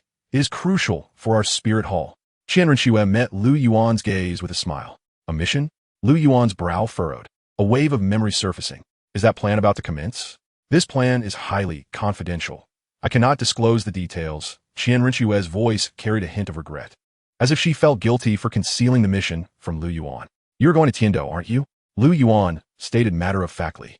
Qian Rinxue's eyes widened in disbelief. The mission to Tinka's Weaking? A glimmer of incredulity sparkled in her eyes, her lovely face etched with shock. How do you know? Qian Rinxue gazed at Lu Yuan, astonished. Examining the surprise reflected in her eyes, Lu Yuan smiled contentedly. How would you possibly know? Qian Rinxue questioned, perplexed. This mission was deemed top secret. Apart from select few, no one else was privy to its existence. Within the Spirit Hall, only individuals of elder rank and above, such as Bibi Dong, were authorized to partake in such plans. Even the Platinum Bishop of the Tiando Empire's Spirit Hall, Salis, was only aware of superficial details regarding this scheme. Yet Lu Yuan seemed to grasp its core. Even though he was the Pope's disciple, he had no right to know. His title as the Pope's disciple did not grant him the elevated status he might have presumed. Only by becoming the Holy Son of the Spirit Hall could one participate in such high-level decisions. Undoubtedly, Lu Yuan possessed the potential to be the Holy Son, a fact Qian Rinxue never doubted. However, the issue lay in time. Lu Yuan currently lacked the strength to uphold such a title. Such deductions are not particularly challenging. Observing Qian Rinxue's astonishment, Lu Yuan smile deepened. With a cheerful demeanor, he began his explanation, hands clasped behind his back, adopting an air of confidence. Ahem. It's really not difficult to infer. As Qian Rinxue gazed at him with a hint of confusion in her eyes, Lu Yuan chuckled softly and inquired, "Who do you believe is the greatest adversary to our Spirit Hall in unifying the continent? The Star Luo Empire and the three upper sects?" Qian Rinxue replied decisively. "Bingo!" Lu Yuan snapped his fingers, stating, "You're absolutely correct. For our Spirit Hall, both the two great empires and the three upper sects pose significant threats, with the Star Luo Empire and the three upper sects being particularly formidable." Why? Intrigued by Lu Yuan's confident demeanor, Qian Rinxue pressed for an explanation. The current emperor of the Tiando Empire, Shui Yi, is not a wise ruler, lacking sufficient control over the various principalities within the realm. The principalities wield considerable power and harbor their own ambitions, several of which are aligned with our Spirit Hall. This is one reason. Secondly, the Tiando Empire suffers from a decaying system, rampant aristocratic decadence, and a military with diminished combat effectiveness, lacking potent soul masters. The royal family is not particularly strong, and thus, the threat posed by the Tiando Empire is relatively minor. Its decay presents us with an opportunity to take advantage of their vulnerabilities. In contrast, the three upper sects and the Star Luo Empire are entirely different. Each sect within the three upper sects boasts title Douluo-level experts, commanding the most elite soul master forces outside of our Spirit Hall, particularly the Haotian sect and the Seven Treasure Glazed Tile sect. The Haotian sect is regarded as the foremost sect on the continent, second only to our Spirit Hall in the number of title Douluo, each wielding a top-tier martial soul akin to the Haotian hammer, showcasing remarkable combat prowess.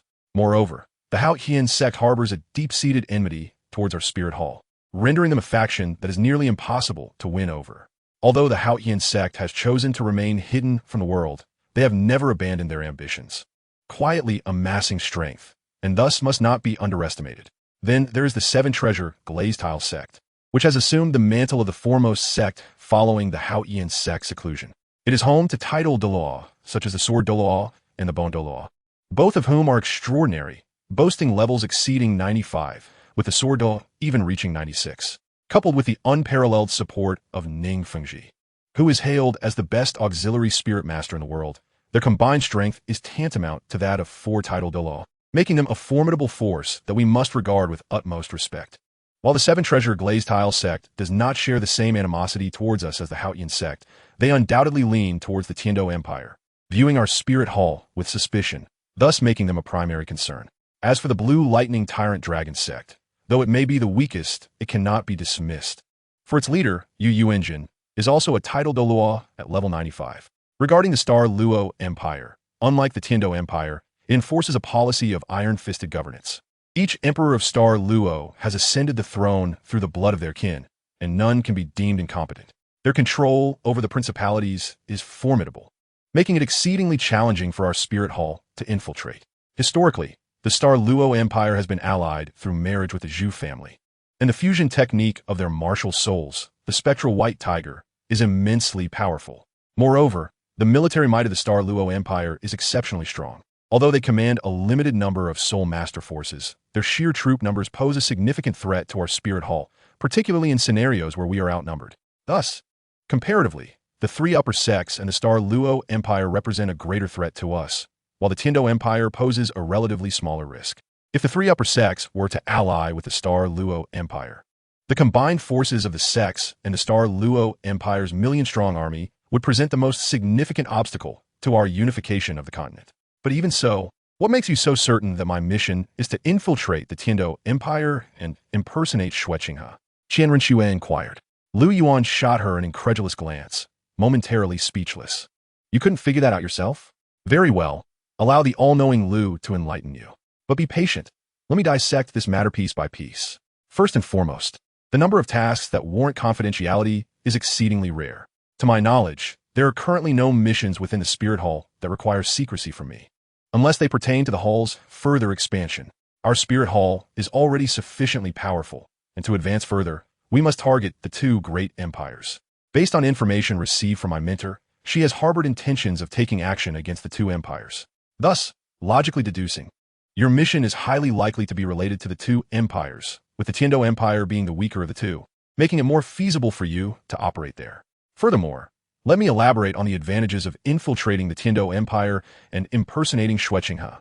Firstly, the military aspect. Our Spirit Hall possesses the strongest Soul Master force, yet Soul Masters are a minority on the continent, leaving us lacking in large-scale military operations. However, if we can successfully infiltrate the Tiando Empire and secretly control its army, we would eliminate our soul weakness, allowing us to face the star Luo Empire's million-strong army without being on the defensive, while simultaneously erasing the star Luo Empire's greatest advantage. Next, we can strategize regarding the three sects. The Haotian sect aside, the Seven Treasure Glazed Tile sect enjoys a close relationship with the Tiando Empire, while the Blue Lightning Tyrant Dragon sect, although claiming neutrality, harbors no animosity towards the Tiando Empire and is at the very least more inclined towards them than towards our Spirit Hall. Once you successfully impersonate Xueqinghe, you could leverage that position to win over the Seven Treasure Glazed Tile sect and the Blue Lightning Tyrant Dragon sect, even if you do not succeed in recruiting them. Establishing a favorable rapport would be advantageous. When our Spirit Hall decides to take action against them, you would be in a position to provide us with intelligence and subtly manipulate them. With foresight and calculated moves, eliminating them would not prove challenging. Lastly, and perhaps most crucially, this is the reason I believe you should impersonate Xueqinghe instead of anyone else. Although Xueqinghe is the eldest prince, he is not favored by the Emperor Shuiyi, and thus does not attract much attention. Therefore, impersonating him would make it less likely for you to be discovered. Moreover, as the eldest prince, the Tiando Empire, unlike the star Luo Empire, does consider merit alongside capability. The principle of promoting merit over lineage is somewhat upheld. If you successfully impersonate him and achieve some notable feats, garnering the support of certain ministers would not be arduous, and your chances of ascending to the throne would be significantly enhanced. Additionally, Xueqinghe is roughly the same age as you. Although he is male, he possesses a gentle disposition, and his physique closely resembles yours, making him an ideal candidate for impersonation. If I am not mistaken, you have been studying to mimic Xueqinghe's habits, as you have frequently left the Spirit Hall in recent months. I assume you have begun your infiltration, and it is likely that you have now nearly mastered all of Xueqinghe's habits and ways of handling affairs, indicating that the plan is ripe for execution.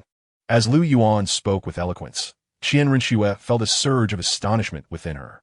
Could this truly be a mere mortal? He was nothing short of a prodigy. Yet, a final flicker of stubbornness remained in her heart. Then tell me, why must it be me and not someone else? She doubted Lu Yuan's knowledge on this matter as well. Upon hearing Qian Renxue's question, Lu Yuan regarded her with a look of compassion, feeling the warmth from his gaze. Qian Renxue felt a slight flutter in her heart. With a sigh, Lu Yuan continued, such a mission is, after all, highly confidential. Thus, the individual executing the plan must be someone of utmost trustworthiness. I can think of no one more deserving of that trust than the daughter of the previous pope, the current saintess of the Spirit Hall. Lu Yuan's voice momentarily faltered as he remarked, regardless of the disguise, there will always be flaws. However, to my knowledge, your angel clan possesses a lineage of soul bones, one of which grants the ability of camouflage, an ability that even a peerless Douluo at level 99 could not discern. The requirement to inherit such a soul bone is to possess the six-winged angel martial spirit, and aside from the Grand Priest, you're the only one who possesses it. As he spoke, Lu Yuan's gaze bored directly into Qian Renxue's eyes. Upon hearing Lu Yuan's analysis, Qian Renxue's delicate form trembled slightly. You are truly astute. She sighed softly, acknowledging the uniqueness of his insight. Indeed, she was the most suitable candidate for this mission. Looking at the boy before her, Qian Rinxue felt a stirring in her heart. Beyond his extraordinary talent, his intellect was equally remarkable. How did you come to know so much? Qian Rinxue inquired with curiosity, bewildered by his knowledge of various secrets, such as the angel soul bones and the situation regarding Xue Qinghe. Lu Yuan did not respond directly, but merely smiled faintly, saying, "It's nothing more than observing, listening, learning, and pondering." Really? Qian Rinxue expressed her skepticism. Indeed, Lu Yuan replied with a slight smile. He could only respond in this manner. It was impossible to reveal that he had traversed realms and therefore possessed such clarity. Though Qian Rinxue remained doubtful, Lu Yuan's conviction led her to choose to believe him. By the way, aside from this matter, I have something else I wish to discuss with you, Qian Rinxue said with a smile. What is it? Lu Yuan inquired, intrigued. I found you a new teacher. A mysterious smile graced Qian Rinxue's face. What did you say? Chapter 63, Parting and the Hunt for Soul Rings. Upon hearing Qian Rinxue's words, a look of astonishment crossed Lu Yuan's face. You found me a new teacher? Are you serious? Lu Yuan could hardly believe it. After all, his teacher was Bibi Dong, and it seemed implausible that anyone would dare to take on that role. Your teacher has already agreed. Perceiving Lu Yuan's doubt, Qian Rinxue smiled slightly. Is that true? Lu Yuan's eyes widened. Was Bibi Dong truly someone so accommodating? Absolutely, Qian Rinxue affirmed. By the way, how did you manage that? Lu Yuan asked, curiosity piqued. I won't tell you. Qian Rinxue playfully winked, a hint of mystery in her smile. If you won't say, then never mind, Lu Yuan muttered, suspecting that this girl might have had a private conversation with Bibi Dong. When you plan to leave? Compared to his new teacher, Lu Yuan was far more interested in when Qian Rinxue would commence her plans, as once they began, he would not be able to see her frequently. Probably 3 days from now, Qian Rinxue replied with a smile. 3 days, you say? Lu Yuan murmured to himself. If I leave in 3 days, will you miss me? Qian Rinxue unexpectedly blurted out, regretting her words the moment they left her lips. Of course, I will always think of you. Lu Yuan gazed tenderly at Qian Rinxue. Her cheeks flushed, and she turned her head away, her heart feeling sweet. Despite repeatedly reminding herself that the boy before her was only 8 years old, perhaps due to Lu Yuan's remarkably mature demeanor, she unconsciously regarded him as her peer.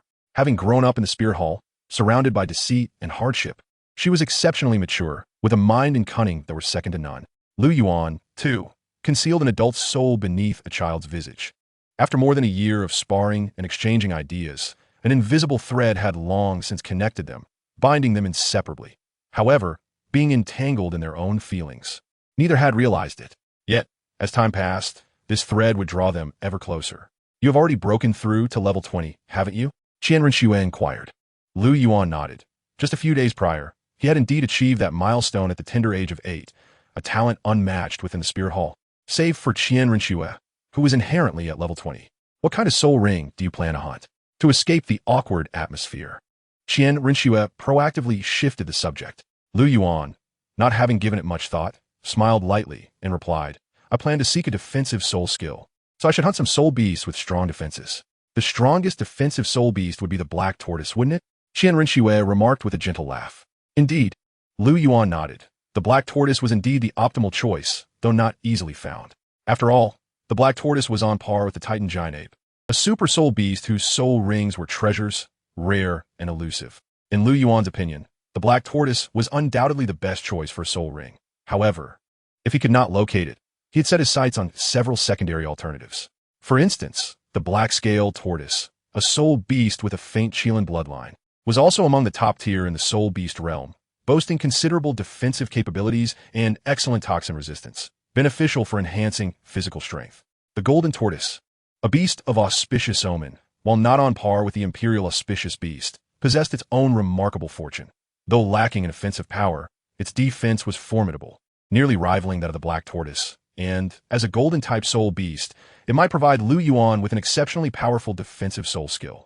The golden scale soul armor beast, a top-tier defensive soul beast, bore exceptionally strong scaled armor, also a golden-type soul beast, adept in physical prowess, making it an excellent choice for Lu Yuan as well. Lu Yuan articulated his plans, and admiration shone on Qian Rinxue's fair face. You truly know a great deal. Her melodious voice chimed. Of course, Lu Yuan feigned a proud expression, basking in the praise from Qian Rinxue, which delighted him immensely. Having studied under his master from a young age, although his master had not actively taught him much, Lu Yuan's innate talent allowed him to memorize the contents of books after a single reading. He had perused most of his master's collection, and over the past year, he had diligently explored the Spear Hall's archives. His understanding of soul beasts was nearly on par with his master, despite lacking practical experience and life lessons due to his youth. However, when it came to knowledge of the various soul beasts across the continent, he might even surpass his master. Sometimes, vast knowledge can wield a unique allure. His master had captured Bibi Dong's attention and even her affections through his distinct wisdom, leaving her with an indelible impression of intelligence that lingered in her mind. Yet, unlike his master, who relied solely on words, Lu Yuan possessed not only profound knowledge, but also exceptional strength, combining both intellect and martial prowess, and he was undeniably handsome, a captivating charm, albeit slightly overshadowed by his youth. Otherwise, a year and more would have sufficed for him to conquer Qian Rinchue's heart. Then, will I entrust my soul ring configuration to you in the future? Qian Rinchue jested. Certainly, I will ensure to devise the most suitable soul rings for you. Lu Yuan replied earnestly, gazing into Qian Rinchue's eyes. Qian Rinchue's heart raced uncontrollably. Her greatest dread was locking eyes with Lu Yuan. Each time their gazes met, her heart would quicken in a manner beyond her control. Ironically, Lu Yuan relished these moments of eye contact, always looking at her with a gentle expression that simultaneously stirred her embarrassment and offered a hint of sweetness. As she beheld the warmth and tenderness in Lu Yuan's gaze, a flutter of anxiety gripped her heart, prompting her to hastily change the subject. Aren't you curious about who the new teacher I found for you is? New teacher. At the mention of this new instructor, Lu Yuan's interest was piqued. It seemed this teacher could prove to be quite beneficial for him. Otherwise, Qian Rinchue would not be so invested in the matter. Clearly, despite her outward indifference, she cared for him more than she let on, a realization that filled Lu Yuan's heart with quiet joy. However, given that he was already under the tutelage of Bibi Dong, whose teaching prowess was on par with that of the master, he mused that this new teacher was likely not going to provide him with knowledge regarding his martial soul.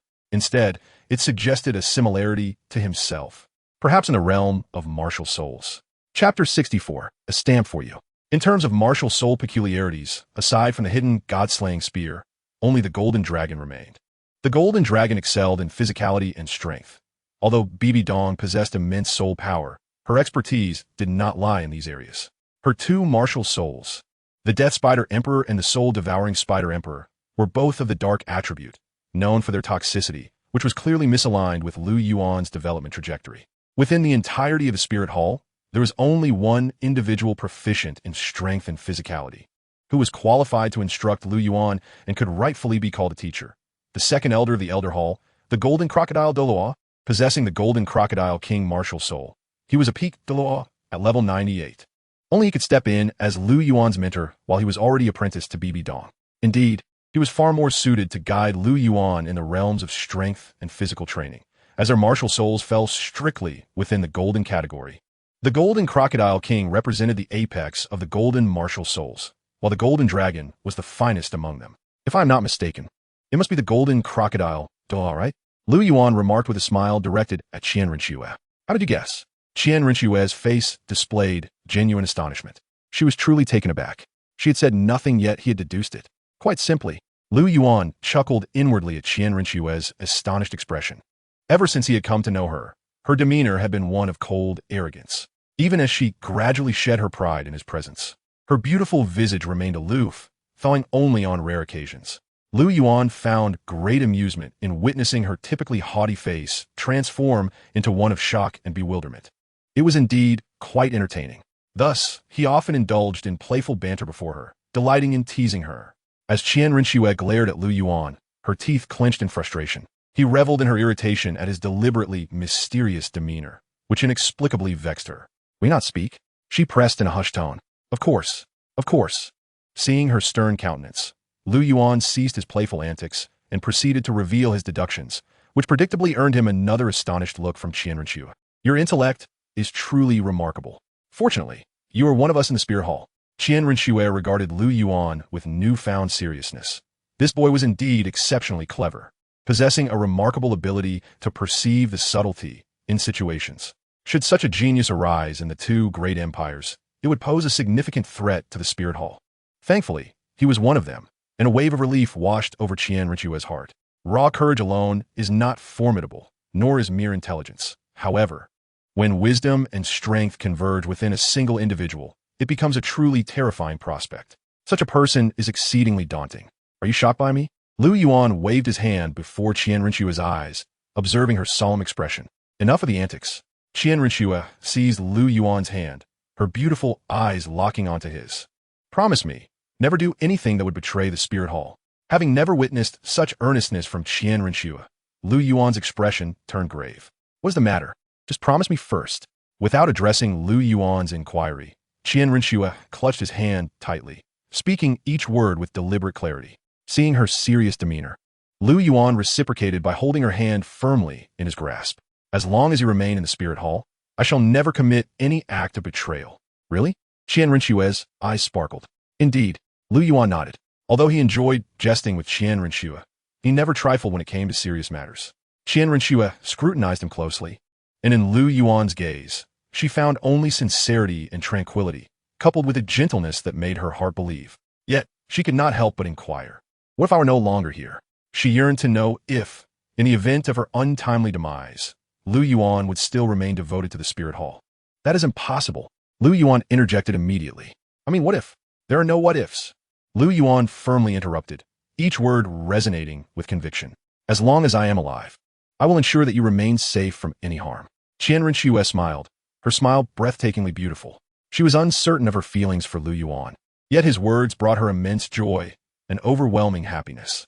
As she gazed at Qian Rinchua's enchanting smile, Lu Yuan felt a stirring within his heart.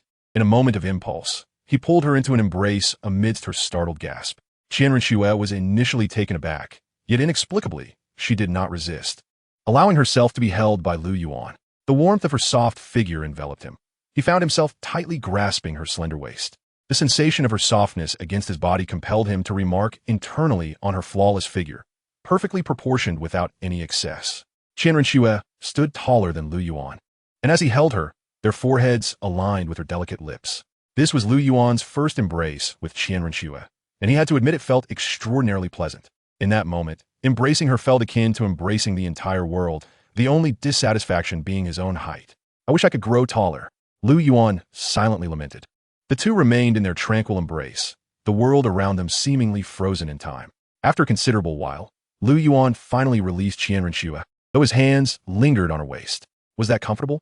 Qian Rinchua looked down at Lu Yuan. Lu Yuan raised his head to meet her gaze, a surge of emotion welling within him. For reasons unknown, he harbored an aversion to being looked down upon, even by someone he longed for. Very comfortable, Lu Yuan replied with a subtle smile, his eyes suddenly darting to the side. Do you see that? His expression feigned surprise, prompting Qian Rinchua to curiously turn around. There's nothing there. She looked back at him, puzzled. I didn't see anything. Oh. As Qian Rinchua turned around, a shadow swiftly sealed her crimson lips.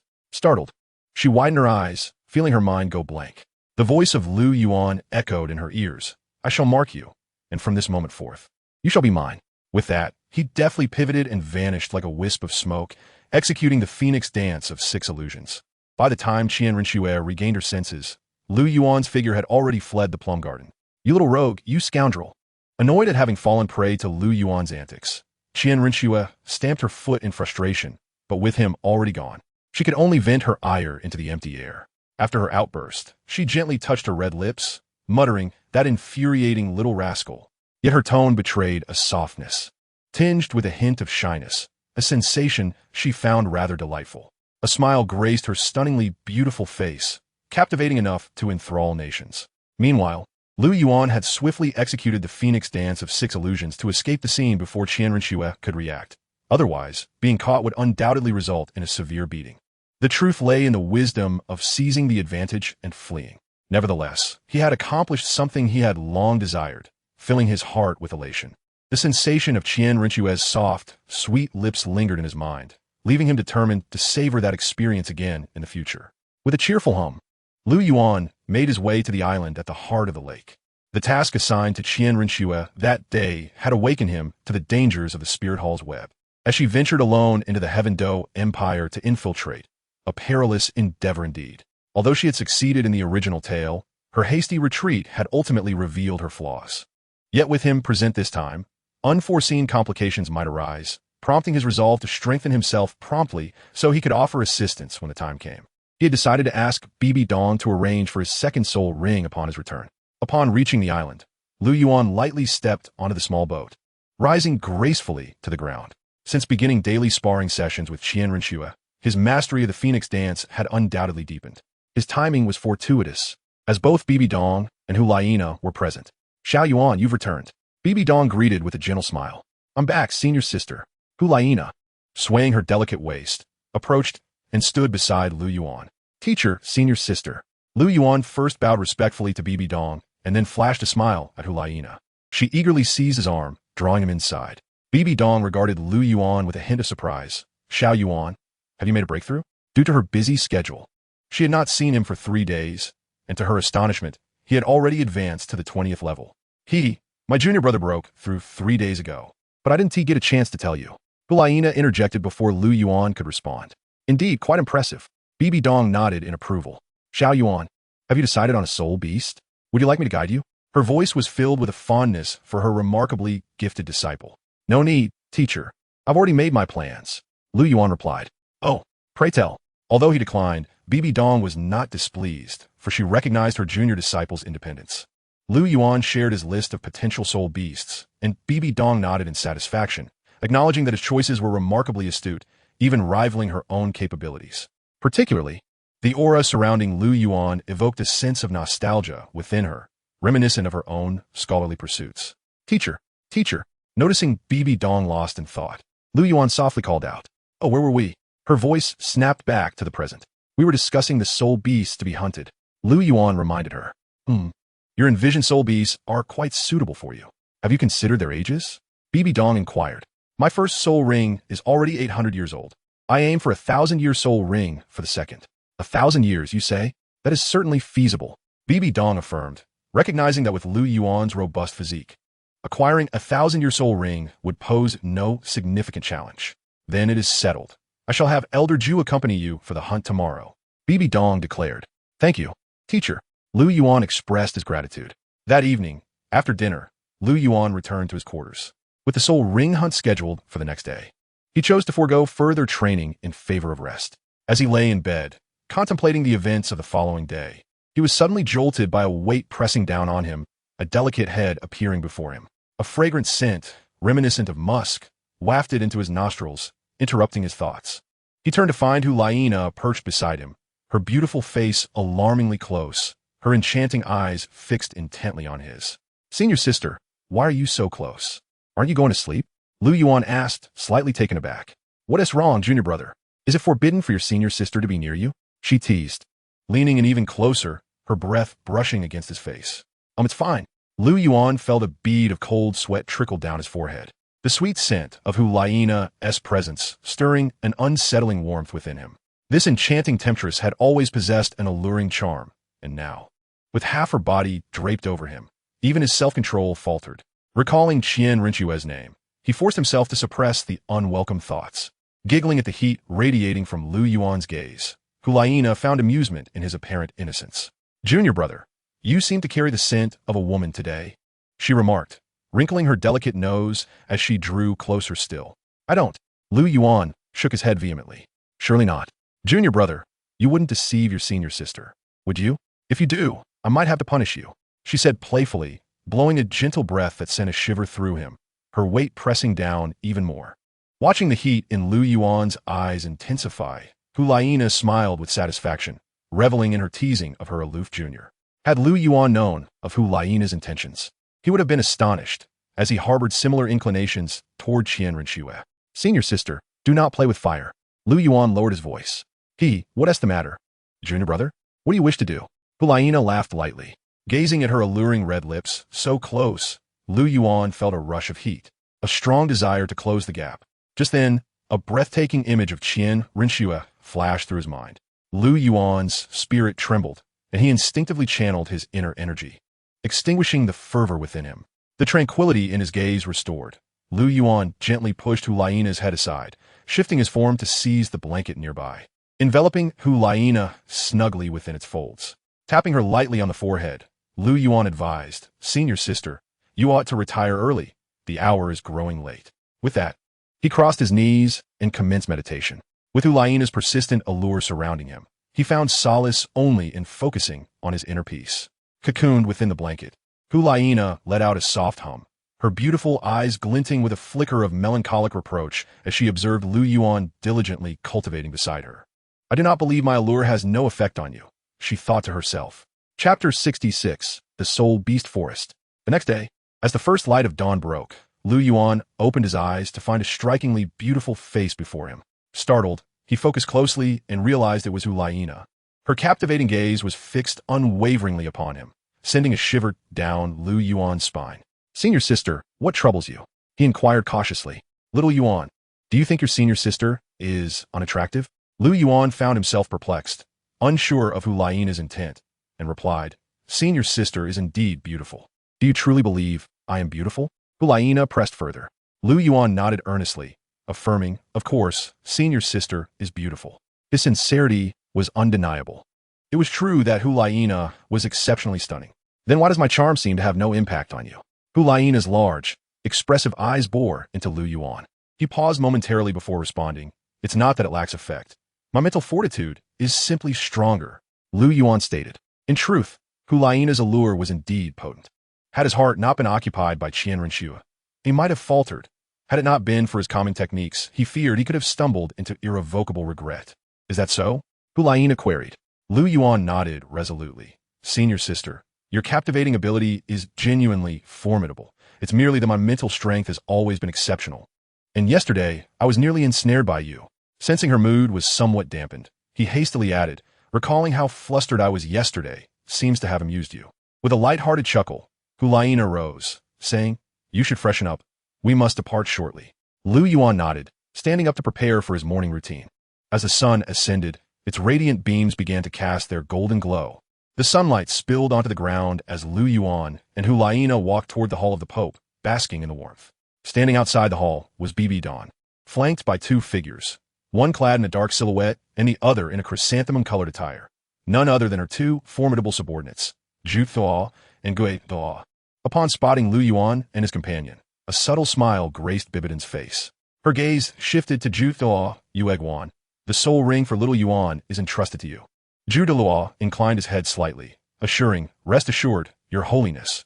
Yueguan will ensure that young Master Yuan acquires the finest soul ring. Bibi Dawn nodded approvingly, satisfied with Zhu Douluo's capabilities, as he was her most trusted warrior. Little Yuan, you shall accompany Zhu Douluo on this journey. Heed his instructions along the way, understood? She instructed, her tone firm. Lu Yuan nodded, affirming, disciple understands. Very well. Bibi Dawn surveyed the surroundings before stating, You may set forth. The sooner you depart, the sooner you shall return. Yes, master. Yes, your holiness. On the road outside the Soul Master City, a carriage traveled at a leisurely pace. Lu, where are we headed to acquire the soul ring? Lu Yuan inquired, noticing that the direction did not seem to lead to the Stardo Forest. We are en route to the Soul Beast Forest, Zhu Douluo replied with a smile. In truth, over the past year, Lu Yuan had grown quite familiar with both Zhu Douluo and Gui Douluo.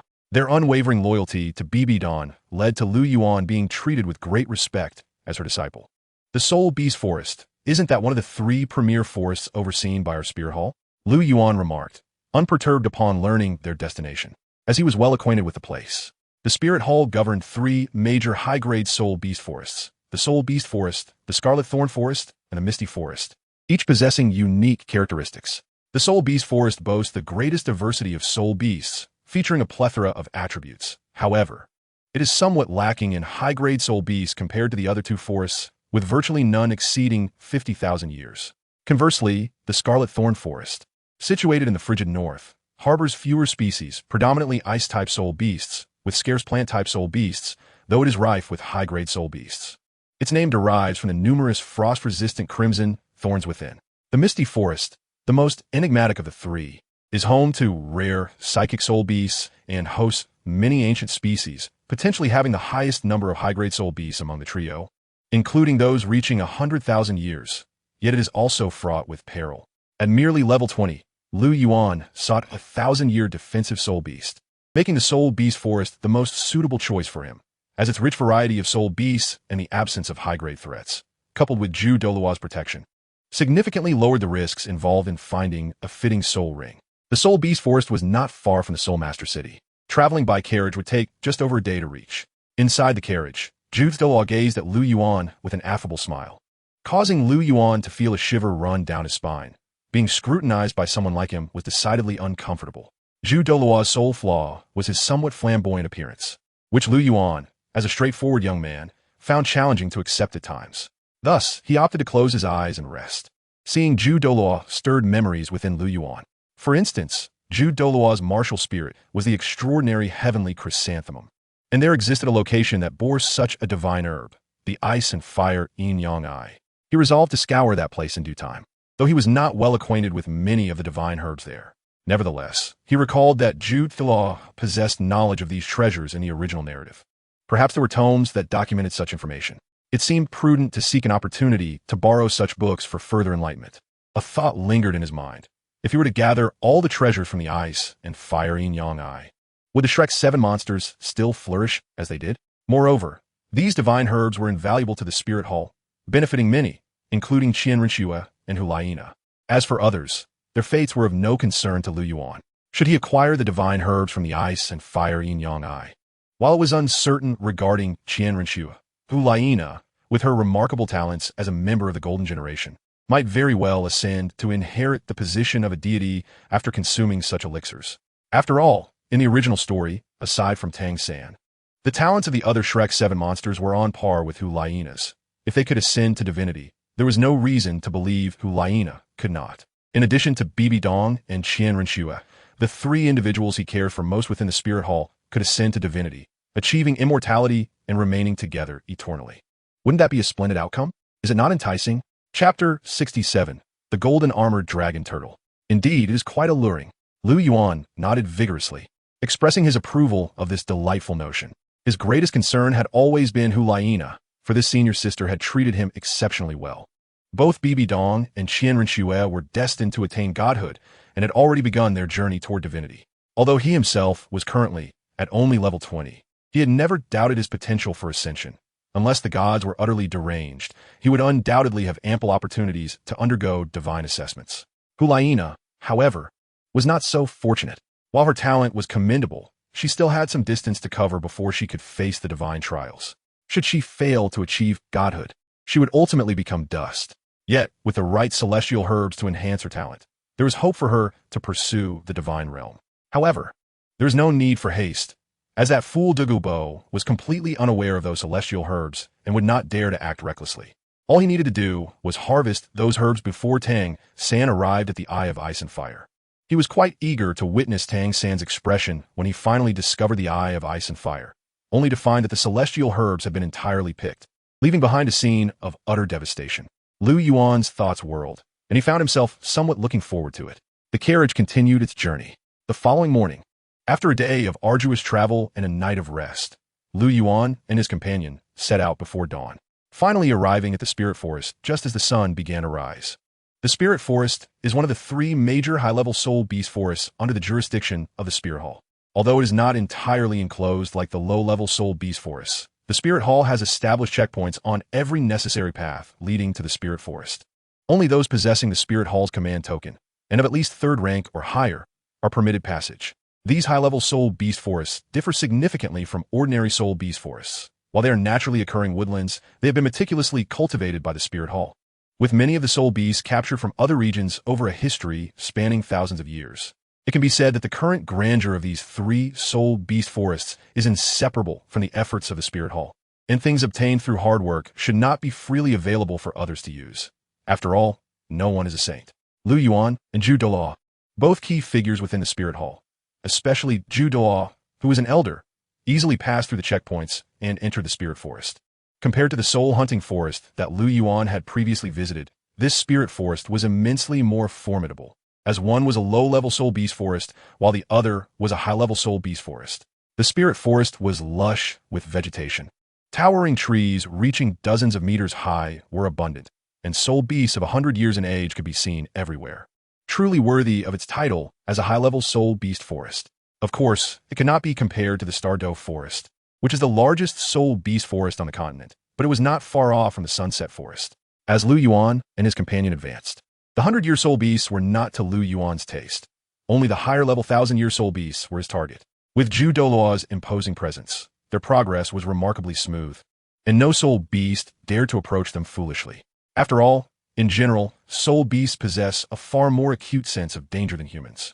Lu Yuan sought defensive-type soul beasts, and the most renowned among them were the turtle-type soul beasts, typically found near water. Even in the absence of water, they prefer to remain in swamps or other humid areas. Thus, Lu Yuan chose to move toward the areas heavy with moisture. Do not ask how Lu Yuan discerned the humidity. It is thanks to Douluo, who directed the way. As expected of a tidal Douluo, he successfully located a river within this vast forest. The sound of flowing water reached Lu Yuan's ears, confirming they had found the right place. Following the sound, a broad river came into view. Along the riverbank, numerous soul beasts were scuttling about. Some of the soul beasts were particularly audacious, even moving sideways.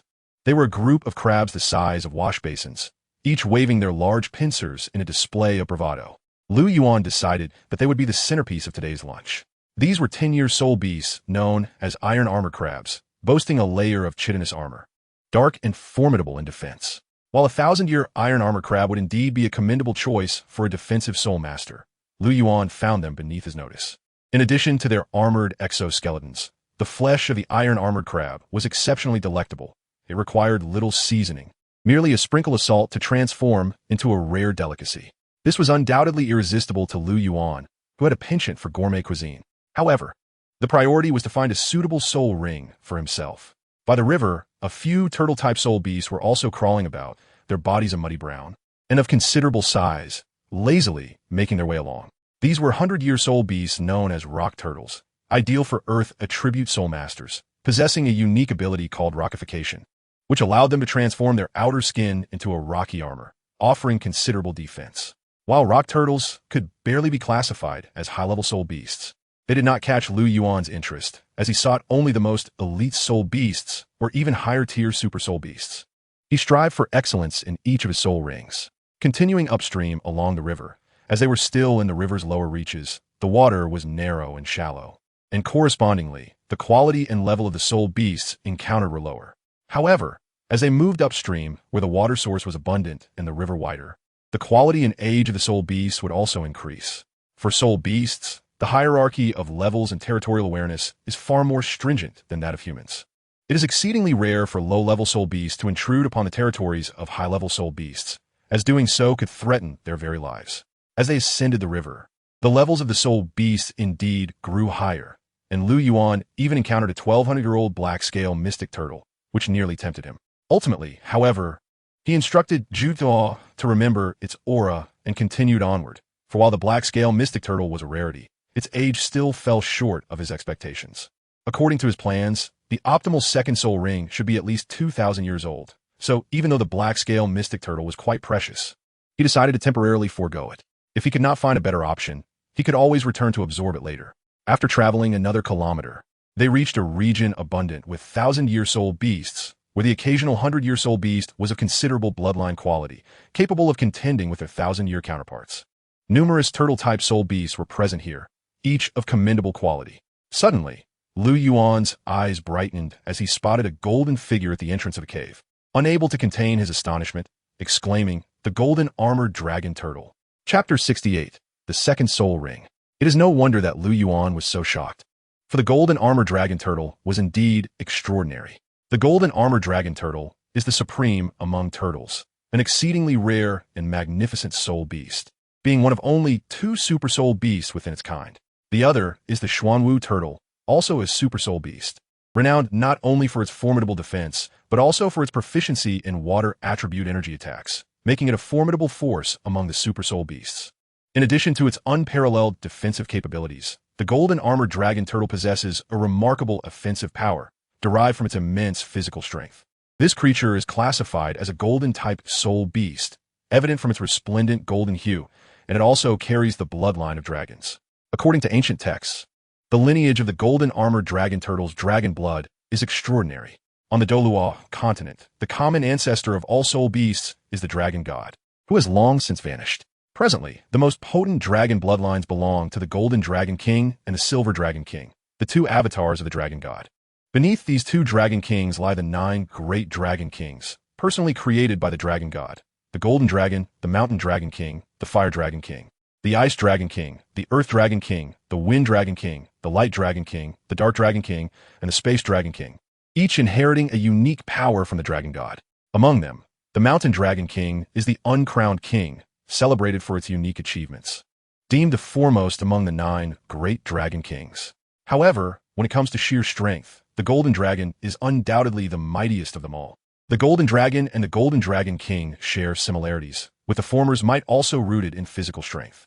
In truth, the power of the golden dragon king is a fusion of the golden dragon and the mountain dragon king's strengths, while the silver dragon's power stems from the amalgamation of the other 7 dragon kings.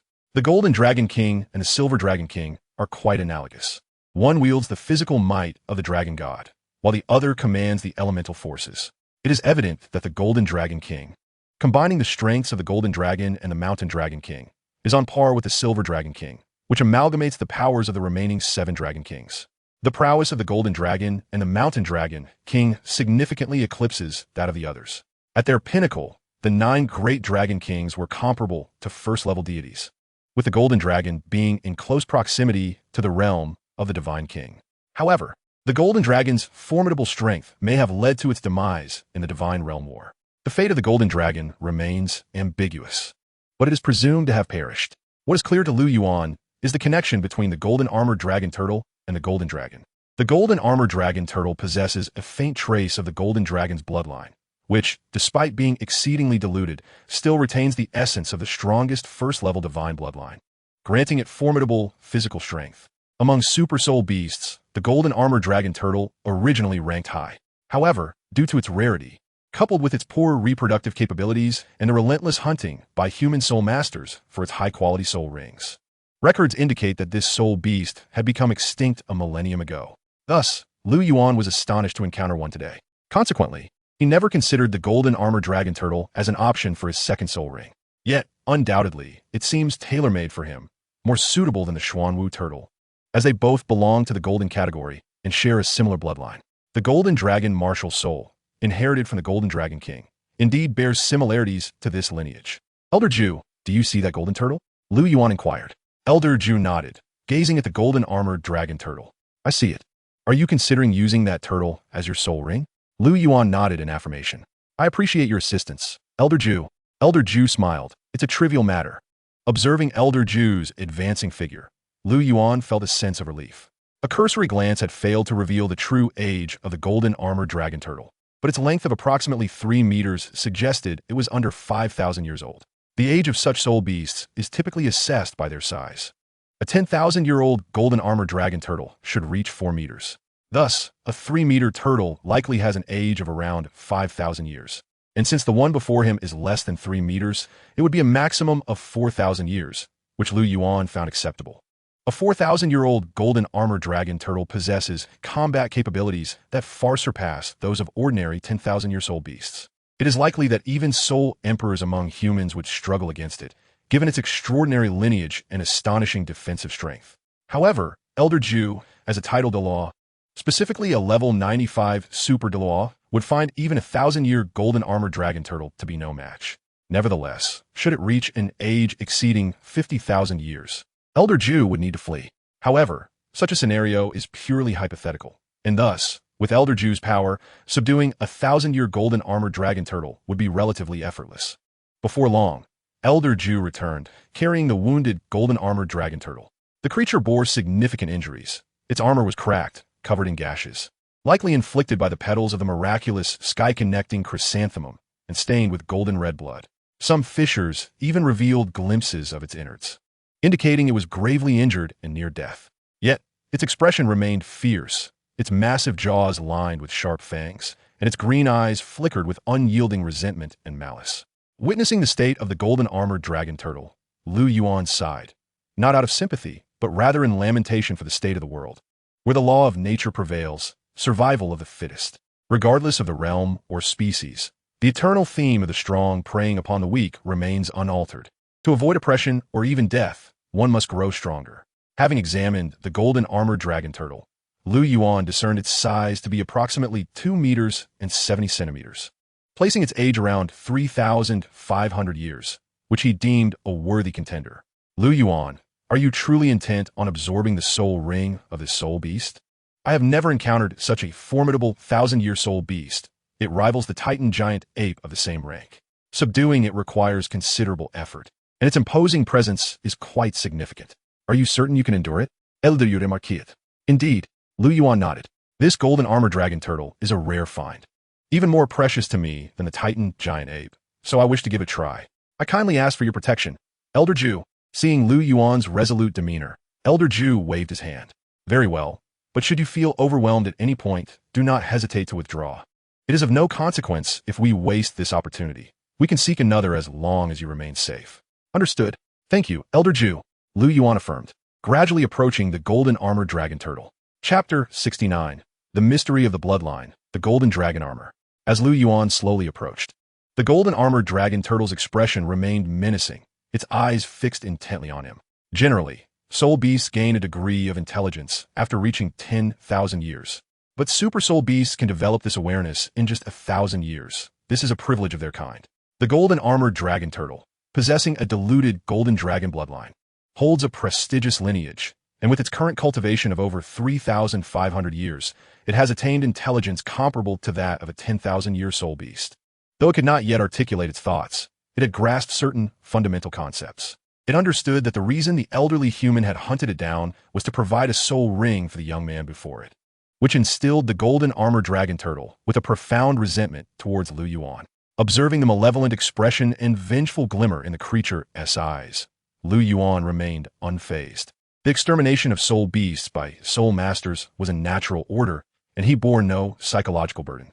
Soon, Lu Yuan halted at a distance of 1 meter from the golden armored dragon turtle. A resplendent golden light enveloped him as the golden dragon martial spirit manifested, releasing an aura of draconic majesty. The oppressive force of this dragon's might surged forth, not merely a reflection of Lu Yuan's soul power, but rather an inherent dominion that accompanied his martial spirit. Upon sensing the pressure emanating from Lu Yuan, the previously fierce and vengeful golden armored dragon turtle quivered, its form curving slightly as the malevolence in its small eyes vanished, replaced by overwhelming joy and tremors of excitement. Unaware of the transformation in the turtle's demeanor, Lu Yuan summoned the Emperor Dragon's astonishing spear from his ring, piercing the creature's throat in a single thrust, causing a purplish soul ring to ascend from its body. This soul ring was remarkably condensed, radiating a dazzling purple light. Lu Yuan settled into a meditative posture and beckoned with his hand, drawing the purple soul ring above his head, where a rich and robust force began to flow into him from the Baihui point atop his crown. As Lu Yuan commenced the absorption of the soul ring, the title Douluo Jodo focused intently on their surroundings, prepared to protect Lu Yuan. The golden armored dragon turtle possessed a formidable and dominant power that surged into Lu Yuan's body, an intensity so great that even his robust physique felt the strain. A series of sharp pains radiated through his body. Lu Yuan recognized that the energy's overwhelming force was straining his meridians. Fortunately, his physical constitution was exceptionally resilient, allowing him to endure the pressure despite its magnitude. Channeling the Qingqi Jing, Lu Yuan's soul power surged within him. Having previously absorbed the Qingtian demon ape, he understood that aside from the inherent energy of the soul ring, the lingering resentment of the soul beast at the moment of its demise posed the greatest challenge for a soul master. Nevertheless, Lu Yuan was undeterred. The Qingqi Jing possessed the ability to purify evil and calm the spirit, instilling confidence within him that he could tame it. Even if the golden armored dragon turtle was significantly more powerful than the former Qingtian demon ape, under Lu Yuan's command, his soul power surged toward the turtle's energy. However, unexpectedly, the process unfolded with an unusual ease. This was not due to a dramatic enhancement of the Qingqi Jing's prowess, but rather because the golden armored dragon turtle's energy contained surprisingly little resentment. It even seemed to willingly align with Lu Yuan's soul power, rapidly being refined under its influence.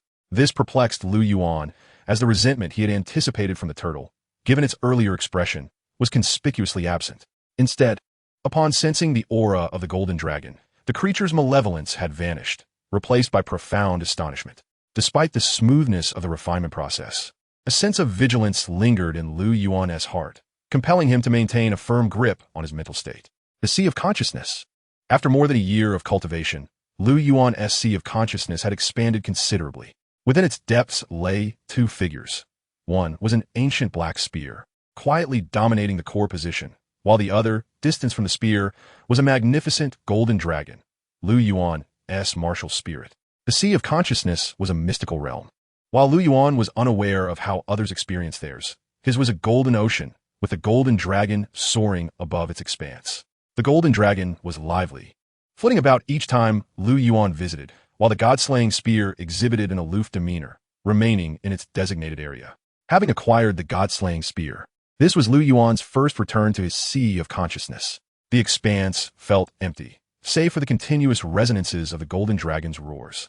Suddenly, a golden figure materialized within this space, unmistakably the golden armored dragon turtle. Upon seeing it, Lu Yuan felt a jolt of anxiety.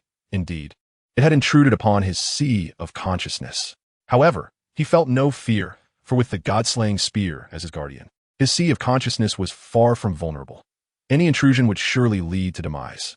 The golden armored dragon turtle appeared somewhat intimidated by the god-slaying spear, opting to avoid it and rush towards the golden dragon instead. Just as Lu Yuan prepared to retaliate, he was taken aback as the turtle transformed into a beam of golden light, which the golden dragon promptly engulfed. What transpired? Lu Yuan had yet to strike, only to be astonished by the turtle's unexpected maneuver. After the golden dragon consumed the golden armored dragon turtle, its aura surged, the resplendent golden radiance intensifying. At the moment of the turtle's consumption, Lu Yuan's soul ring absorption reached its climax. Golden light shimmered as he swiftly circulated the Qingqi Jing, fully absorbing the energy of the golden armored dragon turtle's soul ring. This energy was exceptionally rich, and he sensed that perhaps he would ascend several levels once more. Opening his eyes, Lu Yuan's golden irises gleamed with authority, while the spectral form of the golden dragon unfurled its vast wings behind him. The two soul rings, one golden and one purple, gently undulating beneath him. 24.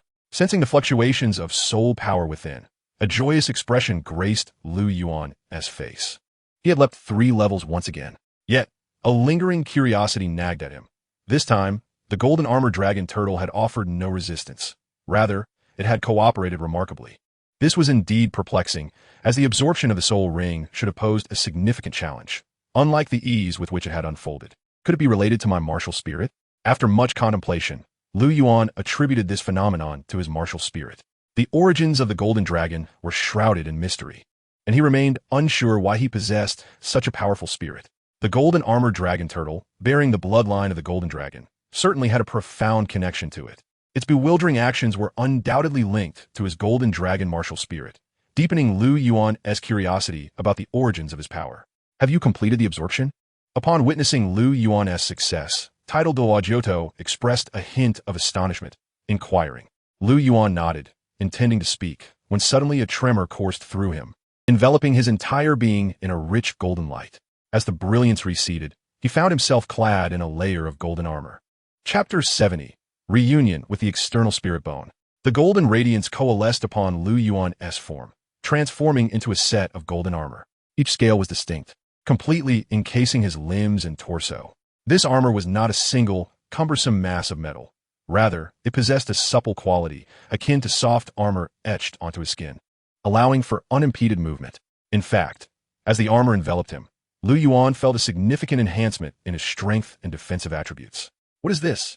Jiuto's voice brimmed with astonishment. The armor bore a striking resemblance to that which adorned the turtle moments ago. Lu Yuan examined the armor closely and indeed found it strikingly reminiscent of the golden shell adorning the golden armored dragon turtle, albeit with some subtle differences. The original golden armor of the turtle featured a central turtle shell and was arranged in a hexagonal pattern, while on Lu Yuan, it was evident that some transformations had occurred. The shell had vanished, and the hexagonal shapes had morphed into rhombuses, mirroring the scales on Lu Yuan's body. The entire armor shimmered with a resplendent golden hue, exuding a radiant glow, embellished with flowing cloud patterns that appeared extraordinarily mystical. Another external soul bone? Lu Yuan murmured softly. The delighted voice of Douluo reached his ears. Young Yuan, if my conjecture is correct, this armor you bear is no ordinary piece. It is likely the legendary external soul bone. You have struck a remarkable fortune, as a millennium-old soul beast has bestowed upon you an external soul bone. As a disciple of the Pope and a prodigy of the Spirit Hall, Douluo genuinely felt elated for Lu Yuan, who was unwaveringly loyal to the spear hall. Moreover, external soul bones differ significantly from conventional soul bones. Once fully integrated, they cannot be removed. The armor upon Lu Yuan had already undergone notable alterations in accordance with his bloodline, signifying that this external soul bone had seamlessly fused with him. At this juncture, it was indelibly his. Thus, while Douluo felt a tinge of envy for Lu Yuan's rare acquisition, he harbored no ulterior motives. In contrast to Douluo's jubilance, Lu Yuan found himself both delighted and somewhat astonished. Having hunted soul beasts only twice, he was bewildered by the fact that both had yielded external soul bones. Could it be that he possessed a 100% success rate for such rare drops? This phenomenon was not difficult to decipher. Upon calming his thoughts, Lu Yuan, with his understanding, grasped the underlying principle.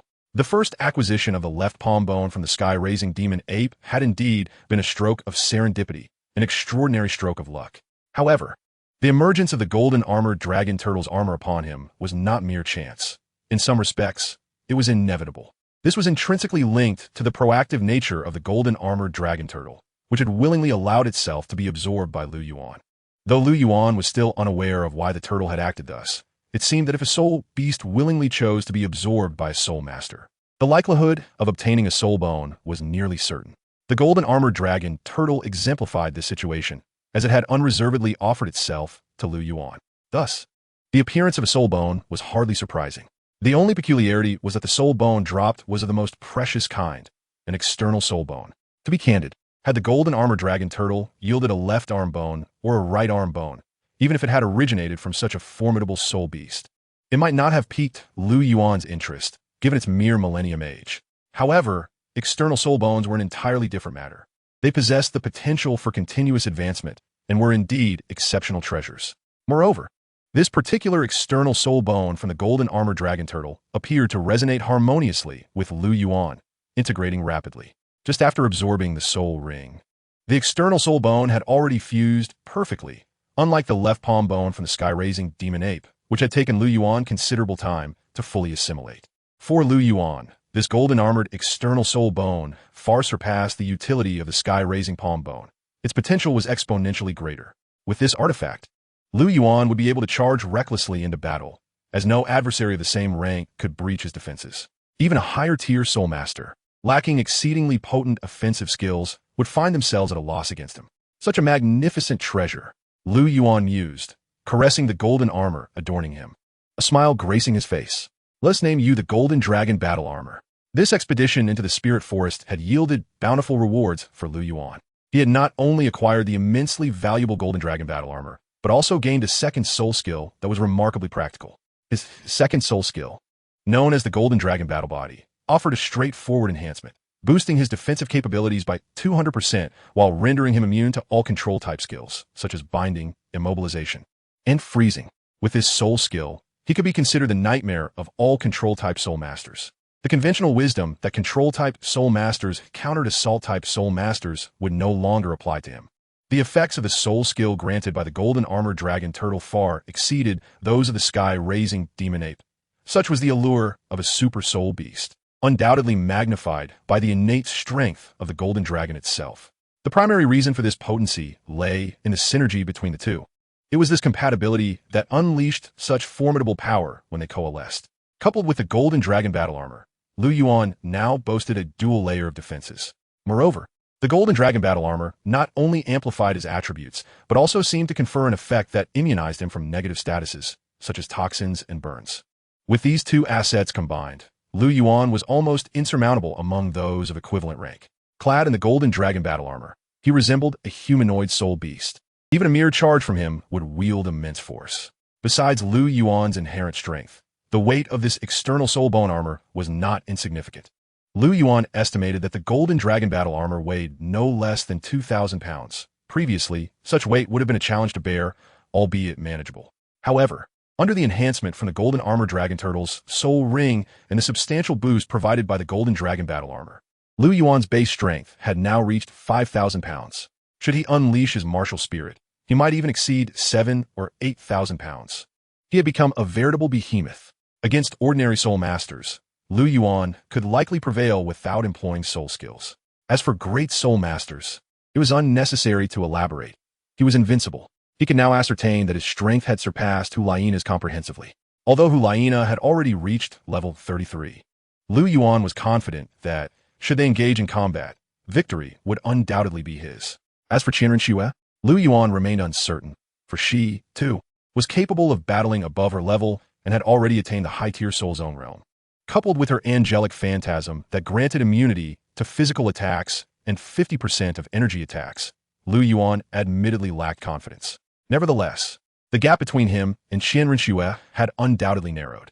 Chapter 71. The Surprise of Bibi Dong. Having acquired such an exceptional soul ring from the golden armored dragon turtle, Lu Yuan was immensely satisfied. After organizing his thoughts, he began his journey back. It was once again the same carriage, transporting Lu Yuan and Douluo back to the Spirit Hall. Meanwhile, within the Spirit Hall, a breathtaking figure lingered at the entrance of the May Garden, standing for an extended period before gracefully departing. By the time Lu Yuan and Douluo returned to the Spirit Hall, it was already the following morning, having taken more than a day for their journey. Upon their return, they found Bibi Dong waiting at the entrance of the Pope's Hall with Huaina. Observing Bibi Dong's demeanor, it appeared she had just bid farewell to someone significant. As Lu Yuan and Douluo approached, a hint of a smile broke through the earlier aloofness and complexity on Bibi Dong's exquisite face. "Your Holiness, teacher." They both bowed respectfully to Bibi Dong. "Have you located your second soul ring? What kind of soul beast is it? Please tell me." Bibi Dong's voice was clear and crisp, her commanding aura softened by a hint of gentleness. "Teacher, my second soul ring is a golden armored dragon tortoise." "The golden armored dragon tortoise?" A flicker of surprise crossed Bibi Dong's face. "Isn't that soul beast supposed to be extinct?" Unlike the straightforward replacement of the golden tortoise by Douluo, Bibi Dong undoubtedly recognized the golden armored dragon tortoise. In many respects, she was truly well-informed, and given her exceptional strength, she understood certain secrets far better than the so-called master, Yu Shaojiang. Bibi Dong was the first person in history to solve the conundrum of twin martial souls, possessing a talent that could only be described as unparalleled. Had it not been for Tang San's repeated fortuitous occurrences in the original narrative, she would rightfully be acknowledged as the continent's foremost genius, eclipsing even Qianren Xue, whose exceptional talent was inherited from Bibi Dong herself. Qian Xuanjie, her biological father, was not particularly gifted. Despite being a level 95 super Duo with a formidable six-winged angel martial soul, he was grievously injured by Tang Hao, who had just ascended to the title Douluo rank, truly a testament to his inadequacy. Were he in a position of advantage with soul power, he could have effortlessly dispatched Tang Hao with a mere swipe. Lu Yuan harbored an unwavering belief in his absolute invincibility among equals, especially against those of lesser ranks. It would be a matter of simply striking down his opponent. As the most formidable pope in the history of the Spirit Hall, Bibi Dong's reputation was well-deserved, as her power was indeed formidable. Endowed with breathtaking beauty that could turn heads and an unparalleled strength that far surpassed her peers, Bibi Dong was a rare celestial figure throughout the annals of Douluo continent. Lu Yuan had long felt that the master was truly unworthy of Bibi Dong. His so-called pride in his knowledge might hold value for lower-ranked soul masters, yet it bore little significance to high-ranking ones. Moreover, the master's narrow perspective was perhaps tied to his own limitations and strength. In the past, Qian Xuanjie vehemently opposed the relationship between Bibi Dong and the master, perhaps stemming from his own twisted notions, being inherently eccentric. Alternatively, he might have genuinely believed that the master was utterly unworthy of Bibi Dong. After all, dragons do not consort with snakes. Bibi Dong was a phoenix soaring through the heavens, while the master was merely a toad on the ground. No, rather a pig. The disparity was glaringly evident. At times, one must concede that the notion of social compatibility holds merit. Lu Yuan's thoughts whirled. He bore no prejudice against the master, for he indeed possessed unique insights into martial souls. However, the claim of being the continent's best was still open to debate. Lu Yuan admired the master's understanding of martial souls, as much of his own knowledge stemmed from the master. Yet he found it difficult to commend the master's worldview, which seemed somewhat elementary. For instance, questions surrounding the origins of martial souls, the potential for their evolution, the differing manifestations of weapon and beast martial souls, and whether the age of soul rings could evolve. These inquiries touched upon the true essence of the rule's origins, realms that the master had yet to explore. Of course, one could not blame the master entirely, for an individual's vision and perspective are inherently tied to their strength, and the master's limitations were indeed significant. Beyond his admiration for the master's knowledge, Lu Yuan held little regard for the master's character, self-deprecating and timid. He only knew how to evade, failing to love the woman he cherished, thus betraying both himself and others. When he initially declined to apprentice under the master, Lu Yuan attributed it to his desire to sign into the papal hall, yet there was undoubtedly an underlying disdain for the master's character. As he grew closer to Bibi Dong within the spirit hall and received her kindness, Lu Yuan's resentment towards the master intensified. People often react this way. When a matter does not concern them, they remain indifferent, but when the betrayal affects those close to them, it becomes unbearable. Lu Yuan's nature was one of loyalty to friends over principles. Regardless of Bibi Dong's actions, as his teacher, he would never allow anyone to harm her. As he pondered these thoughts, Douluo could no longer contain himself. Your Holiness, the golden armor dragon tortoise that young Master Yuan has absorbed boasts not only extraordinary defensive capabilities, but also commendable offensive strength. According to young Master Yuan himself, its age has reached 3,500 years. 3,500 years. Upon hearing Douluo's words, Hulaina, standing beside Bibi Dong, gasped in astonishment. For her own third soul ring was merely 1,500 years old. The fact that Lu Yuan's second soul ring was already 3,500 years was nothing short of monstrous. Hulaina murmured softly. Oh, Bibi Dong's heart leapt with joy. Little Yuan, is this true? Lu Yuan nodded, and Bibi Dong's delight grew. With a second soul ring of 3,500 years, it surely meant that his fourth soul ring could at least attempt to reach 10,000 years. Truly a prodigy, such a soul ring configuration. If not for the twin martial souls, even she could not achieve. Release your martial soul. Let me see. Bibi Dong commanded. Lu Yuan inclined his head, calling forth his golden dragon martial soul, which instantly enveloped him in an overwhelming dragon might. A massive illusion of the golden dragon materialized behind him, with one yellow and one purple soul ring manifesting beneath him. Indeed, as Bibi Dong felt the extraordinary presence emanating from Lu Yuan, far exceeding that of an ordinary great soul master, and witnessed the one yellow and one purple soul rings, she blinked her beautiful eyes in amazement. The aura was undoubtedly exceptional, comparable to that of a high-ranking soul beast. Bibi Dong was thoroughly satisfied.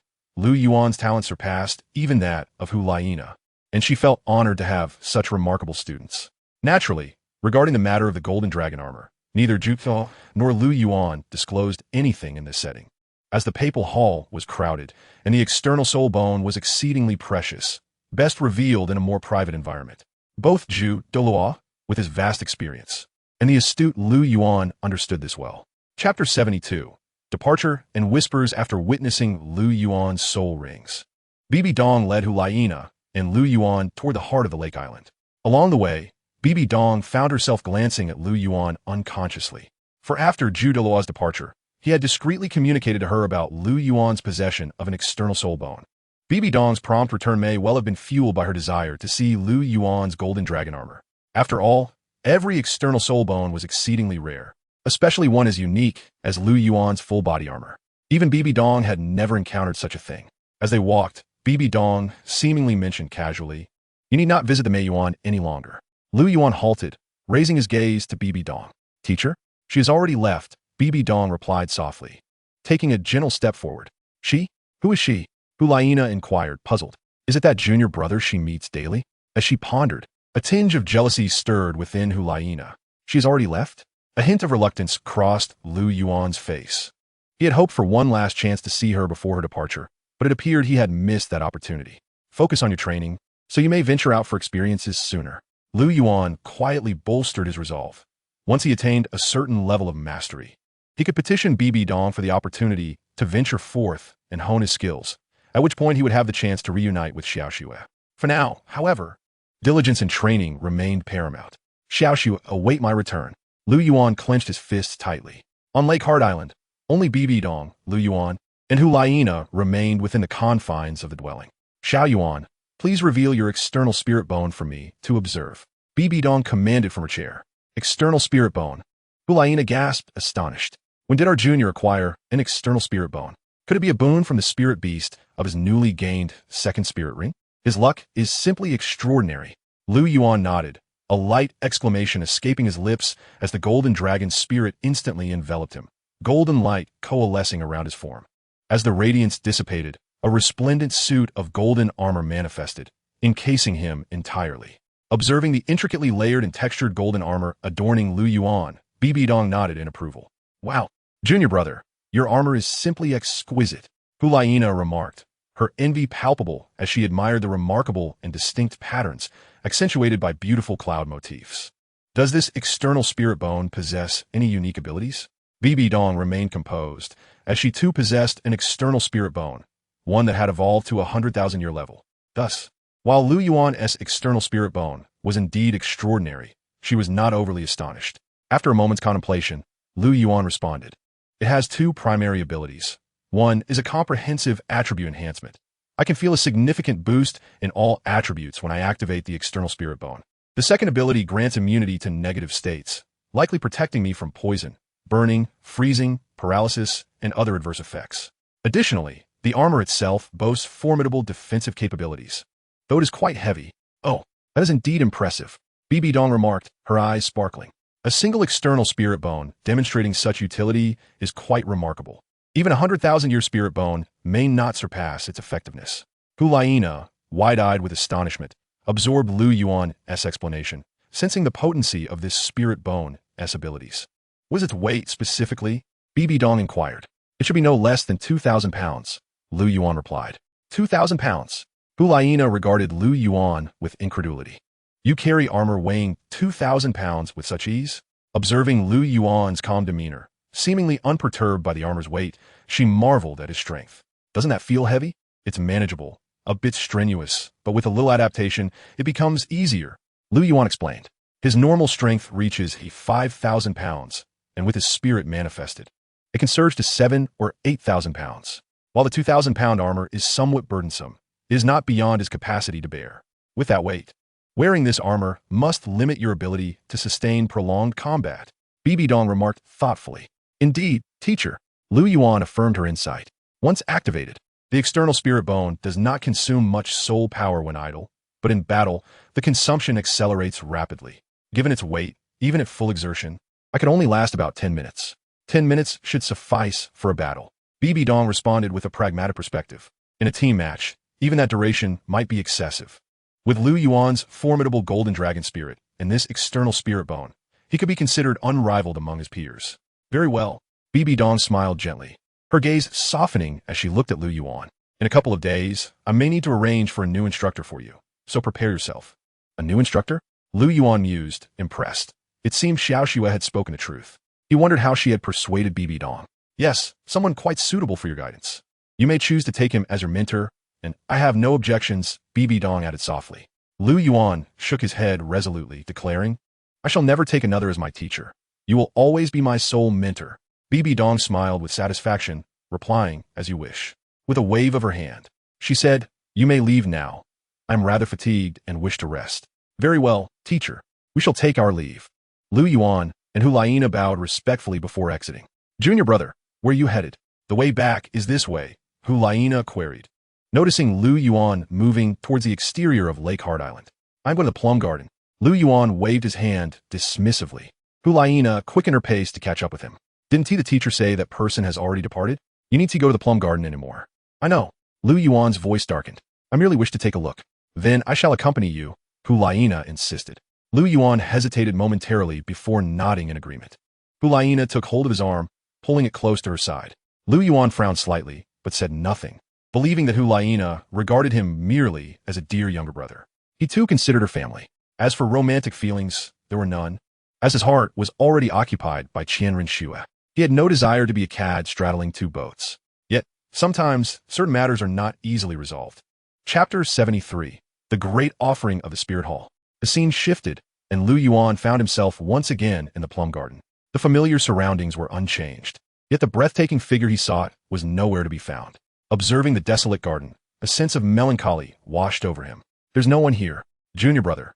Let's return," Hulaina suggested, noticing Lu Yuan's lack of enthusiasm. Lu Yuan nodded, turning slightly when suddenly, a flash of white caught his eye. It was a white feather. Lu Yuan's heart leaped with joy. He hastened forward, seizing the feather in his hand, feeling the familiar, purifying power emanating from it. A smile of delight spread across his face. She was here. There was no doubt that Qianren Xue had visited before her departure, inadvertently leaving behind the feather. This realization filled Lu Yuan with elation. Junior brother? Hulaina asked, seeing Lu Yuan grinning foolishly while clutching the feather. Yes, sister, let us head back. Lu Yuan beamed. Hulaina, perplexed by his sudden uplift in spirits, wondered how he could shift from a somber mood to one of exuberance so quickly. All right, she replied, complying with his cheerful demeanor. As they walked back, Hulaina could no longer contain her curiosity. Gazing at Lu Yuan, who held the feather tightly, she inquired, Junior brother, who exactly do you meet in the plum garden each day?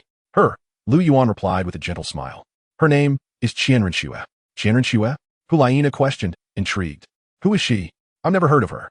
You've never heard of Qianrenxue? Lu Yuan asked, surprised. Could it be that even someone of your stature has not heard of her name? Hulaina nodded and remarked, I have truly never heard of this Qianrenxue. But with the surname Qian, she cannot possibly be related to the Grand Offering. Can she? Lu Yuan replied with a nod. She is indeed the granddaughter of the Grand Offering. What? Hulaina was taken aback. Could it be that this Qianrenxue is the daughter of the previous pope? As far as she knew, the former pope bore the surname Qian. Is she extremely beautiful then? Hulaina inquired, her lovely eyes blinking. Indeed, she possesses a beauty unparalleled in my lifetime, exquisite to the point of being beyond reproach. Upon hearing Lu Yuan's words and observing the faint smile that graced his lips when he spoke of Qianrenxue, an inexplicable sense of urgency surged within Hulaina. She felt that if she did not take action soon, her junior brother might drift further away from her. With an alluring smile adorning her face, Hulaina radiated a captivating charm and, with a playful demeanor, asked, Junior brother, who do you think is more beautiful, her or me? Of course it is. Lu Yuan initially intended to blurt out that Qianrenxue was the more beautiful of the two, but as the words lingered on his lips, he abruptly halted.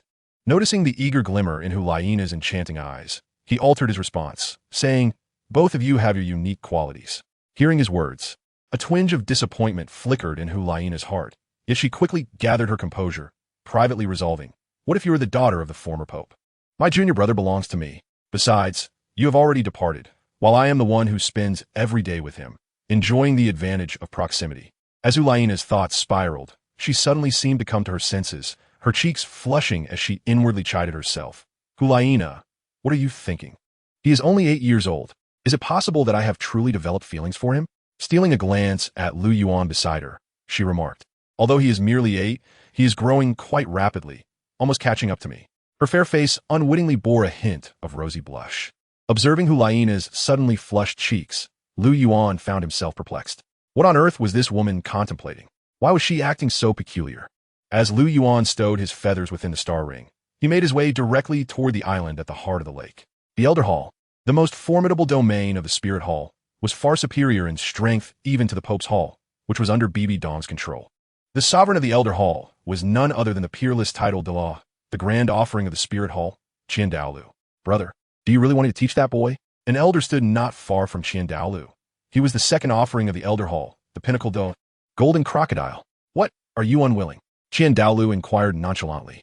That is not the case. To be honest, I find the boy's martial soul quite intriguing. The golden dragon is indeed a paragon among golden martial souls. Naturally, I would be eager to teach such a prodigy. However, he is a disciple of Bibi Dong, which poses a problem, Golden Crocodile replied. Douluo shook his head, stating, and if he is Bibi Dong's disciple, ultimately, he is a talent of our Spirit Hall, and he shares a close bond with Xiaoxue. This is the first time in many years that Xiaoxue has asked me for something. I must fulfill her wish. Brother, are you implying that this boy has a connection with Xiaoxue? Golden Crocodile hesitated. It's too early to say, as he is only 8 years old. This time is an opportunity to assess his talent and potential. If he is truly worthy of Xiaoxue, then it would not be out of the question. For Xiaoxue also needs assistance, Douluo remarked. Very well. Golden Crocodile nodded. Then leave it to me. I will put this boy to the test. Natural talent alone is insufficient. I must ascertain his willpower.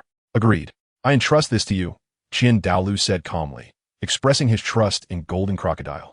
Meanwhile, Lu Yuan gently extricated Hulaina's tail that had inadvertently coiled around him as she slept, glancing at her sprawled figure. A hint of exasperation crossed his brow at her sleeping posture. He picked up the blanket that had been kicked aside and gently covered Hulaina before quietly exiting the room, just as Lu Yuan's figure disappeared beyond the door. Hulaina, who had been asleep, suddenly opened her eyes, a glimmer of mischief dancing within them. Rising early was a habit for Lu Yuan, especially after acquiring his second soul ring. He was even more diligent in his training, as his soul power had surged to the 24th level, necessitating further practice to master it, aspiring to wield it as effortlessly as before. Additionally, he diligently practiced techniques such as the oceanic spear technique and the phoenix dance of 6 illusions daily.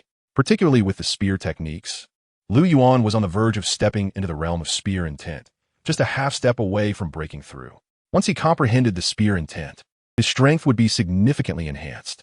As Lu Yuan toiled in his training, a graceful figure watched him intently. It was Bibi Dong. Observing Lu Yuan's dedication, a smile graced her lips. Chapter 74. The Pressure of Golden Crocodile's Aura. Bibi Dong, adorned in her papal regalia and wielding a golden scepter, exuded an unparalleled elegance.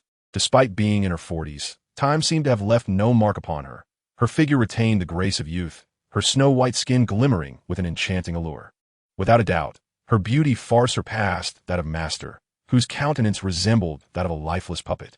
Bibi Dong held a favorable opinion of Lu Yuan, her disciple, recognizing his talent and diligence. Over the course of more than a year since he had become her student, he had practiced diligently almost every morning, save for a few days. Though she had never vocalized it, she had taken note of his efforts, and her impression of him continued to improve. After all, who would not appreciate a disciple who possessed beauty, talent, refinement, and a strong work ethic? Bibi Dong cherished Lu Yuan, and in her heart, his status had come to mirror that of Hu Lainas. Their bond transcended that of mere teacher and student, resembling that of family. After all, Bibi Dong was solitary, while Lu Yuan, apart from his adoptive father, Fellows, was essentially an orphan. Hu Laina had been raised by the spirit hall since childhood, having only her brother, Xiaoyu, for company. All were solitary souls, making it easier for them to connect. In a nearby clearing, Lu Yuan wielded the Emperor Dragon's shocking spear, fluidly demonstrating his spear techniques. His skills had noticeably improved, with each strike radiating a latent yet formidable aura, a clear indication that he was on the brink of entering the realm of spear intent. Once he stepped into this realm, every thrust of his spear would carry the weight of a surging tide, and in the domain of spear intent. Even before the spear arrived, the overwhelming aura would weaken his opponents by a third. Master, as Bibi Dong observed Lu Yuan practicing, Hu Laina approached her side. Oh, it's you, Nana. Bibi Dong smiled gently, pointing toward Lu Yuan in the distance. She remarked, it seems your junior brother may have already caught up to you. With her discerning eye, it was evident that Lu Yuan's displayed prowess had already matched Hu Laina's, and she might even find herself at a disadvantage against him. Yes, I am aware. My charms have no effect on him at all. Hu Laina pursed her lips. Her greatest strength lay in her charm. However, when faced with Lu Yuan, it proved to be of little effect. This was primarily because Lu Yuan not only possessed an innate strength of spirit, but also had the Qingqi Jing to stabilize his mind, rendering Hu Laina's enchanting abilities largely ineffective against him. Bibi Dong affectionately patted Hu Laina's head, saying, it is not that your charm lacks prowess. Rather, little Yuan is somewhat exceptional. His mental fortitude surpasses that of many soul masters at his level, which is why your allure has little effect on him. Yet, a talent like little Yuan is a rarity across the continent, so you need not dwell on it too much. Hu Laina nodded in agreement. Half an hour later, Bibi Dong, Hu Laina, and Lu Yuan sat together for breakfast. Little Yuan, shortly, you shall accompany me to the elder hall. Bibi Dong stated as she set down her utensils and wiped her mouth with a handkerchief. Lu Yuan nodded, understanding that Bibi Dong intended to introduce him to his new teacher, the golden crocodile Douluo. As Hu Laina sipped her porridge, she cast furtive glances at the two. Her curiosity piqued regarding Lu Yuan's so-called new teacher. A visit to the elder hall implied that Lu Yuan's new mentor would indeed be one of the elders. But which elder could it possibly be? After finishing breakfast, Bibi Dong led Lu Yuan toward the elder hall. Although both the elder hall and the papal hall were located within the martial soul city, they were separated by considerable distance.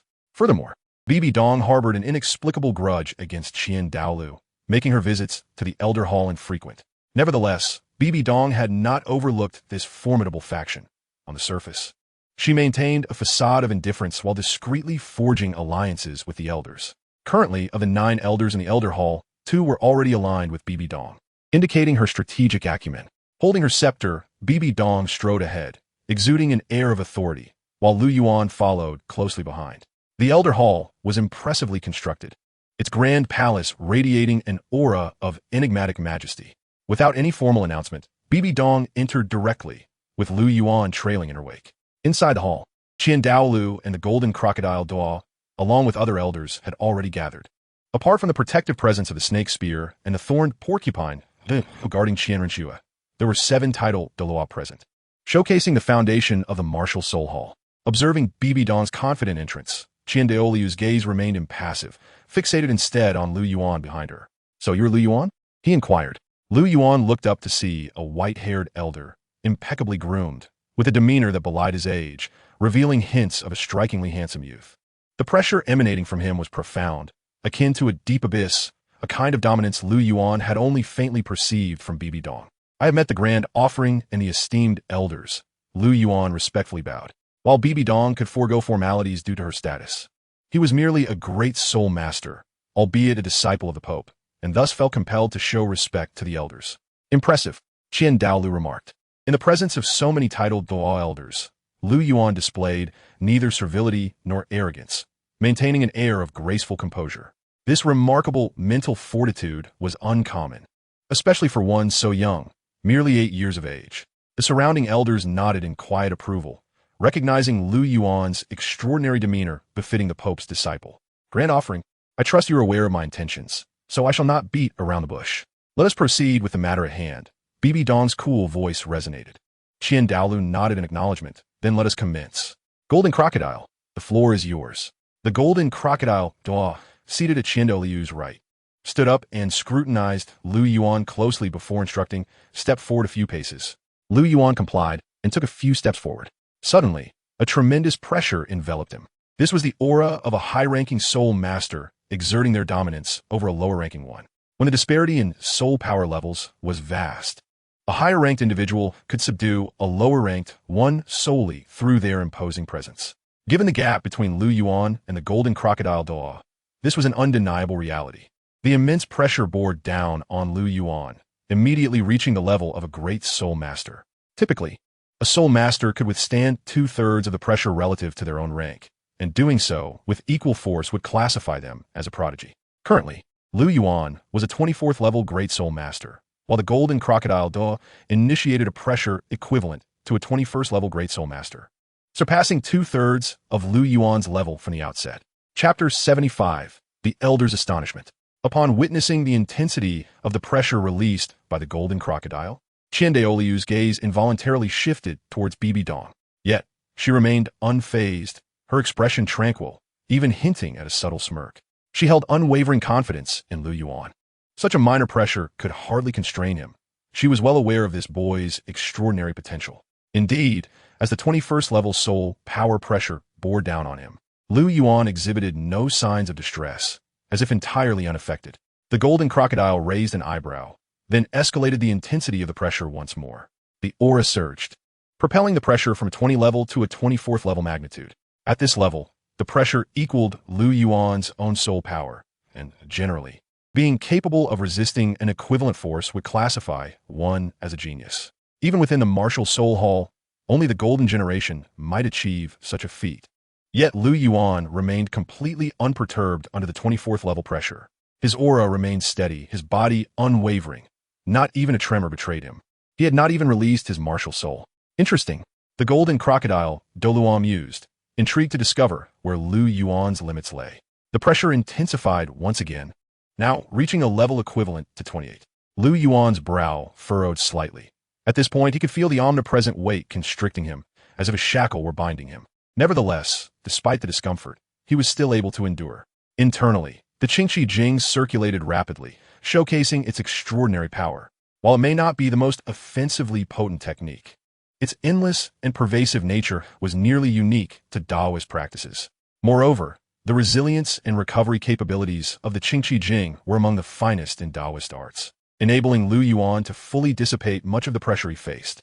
Additionally, Lu Yuan's physique was remarkably robust, beyond the formidable strength of his Golden Dragon martial soul. He also possessed the enhancements of the Qingtian Palm Bone and the Golden Dragon battle armor, augmenting his physical capabilities to rival those of the Soul Sect. Observing Lu Yuan's continued composure, the Golden Crocodile escalated the pressure to the level of a Soul Sovereign. The intensity of the pressure surged immensely. Lu Yuan felt as though a river encircled him, exerting an oppressive force akin to being submerged in deep waters. This pressure infiltrated every facet of his being. It not only bore down upon his corporeal form, but also assailed his psyche. For when the body is beset by immense strain, it is the willpower that ultimately determines one's endurance. In the face of the oppressive force emanating from a level 30 soul master, although Lu Yuan experienced discomfort, he remained steadfast, his posture unwavering, with only a slight furrow in his brow, not a single bead of sweat betraying his composure. 4. In addition to possessing formidable physical strength, his mental fortitude surpassed that of his peers. The elders in the hall were taken aback. Despite the 30-level soul power overwhelming Lu Yuan by 6 levels, he maintained an air of nonchalance, not even releasing his martial soul. Such was the mark of a true prodigy, promising a bright future ahead. One elder quietly remarked, prompting several others nearby to nod in tacit agreement. Upon hearing their murmurs, Bibi Dong's lips curled into a barely perceptible smile, for her disciple had yet to reach his limits. He still possessed the formidable golden dragon battle armor as an external soul bone. Observing the surrounding elders, she knew her disciple would earn her considerable prestige today. As Lu Yuan faced the 30-level soul power without releasing his martial soul, the golden crocodile, Douluo, felt a twinge of admiration for him, subsequently intensifying the pressure. Regardless of how far this young lad could withstand today, he was determined to teach him. When the soul power surged to 34, Lu Yuan's body trembled. The immense pressure nearly robbed him of breath, as if a colossal mountain bore down upon him, rendering him almost breathless. At this moment, the golden dragon martial soul erupted forth, its resounding roar echoing throughout the elder hall. Golden diamond-shaped dragon scales crept up the sides of Lu Yuan's face, while golden scales adorned his arms. 2 soul rings, one yellow and one purple, radiated a brilliant light, unleashing the overwhelming might inherent to the golden dragon. The dragon's might permeated the atmosphere. The golden dragon, proud and regal, would not tolerate any pressure imposed upon it, instinctively invoking the innate authority of its martial soul. Coincidentally, the pressure from the golden crocodile Douluo infringed upon the golden dragon's dignity, prompting it to unleash its formidable aura unabashedly. Such a powerful martial soul, truly deserving of its legendary status, Douluo observed, his eyes sparkling with intrigue. The force accompanying this martial soul subtly eclipsed that of Rinchue's 6-winged angel, arguably the strongest martial soul he had encountered in recent years, surpassing even Poseidon's sea god martial soul and Tang Shen's Haoyan hammer. Apart from not being a full innate soul power, it was nearly indistinguishable from divine-level martial souls. Aside from the astonishment evoked by the golden dragon's prowess, Lu Yuan's soul ring configuration elicited further amazement. A millennium for the second soul ring? One elder involuntarily raised his voice. The elders exchanged glances, astonished. It is widely recognized that the optimal soul ring configuration should be yellow-yellow, purple-purple, black-black-black-black-black, as 10,000-year soul rings are exceedingly rare. Even with the utmost luck, one might only attain a 10,000-year soul ring as the 9th. Yet, none had ever heard of a second soul ring being a millennium. This shattered existing records, even surpassing their pride. Rinchu, who seemingly had not achieved such a feat, Douluo's gaze flickered. He possessed greater insight than others. His 9 soul rings comprised 8 black and 1 red, a reward from the divine assessment, but without such rewards, even he could not have achieved a millennium for a second soul ring. How intriguing! Douluo found himself captivated by this 8-year-old boy. He had heard that this lad maintained a good rapport with Shui. Perhaps he could be of use. Douluo pondered, recognizing that his relationship with Bibi Dong was not particularly cordial. If he could entice Bibi Dong's disciple to assist Shui, it would indeed be a commendable strategy. The golden crocodile Douluo's eyes gleamed with appreciation. Lu Yuan had genuinely astonished him. This prodigious talent stirred his heart, possessing an exceptional martial soul and an unparalleled soul ring configuration. To nurture such a genius would be a stroke of fortune. Moreover, since this lad shared a golden martial soul, it would be most fitting for him to inherit his teachings. The golden crocodile, Douluo mused. Chapter 76, The Awakened Power. For every individual of considerable strength, particularly for an elder of title Douluo rank, having an heir to inherit their legacy is undoubtedly the greatest fortune. After all, no one desires their hard-earned skills to fade into obscurity. For the golden crocodile Douluo, aside from the spirit hall, his legacy was all that mattered to him. Today, he felt immense joy in finally encountering someone capable of carrying on his mantle. In the eyes of the golden crocodile Douluo, none were more suited to inherit his legacy than Lu Yuan. The golden dragon martial soul, a pinnacle among golden-type martial souls, was perfectly aligned with his teachings. And this young boy was a prodigy. At merely 8 years of age, he had already attained the 24th level, with a soul ring configuration surpassing the optimal standard. Such brilliance was rarely seen, even by the golden crocodile Douluo. The only comparable individual he could think of was Shui. If this boy matures, he might indeed become a significant ally for her. It is worth noting that the thoughts of the golden crocodile Douluo and Douluo were remarkably aligned in this matter. Consequently, the golden crocodile Douluo was even more eager to ascertain the limits of Lu Yuan's potential. The pressure continued to escalate, now reaching 38 levels. The disparity between 38 and Lu Yuan's 24 was a staggering 14 levels. Even Lu Yuan was nearing his limits. Sweat beads dotted Lu Yuan's forehead, his arms straining against the ground, veins prominent, clearly indicating he had reached the end of his endurance. Has he reached his limit? Douluo mused, acknowledging that to withstand 38 levels of soul power marked him as an extraordinary talent. The golden crocodile Douluo sighed inwardly, recognizing that this was likely the boy's limit. 38 levels was commendable. The other elders nodded in agreement. This child not only possessed a powerful martial soul and a superior soul ring configuration, but his perseverance was also remarkable, befitting the disciple of a pope. They all silently endorsed Douluo's arrangement for the golden crocodile Douluo to mentor Lu Yuan. Unlike the others, Bibi Dong's gaze remained neutral, for she was aware that Lu Yuan still held cards close to his chest. Suddenly, a golden radiance illuminated the elder hall. Unlike the resplendent hue of the golden dragon, this shimmering gold took on a darker shade. Upon closer inspection, a suit of armor, tinged with dark gold, enveloped Lu Yuan's form. The moment the armor manifested, Lu Yuan's aura surged dramatically. His body, once nearing its limits, stood tall again, his eyes transformed into pure gold, suffused with an air of arrogance and nobility. This is... Douluo's eyes widened briefly, astonished. This is an external soul bone. The golden crocodile Douluo, possessing a wealth of knowledge and experience, quickly discerned that the armor adorning Lu Yuan was a rare external spirit bone, an exceptionally scarce full body type. A collective gasp echoed within the worship hall as the esteemed elders absorbed this revelation, followed by a wave of immense delight. Such an extraordinary martial spirit, an unparalleled soul ring configuration, an external spirit bone, and a resolute willpower. How could such a prodigy, hailing from their spirit hall, not evoke their admiration? Yet, envy mingled with their joy, for spirit bones are treasures of great rarity, and this one, a veritable gem, could only be acquired by those endowed with extraordinary fortune. Had they known that in addition to the golden dragon battle armor, Lu Yuan also possessed the titan palm bone, they might have been rendered speechless in astonishment. Douluo's eyes sparkled with keen interest. Even he found himself captivated by such talent. If nurtured appropriately, Lu Yuan could potentially glimpse the pinnacle of greatness. And even if he fell slightly short, he might still reach Douluo's current level. At that moment, Douluo genuinely contemplated mentoring Lu Yuan. Whereas previously his inclination to cultivate Lu Yuan had been largely motivated by Rinchue's pleas, now Lu Yuan's prodigious talent solidified Douluo's resolve to focus on his development. As for Lu Yuan's status as Bibi Dong's disciple, he harbored no concerns. He was confident that his granddaughter would successfully win Lu Yuan's loyalty.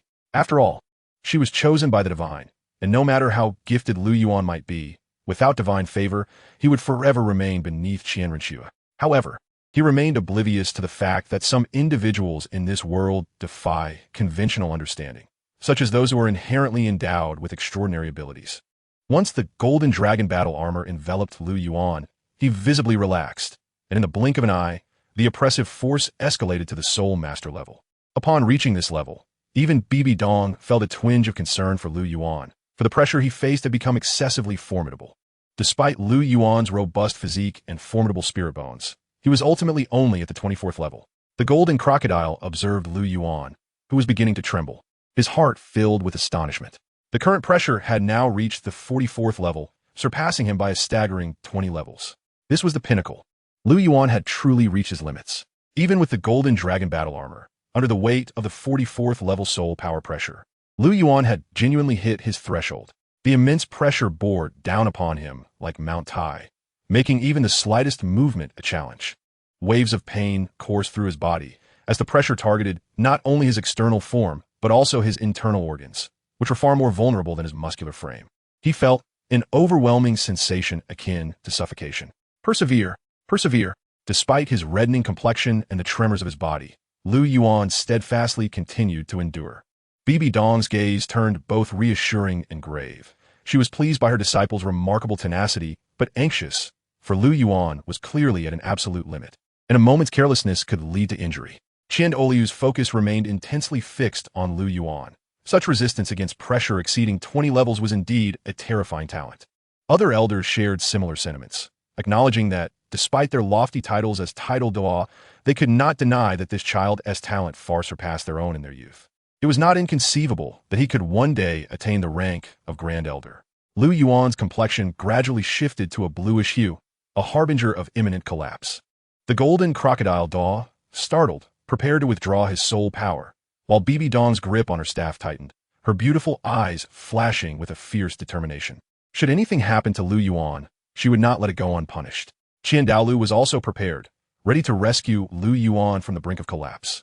After all, such a prodigy was a loss the Spirit Hall could not afford. I'm so exhausted I can hardly endure. Lu Yuan's consciousness began to blur under the immense pressure, and his mental fortitude faltered in the face of such overwhelming physical strain. No, I absolutely cannot give up. Lu Yuan's spirit raged within him, and at that moment, a tremendous power erupted from the depths of his veins, a terrifying strength that began to awaken. Chapter 77. The Power of Bloodline. This was a force that awakened from deep within his being, entirely distinct from soul power. As this power surged to life, a massive energy began to rapidly restore Lu Yuan's physical and mental vitality. Like a parched land receiving a nourishing rain, Lu Yuan's body eagerly absorbed this energy, and his physical strength began to ascend swiftly. The limits he had reached were once again rejuvenated, and his black eyes regained their radiant golden hue. The golden crocodile, Douluo, who had initially intended to withdraw his soul power, was momentarily taken aback by Lu Yuan's resurgence of spirit, and the oppressive aura he had exuded dissipated into nothingness. Qian Douluo, Bibi Dong, and the other elders, who had been fixated on Lu Yuan, were equally astonished, witnessing his vibrant demeanor that belied the earlier signs of impending collapse. Has he broken through his limits? Qian Douluo's voice carried an incredulous tone. Lu Yuan's current vigor surpassed that of his state before enduring the pressure test. Was this not a breakthrough? Bibi Dong's eyes sparkled with profound approval, clearly sharing the sentiment that Lu Yuan had indeed transcended his limits, her heart swelling with joy for him. Excellent. The golden crocodile, Douluo, spoke with excitement, marveling at Lu Yuan's incredible ability to shatter his own limits. Such talent, coupled with such unwavering willpower, made him certain that this disciple was destined for greatness. The eyes of the other elders were also filled with admiration. Regardless of their affiliations, Lu Yuan was ultimately one of theirs, an embodiment of the Spirit Hall. At present, Lu Yuan was not only a disciple of the Pope's Hall, but was also poised to receive the teachings of the golden crocodile, Daw. It could be said that neither Bibi Dong's faction nor Qian Douluo's faction harbored any ill will towards him. As Lu Yuan felt a newfound surge of power coursing through him, a wave of curiosity washed over him. What could this be? He sensed that his strength and physical resilience had been further enhanced. Although his soul power remained unchanged, his overall prowess had undeniably escalated.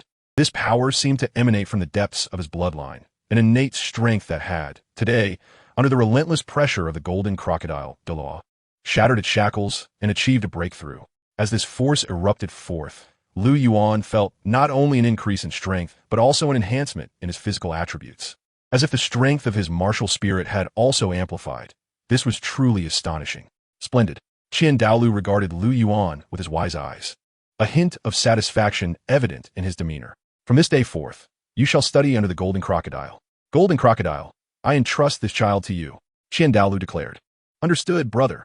The golden crocodile, Daw, readily agreed, harboring no reservations about taking Lu Yuan as his disciple. Young man, kneel to become my disciple. The golden crocodile, Douluo's voice resonated. In response to the request for apprenticeship, Lu Yuan ultimately chose to decline.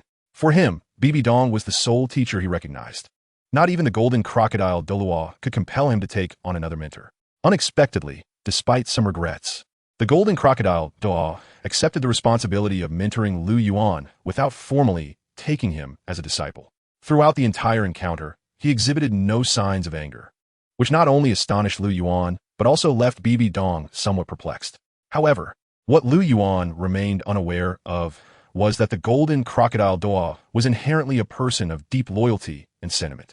While Lu Yuan's displayed talent certainly impressed him, It was his refusal to become a disciple that truly stirred his heart, for a successor who embodies both talent and virtue is indeed a rare find. In the mind of the golden crocodile, Douluo, both innate ability and character were indispensable in a disciple. Nevertheless, this was also because he was a man of emotion.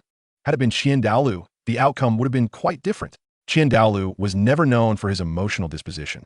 Lu Yuan harbored a disdain for Douluo, but out of respect for Qianrenshua, he was willing to extend a modicum of courtesy.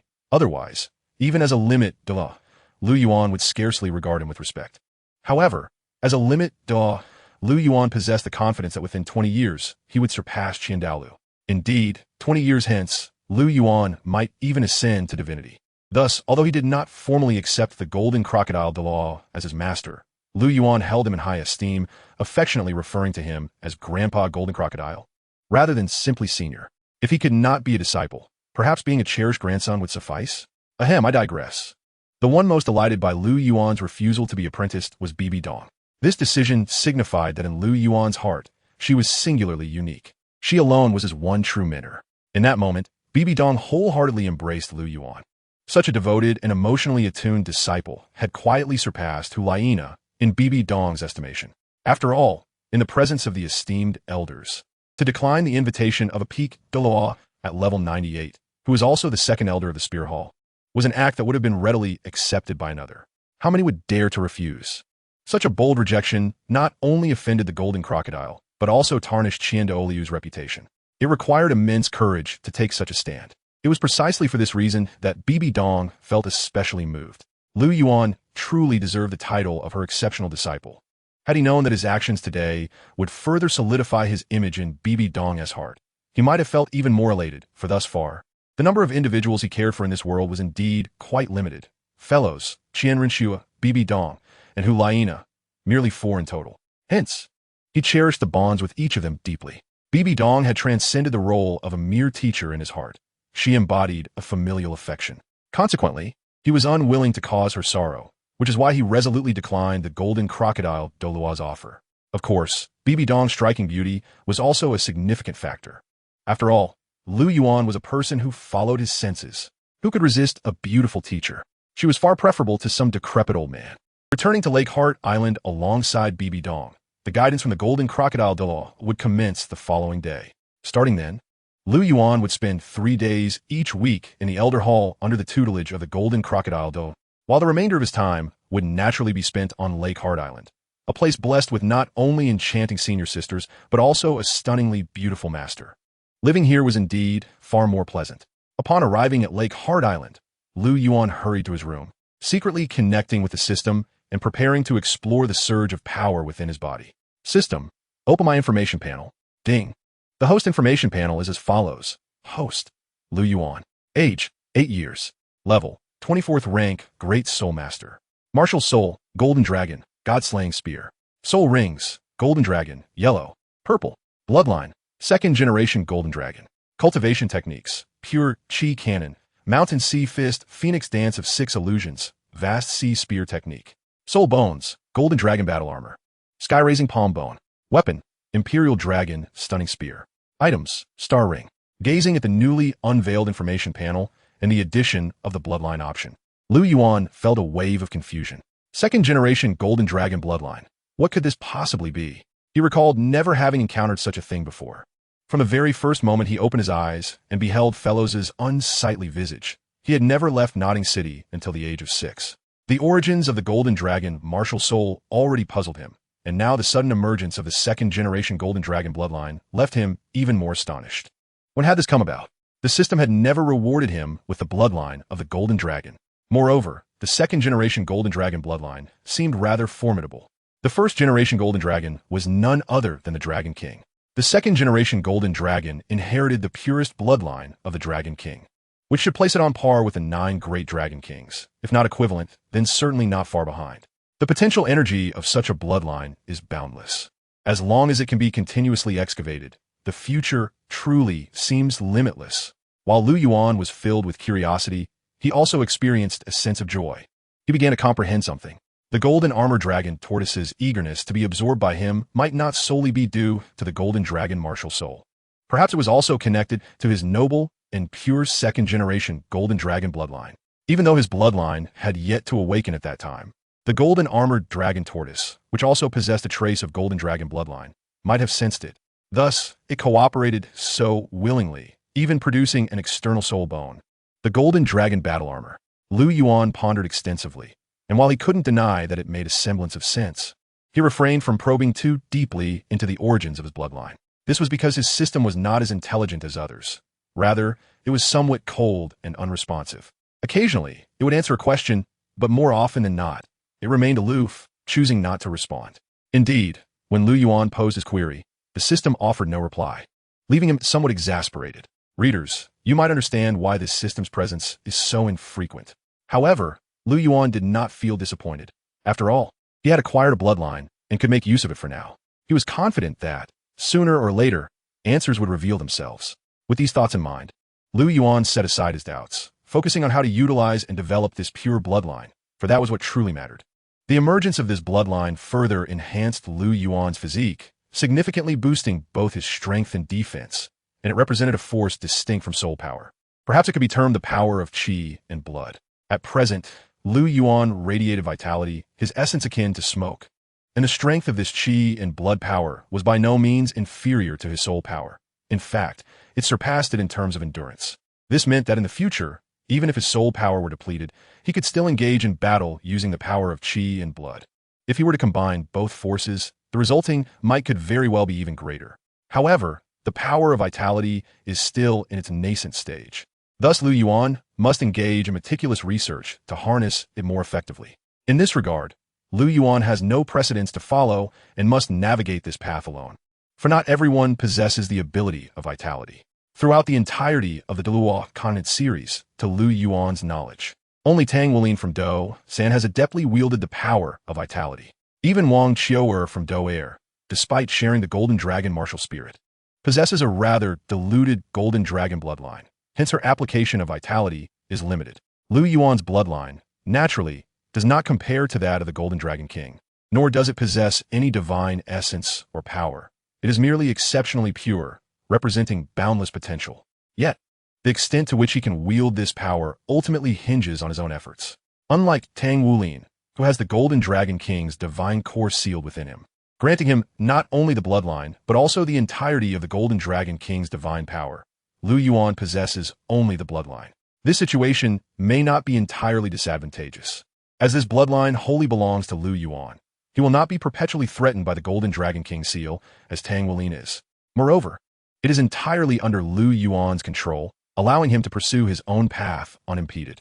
In contrast, Tang Wulin's progress is inevitably influenced by the Golden Dragon King. Lu Yuan, however, can carve out his own destiny from his bloodline, and should an opportunity arise in the future, he might even transcend the constraints of his bloodline. While Tang Wulin's ultimate achievement is likely to be confined to the level of the Golden Dragon King, as he is already fixed in that regard. As he felt the rich Golden Dragon bloodline coursing within him, Lu Yuan nodded to himself. If he could master this power, he could truly establish himself within the continent, relying solely on his own strength rather than the influence of the Spirit Hall. Mastering this power would undoubtedly secure him a place of significance within the realm. While Lu Yuan was lost in thought, the door swung open and a figure burst in. With a sharp gaze, he lifted his head, his eyes suddenly narrowing. "Senior sister, is it you?" Time flowed like water, and in the blink of an eye, a year had passed. Over the course of this year, Lu Yuan's strength had notably increased, perhaps due to the awakening of his bloodline. He found his cultivation increasingly effortless, culminating in an impressive rise of 4 levels. Now standing at the 28th rank in soul power, it is worth noting that, without any external interference, achieving a 4-level increase in a single year during the Great Soul Master phase is remarkably swift. At the Spirit Hall, Lu Yuan enjoyed favorable training conditions, yet he rarely resorted to using herbs to boost his soul power, believing that such methods could lead to a superficial foundation and adversely affect his future path. Unless it were an immortal herb, such herbs not only significantly enhance soul power, but also strengthen one's foundation and enhance one's aptitude, which is precisely what Lu Yuan desired. Speaking of immortal herbs, Lu Yuan recalled something. He did not have any acquaintance with them. The records within the Spirit Hall were also incomplete. Over the years, he had perused the archives of the Spirit Hall extensively, encountering only a scant number of references to immortal herbs, but these were far from comprehensive. Therefore, Lu Yuan's attention turned towards Douluo. To be frank, had it not been necessary, he would have preferred to avoid meeting Douluo, for while Douluo possessed many admirable qualities, their androgynous appearance was somewhat difficult for Lu Yuan to endure, compounded by the occasional mischief that made it challenging for him, a straightforward man, to accept. Standing outside Douluo's quarters, Lu Yuan took a deep breath and knocked on the door. "Elder Ju, are you there?" "It's Lu Yuan." Creak. The door opened without a breeze, and Douluo appeared at the threshold like a specter, moving with such swiftness that Lu Yuan scarcely noticed. What incredible speed! Truly worthy of a title, Douluo. Upon seeing Lu Yuan outside, a flicker of surprise crossed Douluo's eyes. With a delicate flourish of their fingers, they remarked, "Ah, it's little Yuan. What a rare visit. What brings you here?" Lu Yuan smiled slightly, saying, "Elder Ju, I have come this time with a request for your assistance." "Oh, little Yuan, you still require my help?" Douluo's interest was piqued. The Lu Yuan of today is not the same as the one from a year ago. After receiving guidance from the golden crocodile Douluo, he has become quite well regarded within the Hall of Spirits and among the elders, enjoying a notable reputation. Essentially, every title level elder is aware of Lu Yuan's existence, and he is esteemed by both Qian Daolu and Bibi Dong. With the endorsement of the golden crocodile Douluo, it is rare for anyone within the hall to dare provoke him. Even Douluo, a title Douluo, greets him with warmth, especially since their relationship has always been quite amicable. Lu Yuan continued with a smile. "I have been researching some rare herbs and heard from my teacher that Elder Ju possesses an ancestral record of immortal herbs. I came specifically to borrow it, and I hope you can assist me." "Ah, so you wish to borrow my record of immortal herbs?" Douluo twirled their fingers thoughtfully. "That is not out of the question, but you must show some form of gratitude." "Gratitude? What kind?" Upon seeing the glint in Douluo's eyes, Lu Yuan involuntarily shivered. Could it be that they expected him to? That was absolutely out of the question. A determined glint flashed in Lu Yuan's eyes.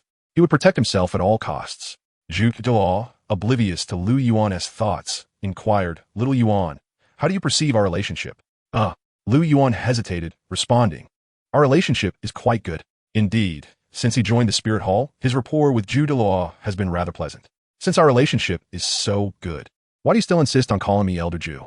Douluo feigned annoyance. "What?" Lu Yuan was taken aback. "How should I address you then?" "Call me Uncle Ju." Douluo beamed. "All right, Uncle Ju." Under Douluo's watchful gaze, Lu Yuan finally uttered the title. "Ah, splendid." Douluo revealed a gentle smile. "Wait here." With that, their figure transformed into a blur, darting back into the room. In an instant, Douluo reappeared before Lu Yuan, having retrieved the book in the blink of an eye. Watching Douluo present the tome to him, Lu Yuan instinctively accepted it. Upon opening it, he found an illustrated guide to various immortal herbs inside. "Thank you, Uncle Ju." Lu Yuan expressed his gratitude. Douluo nodded in satisfaction. "Little Yuan, this record of immortal herbs is yours to borrow, but once you are done, you must return it to me. This is a treasure passed down through generations of my family and must not be lost." "Understood, Uncle." Lu Yuan smiled gently, then swiftly departed with the record of immortal herbs in hand. As he hurried away, Lu Yuan felt a tangible sense of relief. Being around Douluo was indeed quite pressuring. The eccentricity of Douluo's character made it challenging for Lu Yuan to enjoy their company. What does it mean to call him Uncle Ju? Lu Yuan pondered, somewhat perplexed.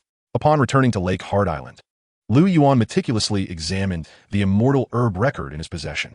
The text contains an array of celestial herbs, showcasing a diverse variety, some of which are quite familiar, such as the Qi Rong Tong Tianju, the Qi Luo Eugene Xiang, the Xiang Si Duan Chang Hong, and the Ban Xian Lan. There are also lesser-known specimens, like the Yushua Ling Long Ji, the Kan Yangyan Jing Chao, and the Xianyang Tong Mai Gua, leaving Lu Yuan utterly dazzled. Not only does the text elucidate the medicinal properties of each herb with clarity, but it also meticulously records the methods of harvesting, filling Lu Yuan's heart with immense joy.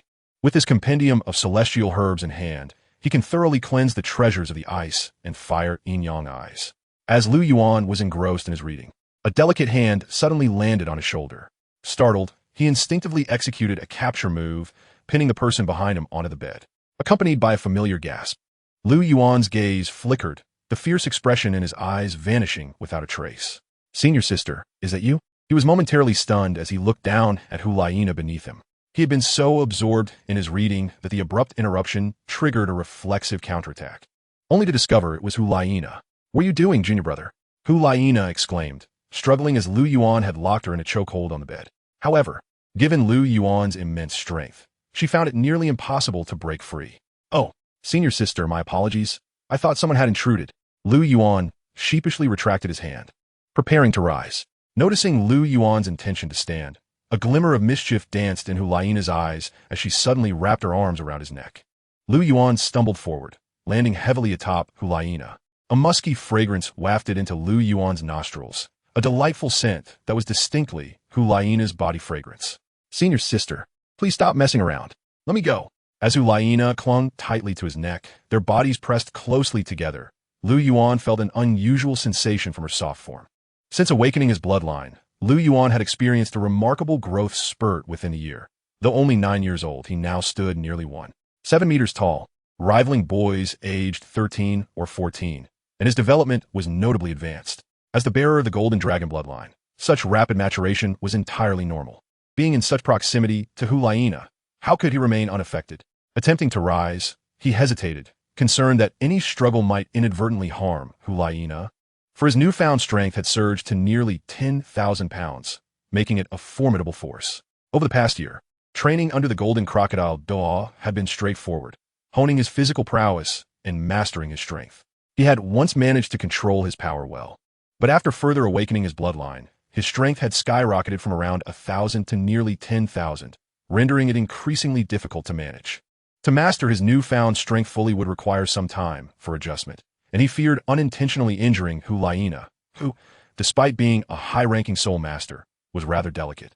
"I won't," Hu Laina declared with a tone of defiance, her arms tightening around Lu Yuan's neck. Their eyes locked, breaths mingling in the air.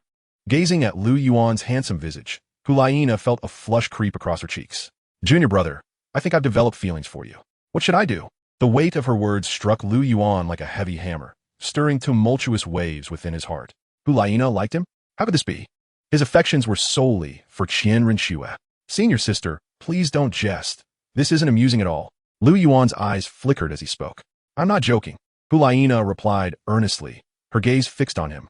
As one who dared to love and hate, she resolved to express her feelings for Lu Yuan, even if it made her shy. In the face of Hu Laina's sparkling eyes, Lu Yuan felt a twinge of conflict and evasion.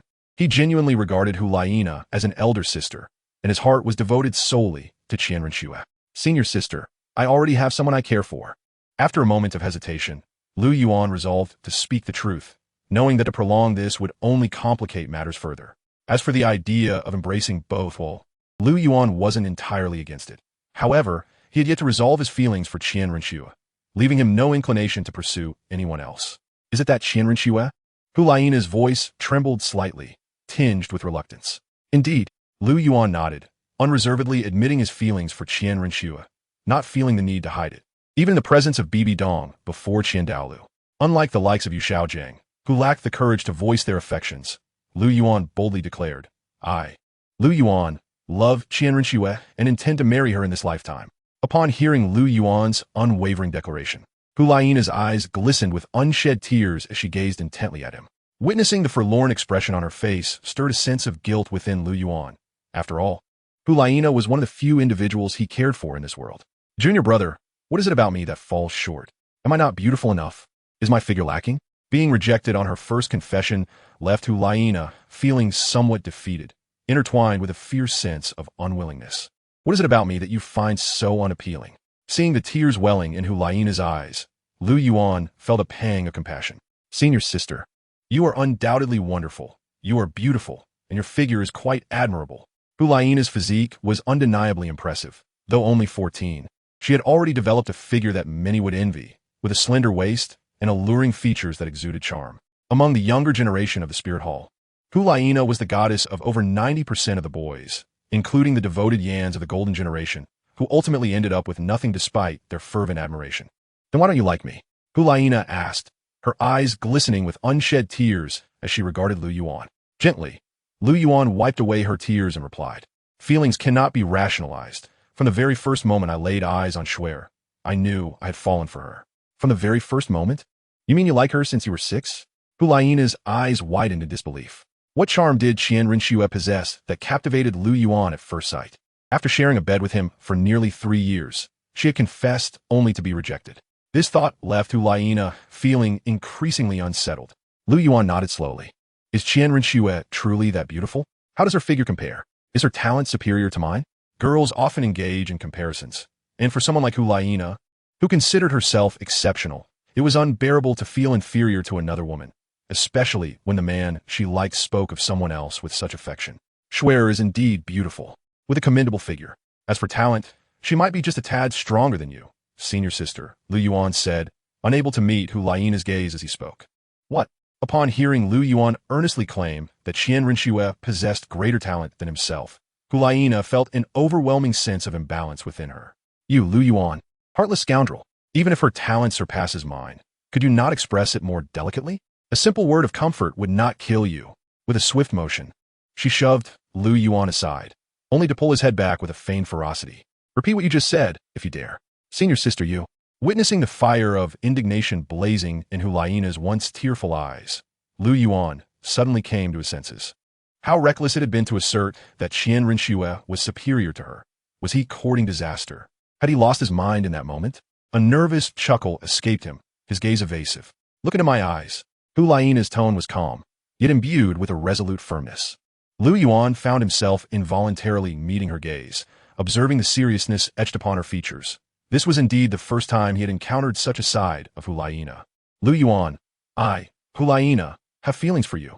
I shall not give up. Her eyes sparkled with determination, despite Lu Yuan's affections for Qian Rinxue. She was resolute in her pursuit of him. Senior sister Yu. Lu Yuan's protests were cut short as Hulaina abruptly raised her head, silencing him. Their lips met in a fervent kiss, leaving Lu Yuan wide-eyed in astonishment. Had he truly been forcefully kissed by Hulaina? He, who had always been the one to initiate such advances, was now at the mercy of his senior sister's boldness. Hulaina pressed her lips fervently against his, her eyes gleaming with defiance. They remained locked in a gaze, her spirit ignited with a fierce tenacity. She was a woman who dared to love fiercely, having developed feelings. She would strive to win him over. Qian Rinxue was far away in the Heaven Do Empire, yet she spent each day in Lu Yuan's company. She refused to believe she could not capture his heart. Proximity would surely grant her an advantage. With skillful effort, no obstacle was insurmountable. With Hulaina's challenge igniting a sudden fire within him, Lu Yuan instinctively wrapped his arms around her slender waist and retaliated with fervor against her lips. Startled by his sudden counterattack, Hulaina paused, a smile flitting across her face. Enveloping her tightly in his embrace, Lu Yuan kissed her with fervor. Hulaina reciprocated, embracing him passionately. Moments stretched into what felt like an eternity. Suddenly, a flash of clarity illuminated Lu Yuan's mind, and he became acutely aware of the situation. He released her, lifting his head to gaze at the complexity reflected in her eyes. A trace of reluctance flickered in Hulaina's gaze as she clung to his neck, her eyes brimming with affection. Junior brother, please let me go, she implored softly. A hint of shame washed over Lu Yuan's features as he whispered, Senior sister, I. Without a word, Hulaina pressed her lips gently against his once more, leaning close to his ear to say softly, Junior brother, I will not give up on you. With that, she released her embrace. As Lu Yuan extricated himself from her grasp, he hastily stood up, glancing at Hulaina, still reclining on the bed, a flicker of panic crossing his face. Senior sister, I must return the book to Elder Ju. I shall take my leave. He hurriedly exited, leaving her behind. Watching Lu Yuan flee in disarray, Hulaina chuckled softly, her delicate hand forming a determined fist.